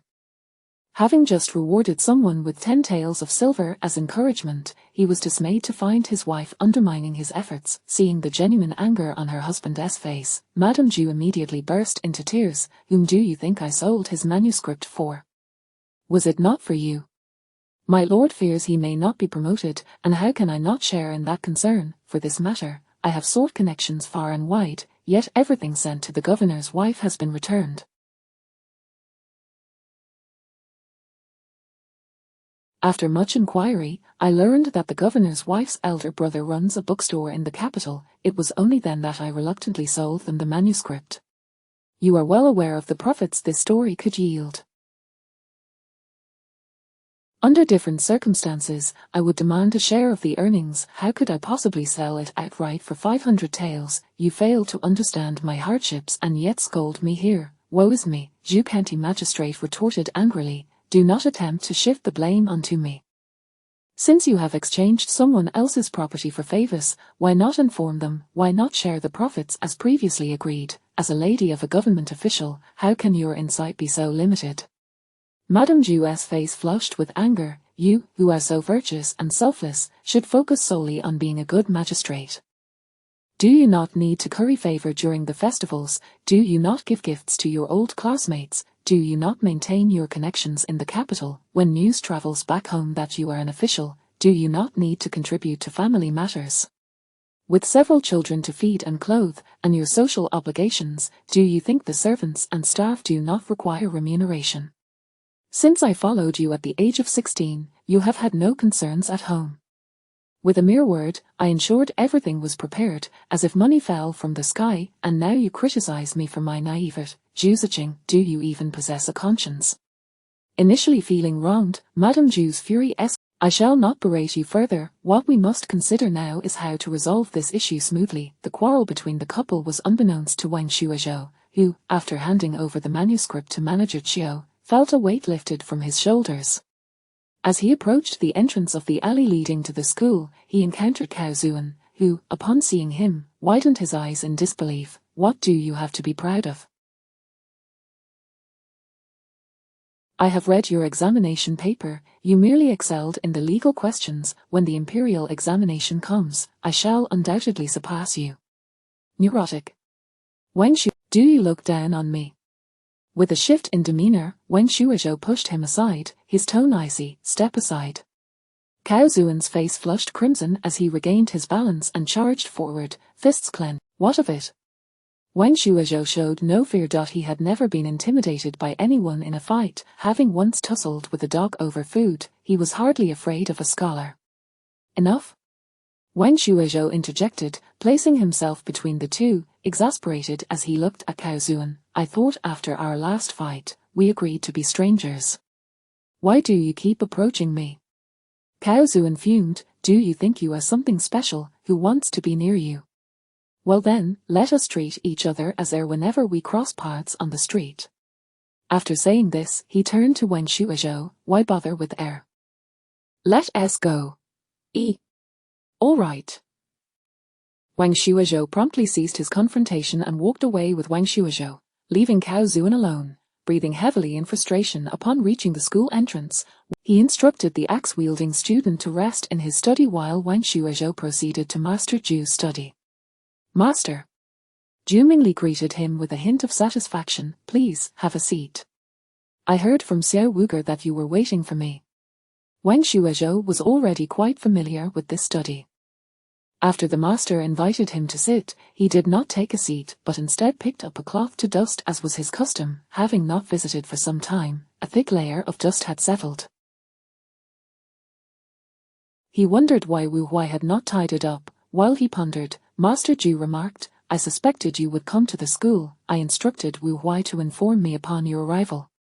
During your days of rest, I take these books, Dhn Luli and 9 chapters on mathematical procedures, and copy them with Zhaoxing and Qixian. In this period leading up to the imperial examination, do not neglect the 4 books and 5 classics. Wen Shuozhou glanced at the titles in his hands.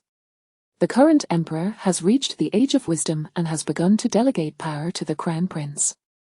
Our prince is rather pragmatic. This upcoming provincial examination serves as a signal. Since the crown prince has started to involve himself in the imperial examination matters, you can no longer solely focus on the 4 books and 5 classics. You must broaden your studies to prepare for any eventuality. You must also plan ahead. If you succeed in becoming a scholar with a commendable ranking, will you attend the county school, the state school, or the provincial school? This question left Wen Shuozhou momentarily speechless, for he had never considered it before. Is it not possible to continue studying under you? Though Master Zhu was a scholar, Wen Shuozhou had always felt that his tutor's knowledge extended beyond mere scholarship, both through his lessons and the way he spoke in daily life. Thus, he had not anticipated facing the dilemma of choosing a school so soon. Chapter 59. Is there anything else? Master Zhu gave a self-deprecating smile. I am but a humble scholar. Once you achieve the status of a scholar yourself, how could I possibly be in a position to teach you? It would merely be a case of leading the young astray. This was the first time Wen Shuozhou had seen such a gloomy expression on his teacher's face. Master, you are mistaken. You are the guiding mentor of your students. Without your instruction, it would be impossible for us to attain our current accomplishments. If I were to become a scholar, it would solely reflect your exceptional teaching. No matter how high I may rise in the future, I will always owe my success to your guidance. Where is the equality in that? How could you possibly mislead your students? Moreover, I believe you possess a wealth of knowledge. Your lack of further examination is merely due to circumstances, not a deficiency in your own learning. Please, Master, refrain from such remarks, they fill me with trepidation. Though there was a hint of flattery in his words, Wen Shuozhou sincerely felt that Master Zhu's scholarship was indeed remarkable. It was a pity that a scar ran across the right side of the master's face, likely the reason he could not continue with his examinations and remained at the level of a scholar. It is well known that the imperial examination not only assesses knowledge but also places significant importance on one's appearance. Historically, one's looks have been crucial in the selection of scholars, as those lacking in physical attributes, no matter how talented, often find their merits overlooked. Wen Shuozhou's words brought a smile to Master Zhu's face, dispelling the shadows that had clouded it. I did not expect my student to possess such eloquence. Your wit matches your intellect. Wen Shuozhou replied earnestly, I am merely stating the facts. Master Zhu shook his head with a chuckle. Perhaps it is individuals like you who will thrive in the future. Off you go.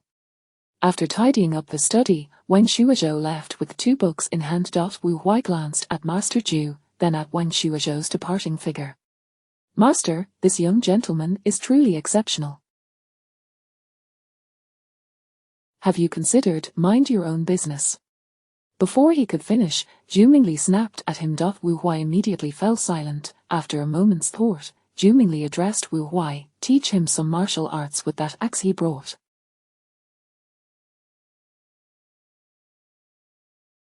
We cannot allow him to neglect his studies. Wu Huai looked up at the sky in exasperation. Understood. When will this master learn to be less stubborn? He had clearly prevented him from cleaning the study just to see if the young gentleman would continue his usual tasks. Now he was fretting over trivialities and forbidding him to speak. Stubborn indeed. Seer Wu, this evening, purchase 2 pieces of meat. The students have been working hard lately. They deserve a treat. Having finished his tea, Zhu Mingli left with a light step.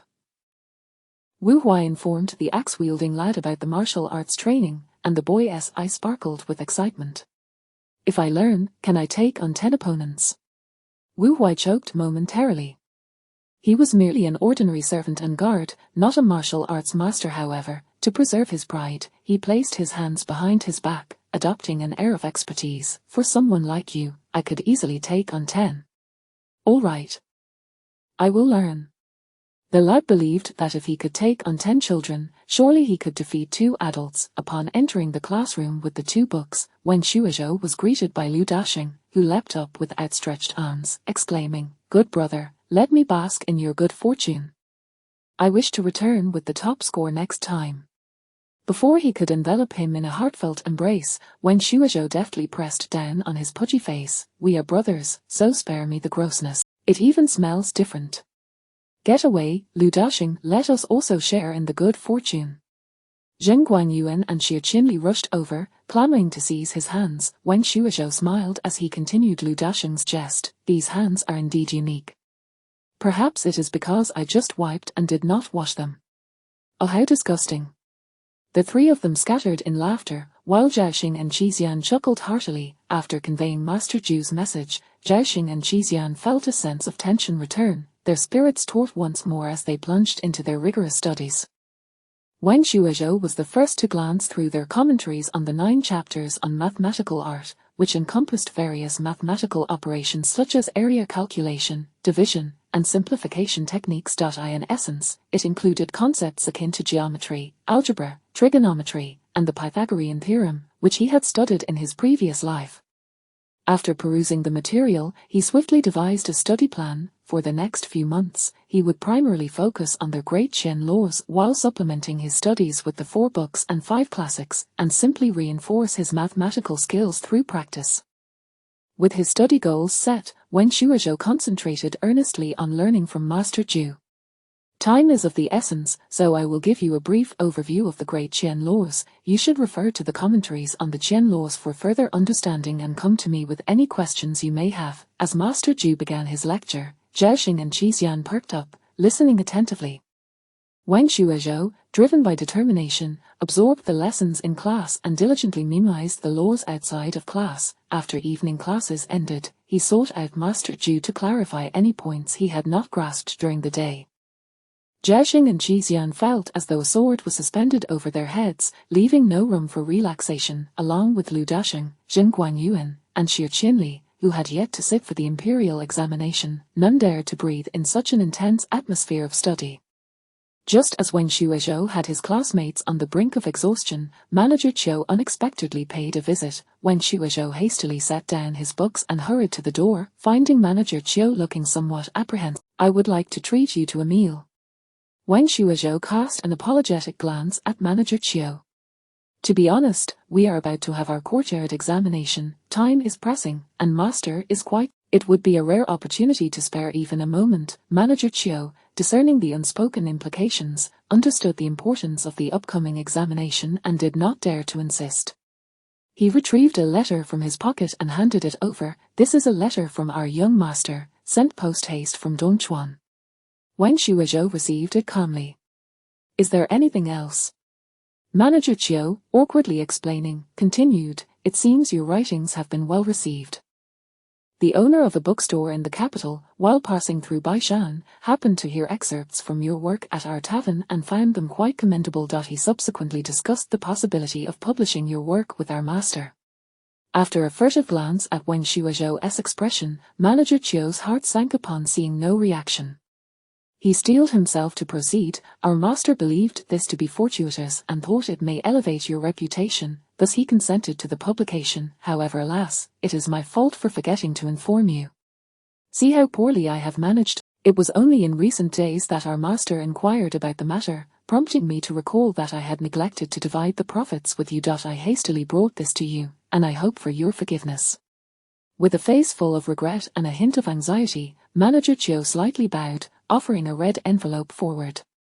He had confirmed that Wen Shuizhou was aware of the situation, yet he could not fathom how much he truly knew. Chapter 60. Determining the date. Wen Shuizhou fixed his gaze upon the red envelope before him, and after a moment's contemplation, he bent down to lift his hand. "Elders are to be respected. There is no need for you to go to such lengths, Master Chiu. This trifling matter is hardly worth mentioning." Although he was unaware of the reasons behind the sudden change of heart from the other party, he found himself neither concerned nor curious. After all, this matter had reached its conclusion, and he had no intention of further dealings with Master Chiu, so why burden him unnecessarily? A trifling matter. Master Chiu found himself perplexed. Was young Master Wang speaking thus out of ignorance of the details, or did he already know the truth and had made a resolution to dismiss it from his mind? Contemplating this, Master Chiu let out a bitter smile. Given this young gentleman's caliber, his excuse was likely laughably inadequate, yet the fact that he still chose to treat him with courtesy spoke volumes about his scholarly disposition. If the young master holds no grudge, that suffices. "I have my elders above and children below." Thus, Master Chiu sighed deeply, his voice imbued with genuine emotion, as he presented the red envelope with both hands. "I wish the young master success in the imperial examinations, with a future as bright as brocade." Wen Shuizhou reached out to accept it. "Thank you." After sending Master Chiu on his way, he opened. With a neutral expression, he tucked it into his robe, then glanced at the letter from Juan. The first line he read was an apology. Juan explained that he had recently received a letter from his mother, revealing that Madame Zhu had sold his manuscript without Wen Shuizhou's knowledge and had not shared any profits with him. This revelation infuriated him, and he had already written to his mother advocating on his behalf, but since the manuscript had been sold quite some time ago, it could not be retrieved. He could only ask his mother to send him the rightful earnings, expressing deep regret for her predicament. Between the lines, one could sense Juan's indignation, yet he was also helpless given the circumstances surrounding his mother. After some reflection, Wen Shuizhou decided to respond, conveying that he bore no ill will, as the matter was now in the past, and urged him to focus on his studies. He entrusted the letter to the Axe Gang for delivery to Master Chiu, fully resolving to set the matter aside. With his ample funds, he was confident that not only would he pass the examination for a scholar, but he could also easily aspire to the position of a Juren, provincial graduate.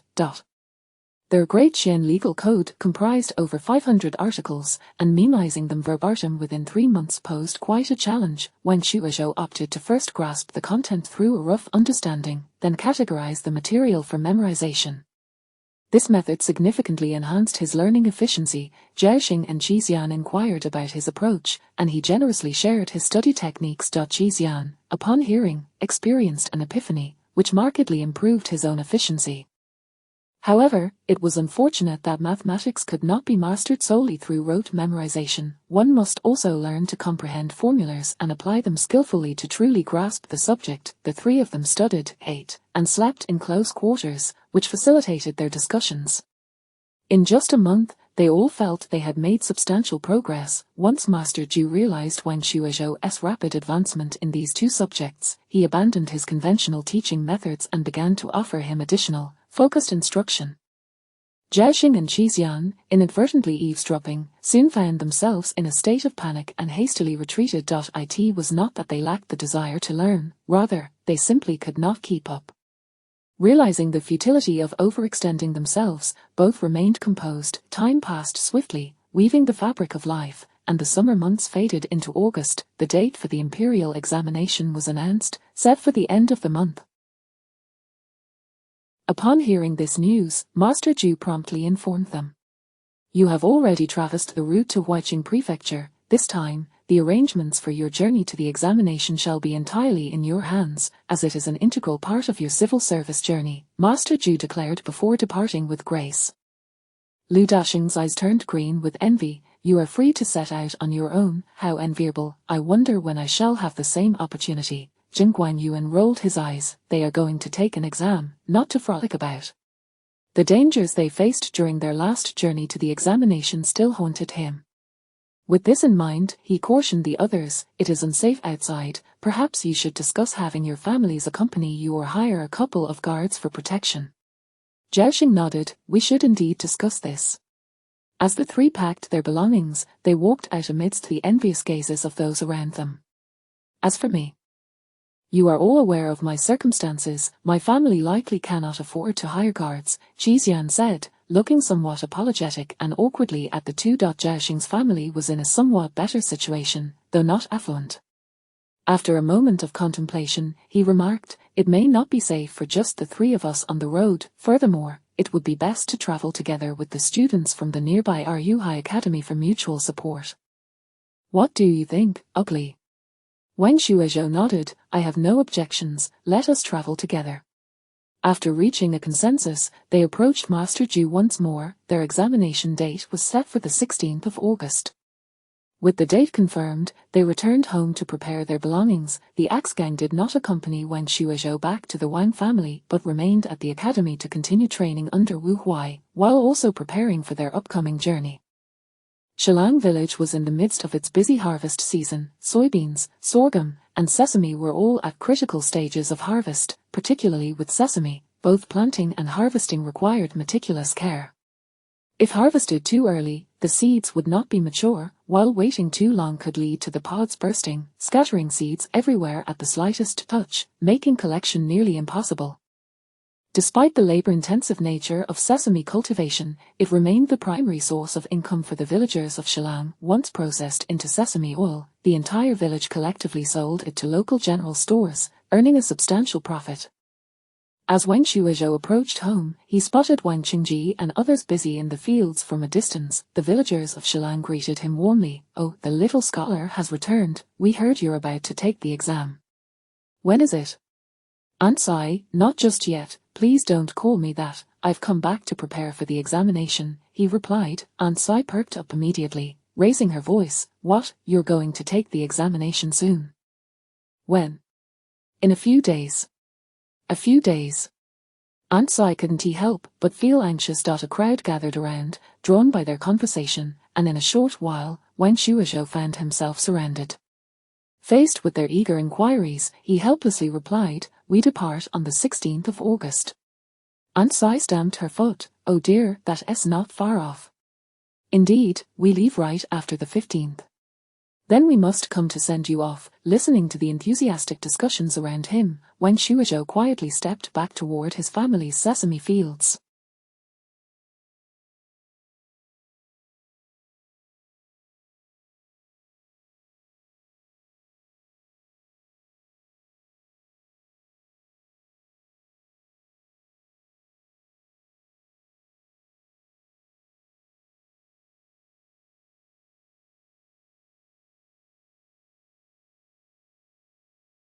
Upon reaching the edge, he heard Wen Shuowen's loud recitation, to know the good while doing the good, and to know the bad while doing the bad, is rare indeed. Wang Qingzu stood beside him, wielding a stick as Wen Shuowen loudly recited while bending down to cut sesame.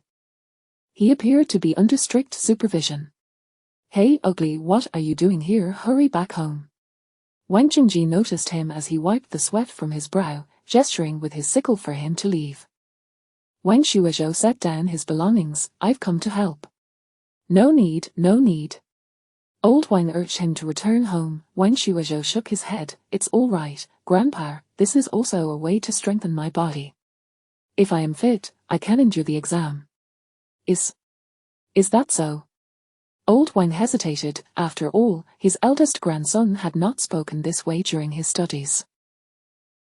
However, recalling that his current grandson had already surpassed the eldest, he soon felt reassured. Chapter 61, The County Examination. Wang Shuozhou spent a few days at home helping to harvest sesame seeds, and on the 15th of August, he accompanied Zhang to visit his grandmother's house, marking the day of departure. Early in the morning, as old man Wang opened the door, he was startled by a throng of heads at the entrance. What are you all doing here? The village chief nudged Wang Shouzai, who stepped forward to explain on behalf of the crowd. Shuye, we are here to send Zhou off to the examination. As Wang Shuozhou emerged with his father, he beheld this scene. He's out. He's out. The villagers erupted with excitement upon seeing Wang Shuozhou. Come, Qingji, let me take the ox cart first. Time is of the essence, we cannot delay. Without further ado, someone seized the whip from Wang Qingji's hand and swiftly harnessed the oxen, heading towards the village entrance. Wang Qingji watched as his family's cart was whisked away in the blink of an eye and hurried to follow. Zhou, I've watched you grow since childhood. You've always been clever.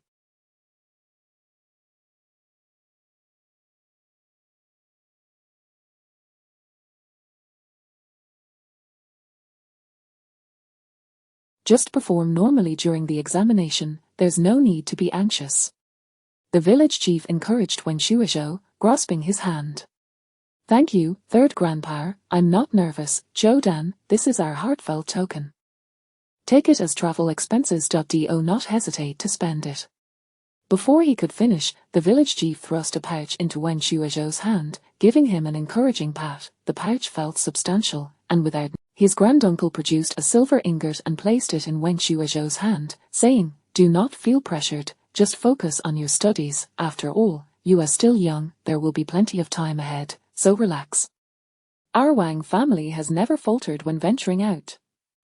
Wang Shuozhou's gaze swept across the crowd, all adorned with patched garments, their wrinkled, sun-kissed faces brimming with eager anticipation. This silver felt almost scorching in his hand. We are all from the Wang family. Do you find it insufficient?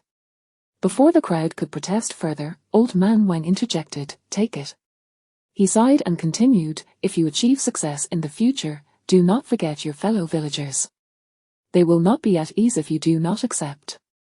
Take it. Yes, your acceptance reassures us. On the journey to the city, Wang Qingji explained, we are all descendants of the same ancestor. Should you succeed, they will bask in your glory. Whether you take this money or not, your connection with them remains. By accepting it, they will feel comfortable approaching you in the future. If you refuse, they may ponder whether they have offended our family in some way. That is why your granduncle urged you to accept. In his previous life, Wang Shuozhou had never lived with both parents, let alone experienced such a sense of familial honor. Although he had known they were from the same clan, his understanding had only been superficial until now. In this moment, the concept of kinship became vividly tangible. He remained silent, offering no response. At the entrance of the alley, Axju awaited them from a distance, rushing over upon seeing the group. Almost everyone has arrived, we can depart once we're all here. As expected, upon their arrival at the RU High Academy, Zhaoxing, Jixian, Cao Zuan, and another student from RU High Academy were all ready. Upon seeing the arrivals, Lin Fusher wasted no time and immediately ordered their departure. Lin Fusher, along with Cao Zuan and the other student, travelled by horse-drawn carriage. As they passed the three, Cao Zuan curled his lip and rolled his eyes at Wang Shuozhou, lowering the carriage curtain. Sitting on the ox cart, Wang Shuozhou rested his chin in his hand, watching the horse-drawn carriage lead the way, feeling a strong urge to teach Cao Zuan a lesson for his insolence.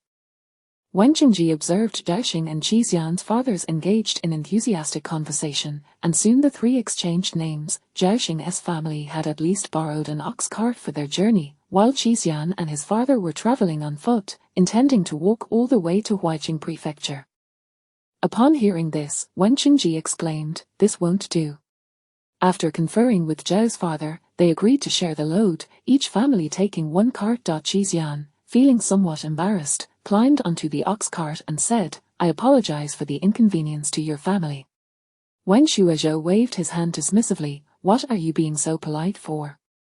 Throughout the journey, Lin Fusher deliberately slowed their pace, allowing the ox cart to keep up. Due to his age, Lin Fusher found the journey taxing and chose to rest early each afternoon, resulting in a 3-day trek before reaching Huaiqing Prefecture. The familiar city walls greeted them, though the guards atop the walls appeared even more vigilant than before. Upon entering the city, soldiers at the gate meticulously checked each travel document, even inspecting the horse-drawn carriages one by one. Wang Qingji anxiously awaited the inspection's conclusion, finally exhaling a sigh of relief once they passed the gate. As expected of the capital, the checks are stringent. It's quite intimidating. Zhao's and Qi's fathers shared the same sentiment. Zhao Xing, Qi Xian, and Wang Shuizhou exchanged knowing glances, silently agreeing not to elaborate. The security was tighter than their previous. It seemed the situation at the border was grim. Lin Fusher lifted the carriage curtain to address them. "Do you have a place to stay here? If not, I reserved a few rooms at an inn a month ago. I can allocate one for you." Those with experience understood that when coming to the capital for examinations, it was essential to either book accommodations in advance or arrive 1 to 2 months early. Without prior arrangements, it would be difficult to find lodging at this late hour. Zhao's father turned to Wang Qingji with a questioning gaze, while Qi's father remained silent, waiting for the two to reach a decision. Wang Qingji looked at Lin Fusher with gratitude. "I didn't expect you to be so considerate. We would be grateful if you could spare us a room." Upon hearing this, Lin Fusher was not surprised. He nodded slightly and instructed his attendant to head towards the Tongfu Inn. Wang Qingji turned to the others, saying, "We are unfamiliar with this place. It's more. The cost for a room is manageable. We can have the children stay there while we find a dormitory." Neither Zhao's nor Qi's fathers objected. Upon arriving at Tongfu Inn, Lin Fusher indeed allocated a room for them. It's 1 tael of silver per night for hot water, and a dormitory costs 100 wen per night. "How long will the guest be staying?" Observing the innkeeper's cheerful demeanor, Zhao's and Qi's fathers gasped, their faces reflecting astonishment. Wang Qingji, who had previously stayed at such an inn in the county town, was somewhat prepared. He produced 3 taels of silver and handed it over. "Let us stay for 2 days to see how it goes." Seeing him pay so willingly, the innkeeper's smile became more sincere. "Please stay as long as you like. Our Tongfu Inn offers fair prices, with no deception to young or old. You won't find a better deal anywhere else." After Zhao's and Qi's fathers pooled their money to give to Wang Qingji, they reluctantly wandered around for a couple of days, inquiring about room rates before resigning themselves to the reality of their situation. At this point, regardless of the amount, they had to grit their teeth and settle down. After staying at the inn for 8 days, the long-awaited county examination finally arrived. Chapter 62. A bold venture on the 27th of August, with the crisp autumn air invigorating the senses. It was a splendid day. As usual, I rose at dawn to freshen up before hastening to the examination hall. The imperial examination was proving to be significantly more challenging than the previous provincial tests. Not only were the candidates competing with newly admitted scholars, but they also had to vie against seasoned students who had faced. Staring at the throngs gathered at the entrance of the examination hall, Wang Qingji found himself momentarily speechless. Heavens, that elderly gentleman looks to be at least 60, and here he is, donned in scholars. Your breath could be detected from 10 miles away. Yu Kaozuan was about to retort when he noticed the bailiff beside him cracking his knuckles ominously. Sensing the commotion among the group, Master Lin cast a sharp glance their way. "What is happening here?" With utmost respect, Wang Shuizhou interjected before Kaozuan could speak. "In response to your inquiry, Master, this gentleman may have rushed out this morning without brushing his teeth, resulting in a rather unpleasant odor. I merely offered a friendly word of advice, but it seems to have provoked his ire, leading him to consider violence. It was my fault for speaking out of turn." His humble demeanor softened Master Lin's expression, and he chose not to delve deeper into the matter. "Let anyone who disturbs the peace be dealt with severely." Kaozuan, begrudgingly swallowing his anger, was pulled back by Zhao Xing and Qi Xian, who sought to separate the two. As dawn broke, They finally reached the point of inspection, where they were verified and allowed entry. The examination was divided into two segments, the main examination and the supplementary examination, presided over by the academic officials. Upon locating his designated examination booth, Wen Shuozhou breathed a sigh of relief. It was quite a distance from the notorious section, quite fortunate indeed. The booth, as cramped as ever, was tempered by the pleasant weather. As per usual, he reviewed his identification placard, tidied the space with a cloth, and settled down. Upon raising his gaze, he locked eyes with Bai Yang, who appeared equally excited.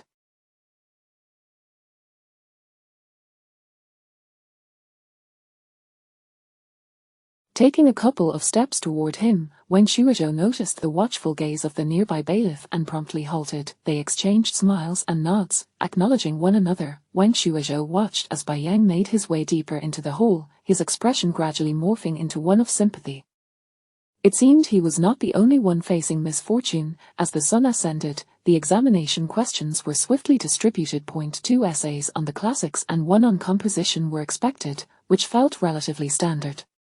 However, the final question caught many off guard. It was a mathematics problem. Gasps of disbelief echoed around him, leaving Wen Shuozhou utterly astonished. What was happening? Did the others not anticipate that legal and mathematical questions might arise in future examinations?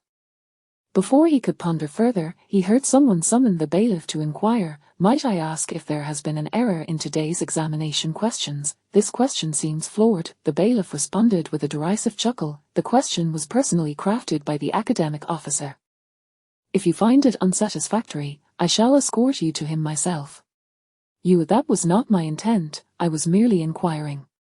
The anger flashed briefly on the face of the candidate beside Wen Shuozhou. The bailiff shot him a cold glare. "Inquire all you like. If you dare raise your voice again, you'll be packing your belongings and leaving." Once the bailiff departed, a subdued curse escaped from the adjacent candidate, a tyrant abusing his power. "Once I become a successful scholar and secure an official position, I shall," as the grumbling continued next door, Wen Shuozhou shook his head and refocused on the examination questions, inhaling deeply. "Fate decides life and death. Fortune is in the hands of the heavens." Today would reveal whether he would soar like a dragon or crawl like a worm. For the sake of his family's hopes and his brother's desire to wed the woman he loves, he resolved to give it his all. Engrossed in his answers, time slipped by swiftly. By the time he completed the two essays on the classics, much of the allotted time had elapsed. He patted his stomach, having only consumed 2 buns since dawn. Hunger gnawed at him. He retrieved a piece of broken bread, requested a bowl of water from the bailiff, and munched while contemplating the remaining composition question and the mathematical problem. Wen Shuozhou temporarily set aside the composition question to tackle the mathematics first. In the clear and bright festival, a total of 8 boats are in use. The large boats are fully loaded with 6, while the small boats carry 4. With 38 scholars aboard, how many of each type of boat are there? This was a straightforward equation. It would not consume much time. Let x represent the number of small boats, and the large boats would then be 8x. Solving the equation, he deduced that there were 3 large boats and 5 small boats.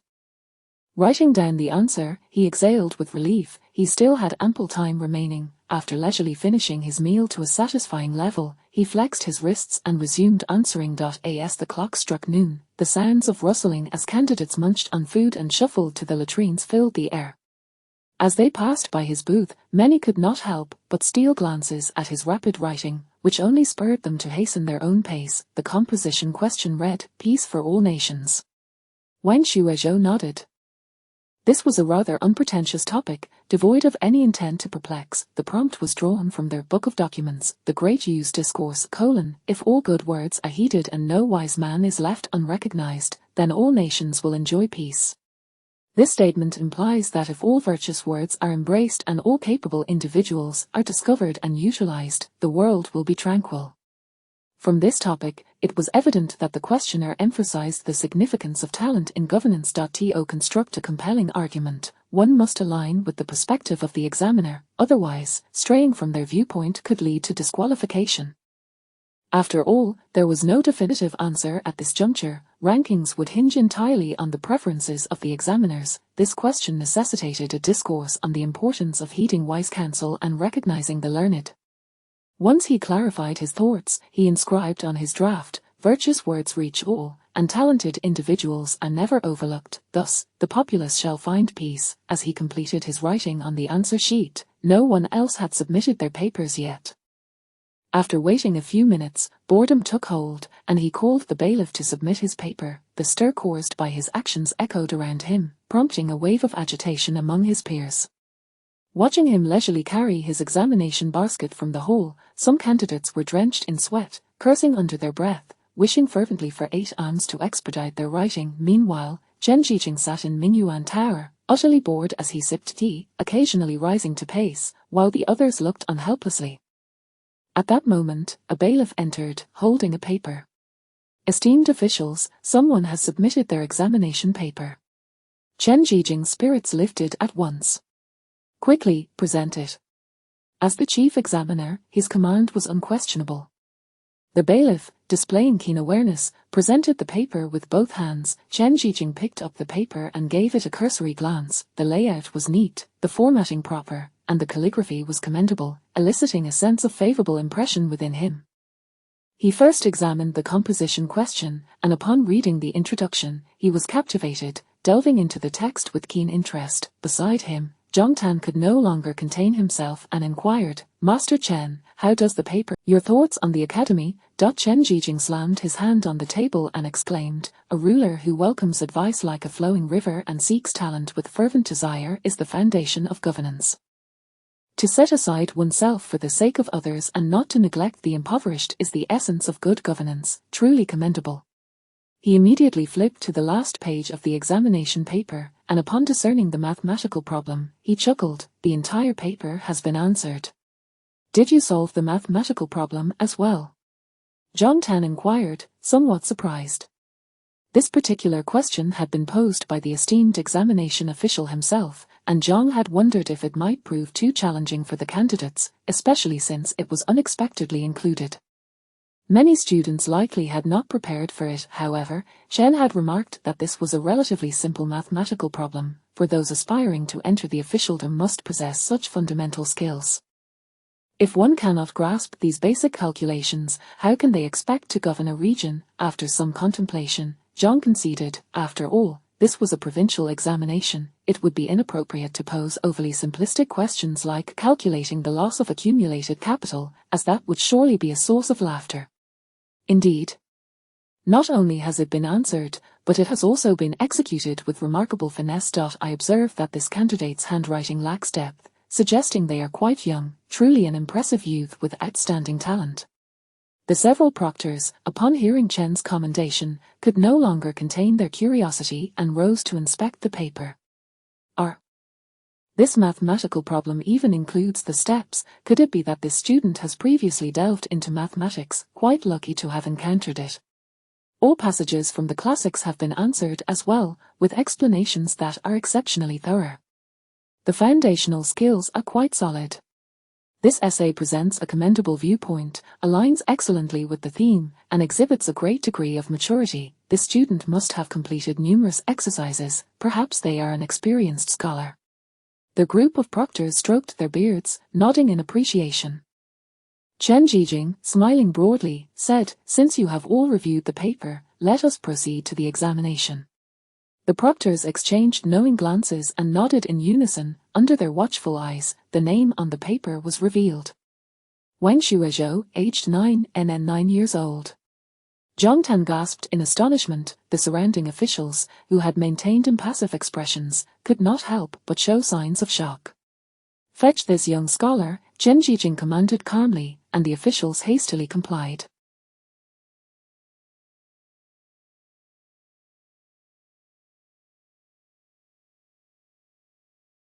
When Xuezhou stood before the hall, realizing he was the first to arrive. He needed 10 individuals to commence, so he could only wait. As he gazed longingly at the crowd within the examination hall, an official approached him, stating, "The examination official wishes to see you. Please follow me." The proctor wishes to see him. When Xuezhou, bewildered, straightened his attire and ascended the steps. Crossing the threshold, the official stood outside the curtain and announced, reporting to the official, "The candidate has arrived." Upon hearing the voices inside fall silent, a deep voice called out, "Come in." As the official led him into the room, all eyes turned toward him. Chen's expression softened. "I shall pose a few questions, you may respond. What is loyalty and integrity?" Wen Shuizhou replied, "The benefit of the public is paramount, and one must act without reservation, that is loyalty. In the face of past grievances, there should be no suspicion, that is integrity."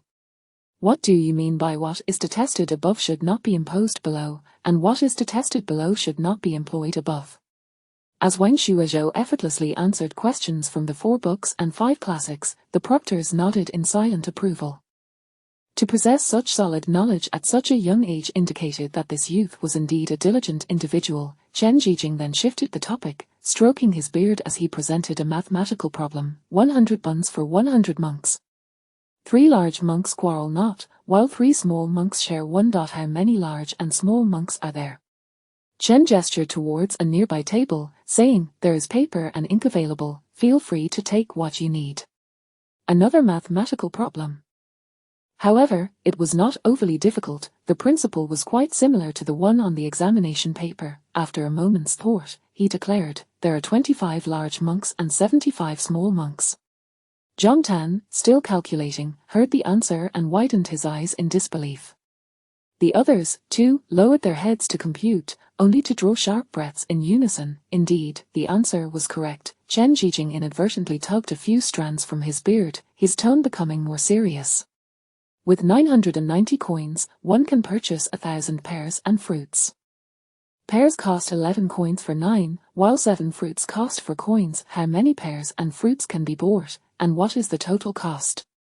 Goodness, linear equations have been introduced. While not excessively challenging, this problem could not be solved in one's head. After a moment of exasperation, Wen Shuizhou revealed a hint of hesitation. "I require paper and ink, as well as a sheet of draft paper. Please wait a moment, esteemed official." Chen Zhijing breathed a sigh of relief, setting aside his beard, and replied modestly, "That is acceptable. This problem entails using 999 coins to purchase a total of 1,000 pears and fruits, where pears cost 11 coins for 9, and fruits cost 4 coins for 7. The question is how many pears and fruits can be bought, and what is the total expenditure?" Wen Shuizhou calculated on the draft paper and, in less than 3 minutes, arrived at the solution. 657 pears, costing 803 coins, 343 fruits, costing 196 coins. When he presented his findings to Chen Zhijing, the nearby proctors gathered closely. Upon reviewing the answers, they fell into silence. Zhang Tan, after a brief pause, gazed intently at him and asked, "Are you familiar with the academy?" "Cough, cough," Chen Zhijing interrupted with a couple of coughs, prompting Zhang Tan to quickly regain his composure, tempering his expression and gaze. "Your knowledge is commendable. There is no issue, you may return." Chen Zhijing waved his hand dismissively. Wen Shuizhou, understanding the cue, withdrew respectfully. At the entrance, the official returned with several more examination papers. Just as he stepped over the threshold, he overheard the animated discussion of several officials behind the curtain. "This child possesses," having caught only the beginning of the sentence, the voices intentionally dropped to a hush. "Please, do continue." Wen Shuizhou felt an overwhelming urge to turn back and eavesdrop through the crack in the door, but with the official's vigilant gaze upon him, he dared not act recklessly and thus slowly made his way outside. Upon reaching the front hall, he discovered several others were already waiting. Juan, beaming with joy, playfully punched his shoulder. "You rascal, you finally emerged." Wen Shuizhou chuckled heartily. "You're not too shabby yourself. Indeed, we are among the first to finish. I wanted to find you but couldn't find the opportunity. Where are you staying?" "At the Tongfu Inn." "How expensive? Shall we move to my home after we go out?" Wen Shuizhou shook his head. "No need. We have already paid for the room, and it would be a pity not to stay." Having experienced the previous events, he had resolved to cultivate a friendship with Juan, yet maintain a respectful distance to avoid any entanglements of interest. Juan appeared somewhat regretful but soon shifted his focus as the officials called 2 more individuals forward, one of whom was him. Chapter 64, The Discontent of Scholars. Not long after the 2 were called away, they returned with beaming faces. Everyone else looked on with envy. Zhuan, his voice tinged with excitement and lowered, said, I just met with Lord Shuizheng, and he even asked me a question. The mathematics problems we encountered during the exam were set by Lord Shuizheng himself. Although they were somewhat challenging, I managed to solve them after some calculations. Zhuan, shaking his head in self-satisfaction, wore a proud expression as he quickly inquired, did you manage to answer them? Wen Shuizhou chuckled, of course. Before the exam, our teacher provided us with a review on mathematics and law. Zhuan expressed his surprise. Didn't he expect our teacher to be aware of this news as well? It is true, we might encounter these subjects in the future, so it's wise to review them regularly.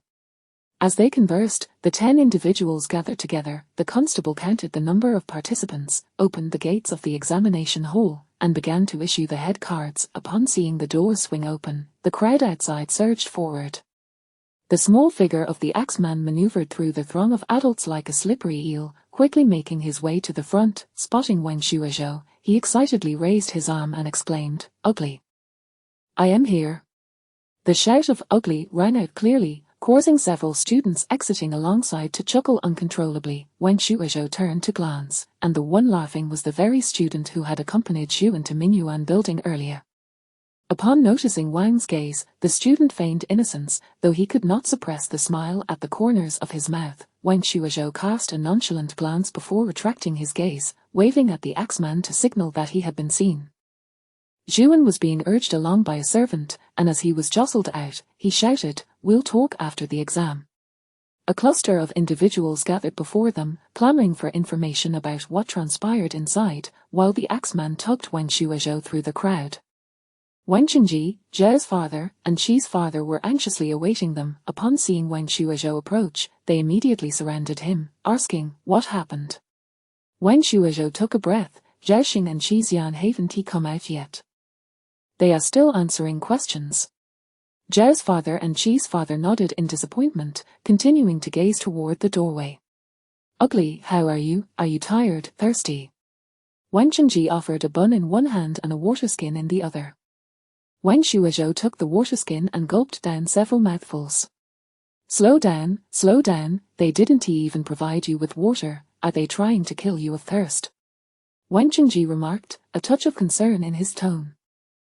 Wen Shuizhou wiped his mouth. Not quite, I simply didn't dare to drink during the exam for fear of needing to use the restroom.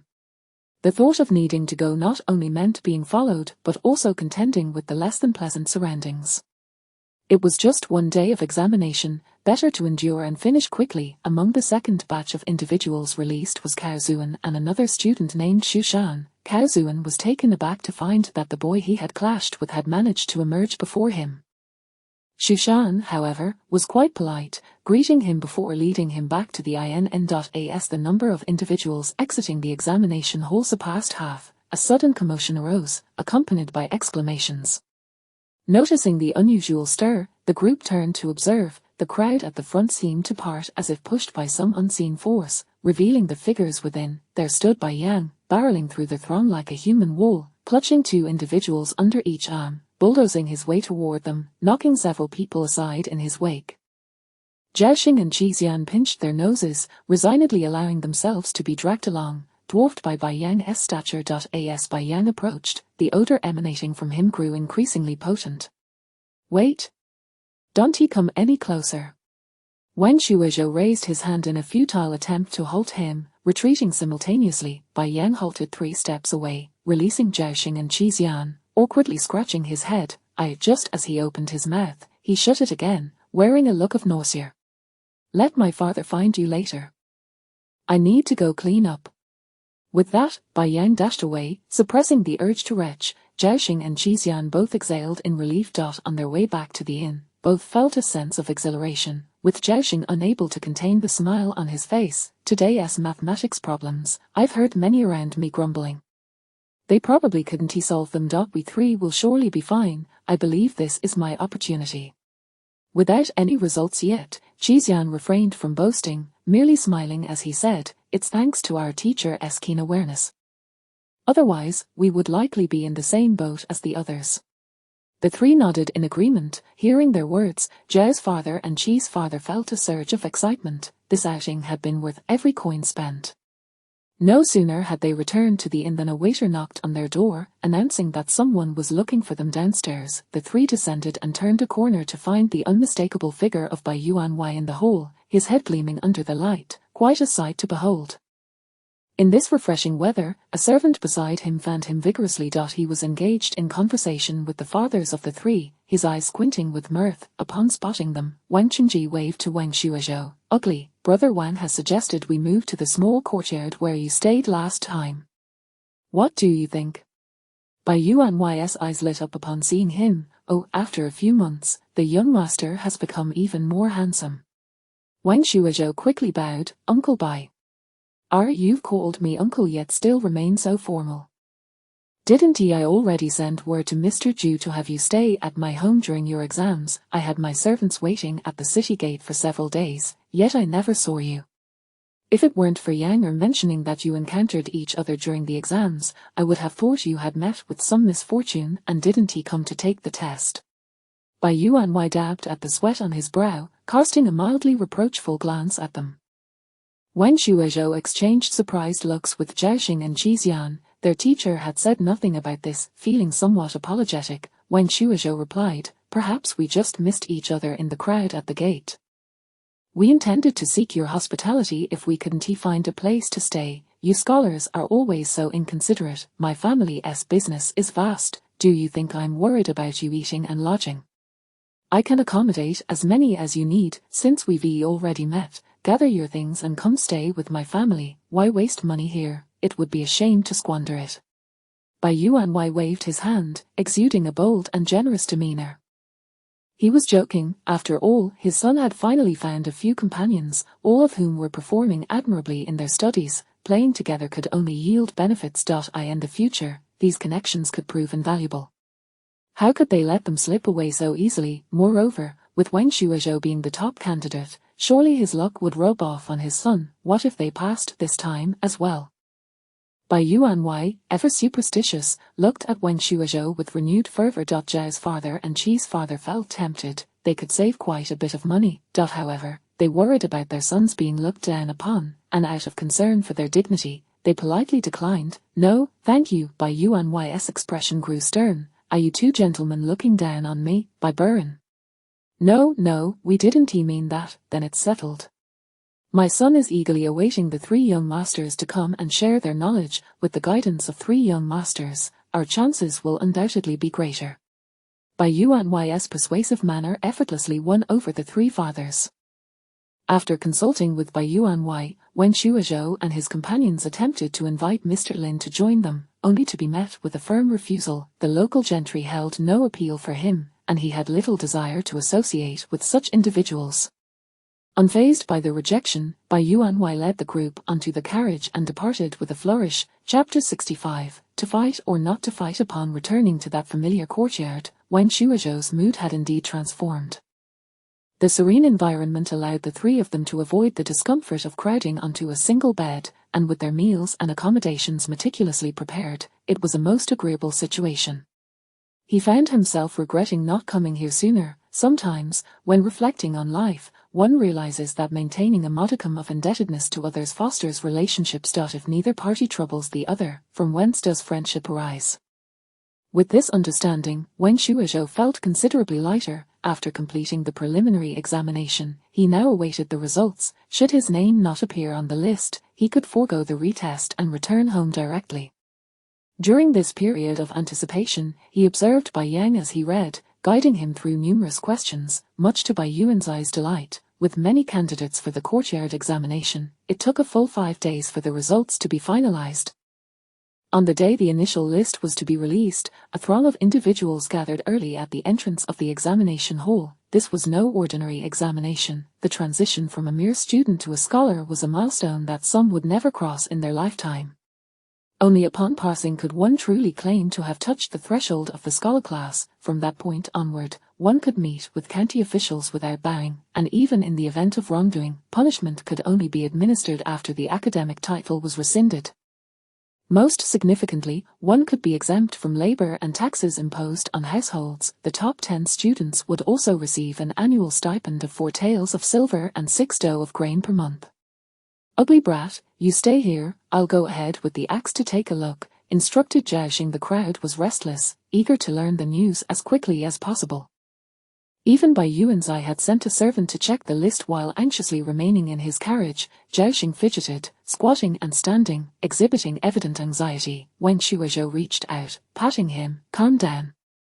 Zhao Xing replied with a wry smile, I can't help but feel anxious. Qi Xian sighed, I feel the same, I wish I could fly over and stick my face against the wall to know the results instantly. Upon hearing their words, Bai Yang immediately reassured, if you're worried about your results, there's no need, I can just go home and sleep soundly. As the sun began to set in the west, commotion finally erupted at the entrance of the it's out, like a swarm of ants. People rushed in a flurry toward a singular direction, jostling against one another. The sight made Wen Shuozhou's scalp tingle with apprehension. This examination did not feature the names but rather the seat numbers. Those at the front quickly spotted the conspicuous number at the center. First place, Room 7 of the Huanghao Division. He was Room 7 of the Huanghao Division. Wang Qingji, with his hand on the head of the person in front, pushed them aside, momentarily stunned by the shout, his hand instinctively dropping. He was swept aside by the crowd. I did it, har har har, I did it, my son has succeeded. Wang Qingji stood amidst the crowd, seeming out of place, appearing almost mad, one moment gesticulating wildly, the next throwing his head back in laughter. Rather than ridicule, the others cast envious glances his way. Axe squeezed to the front, confirming the prominent number. His heart surged with joy as he turned to push through the crowd. Room 7 of the Huanghao Division, first place, ugly brat, you're still first, without a doubt, you're a scholar. Axe excitedly rushed forward, embracing Wen Shuozhou and patting his back vigorously. Ugly brat. You did it. Tears glistened in Wen Qingji's eyes, overwhelmed with emotion. His son had indeed become a scholar. Wen Shuozhou, momentarily dazed, then erupted with joy. He had succeeded. As long as he performed steadily in the retest, he would secure his place as a scholar. He had truly turned the grand vision he had painted for his elderly father into reality. Bai Yuanzai hurriedly descended from his carriage, his face alight with excitement as he approached. Congratulations. Wen Laodi, what a talent, to have raised such an exceptional child. You flatter me. Wang Qingji grinned, exchanging pleasantries with Bai Yuanzai. The other three were still anxious when they heard the distant yet approaching cries. He made it, he made it, the servant returned nearly simultaneously with Zhao's and Qi's fathers, shouting with fervor. The expressions on the three faces were filled with astonishment. Oh, could it be that I also passed? Bai Yang seemed taken aback, scratching his head in disbelief. Before the joy on Bai Yuanzai's face could fully blossom, he heard his son's ungrateful words, prompting him to scold. Par. Don't utter such ill-omened words. The day following the announcement of the results brought the retest. Originally, nearly 2,000 candidates had been whittled down to just 800 for this round. With 10 counties in the Huaiqing prefecture, averaging 20 admissions per county, only 200 spots were available. 800 individuals would vie for these 200 scholar titles, and competition remained fierce. The examiners would undoubtedly employ every means to eliminate some candidates. Seated within his examination tent, the official once again raised the sign bearing the questions. Upon glimpsing the topics, many candidates trembled, causing ink splotches to mar their draft papers. There was one question on strategy, one on lore, and a poem to be written. The poem could be disregarded, and a portion of candidates could tackle the lore question. However, the strategy query was one that many had never encountered. Wen Shuozhou was among them. He had previously heard that the provincial examination would include questions on current affairs, but he had not anticipated encountering such matters while merely testing for scholar status. This was absurd. Grasping the law question, he inscribed the relevant legal provisions, thus concluding that section of the test. The poem posed no significant challenge, provided one avoided errors or taboos. Yet the strategy question demanded considerable time. The prompt read, the ebb and flow of the world's great forces, what has long been united must inevitably divide, and what has long been divided must inevitably unite. What is your perspective? Wen Shuozhou immediately associated this with the current tense situation at the borders. Considering this context in relation to the question, it could very well be interpreted as an inquiry into whether to engage in conflict or not. This query was clearly beyond what they ought to be confronting, however, since the question had already been posed, there was no choice but to respond. At that moment, Wen Shuozhou felt an immense sense of gratitude for the wealth of memories he had accumulated over a lifetime, in an era of advanced information. Those versed in history understood that the crux of warfare lay in finances, manpower, and national strength, with potential pitfalls leading to the suffering of the common folk. Conversely, failing to act could render one vulnerable to being perceived as weak, inviting further provocations and incursions, such as from the Japanese. Recalling the history from his previous life, Wen Shuozhou's gaze sharpened as he solidified his stance. To fight, why not fight? Not only should they engage, but they ought to decisively overpower the adversary. To strike hard enough that those wretched beings would bow in submission, integrating them into their territory without hesitation. Chapter 66. A crisis unfolds. Wen Shuozhou scribbled furiously, drawing upon ancient texts and diverse references to articulate his viewpoint with passionate eloquence, his penmanship imbued with a certain sharpness. The harrowing lessons of modern history from his previous life loomed large in his mind, compelling him to immerse himself completely in the task at hand. Once he completed his writing without a single alteration, he transcribed it directly onto the answer sheet, his inner turmoil simmering long after. Rising, he summoned an attendant to submit his paper. As he exited the examination hall alongside his peers, he remained enveloped in a state of exhilaration. After waiting for a while at the entrance of the examination hall, Zhaoxing, Jixian, and Bai Yan emerged, their faces ashen and their spirits deflated. Upon seeing Wen's demeanor, they were momentarily taken aback. What on earth, why does he seem somewhat exhilarated, they wondered, incredulous at his oddity. Wang, did you not find today's questions exceedingly difficult? Zhaoxing inquired nervously. Wen Shuozhou nodded. Indeed, they were particularly challenging, with the questions veering off the syllabus. How could they be anything but arduous? Jixian let out a sigh of relief. Thank goodness you feel the same. Otherwise, I might have doubted my own knowledge. All right, enough chatter about the exam. Let us hurry back to rest. I need a couple of days of hearty feasting and sleeping to recuperate. Bai Yan shouted, pulling them towards his carriage. It was only when Wen Shuozhou lay in bed that he realized the risk he had taken with his answer. What if he had misunderstood the question? Yet, with the rankings of the official examination in place, even if his response fell short, surely he would not be disqualified. Once the examination concluded, and all candidates had vacated the examination hall, the papers were sealed, transcribed, read aloud, and collected for scrutiny by 4 examiners, who commenced the preliminary selection process. After pushing their chosen papers to the chief examiner, they would then review the remaining ones for any omissions. The 4 examiners were acutely aware of the difficulty of this year's examination. As each paper passed through their hands, they scrutinized them with furrowed brows. The essay question was indeed a formidable challenge for those who were still merely students. Some candidates failed to grasp the question entirely, writing vague and meaningless responses. Any paper that exhibited even a modicum of original thought garnered nods of approval and marks from the examiners. Advancing to the next stage of evaluation, having graded for an extended period, He Cheng grew weary, and, standing to stretch his aching back, idly picked up a paper to peruse. A mere glance brought him to a standstill, his eyes widening in surprise as he held the paper with both hands, studying it intently. The sage says, the great matters of a nation lie in its sacrifices to the gods of war. The turmoil of today is but the inevitable result of history. In the face of foreign incursions, to wage war is not for personal gain, but a necessity to defend the state and the dignity of our nation. He Cheng stood motionless for an extended period, drawing the attention of his colleagues. Old He, what are you doing standing there? You've been grading papers all day, are you not tired?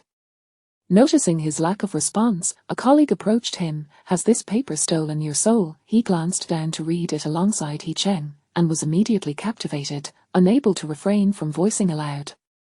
To end war with war, and thus ensure everlasting peace. What? Which student possesses such audacity? The others, hearing this, quickly gathered around. After He Cheng finished reading the entire essay and glancing at the accompanying poem, he solemnly declared, Gentlemen, we may not be able to judge this paper. Let it be submitted to Lords Chen and Zhang for their decision. As several took turns reading through the essay, silence enveloped the group, and they presented the paper to the chief and deputy examiners, Chen Zhijing and Zhang Tan. Lord Chen, this paper, I am at a loss on how to decide. I beseech the two lords to render judgment. He Cheng offered the paper with both hands, and the reaction piqued the interest of Chen Zhijing and Zhang Tan as they reviewed it.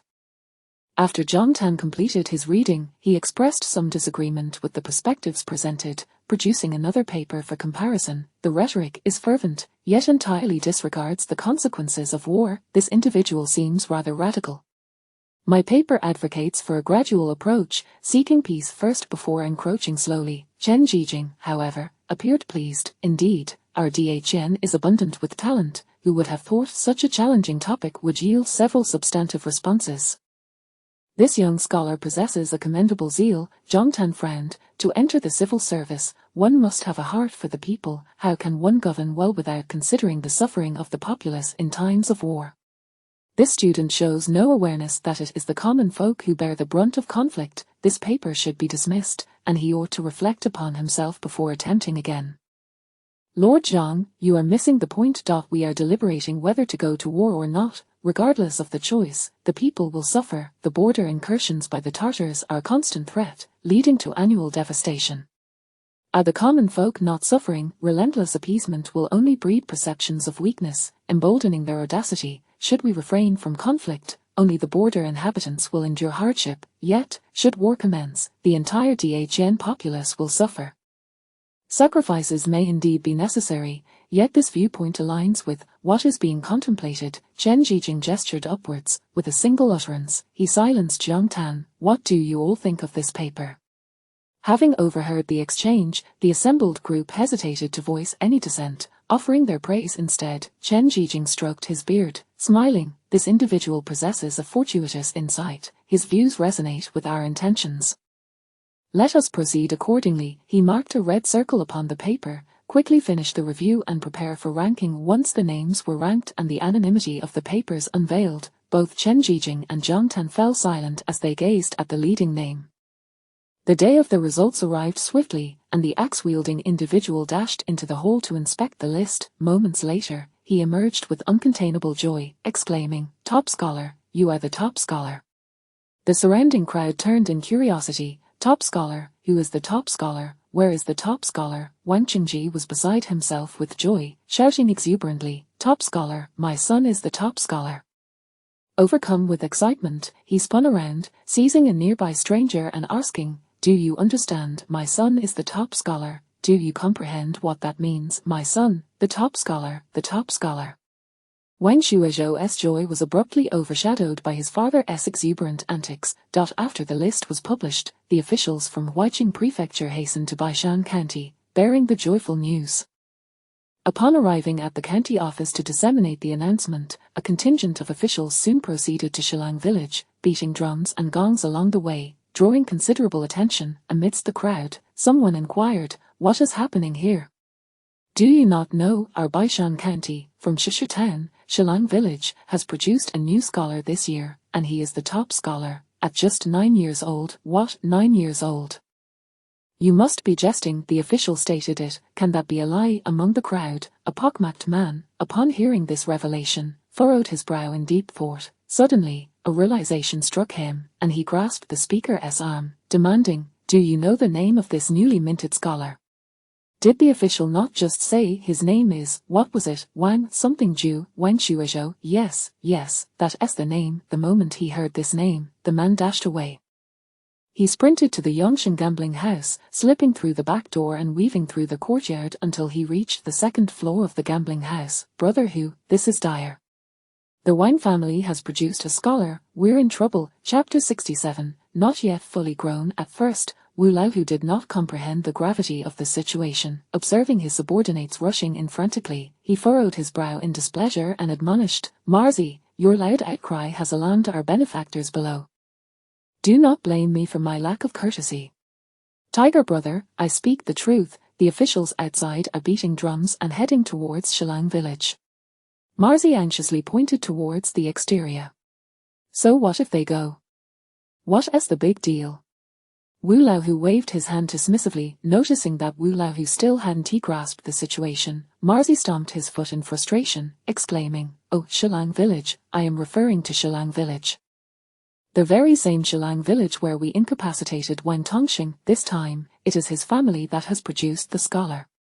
The mention of the ruined Tongxing immediately triggered Wu Laohu's recollection. He turned to seize Marzi by the collar, asking, "What? A scholar has emerged from their household? You finally remember, it is indeed their family. The one who thwarted our plans is the very child who has now achieved scholarly success." Marzi's words struck like thunder, leaving Wu Laohu momentarily dazed. He released Marzi's collar, muttering, "That child, hadn't he barely matured?" He found it hard to accept. When they had sought trouble previously, they had indeed investigated the Wang family and were aware that they had 2 children pursuing their studies. However, considering Wang Qingzu's character, they deemed it a waste of money for the children to study, assuming they would amount to nothing, and had not given it a second thought.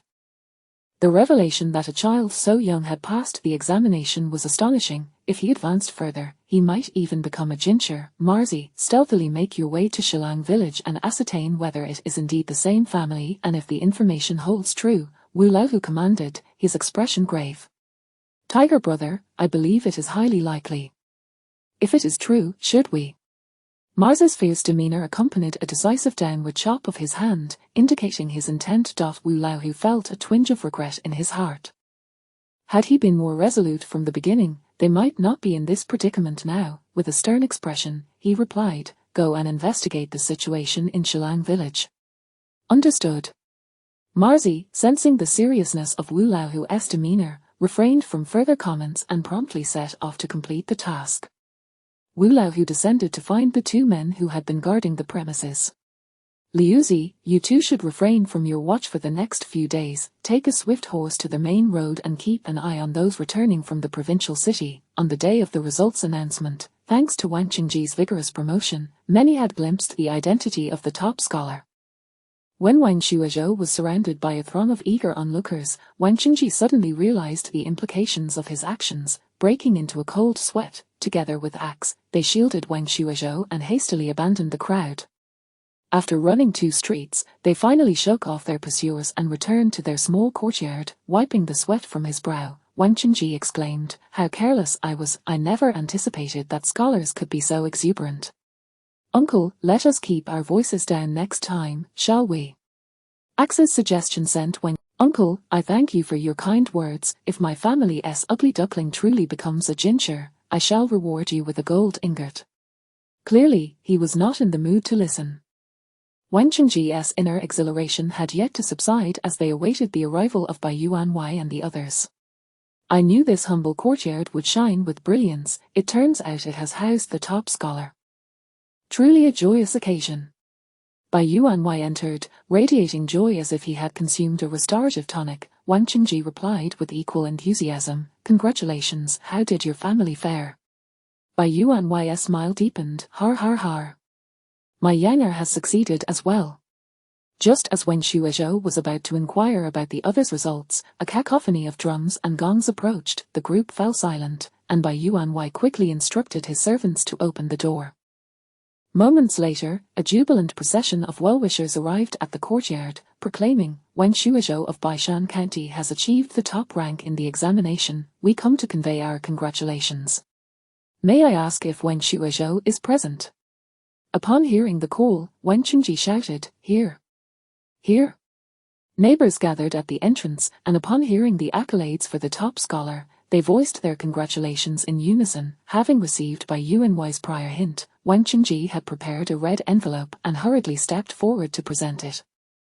The well-wishers, with a gentle squeeze of their hands, unleashed a torrent of complimentary words, as if they were free of charge. Just as he dispatched these visitors, 2 more bearers of good news arrived. Qi Xian, son of Qi from Baishan County, has achieved the 30th rank in the examination. We come to convey our congratulations. Zhao Xing, son of Zhao from Baishan County, has achieved the 150th rank in the examination. We come to convey our congratulations. The neighbors were astonished. What sort of fabled courtyard was this that had produced not 1, but 3 scholars in quick succession, and one had even claimed the top rank? White Yang, son of Bai from Huiqing Prefecture, has achieved the 200th rank in the examination. We come to convey our congratulations. Goodness, a fourth scholar, immediately, someone who recognized Bai Yuanwei seized him by the arm. Bai Laoi, is your courtyard for sale? I can offer double, no, triple the price for it. Unbeknownst to them, everyone in the courtyard had succeeded, leaving Bai Yuanwei in a state of blissful speechlessness. That very evening, he prepared a lavish feast to celebrate their achievements. After the examination results were announced, it was customary for the government to host a banquet for the newly minted scholars, providing a chance for them to get acquainted with one another, commonly referred to as their flower-pinning banquet. Upon receiving the news, they eagerly awaited the appointed day. On that day, the four dressed in their finest attire and rode in Bai's carriage to the governor's residence for the banquet. The entrance to the residence was bustling with people, a throng moving in groups toward the interior. As the four arrived, a servant directed them, and they proceeded forward. The governor's residence, built by the officials, had been adorned over the years with intricately carved corridors, green-tiled roofs, and artificial hills with flowing water. Wang Shuizhou, having seen much in his previous life, remained relatively composed, while Jiaxing and Qixian were overwhelmed by the splendor, their eyes wide with envy. In hushed tones, the surrounding scholars murmured amongst themselves. Those who had the privilege to be here were mostly from the county town, and such opulence was rare. The scholars could not help but wonder about, pointing out various sights and discussing them. At long last, I have found you. Zhuan spotted them and hastily abandoned his previous conversation to catch up. Not far off, a few scholars seated together observed this interaction, pointing at Wang Shuizhou and inquiring, Cao Zuan, is this the Wang Shuizhou from Baishan County, this year's top scholar? Cao Zuan glanced over and immediately recognized Wang Shuizhou engaged in conversation. His expression soured. It is he. What on earth happened this year? How could a mere child, barely matured, have claimed the top rank? Liu Jun, the top scholar from Liuyang County, had expected to secure the title but had been outdone by an unexpected contender.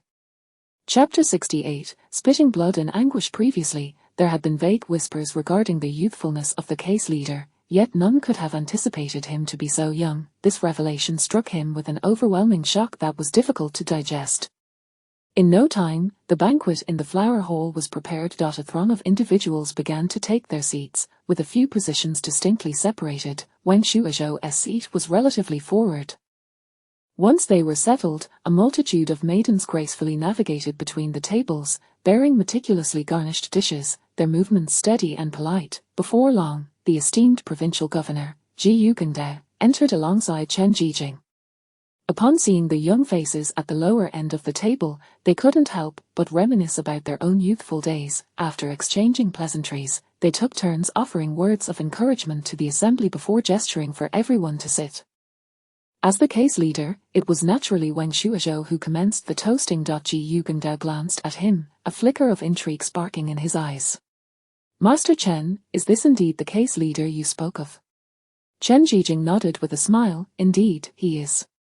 His scholarship is quite solid, and he possesses his own insights. He is a promising talent. Upon hearing this, the expressions of those seated at the lower end shifted simultaneously, casting scrutinizing glances at Wang Shuizhou. What merit did this individual possess to earn the favor of the esteemed academic official? Har har har, indeed, the youth is formidable, achieving the status of a scholar at such a tender age. His future is boundless. However, Ji Yugengdao hesitated momentarily, lowering his voice as he spoke to Chen Jijing. If his mindset is unstable, he may end up like Shang Zhongyong. Chen Jijing sighed. That is precisely my concern.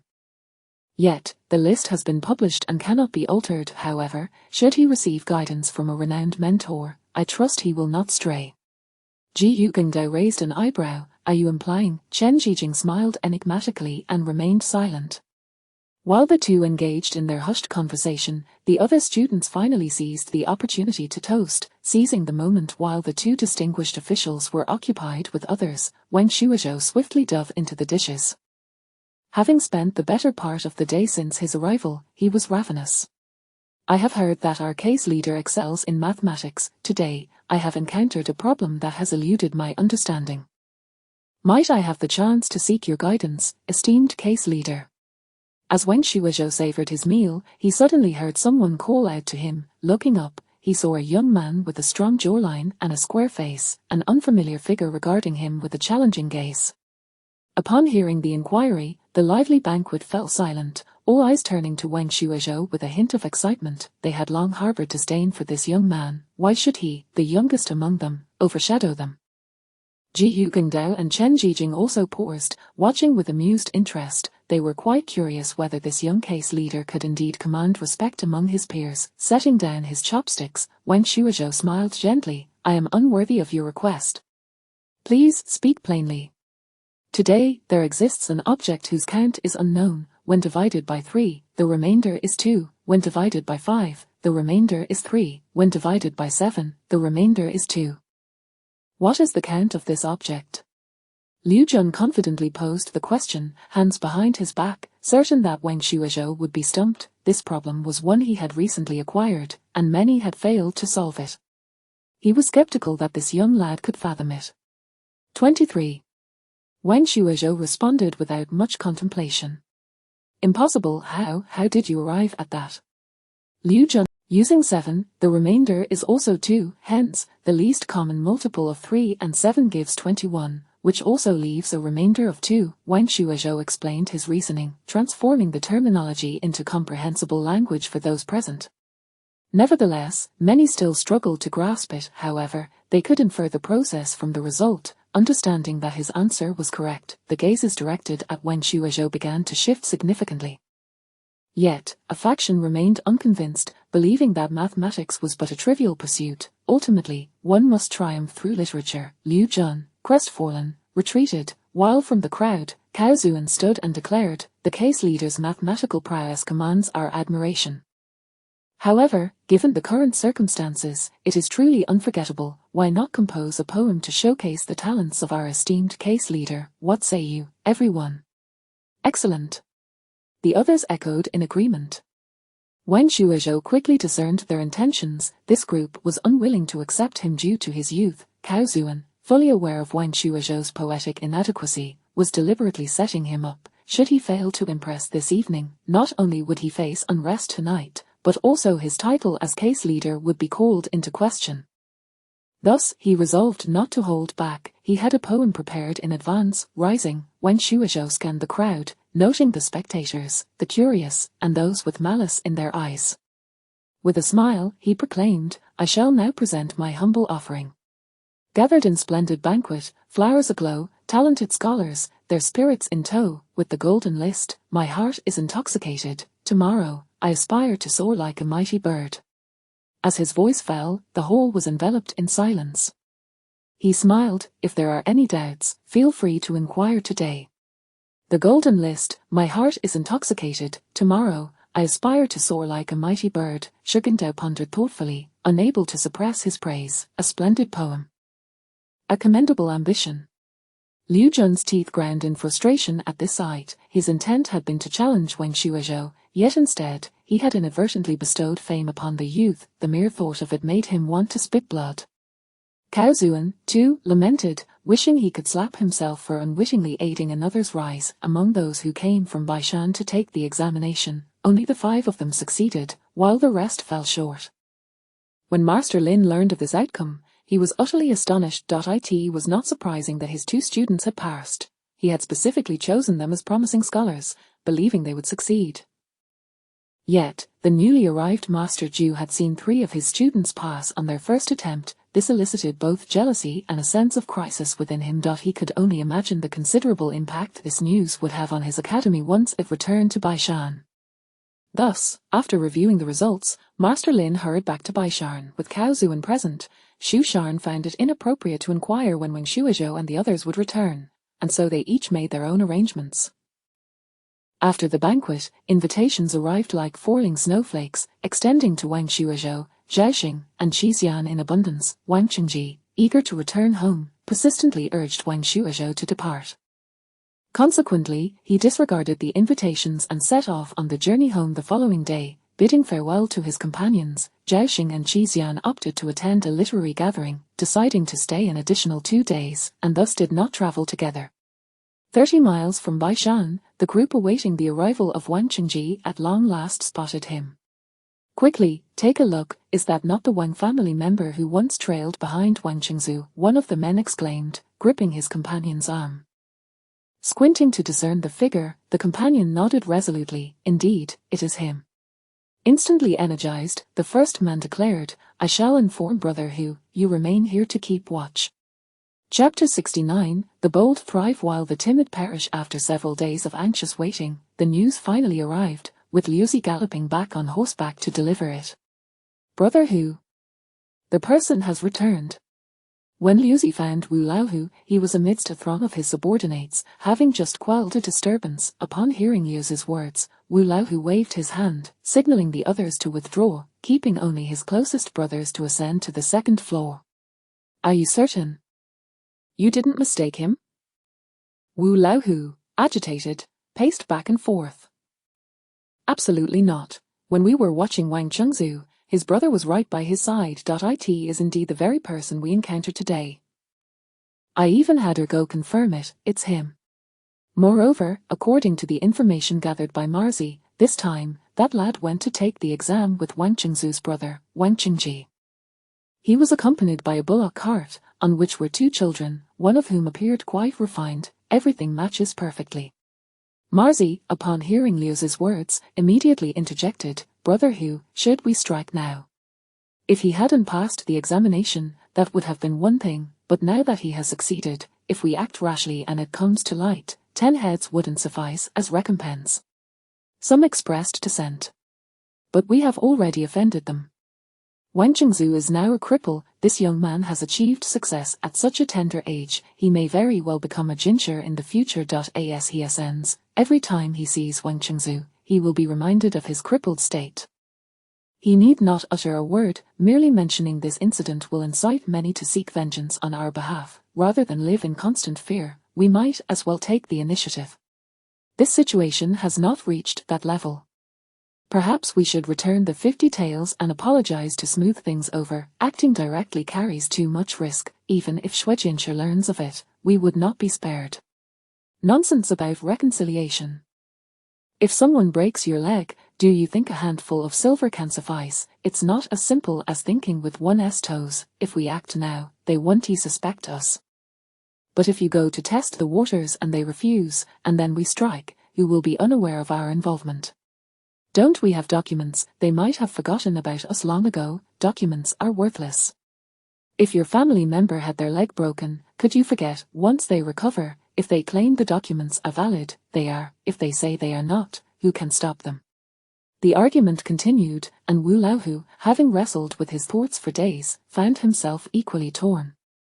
However, upon hearing the name Xue Jinshe, a chill ran through him, and he made a decisive statement, spitting to the side, his eyes gleaming with malice. "The bold thrive while the timid perish. To hell with it. This matter must not be made public. It should just be the 5 of us disguising as bandits to eliminate them and then retreat." Had they not recently heard of bandits on the road to Huiqing Prefecture?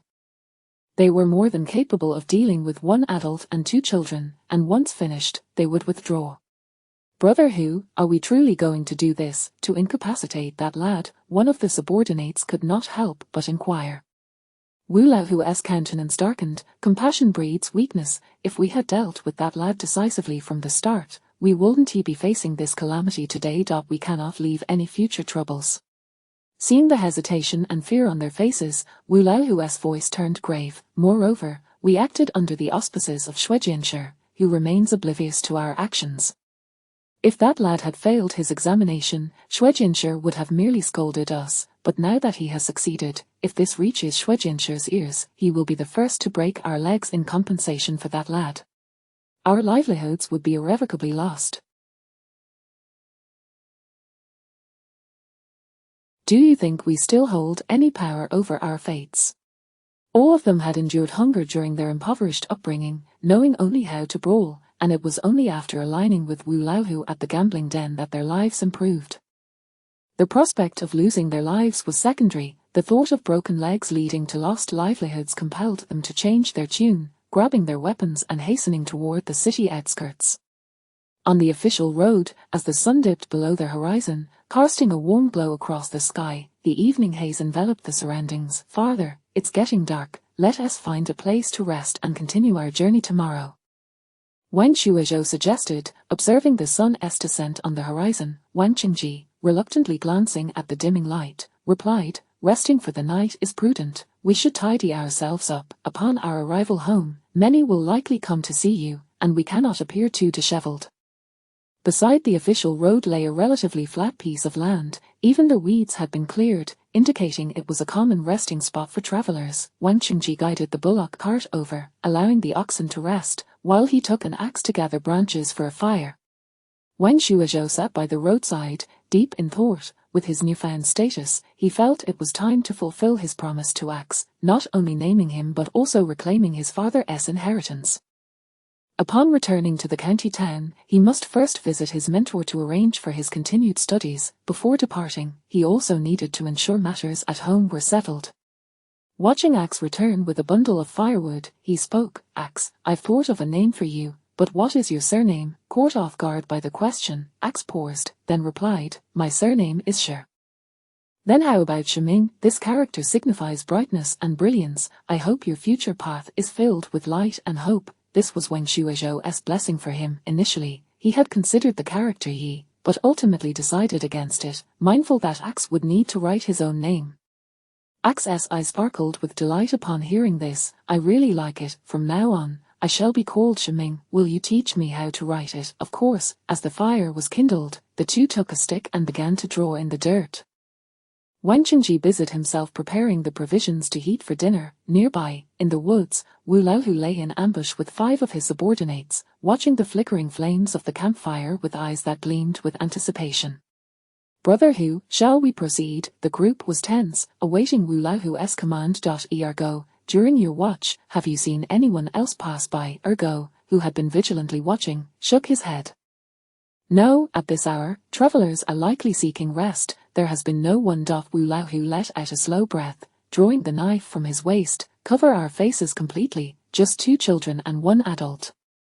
Let us strike swiftly and decisively." The others hastily donned their masks and secured them at the back of their heads, drawing their knives as they charged forward. Wang Qingji was preparing a sleeping area for his son, while Axe, placing his bundle on the ground to serve as a pillow, sensed movement in the woods and immediately turned vigilant.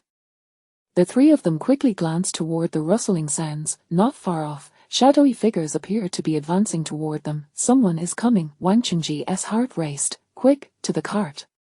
He hurriedly led the bullock cart toward the official road, while Axe grabbed his bundle and climbed onto the cart, pulling Wang Shuizhou up as well. "Damn, his eyes are quite sharp." Marzi cursed inwardly upon realizing this, quickening his steps. Chapter 70, Boundless Kindness is Cowardice. Wang Qingji's reaction was fairly swift. However, it was unfortunate that Wu Laohu and his cohorts were well prepared. Without exerting much effort, they quickly caught up to the ox cart that had just begun to flee along the official road. Without uttering a word, they swung their large blades directly at the 3 men. As Wang Qingji watched the blade descending towards his face, he hastily released the reins of the ox and, leaning to the side, leaped off the cart. With a swift motion, he raised an axe, flinging a pouch of powdered medicine directly at the faces of the assailants.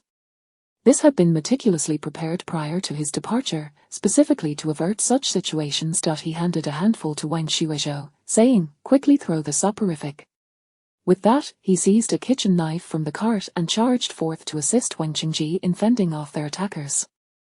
Wang Shuizhou did not hesitate either. He grabbed the powder as if it were free, tearing open the paper and scattering it towards the faces of their adversaries. Before Wu Laohu's men could bring down their blades, their vision was obscured by the sudden cloud of powder. Seizing the opportunity, Wang Qingji waved his stick, exclaiming, "Gentlemen, you bear no grudge against us. If it is money you seek, I shall pay. I beseech you to spare us. Is that agreeable?" Wu Laohu had come with the intent to kill them. Mere words would hardly sway his resolve. "Kill." With Wu Laohu's command, the 6 men each targeted their chosen victim. They lacked any refined technique, relying solely on brute strength and ferocity to strike. After Wang Shuizhou tossed the powder, he observed that their opponents still appeared vigorous, surmising that the effects of the medicine would take a moment to manifest. He dared not linger, drawing the dagger he kept close at hand to engage in battle. Since the incident with the mountain bandits, he had not felt secure venturing out without a weapon, and now, in a critical moment, it proved indispensable. The axe-wielder, having fought recklessly since childhood and trained under Wu Huai for several months, was the most formidable among the trio. Kicking, striking, wielding the kitchen knife, he employed every lowly tactic he could muster, making it difficult for anyone to approach him. Before Wang Xuezhou stood a burly man with thick brows and large eyes.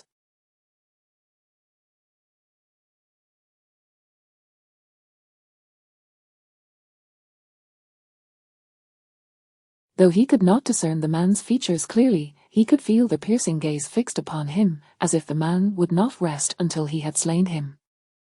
Without time to ponder why he was regarded with such animosity, the man swung his large blade with considerable force. Wang Xuezhou retreated a few steps to dodge, but before he could regain his balance, another strike came from the side. Damn, this was clearly an attempt on his life. In a moment of desperation, he quickly bent down and rolled on the ground, driving his dagger viciously into the nearest man's leg. Arr! The adversary let out a short cry, instinctively bending over to clutch his wounded leg. Wang Xuezhou seized the opportunity to tear away the man's mask, revealing a thick-browed, square-faced individual whose countenance was utterly unfamiliar. Wu Laohu. The instant Wang Qingji recognized the man's face, his expression shifted dramatically. The other man's countenance also darkened, his fierce demeanor returning as he swung his hand towards Wang Xuezhou's neck. With a clang, the axe flew from Wang Qingji's grip, colliding with the blade and deflecting it. Wang Xuezhou seized the chance to stomp down hard on the man's wound, narrowly avoiding another strike. Witnessing this, Wang Qingji felt a surge of rage, old grievances intertwining with new. He charged towards the ox cart, shouting, "I will kill you." He poured every ounce of strength into his sprint, colliding with two men along the way without breaking stride, ultimately slamming Wu Laohu off the official road and onto the ground, where he collapsed.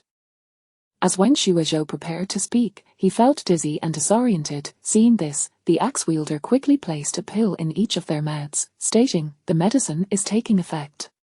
Wang Xuezhou sat on the ground, waiting for the dizzying sensation to subside before inquiring, "What kind of medicine is this?" I recalled the incidents from before, so I procured some medicine for cattle from the old veterinarian prior to our departure. I took the antidote beforehand. You must have inhaled some, which is why you feel light-headed. Wang Qingji, shaking his head to clear his thoughts, remarked, "Well done, my boy." "Dad, who is Wu Laohu?"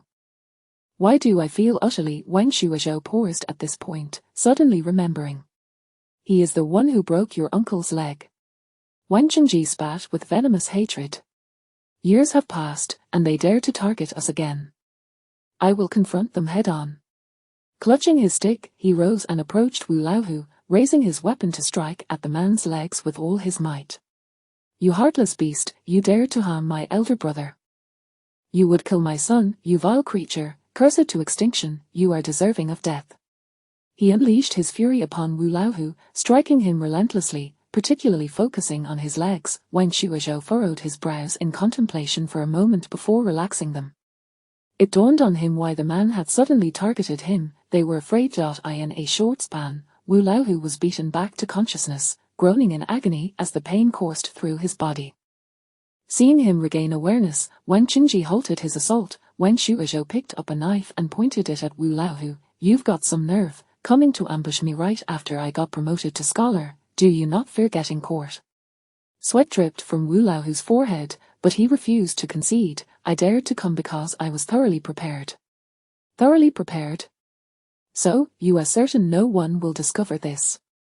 Wu Laohu let out a cold laugh. Remaining silent, Wang Qingji struck him across the face with his stick. "I did not seek you out for the events of years past, yet you dare to pursue us. Not even sparing a child, are you still human?" As the stick came down, Wu Laohu's mouth filled with blood, and he glared at them in fury. "That child, he is a scholar now. What of it? If we do not come for him today, he will come for us tomorrow." Wang Xuezhou chuckled softly. "You possess a degree of self-awareness, but I did not expect your impatience. Forsaking good days only to seek death. Wu Laohu sneered, I only regret being soft-hearted back then, letting go of 50 taels of silver. I should have sought an opportunity to lead Wang Qingzu into gambling, reducing you to ruin, thereby preventing any scholarly pursuits or achievements. You wretched beast! Wang Qingji shouted, unable to contain his fury as he grasped the dagger from the ground, ready to stab him. Wu Laohu managed to force a smile. Kill me, and Xue Jianshi won't let you off. He sent me here. Do you think that if we die, he will remain unscathed? As Wang Qingji hesitated, his hand unwilling to strike, Wu Laohu laughed maniacally. Har! I fear nothing, for I have nothing to lose. You have a son with a bright future. Dare you act? If word gets out, your son. Thud, thud, thud. Wu Laohu's smile froze in place as he turned to see the axe-wielder emotionlessly stabbing him with the knife, again and again. Uncle Wang may not dare, but I do. Wu Laohu's eyes widened in shock as he fell, unable to close them. Wang Qingji stood in stunned silence. The axe-wielder smiled faintly. It's all right, uncle, my life is worthless. I shall take on such grim tasks from now on. After all, his hands had long been stained. Wang Shuozhou shook his head. No, it is they who deserve death. Having lived 2 lifetimes, though he had never taken a life, the unexpected encounters he faced on his journeys had made him realize that this was not a society governed by law. Aside from oneself, no one could guarantee one's safety. Being law-abiding is indeed the hallmark of a good citizen, yet it can easily lead to one's demise. When one's life is threatened, and the assailants call for mercy, it only stands to reason that such individuals deserve their fate. Boundless kindness is merely cowardice. In this world, survival is for the fittest. Chapter 71, Earning Joyous Money. Wang Shuozhou averted his gaze, no longer looking at the person on the ground. Shimeng, in this world, there are no lives deemed worthless. There are only those who undervalue themselves. The worth of life is determined by how you perceive yourself. The axe trembled all over. It was the first time someone had formally called his name and earnestly imparted wisdom to him. He was not regarded as a beggar, a servant, or an orphan subject to casual humiliation, but as an equal individual. His mother had refused to sell herself into servitude or to live as a mere tenant farmer, all in the hope that he and his elder brother could live with dignity. Though the outcome was far from ideal, Wang Qingji paced anxiously. While he may deserve death, we have killed him. What about these others? And what of Xue Jianshi? If this comes to light, then this, he had once been a simple farmer, never imagining he would face such a situation.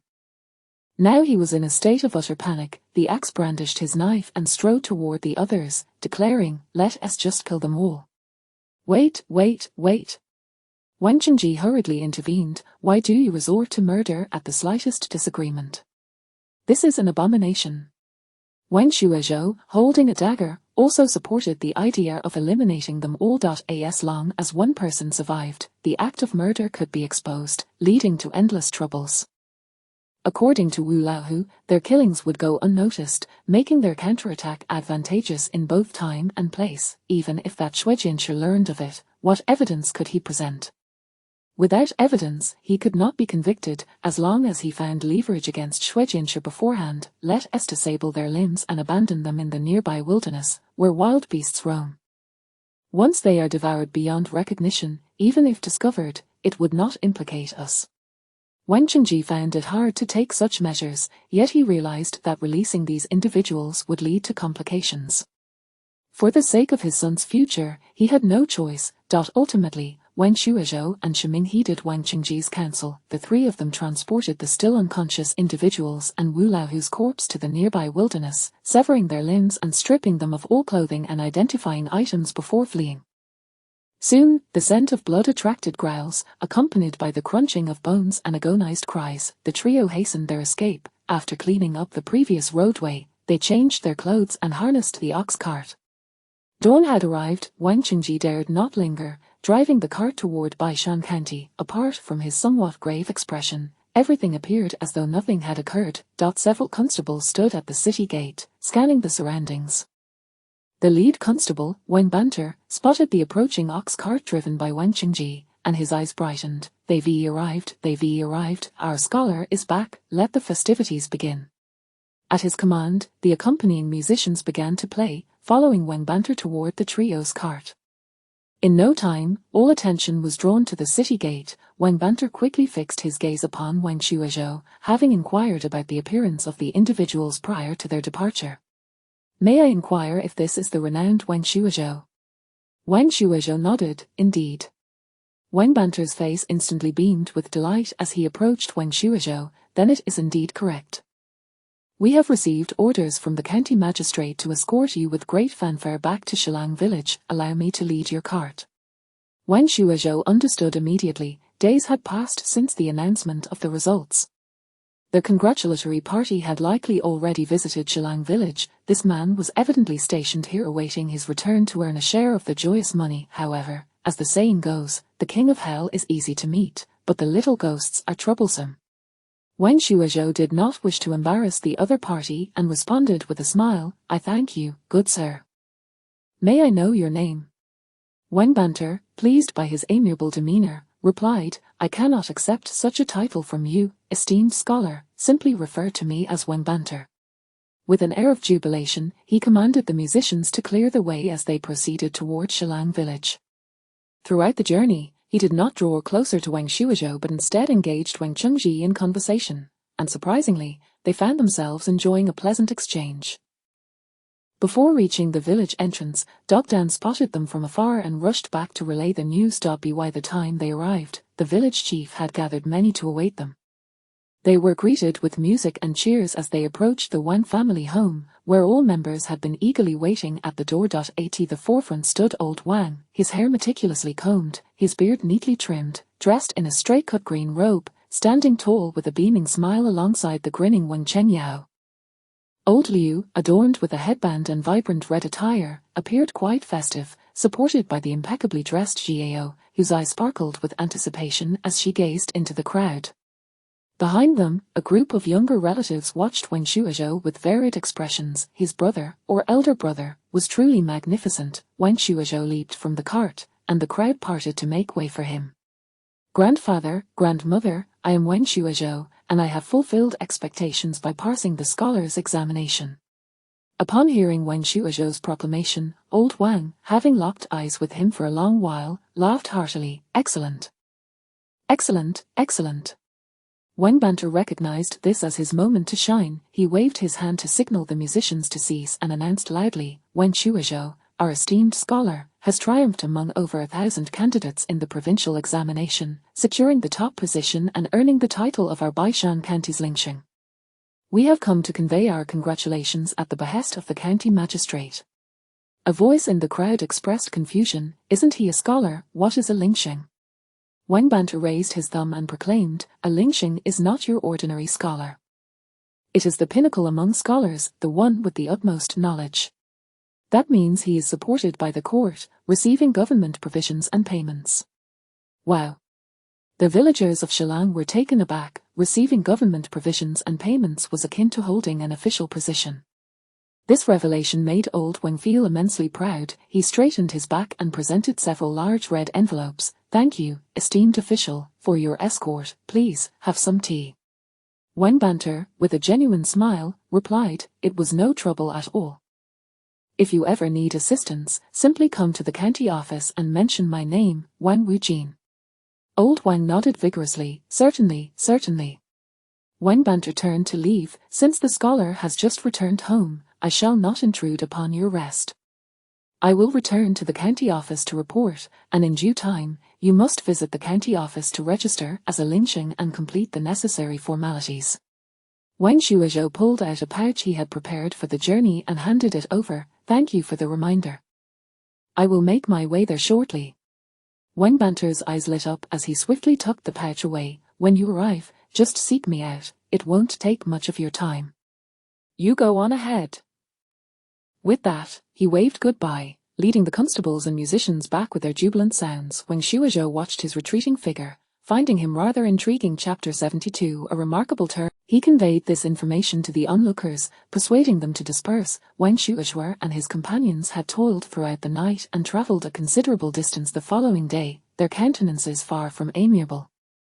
Once the crowd had departed, old Liu instructed someone to prepare a bath and allow them to rest. Observing the two children retreating to rest, Wang Qingji mustered his strength to approach old Wang. Father, please, has something occurred?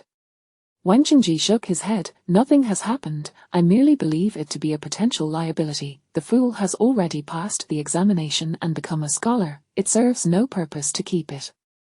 Please hand it over. Noticing his grave demeanor, old Wang retrieved the well-preserved document and handed it over. Wang Qingji glanced at it before holding it over the candle flame and igniting it in front of old Wang. Hey, why did you burn it? Old Wang exclaimed, burning it is for the best. Upon hearing this, old Wang paused, a look of realization and delight dawning upon him. Indeed, my grandson has become a scholar. I refuse to believe that Wu Laohu dares to cause trouble now. When the time is right, we shall discreetly find someone to deal with him. Farther, I am utterly exhausted.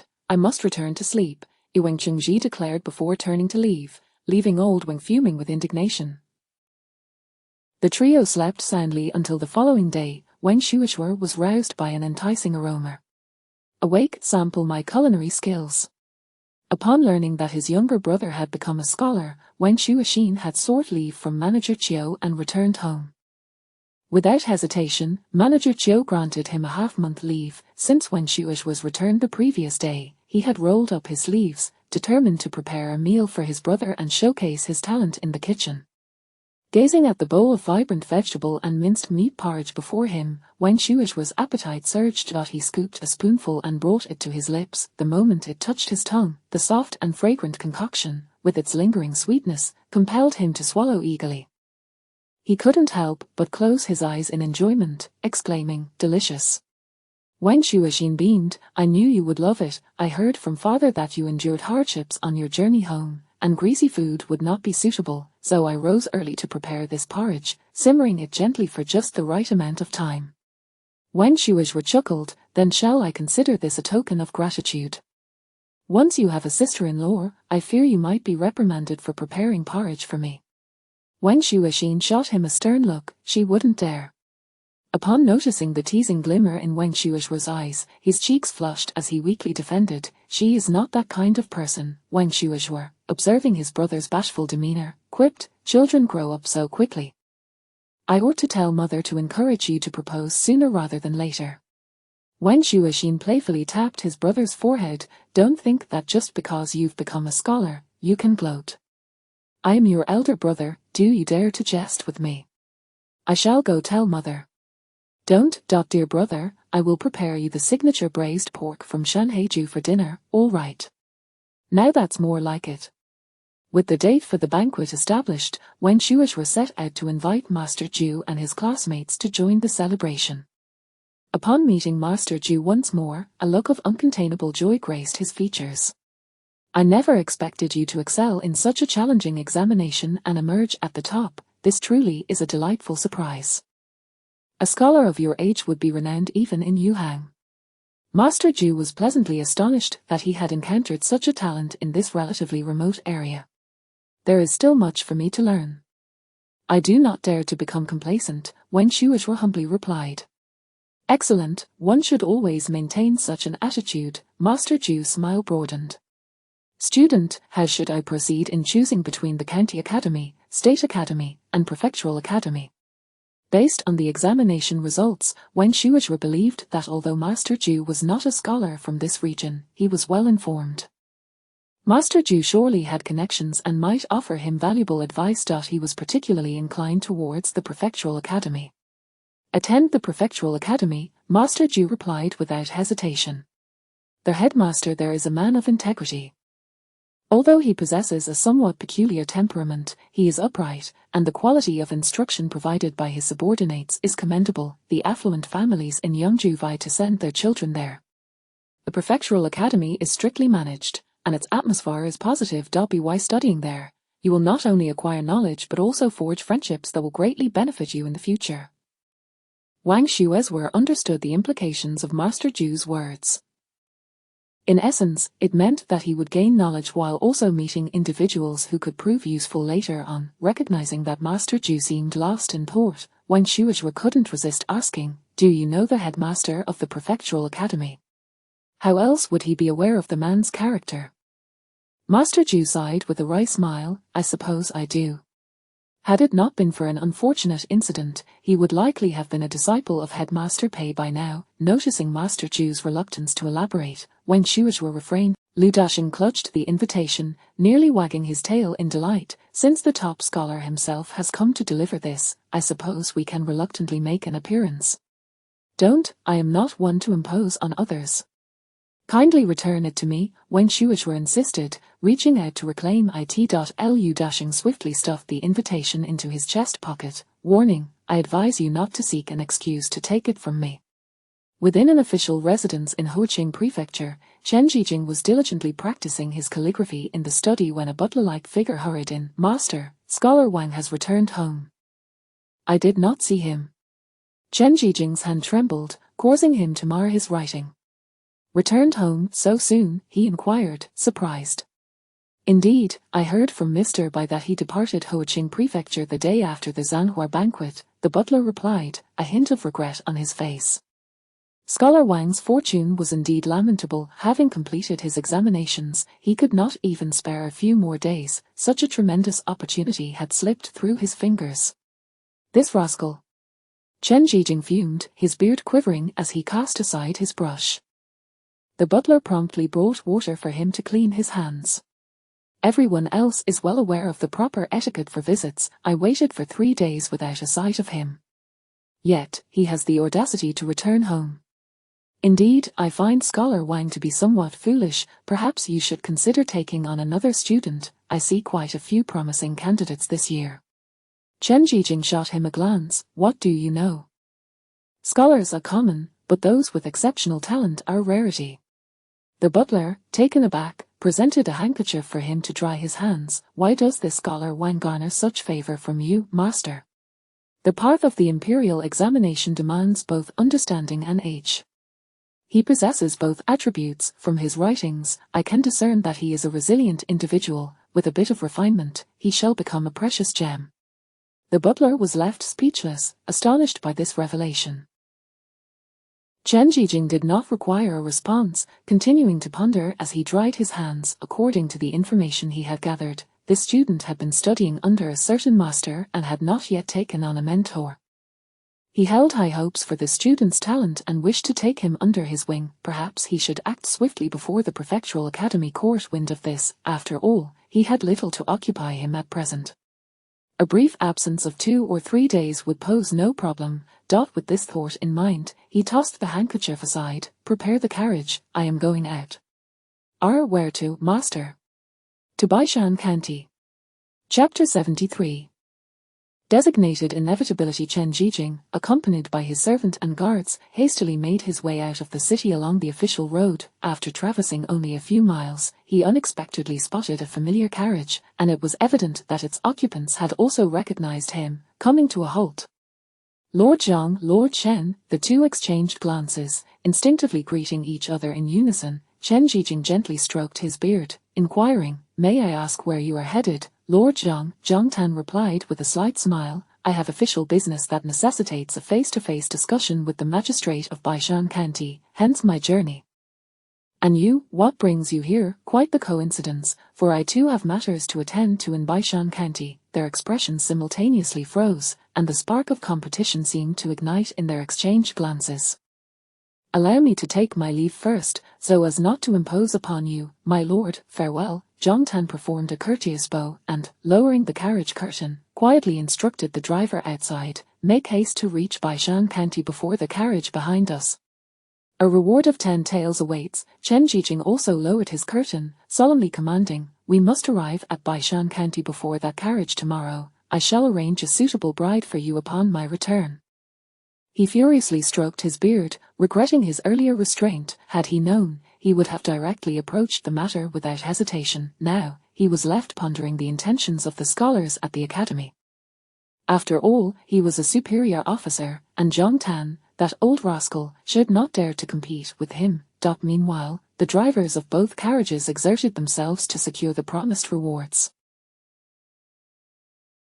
After delivering the invitations to Confucius Ju and Confucius Lin, Wen Shuozhuo proceeded to the county office to register for the grain distribution. Since he was making the trip anyway, it would be most efficient to complete all matters in one go.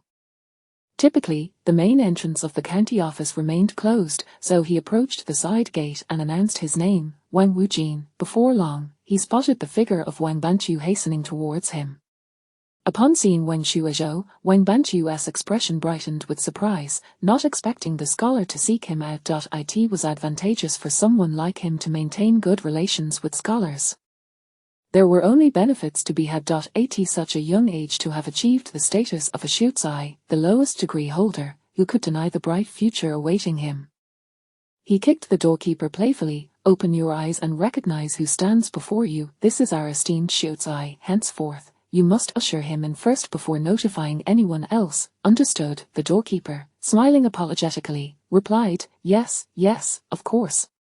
It was hardly his fault for not recognizing the young man. After all, who would have guessed that he was a Shuozai? Wang Shuozhou raised a hand to stop him. No need for such formality, Brother Wang. It is I who failed to clarify. When I arrive, simply announce my name. Wang Wujin's smile widened. So, you are here to register as a grain recipient. Are you? Come this way, I shall take you to the clerks, and we will have it done in no time.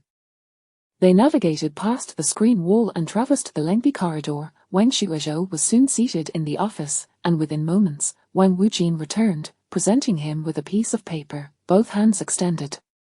All done. Wang Shuozhou was taken aback by the swiftness of the process. He glanced down at the document and accepted it, a grateful smile gracing his face. I had no idea you were so efficient, Brother Wang. Thank you very much. Wang Wujin waved his hand dismissively. It's but a small matter. I, Wang Wujin, pride myself on being a man of integrity. Should you require assistance again, do not hesitate to seek me out. Just yesterday, he had received 2 red envelopes, totaling nearly 5 taels of silver. While his eagerness to ingratiate himself was one thing, the attitude of the other party was quite another. If Wang Wujin had been a person lacking in social grace, flattering words would have been of little consequence. However, securing his assistance would have been impossible. Yet, it was clear that this individual was quite astute in navigating social intricacies, making it easy for him to be on amicable terms with Wang Wujin. Wang Wujin continued conversing with him as they made their way outside. Upon reaching the screen wall, they encountered a slender man clad in a sky-blue long robe, striding confidently towards them, with prominent brows and narrow eyes. Wang Wujin's smile faltered slightly as he bowed. Master Shui, could this be Master Shui? Wang Shuozhou could not help but scrutinize him closely. Who is he? Shui Jianshi furrowed his brows. Wang Wujin stepped forward, positioning himself before Wang Shuozhou. This is the newly appointed Wang Shuozai, here to register for grain distribution. I was just about to escort him out. Upon hearing that he was merely a Shuozai, Shui Jianshi scoffed lightly. Just a Shuozai, yet you failed to show respect upon encountering an official. In reality, as a Jianshi, he held no official rank and was deemed unestablished, yet he was still a court-appointed official through the Ministry of Personnel, making him one of the prominent figures in Baishan County. No one would contest his self-proclaimed title as an official. Wang Shuozhou immediately bowed. I am Wang Shuozhou, this year as newly appointed Wang Shuozai. I was momentarily enchanted by your esteemed presence, and I beg your pardon for my lack of decorum. Shui Jianshi huffed disdainfully. I have a great aversion to the insincere flattery of scholars like yourselves. Just a Shuozai, what is there to be proud of? Perhaps in the future, you may find yourself beneath my station. Should there be a next time, I shall not be so lenient. His tone dripped with condescension, and with that, he turned on his heel and departed. Wang Wujin watched in astonishment as he left, unable to contain his astonishment. Wang Shuozai, you truly are remarkable. Ordinarily, Shui Jianshi would not leave without making things difficult, yet, with your mere words, he seems to have let it go without further incident. How young he was! Such understanding of social dynamics foretold a promising future ahead. As they continued onward, Wang Shuozhou cast a glance at Shui Jianshi's retreating figure, exhaling a sigh of relief. He had declared his name, yet there was no visible reaction from the other party. It appeared that Wu Laohu's earlier assertion, that it was Shui Jianshi who instructed them to go, was greatly exaggerated. Nevertheless, even if the claim that Wu Laohu had been sent to eliminate them was false, associating with individuals like him did not bode well for one's character. Upon reaching the entrance, Wang Shuozhou retrieved an invitation from his pocket, extending it towards Wang Wujin.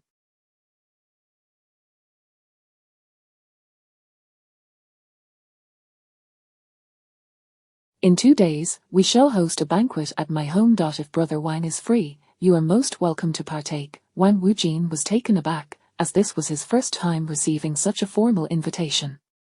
He cradled it in his hands, excitement evident in his voice. I would be delighted to attend. Having concluded his business, when Xuezhou returned to the Wang residence, initially, he regarded Wang Banqiu as a person of capability and discernment, someone who seemed to hold sway within the county office. Otherwise, he would not have been able to seize the opportunity to earn extra money. However, after their interaction today, he discerned that Wang Banqiu was rather dismissive of Xue Jianshi and appeared genuinely interested in forming a connection. Given this, it would be prudent to cultivate this relationship, as he could offer assistance when it came time for Shiming to reclaim his family estate. Oh, is our esteemed Xuezai at home? Perfect timing. Perhaps we should consult the Xuezai's opinion. When Xuezhou, lost in thought, had not noticed the influx of visitors to the Wang courtyard. One of the aunts, wearing a beaming smile, tugged at Zhangshi, nearly causing her to stumble, and approached Wang Xuezhou with exaggerated enthusiasm. Esteemed Xuezai, my sister has a niece, oh my, with ample bosom, a slim waist, and a curvaceous figure. She would surely bear sons in the future. Skilled in needlework and household duties, she would ensure your comfort. What do you think of a meeting between the two of you? Zhangshi was about to speak, but the others present were not pleased. Your niece has small, green bean-like eyes and a garlic nose. How could you dare to propose her? Her face is broader than a basin. None of us from the Wang family have spoken up, yet you feel bold enough to suggest this. Do you think Zhangshi is too shy to refuse? Zhangshi, flustered, thought to herself, why should she feel shy? She had no reservations. Chapter 74. Going with the flow. As Zhang was about to speak, old Liu abruptly pushed her back and placed her hands firmly on her hips. How old is my child? If you dare to prattle nonsense in front of the child and jeopardize their future, I care not who you are. I, Liu Daqui, will sit at your doorstep and berate your entire family until they are reduced to mere grandsons, even if it means I must write my name backward. At that moment, Zhang finally found an opportunity to interject, glancing at the aunt who had just spoken. Elder sister, which family do you belong to? You came to my house, clinging to me and chattering incessantly, sizing me up as if I were easy to talk to. Indeed, who was this person? Both old Liu and Zhang exchanged puzzled looks at the aunt, for they had never encountered her before. I know. She is from the neighboring Dongliang village. The one who had previously commented on the aunt's niece's appearance immediately spoke up. How marvelous, a person from your neighboring village has come here to stir things up, and yet no one from our Wang family has uttered a word, but you seem quite eager to speak. Go home and take a good look at yourself. If your family lacks urine, I can lend you some. Just tell me which household you belong to, and I shall go there. Hey, where's your husband? If he cannot manage his wife, we can step in to help. Initially, the other villagers thought the aunt was a relative of the Wang family and refrained from interjecting. However, upon realizing that neither old Liu nor Zhang recognized her and that she hailed from a neighboring village, anger began to boil among the crowd. The aunt shrank back, her neck retracting. I came to offer congratulations. If you don't agree, then so be it. Wang Xuezhou could hardly believe the absurdity of the situation. How old was he? This was utterly preposterous. Noticing Wang Xuewen, who was grinning broadly at the back of the crowd, he raised his voice. Thank you, esteemed aunts and elder sisters, for your concern. I am far too young to be of any significance. However, I have an elder brother at home who is already 15, in the prime of his youth and a scholar as well. If you have someone suitable, please introduce them to my brother. Here, I express my gratitude. He smiled at his cousin. Suddenly, Wang Xuewen's broad grin vanished, replaced by a look of sheer terror as old Liu and Gao, with their beaming faces, pulled at him. Let us have a good chat. And meanwhile, my pants are about to fall down. On the official road, 2 horse-drawn carriages seemed to be in a race, moving side by side. The drivers were cracking their whips with such fervor that they nearly ignited, yet the distance between the 2 horses remained minimal. Inside the carriage, Zhang Tan and Chen Jijing were tossed about, clutching the walls tightly, too afraid to let go. When the carriage finally came to a halt, both men exhaled a sigh of relief. My lord, it is dark. Perhaps we should rest for a while. We will undoubtedly reach Baishan County tomorrow. Upon hearing the driver's words, Chen Jijing felt a flicker of relief and cleared his throat. Then let us rest. Another jolt like that, and his old bones might come apart. As they disembarked, Zhang Tan's carriage also came to a stop. When Zhang Tan stepped down, both men locked eyes. Momentarily stunned, they appeared almost identical, disheveled, with their hairpins askew. Zhang Tan smoothed out his clothing and approached Chen Jijing. Master Chen. Chen Jijing nodded. Master Zhang. After exchanging pleasantries, a moment of silence hung in the air before Zhang Tan decisively spoke. Master Chen, I shall speak plainly. I have taken a liking to a promising student during this examination and intend to take him under my wing. That would be Wen Shuizhou. Seeing that they were nearing their destination, Zhang Tan, weary from the bump, Chen Jijing leisurely stretched his arms and legs. Isn't it a coincidence? We are both after the same goal and even seeking the same individual. Then, if I may be so bold, let us not use our positions to pressure one another. Chen Jijing replied softly, I have no objections. However, I find it perplexing that you previously remarked on this youth's excessive zeal, lacking a sense of duty to the people. Your words were not particularly favorable. Why the sudden interest in taking him under your tutelage? Zhang Tan clasped his hands behind his back, standing with righteous resolve. Precisely for that reason, I have decided to take him as a disciple and guide him properly. Such talent, with a sharp and progressive writing style, can still be molded at his young age. With my guidance, he will surely become well-rounded, possessing both virtue and talent. How shameless! Chen Jijing thought to himself, this fellow clearly had eyes for the youth yet feigned disdain for his writing style. My opinion diverges from yours. I admire the spirit evident in this youth's writing. What is a young man without a bit of vigor and passion? Chen Jijing asserted confidently. In that case, let us rely on our respective abilities. There is no need to rush. Tomorrow, upon reaching the county town, we shall approach County Magistrate Zhu together and let him decide whom to favor. After their agreement, the following day, upon reaching Baishan County and finding Magistrate Zhu, they straightforwardly conveyed their intentions, leaving him nearly speechless. Gentlemen, why not rest for a night before proceeding? I hear that the student's family is hosting a banquet tomorrow. If the two of you attend to offer congratulations, I believe it would be quite an honor for him, regardless of whom he chooses. Magistrate Zhu had not anticipated such fortune. Realizing this, he thought it wise to lend a hand and enhance the young man's reputation. On the 28th of September, all matters were deemed auspicious. Just past midnight, the Wang family's courtyard was bustling with activity. Today, they were to host guests, preparing dishes, washing vegetables, and ensuring that tables, chairs, and utensils were all properly arranged, leaving no room for error. Even the tea and snacks for the guests could not be neglected. Second son, accompany me to the village entrance to greet the guests. Third son, guide them here, and eldest, you are in charge of recording the congratulatory gifts. They must all be returned later. Old Wang directed the household, and soon enough, the villagers arrived to lend a hand. The women washed and sorted vegetables in the courtyard, while the men darted about, checking for any missing items, busily preparing to welcome guests. Hearing the commotion, Wen Shuizhou awoke and splashed cold water on his face, instantly feeling more alert. After breakfast, he was quickly assigned by Old Wang to the entrance to greet people. As he watched relatives and acquaintances pass by, he was showered with compliments, leaving him beaming from ear to ear. At that moment, he would rather tackle 10 more exam papers than endure this socializing. Many of the guests, he had no clue how to address, yet they persistently asked if he remembered being held as a baby. Heaven knows how an infant could recall such things. In contrast, the familiar faces of aunts, uncles, grandparents, and other close relatives greeted him with congratulations before entering the house. Time slipped away unnoticed, and just as he began to feel dazed, he saw his father jogging towards him, waving and calling out, "The teacher has arrived, you must go greet him." Chapter 75. A fortunate destiny. Wen Shuizhou, invigorated and ready to step forward, soon noticed several horse-drawn carriages slowly approaching, halting at the entrance of the Wang residence. Bai Yuan Wei, accompanied by Bai Yang, Lu Dizhuzhu with Lu Dashing, Jin Guan Yuan and Xie Qianli, along with Zhu Fuji and Wu Huai bringing along Qi Xian and his son, as well as Zhao Xing and his son, all arrived together. The sudden influx of guests brought immense joy to Wang Qingji, who exclaimed, Everyone is here, please, do come in. Wang Shuizhou, wearing a beaming smile, greeted them warmly, Good day, esteemed scholars and gentlemen.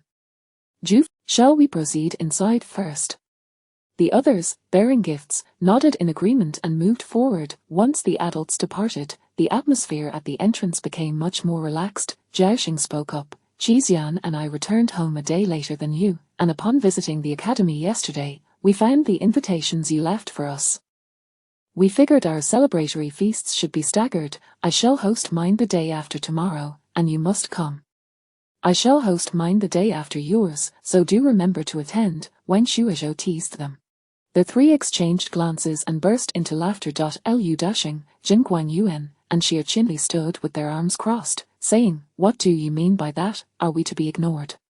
The trio quickly. Wang Shuizhou needed to remain to welcome guests while they made their way inside. When Lin Fuji arrived, he was followed by several students, all curiously observing him. Wang Shuizhou promptly invited them in, and, once they were seated, he sighed in relief. Turning around, he found Xu Shan standing before him, who bashfully said, Cao Zuan is unable to attend due to ill health. However, I have brought a congratulatory gift for you. Please do not take offense. With no unwelcome individuals present, Wang Shuizhou smiled warmly and replied, No matter, health is of utmost importance. When shall you host your banquet, Xu brother? I would certainly wish to extend my congratulations. Xu Shan shyly smiled, It will be tomorrow. Wang Shuizhou nodded, Very well, I shall attend. Xu Shan agreed joyfully and, without further ado, returned to the courtyard. Wang Shuizhou welcomed several more waves of guests until he reached Zhou. Please do not hold it against me for arriving uninvited, young Master Wang. I heard of this joyous occasion from your brother, and I simply could not suppress my excitement in coming to celebrate, Qiu Zhonggui said, both polite and humble, as he presented a congratulatory gift. Not at all, you are welcome guest. Please, do come in. Wang Shuizhou replied with a smile, graciously ushering him inside. Naturally, the family hosting the celebration hoped for as many guests as possible. Many households from the surrounding villages, having not received invitations, also came to join in the festivities and catch a glimpse of the newly minted scholar. The Wang family welcomed all. Due to the crowd, there were not enough chairs and tables, prompting the village chief to quickly call for additional furniture from neighboring households, extending the banquet into the doorways of their neighbors. With many guests accompanying Zhu Fuji, the host settled at several tables in the center of the Wang courtyard, while Wang Laojiu, the village chief, and esteemed elders from the clan sat alongside them. Qixian, Zhaoxing, Bai Yang, Xu Shan, and others were accompanied by Wang Shuowen and Wang Shuoxin. Meanwhile, Wu Huai and his group of servants were seated at a nearby table. The people of Shilang village leaned in, eagerly listening to their conversations, their faces flushed with excitement. 6 scholars, including the grandson from the Wang family, that made a total of 7 scholars. Dining with 7 scholars was a tale they could boast about for a lifetime. Quickly, go welcome him, the county magistrate has arrived. Shuye, hurry. Just as Wang Shuizhou settled onto a stool, his great-uncle rushed into the courtyard, exclaiming loudly while scanning the crowd, before seizing him and dashing outside. The chatter in the courtyard abruptly ceased. Wait, brother, what did you say? The county magistrate has come. Wang Laojiu looked at him in disbelief. Oh dear, there are too many people seated, the carriages cannot reach the entrance and are parked outside. We must go welcome them. Wang Shuozai exclaimed, dragging Wang Shuizhou along as they hurried away, leaving the crowd in a state of confusion. It was Zhu Fuji who regained his composure and said, Since the county magistrate has arrived, let us all go out to greet him. Lin Fuji stood up, indeed. In no time, Wang Shuizhou found himself at the front of several carriages. Observing the individual stepping down, he was taken aback. The familiar figure of Lord Shen, whom he had encountered twice before, stood alongside a vice-examiner he had met once, and behind the three, a throng of unfamiliar faces and officials followed. Wang Shuizhou recognized the grim-faced Xue Jinshe and the jovial Wang Wujin among them. Taking a deep breath, he bowed respectfully. I was unaware of your esteemed presence, and I apologize for not welcoming you properly. Please do not take offense. Wang Laoju and the villagers arrived just in time to hear Wang Shuozhou's words, and, unsure who they were addressing, they followed suit in bowing. County Magistrate Zhu, having heard his son's praises of Wang Shuozhou over the years, and having met him a few years prior, now observed the young man with a newfound appreciation for his demeanor and presence. With a friendly smile, County Magistrate Zhu surveyed the crowd. Everyone here has gathered for the celebration. There is no need for formalities today, please, rise. Turning to Wang Shuozhou, he continued, you and Anna are friends. He could not attend due to returning home, so he asked me to convey his congratulations. Would you not allow me to fulfill his wish? Yinqian, bring forth my congratulatory gift for young Master Wang. A servant hurriedly presented an intricately carved red lacquer box. Wang Shuozhou eagerly accepted it, discovering a fine brush within. The quality was undoubtedly superior, crafted from the finest Taikang wolf hair. He graciously amended his words, thank you, Uncle Zhu. Cough, cough. Chen Jijing, standing nearby, cleared his throat, prompting Wang Shuozhou to turn his attention. I shall make sure to send you a proper gift later. How thoughtless of me to have overlooked this, Zhang Tan said, his expression slightly awkward. I, too, came by chance. I shall send you a gift later. Wang Shuozhou, maintaining his composure, replied, the presence of both esteemed gentlemen is already a great honor for me. To request further gifts would be ungrateful. Please, allow me to escort you inside. A Wang Laoju and the village chief, feeling emboldened, urged, quickly, please come in. The crowd surged forward, automatically parting to create a path. Wang Wujin approached Wang Shuozhou, a beaming smile on his face, and quietly gave him a thumbs up. Wang Shuozhou is impressive. I fear that in the future, those like me may find it difficult to converse with you. Chapter 76. Everyone has their say, even addressing him as you. Wang Shuozhou felt a stir in his heart, yet maintained a humble smile on his face, replying, Brother Wang, what you say is too much. We are all the same kind of people. We must not belittle ourselves. Regardless of the time we meet, we ought to express what needs to be said. Wang Wujin chuckled, we are indeed different. If we meet again, just a greeting from you would suffice, and I would be content. He feared that in the future, he might not even have the opportunity to reach out. Upon arriving at the Wang residence, they found a considerable crowd had gathered. The three dignitaries did not take their seats, and the others dared not sit either. Chen Jijing was invited to sit at the head of the table, while Zhang Tan and Zhu Ziqing took their respective places.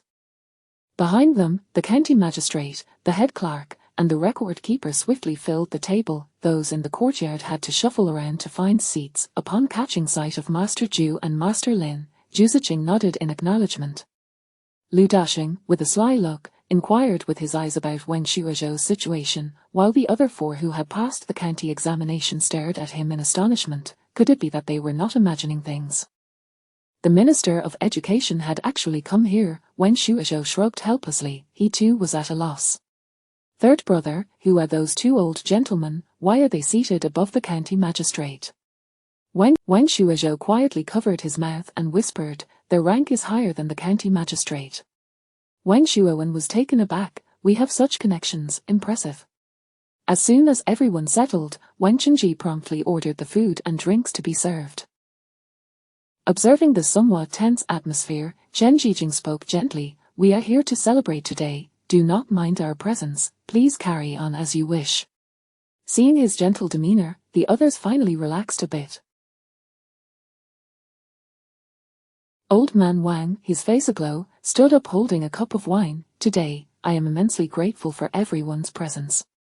I fear you may laugh at me, but let me speak from the heart. I have never felt as glorious as I do today. For most of my life, I have urged my family to tighten their belts to support the education of our descendants, sometimes thinking I was being unrealistic, yet at other times, hoping that perseverance would lead to success. I have often worried that this decision of mine might squander our ancestral estate, leaving me unable to face my forebears, and I have never slept a sound night. But today, old Wang, if I were to meet my ancestors now, I would go with a smile. Enough of my rambling. Today, everyone, please indulge freely in food and drink. I, Wang Shuyer, toast to you all. Old Man Wang raised his cup and drank it. The others joined in, laughing and clapping. No wonder your face resembles old tree bark. It seems sleepless nights have taken their toll. Fear not, today we shall ensure you drink until you can sleep soundly. Har har. Bring it on. Old Man Wang declared exuberantly.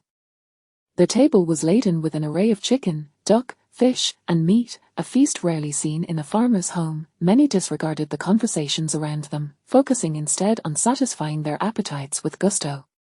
At the main table, Chen Jijing raised his cup towards Old Man Wang, saying, "Brother Wang, your foresight is truly commendable. Your insights surpass those of the average farmer. I toast to you." Old Man Wang, flattered, quickly clasped his cup with both hands and respectfully replied, "Your Excellency, you exaggerate my humble self. I am merely a farmer, wishing for my descendants to succeed. I know little else." Zhang Tan, unwilling to be outdone, countered, "Not so, the old man's vision and courage are beyond the reach of ordinary folks. Even in farming, I believe you cultivate better than most. I was once puzzled by how your grandson excelled in his studies, but now I see it is surely a result of your influence." Old Man Wang, having barely sipped his wine, was already feeling tipsy. The flowery words of the other were somewhat beyond his understanding, yet he could sense they were praising him and his grandson. Overjoyed, he exclaimed, "I know not what influence means, but perhaps it's just that my grandson takes after his father." He decided to take the initiative. "I wonder if the old man has considered where the student might attend school." Old Man Wang froze, his gaze unconsciously drifting towards Master Zhu. What did this mean? Was he to follow the master to study? Master Zhu, noticing the plea in his eyes, turned and called out, "Shuizhou, come here for a moment." The few individuals who had been intently listening suddenly sat up straight, and Wang Shuizhou rose to approach. Zhang Tan scrutinized Master Zhu, secretly acknowledging that this must be the student's previous teacher. "Shuizhou, this gentleman inquires whether you have decided where you wish to study." Wang Shuizhou glanced at Zhang Tan and replied honestly, "In response to your excellency, I plan to attend the provincial academy." Old Man Wang's eyes widened, about to ask him about it when he heard Zhang Tan's somewhat excited voice. "Good. Attending the provincial academy is excellent. I am precisely from the provincial academy." Chen Jijing, seeing Zhang Tan about to elaborate further, immediately interrupted, "It is this way. I have previously assessed your academic performance, and I find it quite commendable. Your understanding of the 4 books and 5 classics is solid, and your innate talent is high. I wish to take you on as my disciple to study with me. You may ask me anything you do not understand." "What do you think?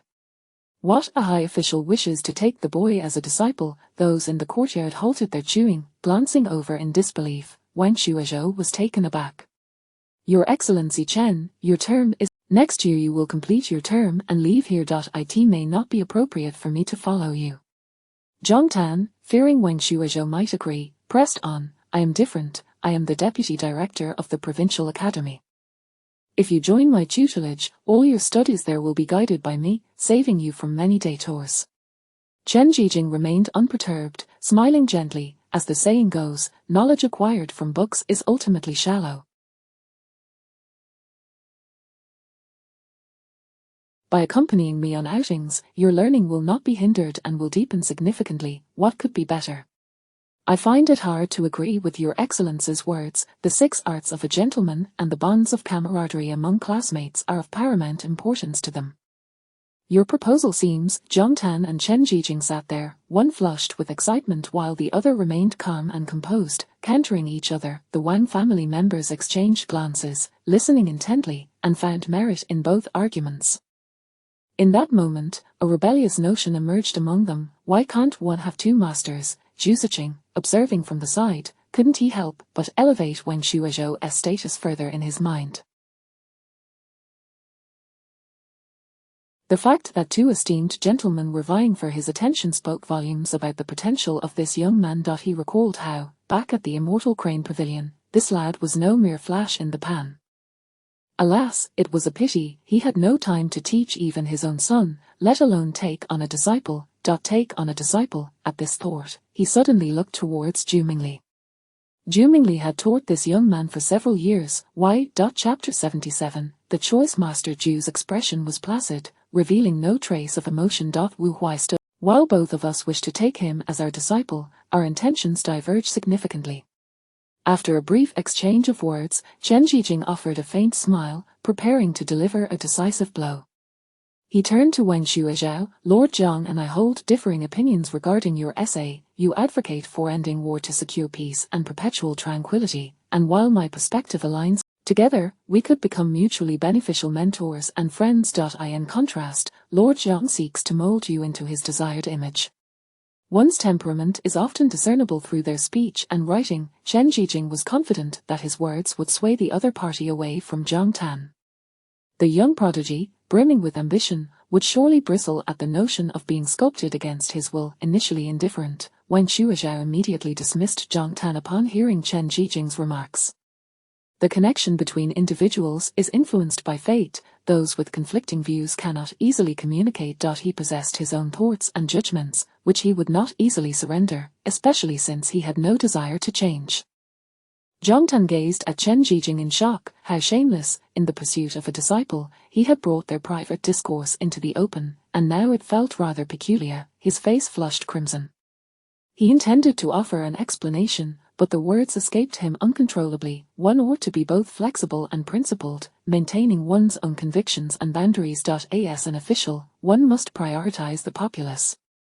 Your essay is rife with violence. Have you considered the common people? Such a disposition, such a style, if not properly guided, could lead to endangering an entire region. Before he could finish, Master Ju rose, casting an irritated glance at Zhang Tan. Your words are rather biased, my lord. I too have read that essay, and if, as you say, one must prioritize the people, then are not the citizens at the border also considered the populace in your eyes? Zhang Tan retorted, of course they are. But they are merely a minority. A slight sacrifice for the majority's stability is justifiable. Equally part of the populace, why must they be the ones sacrificed? And to end war through war, must we not also sacrifice a portion to ensure future peace? Why then can they not be among the sacrificed? In your view, do the people not possess equal worth? Certainly not. Then pray tell, my lord, why must the border citizens be the ones to bear the cost? Zhang Tan, provoked by the inquiry, fumed. Those who aspire to greatness do not concern themselves with trifles. Sacrificing for the country and the people is only natural. Thus, to end war through war is equally justifiable. The sacrifices made today are for the sake of future generations, for the enduring legacy of our great Qian. What, pray, is wrong with it? It is understandable that you hold a differing perspective, but must it be taken as a personal affront? Zhu Mingli felt a surge of anger. He understood the implications of the incomplete statement. In front of so many witnesses, Zhang Tan had dared to challenge his student's character. Had the previous remark been completed, how would his student navigate their future in light of such scrutiny? Those aware of his intention to take on a disciple would understand, but those unaware might believe he was there to disrupt. Zhang Tan, realizing his gaffe, felt a twinge of regret. Yet, feeling humiliated by being countered by an unknown individual before a crowd, he glared at Zhu Mingli and demanded, who are you? Zhu Mingli bowed deeply. I am Zhu Mingli, courtesy named Cunjun, the mentor of Wen Shuizhao. If I have offended you, my lord, I beg your pardon. Zhu Cunjun, you are Zhu Cunjun. Zhang Tan exclaimed in astonishment. Chen Zhijing, upon hearing Zhang Tan's incredulous remark, felt a twinge of familiarity with the name. After a moment's reflection, he interjected, Zhu Cunjun, the one from the dual Qilin of the Yu Hangzhu family. Zhang Tan's gaze lingered curiously on Master Zhu's brow, already harboring some degree of certainty. Wu Huai rushed to stand protectively beside Zhu Mingli, eyeing Chen Zhijing and Zhang Tan warily. Zhu Mingli, momentarily dazed, collected himself. I am indeed from the Yu Hangzhu family. The title dual Qilin is merely a moniker bestowed by others. I would never presume to claim it. Chen Zhijing and Zhang Tan exchanged a glance, both lapsing into silence. Seeing the tension, Magistrate Zhu promptly intervened. Who would have thought that Lord Zhang recognizes Cunjun? What a delightful surprise. Let us eat. After the meal, we can continue our discussions. Old Man Wang and several village elders sat quietly, scarcely daring to breathe, wishing for time to pass swiftly. With Magistrate Zhu steering the conversation away from the earlier dispute, the group soon turned to lighter topics. Chen Zhijing, undeterred from his original purpose, engaged old man Wang in conversation, leaving him beaming with joy.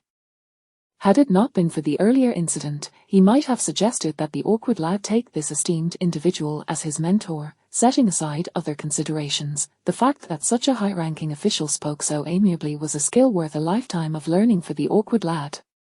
Wang Qingzu sat at the banquet, drinking cup after cup until, by the time the gathering concluded, he was thoroughly intoxicated, lamenting loudly, "The heavens are unjust, the heavens are unjust, I have toiled since the age of 10. Yet achieved nothing." Wang Qingji forced a wry smile as he and Wen Chengyao hoisted the inebriated man away to rest.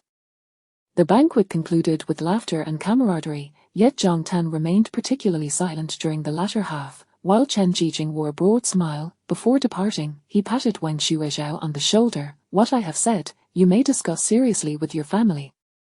I shall give you time to ponder. I await you in the capital." Zhang Tan, observing with a complex expression, removed a piece of jade pendant from his waist and offered it. "It was my mistake today. Take this pendant. If you ever find yourself in need of guidance, do not hesitate to seek me out with it." Wen Shuizhao accepted it without altering his expression, offering his thanks. Xue Jianshi, drenched in cold sweat, forced a smile at Wen Shuizhao. "I did not realize you possessed such capabilities, Scholar Wang. I admit I was somewhat narrow-minded. Please disregard my comments from earlier this week." Having said this, he discreetly pressed a pouch into Wen Shuizhao's hand when no one was watching and hurried away, anxious to avoid being called back in front of the crowd. Wen Shuizhao watched him flee, raising an eyebrow, surprised to see him wielding a semblance of authority. Before departing, Zhu Mingli appeared to have something on his mind, and Wen Shuizhao promptly invited him into the study.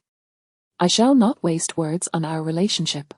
Chen Jijing, the esteemed official, enjoys a commendable reputation. However, his family situation is rather intricate, being related to the young prince. Currently, the crown prince's position is stabilizing, yet the young prince's influence remains formidable. In the future, the Chen family remains uncertain. If you become his disciple, you may find yourself in a precarious position." Chapter 78, Family Status. On the contrary, Lord Zhang belongs to the Clearstream faction. He could only articulate the pros and cons, allowing the student to choose for himself, although the teacher did not explicitly state it. Wen Shuizhao understood well. Once the master-disciple relationship was established, it became a lifelong commitment, far more significant and cautious than selecting a wife. If he chose Chen Dieren as his teacher, he would naturally find himself bound to the Chen family's ship, while others with grand enterprises might fearlessly navigate such waters. He, a small fish, would merely become cannon fodder when tied to such a venture.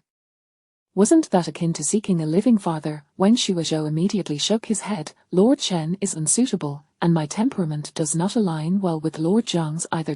I would rather refrain from this." Upon hearing his words, Zhu Mingli let out a sigh of relief in his heart. "In that case, may I offer you a suggestion?" Wen Shuizhou's expression grew solemn. "Please, do speak." Zhu Mingli rose with a hearty laugh, filled with enthusiasm. "Your talents are evident. If you are to take on a master, it must be the best. What am I? What is that, deputy principal? I shall take you to seek mentorship from the principal of the prefectural academy. What you lack is merely an opportunity for recommendation, and I shall provide that." As they sat in the carriage on their return journey, Chen Jijing, Zhang Tan, and Zhu Ziqing were surprisingly silent. Each was lost in thought, and for a time, no one spoke, their bodies swaying with the motion of the carriage. After a lengthy pause, Zhang Tan sighed. "Why did Magistrate Zhu not mention earlier that Wang Shuizhou's master is Zhu Chuanjin? Today, I have not only lost face but also made a fruitless trip." Zhu, internally lamenting how he could have known that Zhang Tan had not even clarified this detail, nevertheless expressed his apologies. "It was my oversight, but Chuanjin has no intention of taking disciples. Otherwise, he would have long since taken someone under his wing. How could the Lord have made a wasted journey?" Chen Jijing, however, was rather unconcerned. "Lord Zhang, you are merely magnifying others' ambitions while diminishing your own prestige. So what if he is the prodigy of the Zhu family? In the past, the twin prodigies of the Zhu family, Yu Han and Zhu, have met with misfortune. One perished, while the other had his path severed by a single blow. For many years, they have remained obscure, and now they find themselves teaching in a place of little renown. where the literary atmosphere is lacking, suggesting they are individuals of diminished aspirations, unworthy of comparison to you. John Tan was uncertain. Over the years, Principal Pei had persistently remembered this individual, and even when he leapt up to scold them, he would lament, "A bunch of wooden blocks, had Chuanjin been here, I would not have to face you fools."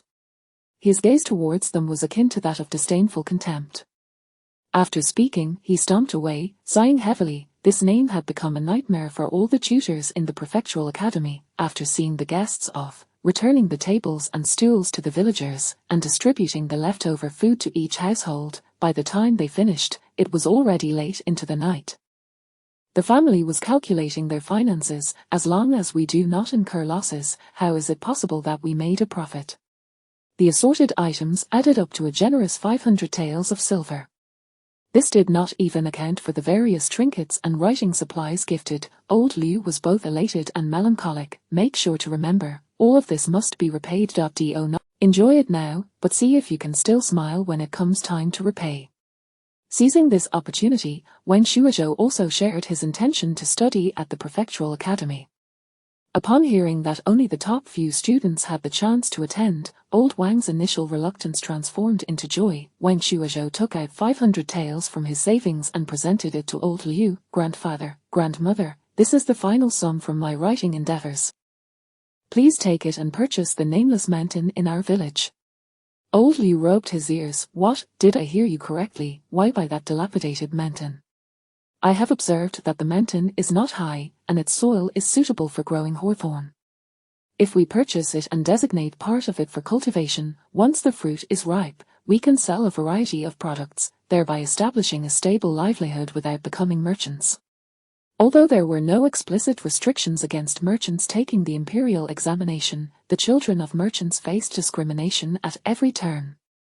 Even if they later entered the court, they would be branded as baseborn, replete with the stench of commerce, which was not what Wen Shuozhou desired. Cultivating and selling produce remained intrinsically linked to the land, ensuring they would not be classified as merchants. What is there to question? The books must have mentioned this method, otherwise, how would he know? If you lack understanding, follow the wise, do as he says, and do not hold him back.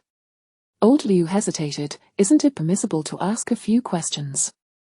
You are becoming increasingly domineering. Wen Shuozhou smiled and remained silent. Behold, this is the power of status, this is the elevation of family standing that comes with gaining recognition.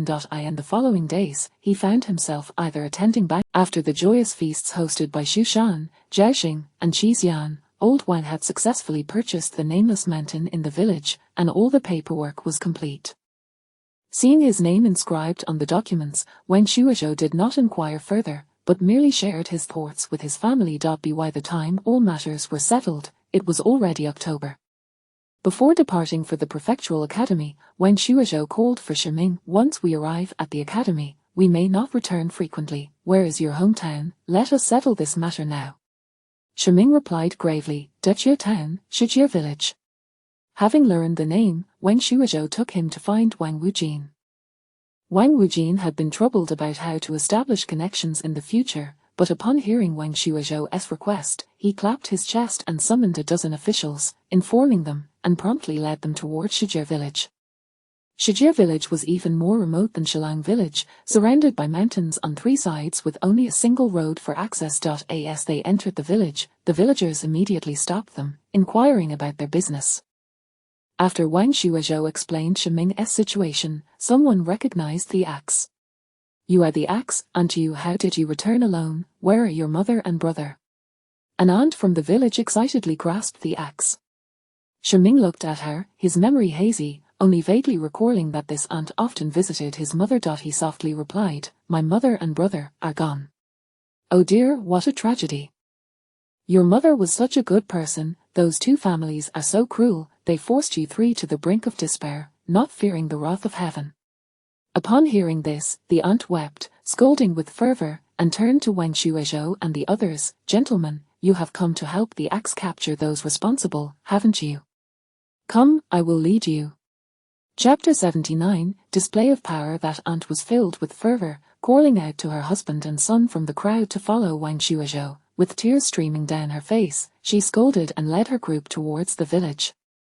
The other villagers of Shijir village, witnessing this scene, saw one person hastily sprinting in a particular direction. Wang Shuozhou glanced over, surmising that someone had gone to relay the news. Sure enough, it wasn't long before the ant halted before a grand house with green bricks and a tiled roof. The front door stood wide open, and a throng of 7 or 8 men loitered at the entrance. The leader, clad in simple garments, bore a shrewd expression, flanked by a dark-faced man. The 2 men first exchanged glances at the axe, recognizing familiar features in its contours, before directing their gaze towards Wen. Upon spotting the 2 men, the ant erupted, "Shijin, Shimu, you heartless wretches, you leave no path for the widow and her 2 children. This is your own nephew. How could you bear to seize their land and home, driving them out?" Shijin's expression darkened. "Shilin's wife, what nonsense are you spouting? This is no place for your prattle, step aside." The onlooking villagers regarded Shilin's wife with incredulity. Had she lost her senses? How could she openly challenge Shijin, the village chief? After speaking, Shijin forced a smile towards Wen Shuozhou, saying, "Young master, do not heed this woman's incessant chattering. She knows nothing. When her family failed to pay their taxes this year, I discovered the discrepancy in weight, and she likely bears a grudge and seeks revenge. You speak utter lies. It is you who are heartless." Wang Shuozhou raised a hand to the ant. "Ant, do not be anxious, allow me to handle this matter first." He was not here to settle personal disputes. Continuing to argue over these family matters would bear no fruit. Wang Shuozhou turned to pull Shiming to the forefront. "Axe, what is your relationship with them?" Shiming cast a somber glance at Shijin and Shimu. He would recognize these 2 even in ashes. He pointed at them. "They are my father's elder brother and second brother." Wang Shuozhou nodded. "Then these 2 must be the principal culprits who encroached upon your family's land and property." "Indeed." Wang Shuozhou turned to Wang Wujin and said, "Brother Wang, please detain these 2 and accompany me to the magistrate." Wang Wujin chuckled, "Very well. Brothers, why are you lingering? Seize these 2 rogues." Shijin and Shimu's expressions darkened, and several individuals behind them stepped forward to shield them. "Young master, we have never met, and you wish to take us away. That is quite unreasonable, is it not? Moreover, my nephews have long since perished. This one beside you is an impostor. How can you take his word at face value?" Wang Shuozhou responded with a cold smile, "Whether it is true or false, a trip to the county office will reveal all." Shijin had initially thought this was merely a wealthy young master who could be easily swayed with a few words, but he soon realized that his words fell on deaf ears. "What do you think you are? You expect us to follow you to the county office just because you say so? Perhaps these officers you brought are impostors as well. Villagers, surround these men. I shall go to the county office to report and have them all arrested. Then we shall achieve great merit." The people of Shijir village stirred. Some were skeptical, while others were eager to curry favor with Shijin. Seeing the situation escalate, Wang Wujin furrowed his brow and drew his blade. "What do you intend to do with so many of you?"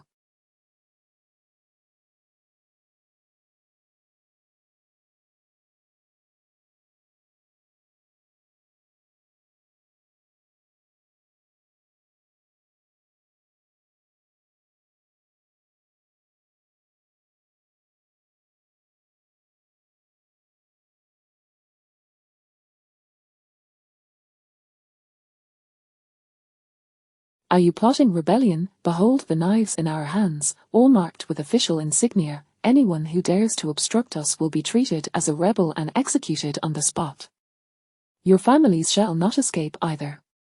The dozen or so officers behind him brandished their knives, their expressions grave, casting a tense atmosphere over the villagers of Shijir. Wang Shuozhou felt a wave of relief. Fortunately, he had come prepared with Wang Wujin and the others, otherwise, it would have been challenging to subdue the crowd. Shiming felt a surge of exhilaration, glaring at Shijin. "Do you think I have forgotten the day you drove us out all those years ago? I swear, until my dying breath, I shall never forget." The shock of hatred in Shijin and Shimu's eyes startled them momentarily. However, they quickly regained composure, addressing Wang Shuozhou. "Young master, you do not understand. This boy is not even one of our Shi family. His mother was unfaithful, and we know not from which man she stole to bear these bastards. This land and property rightfully belong to the Shi family. How could I stand idly by and allow that little vixen to take what is ours and consort with a wild man? Ask the villagers if you do not believe me. Shilin's family interjected angrily. When his father was alive, everything was well. As soon as he passed, you began your slander. You clearly wish to seize the man's belongings, yet you do not wish to bear the blame. Thus, you cast mud upon the widow. Who in the village has not watched those two children grow up? The boy resembles his father closely. How dare you lie with such brazen audacity? The villagers were well aware of the truth. Previously, they had thought it best to avoid trouble since the boy's father was deceased and Shijin was the village chief. However, with the boy now achieving success and returning with an official, they dared not speak out. Enough of this nonsense. Brother Wang, apprehend them, Wen Shuozhou said disdainfully, casting a contemptuous glance at Shijin. Initially, he had only intended to retrieve what was rightfully his, but now he had changed his mind. Those who would seize even their own brother's inheritance were likely no less wicked within the village. Upon hearing this, Wang Wujin acted without hesitation, causing Shijin to break into a cold sweat.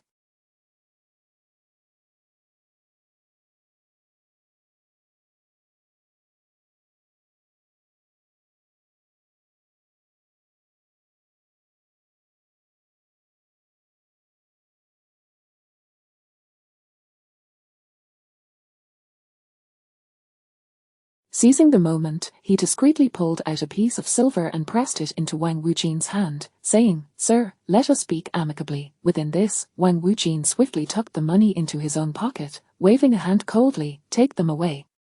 Naturally, Shijin and Shimu were unwilling to surrender easily.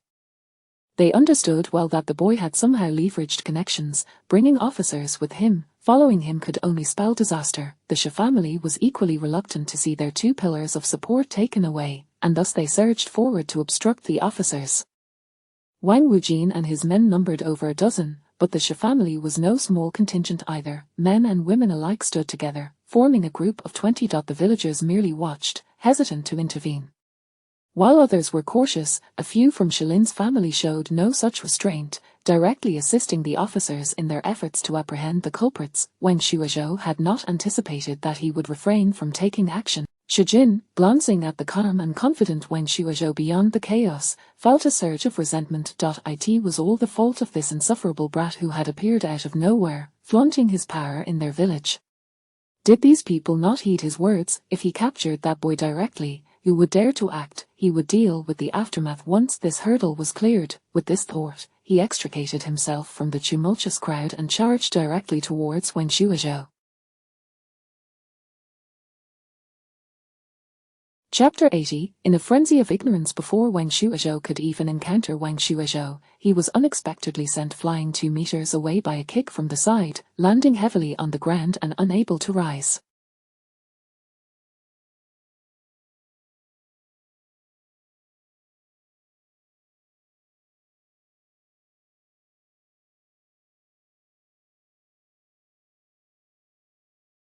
The dagger in Wang Shuozhou's hand was left to languish in solitude. However, he was profoundly shaken by the force of that kick. Turning his head, he beheld a figure gnawing on his fingers, tilting his head to observe him.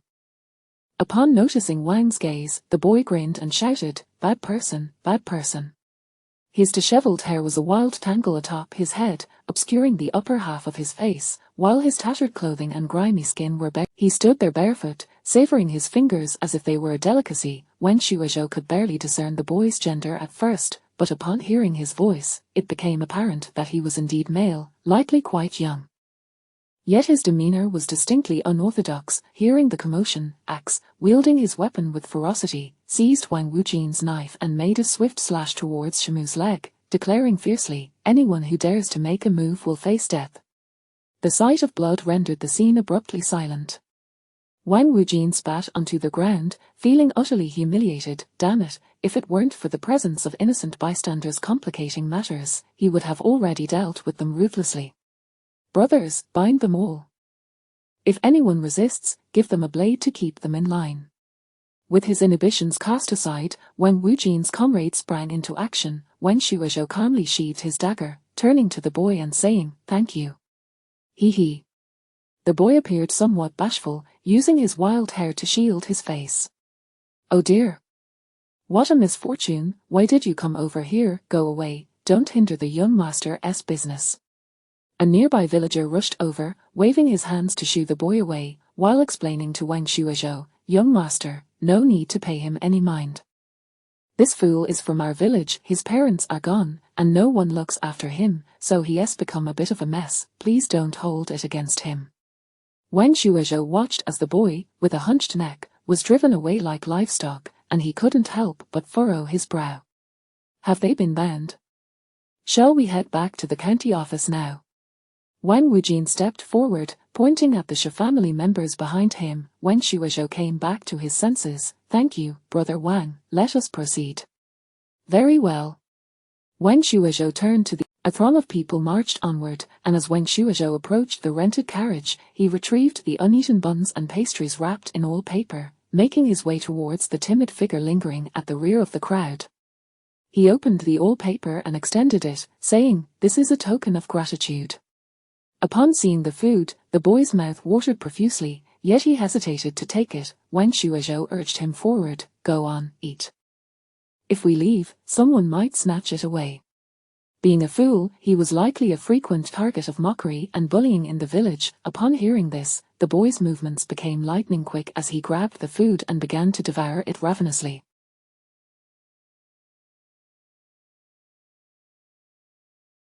In the blink of an eye, 4 buns and several pieces of pastry were stuffed into his mouth, crumbs scattering everywhere. Wang Shuizhou sighed and turned to board the carriage. Returning to the county town with such a large group attracted considerable attention.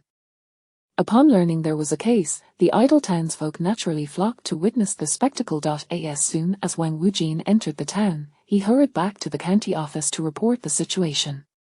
By the time Wang Shuizhou and his party arrived at the Yarman, County Magistrate Zhu was already somewhat informed and was awaiting their arrival. The aggrieved party, witnesses, and the accused were all present at once.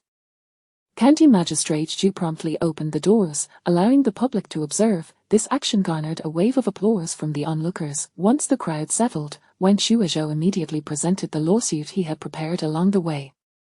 County Magistrate Zhu glanced over it, sighing internally. It was indeed the work of a foremost lawyer, succinctly clarifying the events that transpired. After perusing it, he reached a conclusion, intending merely to follow through with the process. He began to question the involved parties. The matter was already exceedingly clear, and with the Shi family serving as witnesses, the material evidence, namely the land in question, was equally transparent. The truth soon came to light. Wang Shuizhou, acting as the advocate for the aggrieved party, articulated, Shi Jin has exploited his position as village head to unlawfully seize 35 acres of private land from Shiming, along with a house. According to the Jian law commentary, the punishment for under an acre is 60 strokes. For 3 acres, it is an additional penalty. Given their combined offences, they should serve 3 years in prison. I implore you, my lord, to consider this. Shi Jin glared at him in fury. You speak nonsense. Axe's father is my brother. This is a family matter. How can it be construed as seizing private land? Bang. The gavel struck, and County Magistrate Zhu's authoritative voice resonated. There are no private matters within the court, Shi Jin and Shimu. This case has both eyewitnesses and material evidence. You have unlawfully seized private land and driven your sister-in-law and nephew to their deaths. Do you acknowledge this or not? The prominent Jing Da Guang Mingplark hung high above the magistrate's head, and his solemn Shimu stammered, My lord, we admit to the land and the house, but the accusation of causing death is entirely unfounded. They left years ago, and we know not how they perished. How can this crime be laid at our feet? County Magistrate Zhu snorted coldly, If it were not for your actions, why would they have left their home? You are the root cause of their plight.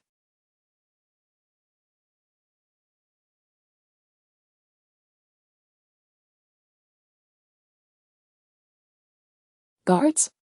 Take them into custody and gather evidence against Shi Jin. Should any wrongdoing be discovered, there will be no leniency. Their crimes will be compounded. Return the seized land and property of Shiming, along with any accrued interest from these years. Shi Jin and Shimu crumpled to the ground in despair. County Magistrate Zhu turned to the crowd gathered outside, raising his voice. Under the law, all are equal, regardless of relationships. Should such matters arise, the common people may come to the county office to lodge a complaint. With me here, I shall ensure justice for you. A voice from the crowd shouted excitedly, "A just magistrate." No one wished for their kin to seize their inheritance after death, nor to see their wives and children driven to despair. Conversely, those who had previously suffered from land seizures wept openly, realizing today that such actions were indeed illegal. They could report it to the county office. The onlookers' faces flushed with excitement, and applause erupted. County Magistrate Zhu felt a sense of satisfaction swell within him. Court adjourned. With the word of today's proceedings spreading, his prospects for promotion were secure, as Wen Shuizhou and Shiming. Upon arriving at Shenheiju, Manager Zhou promptly reserved a large private room for them, and Wen Shuizhou ordered a lavish spread of food and drink. Wang Wujin, eyeing the table laden with wine, declined, "Let us skip the wine for now. Our scribe Xue seems to be in a frenzy lately, sending us to hunt for his lackeys everywhere. We can't afford to drink and risk delaying matters."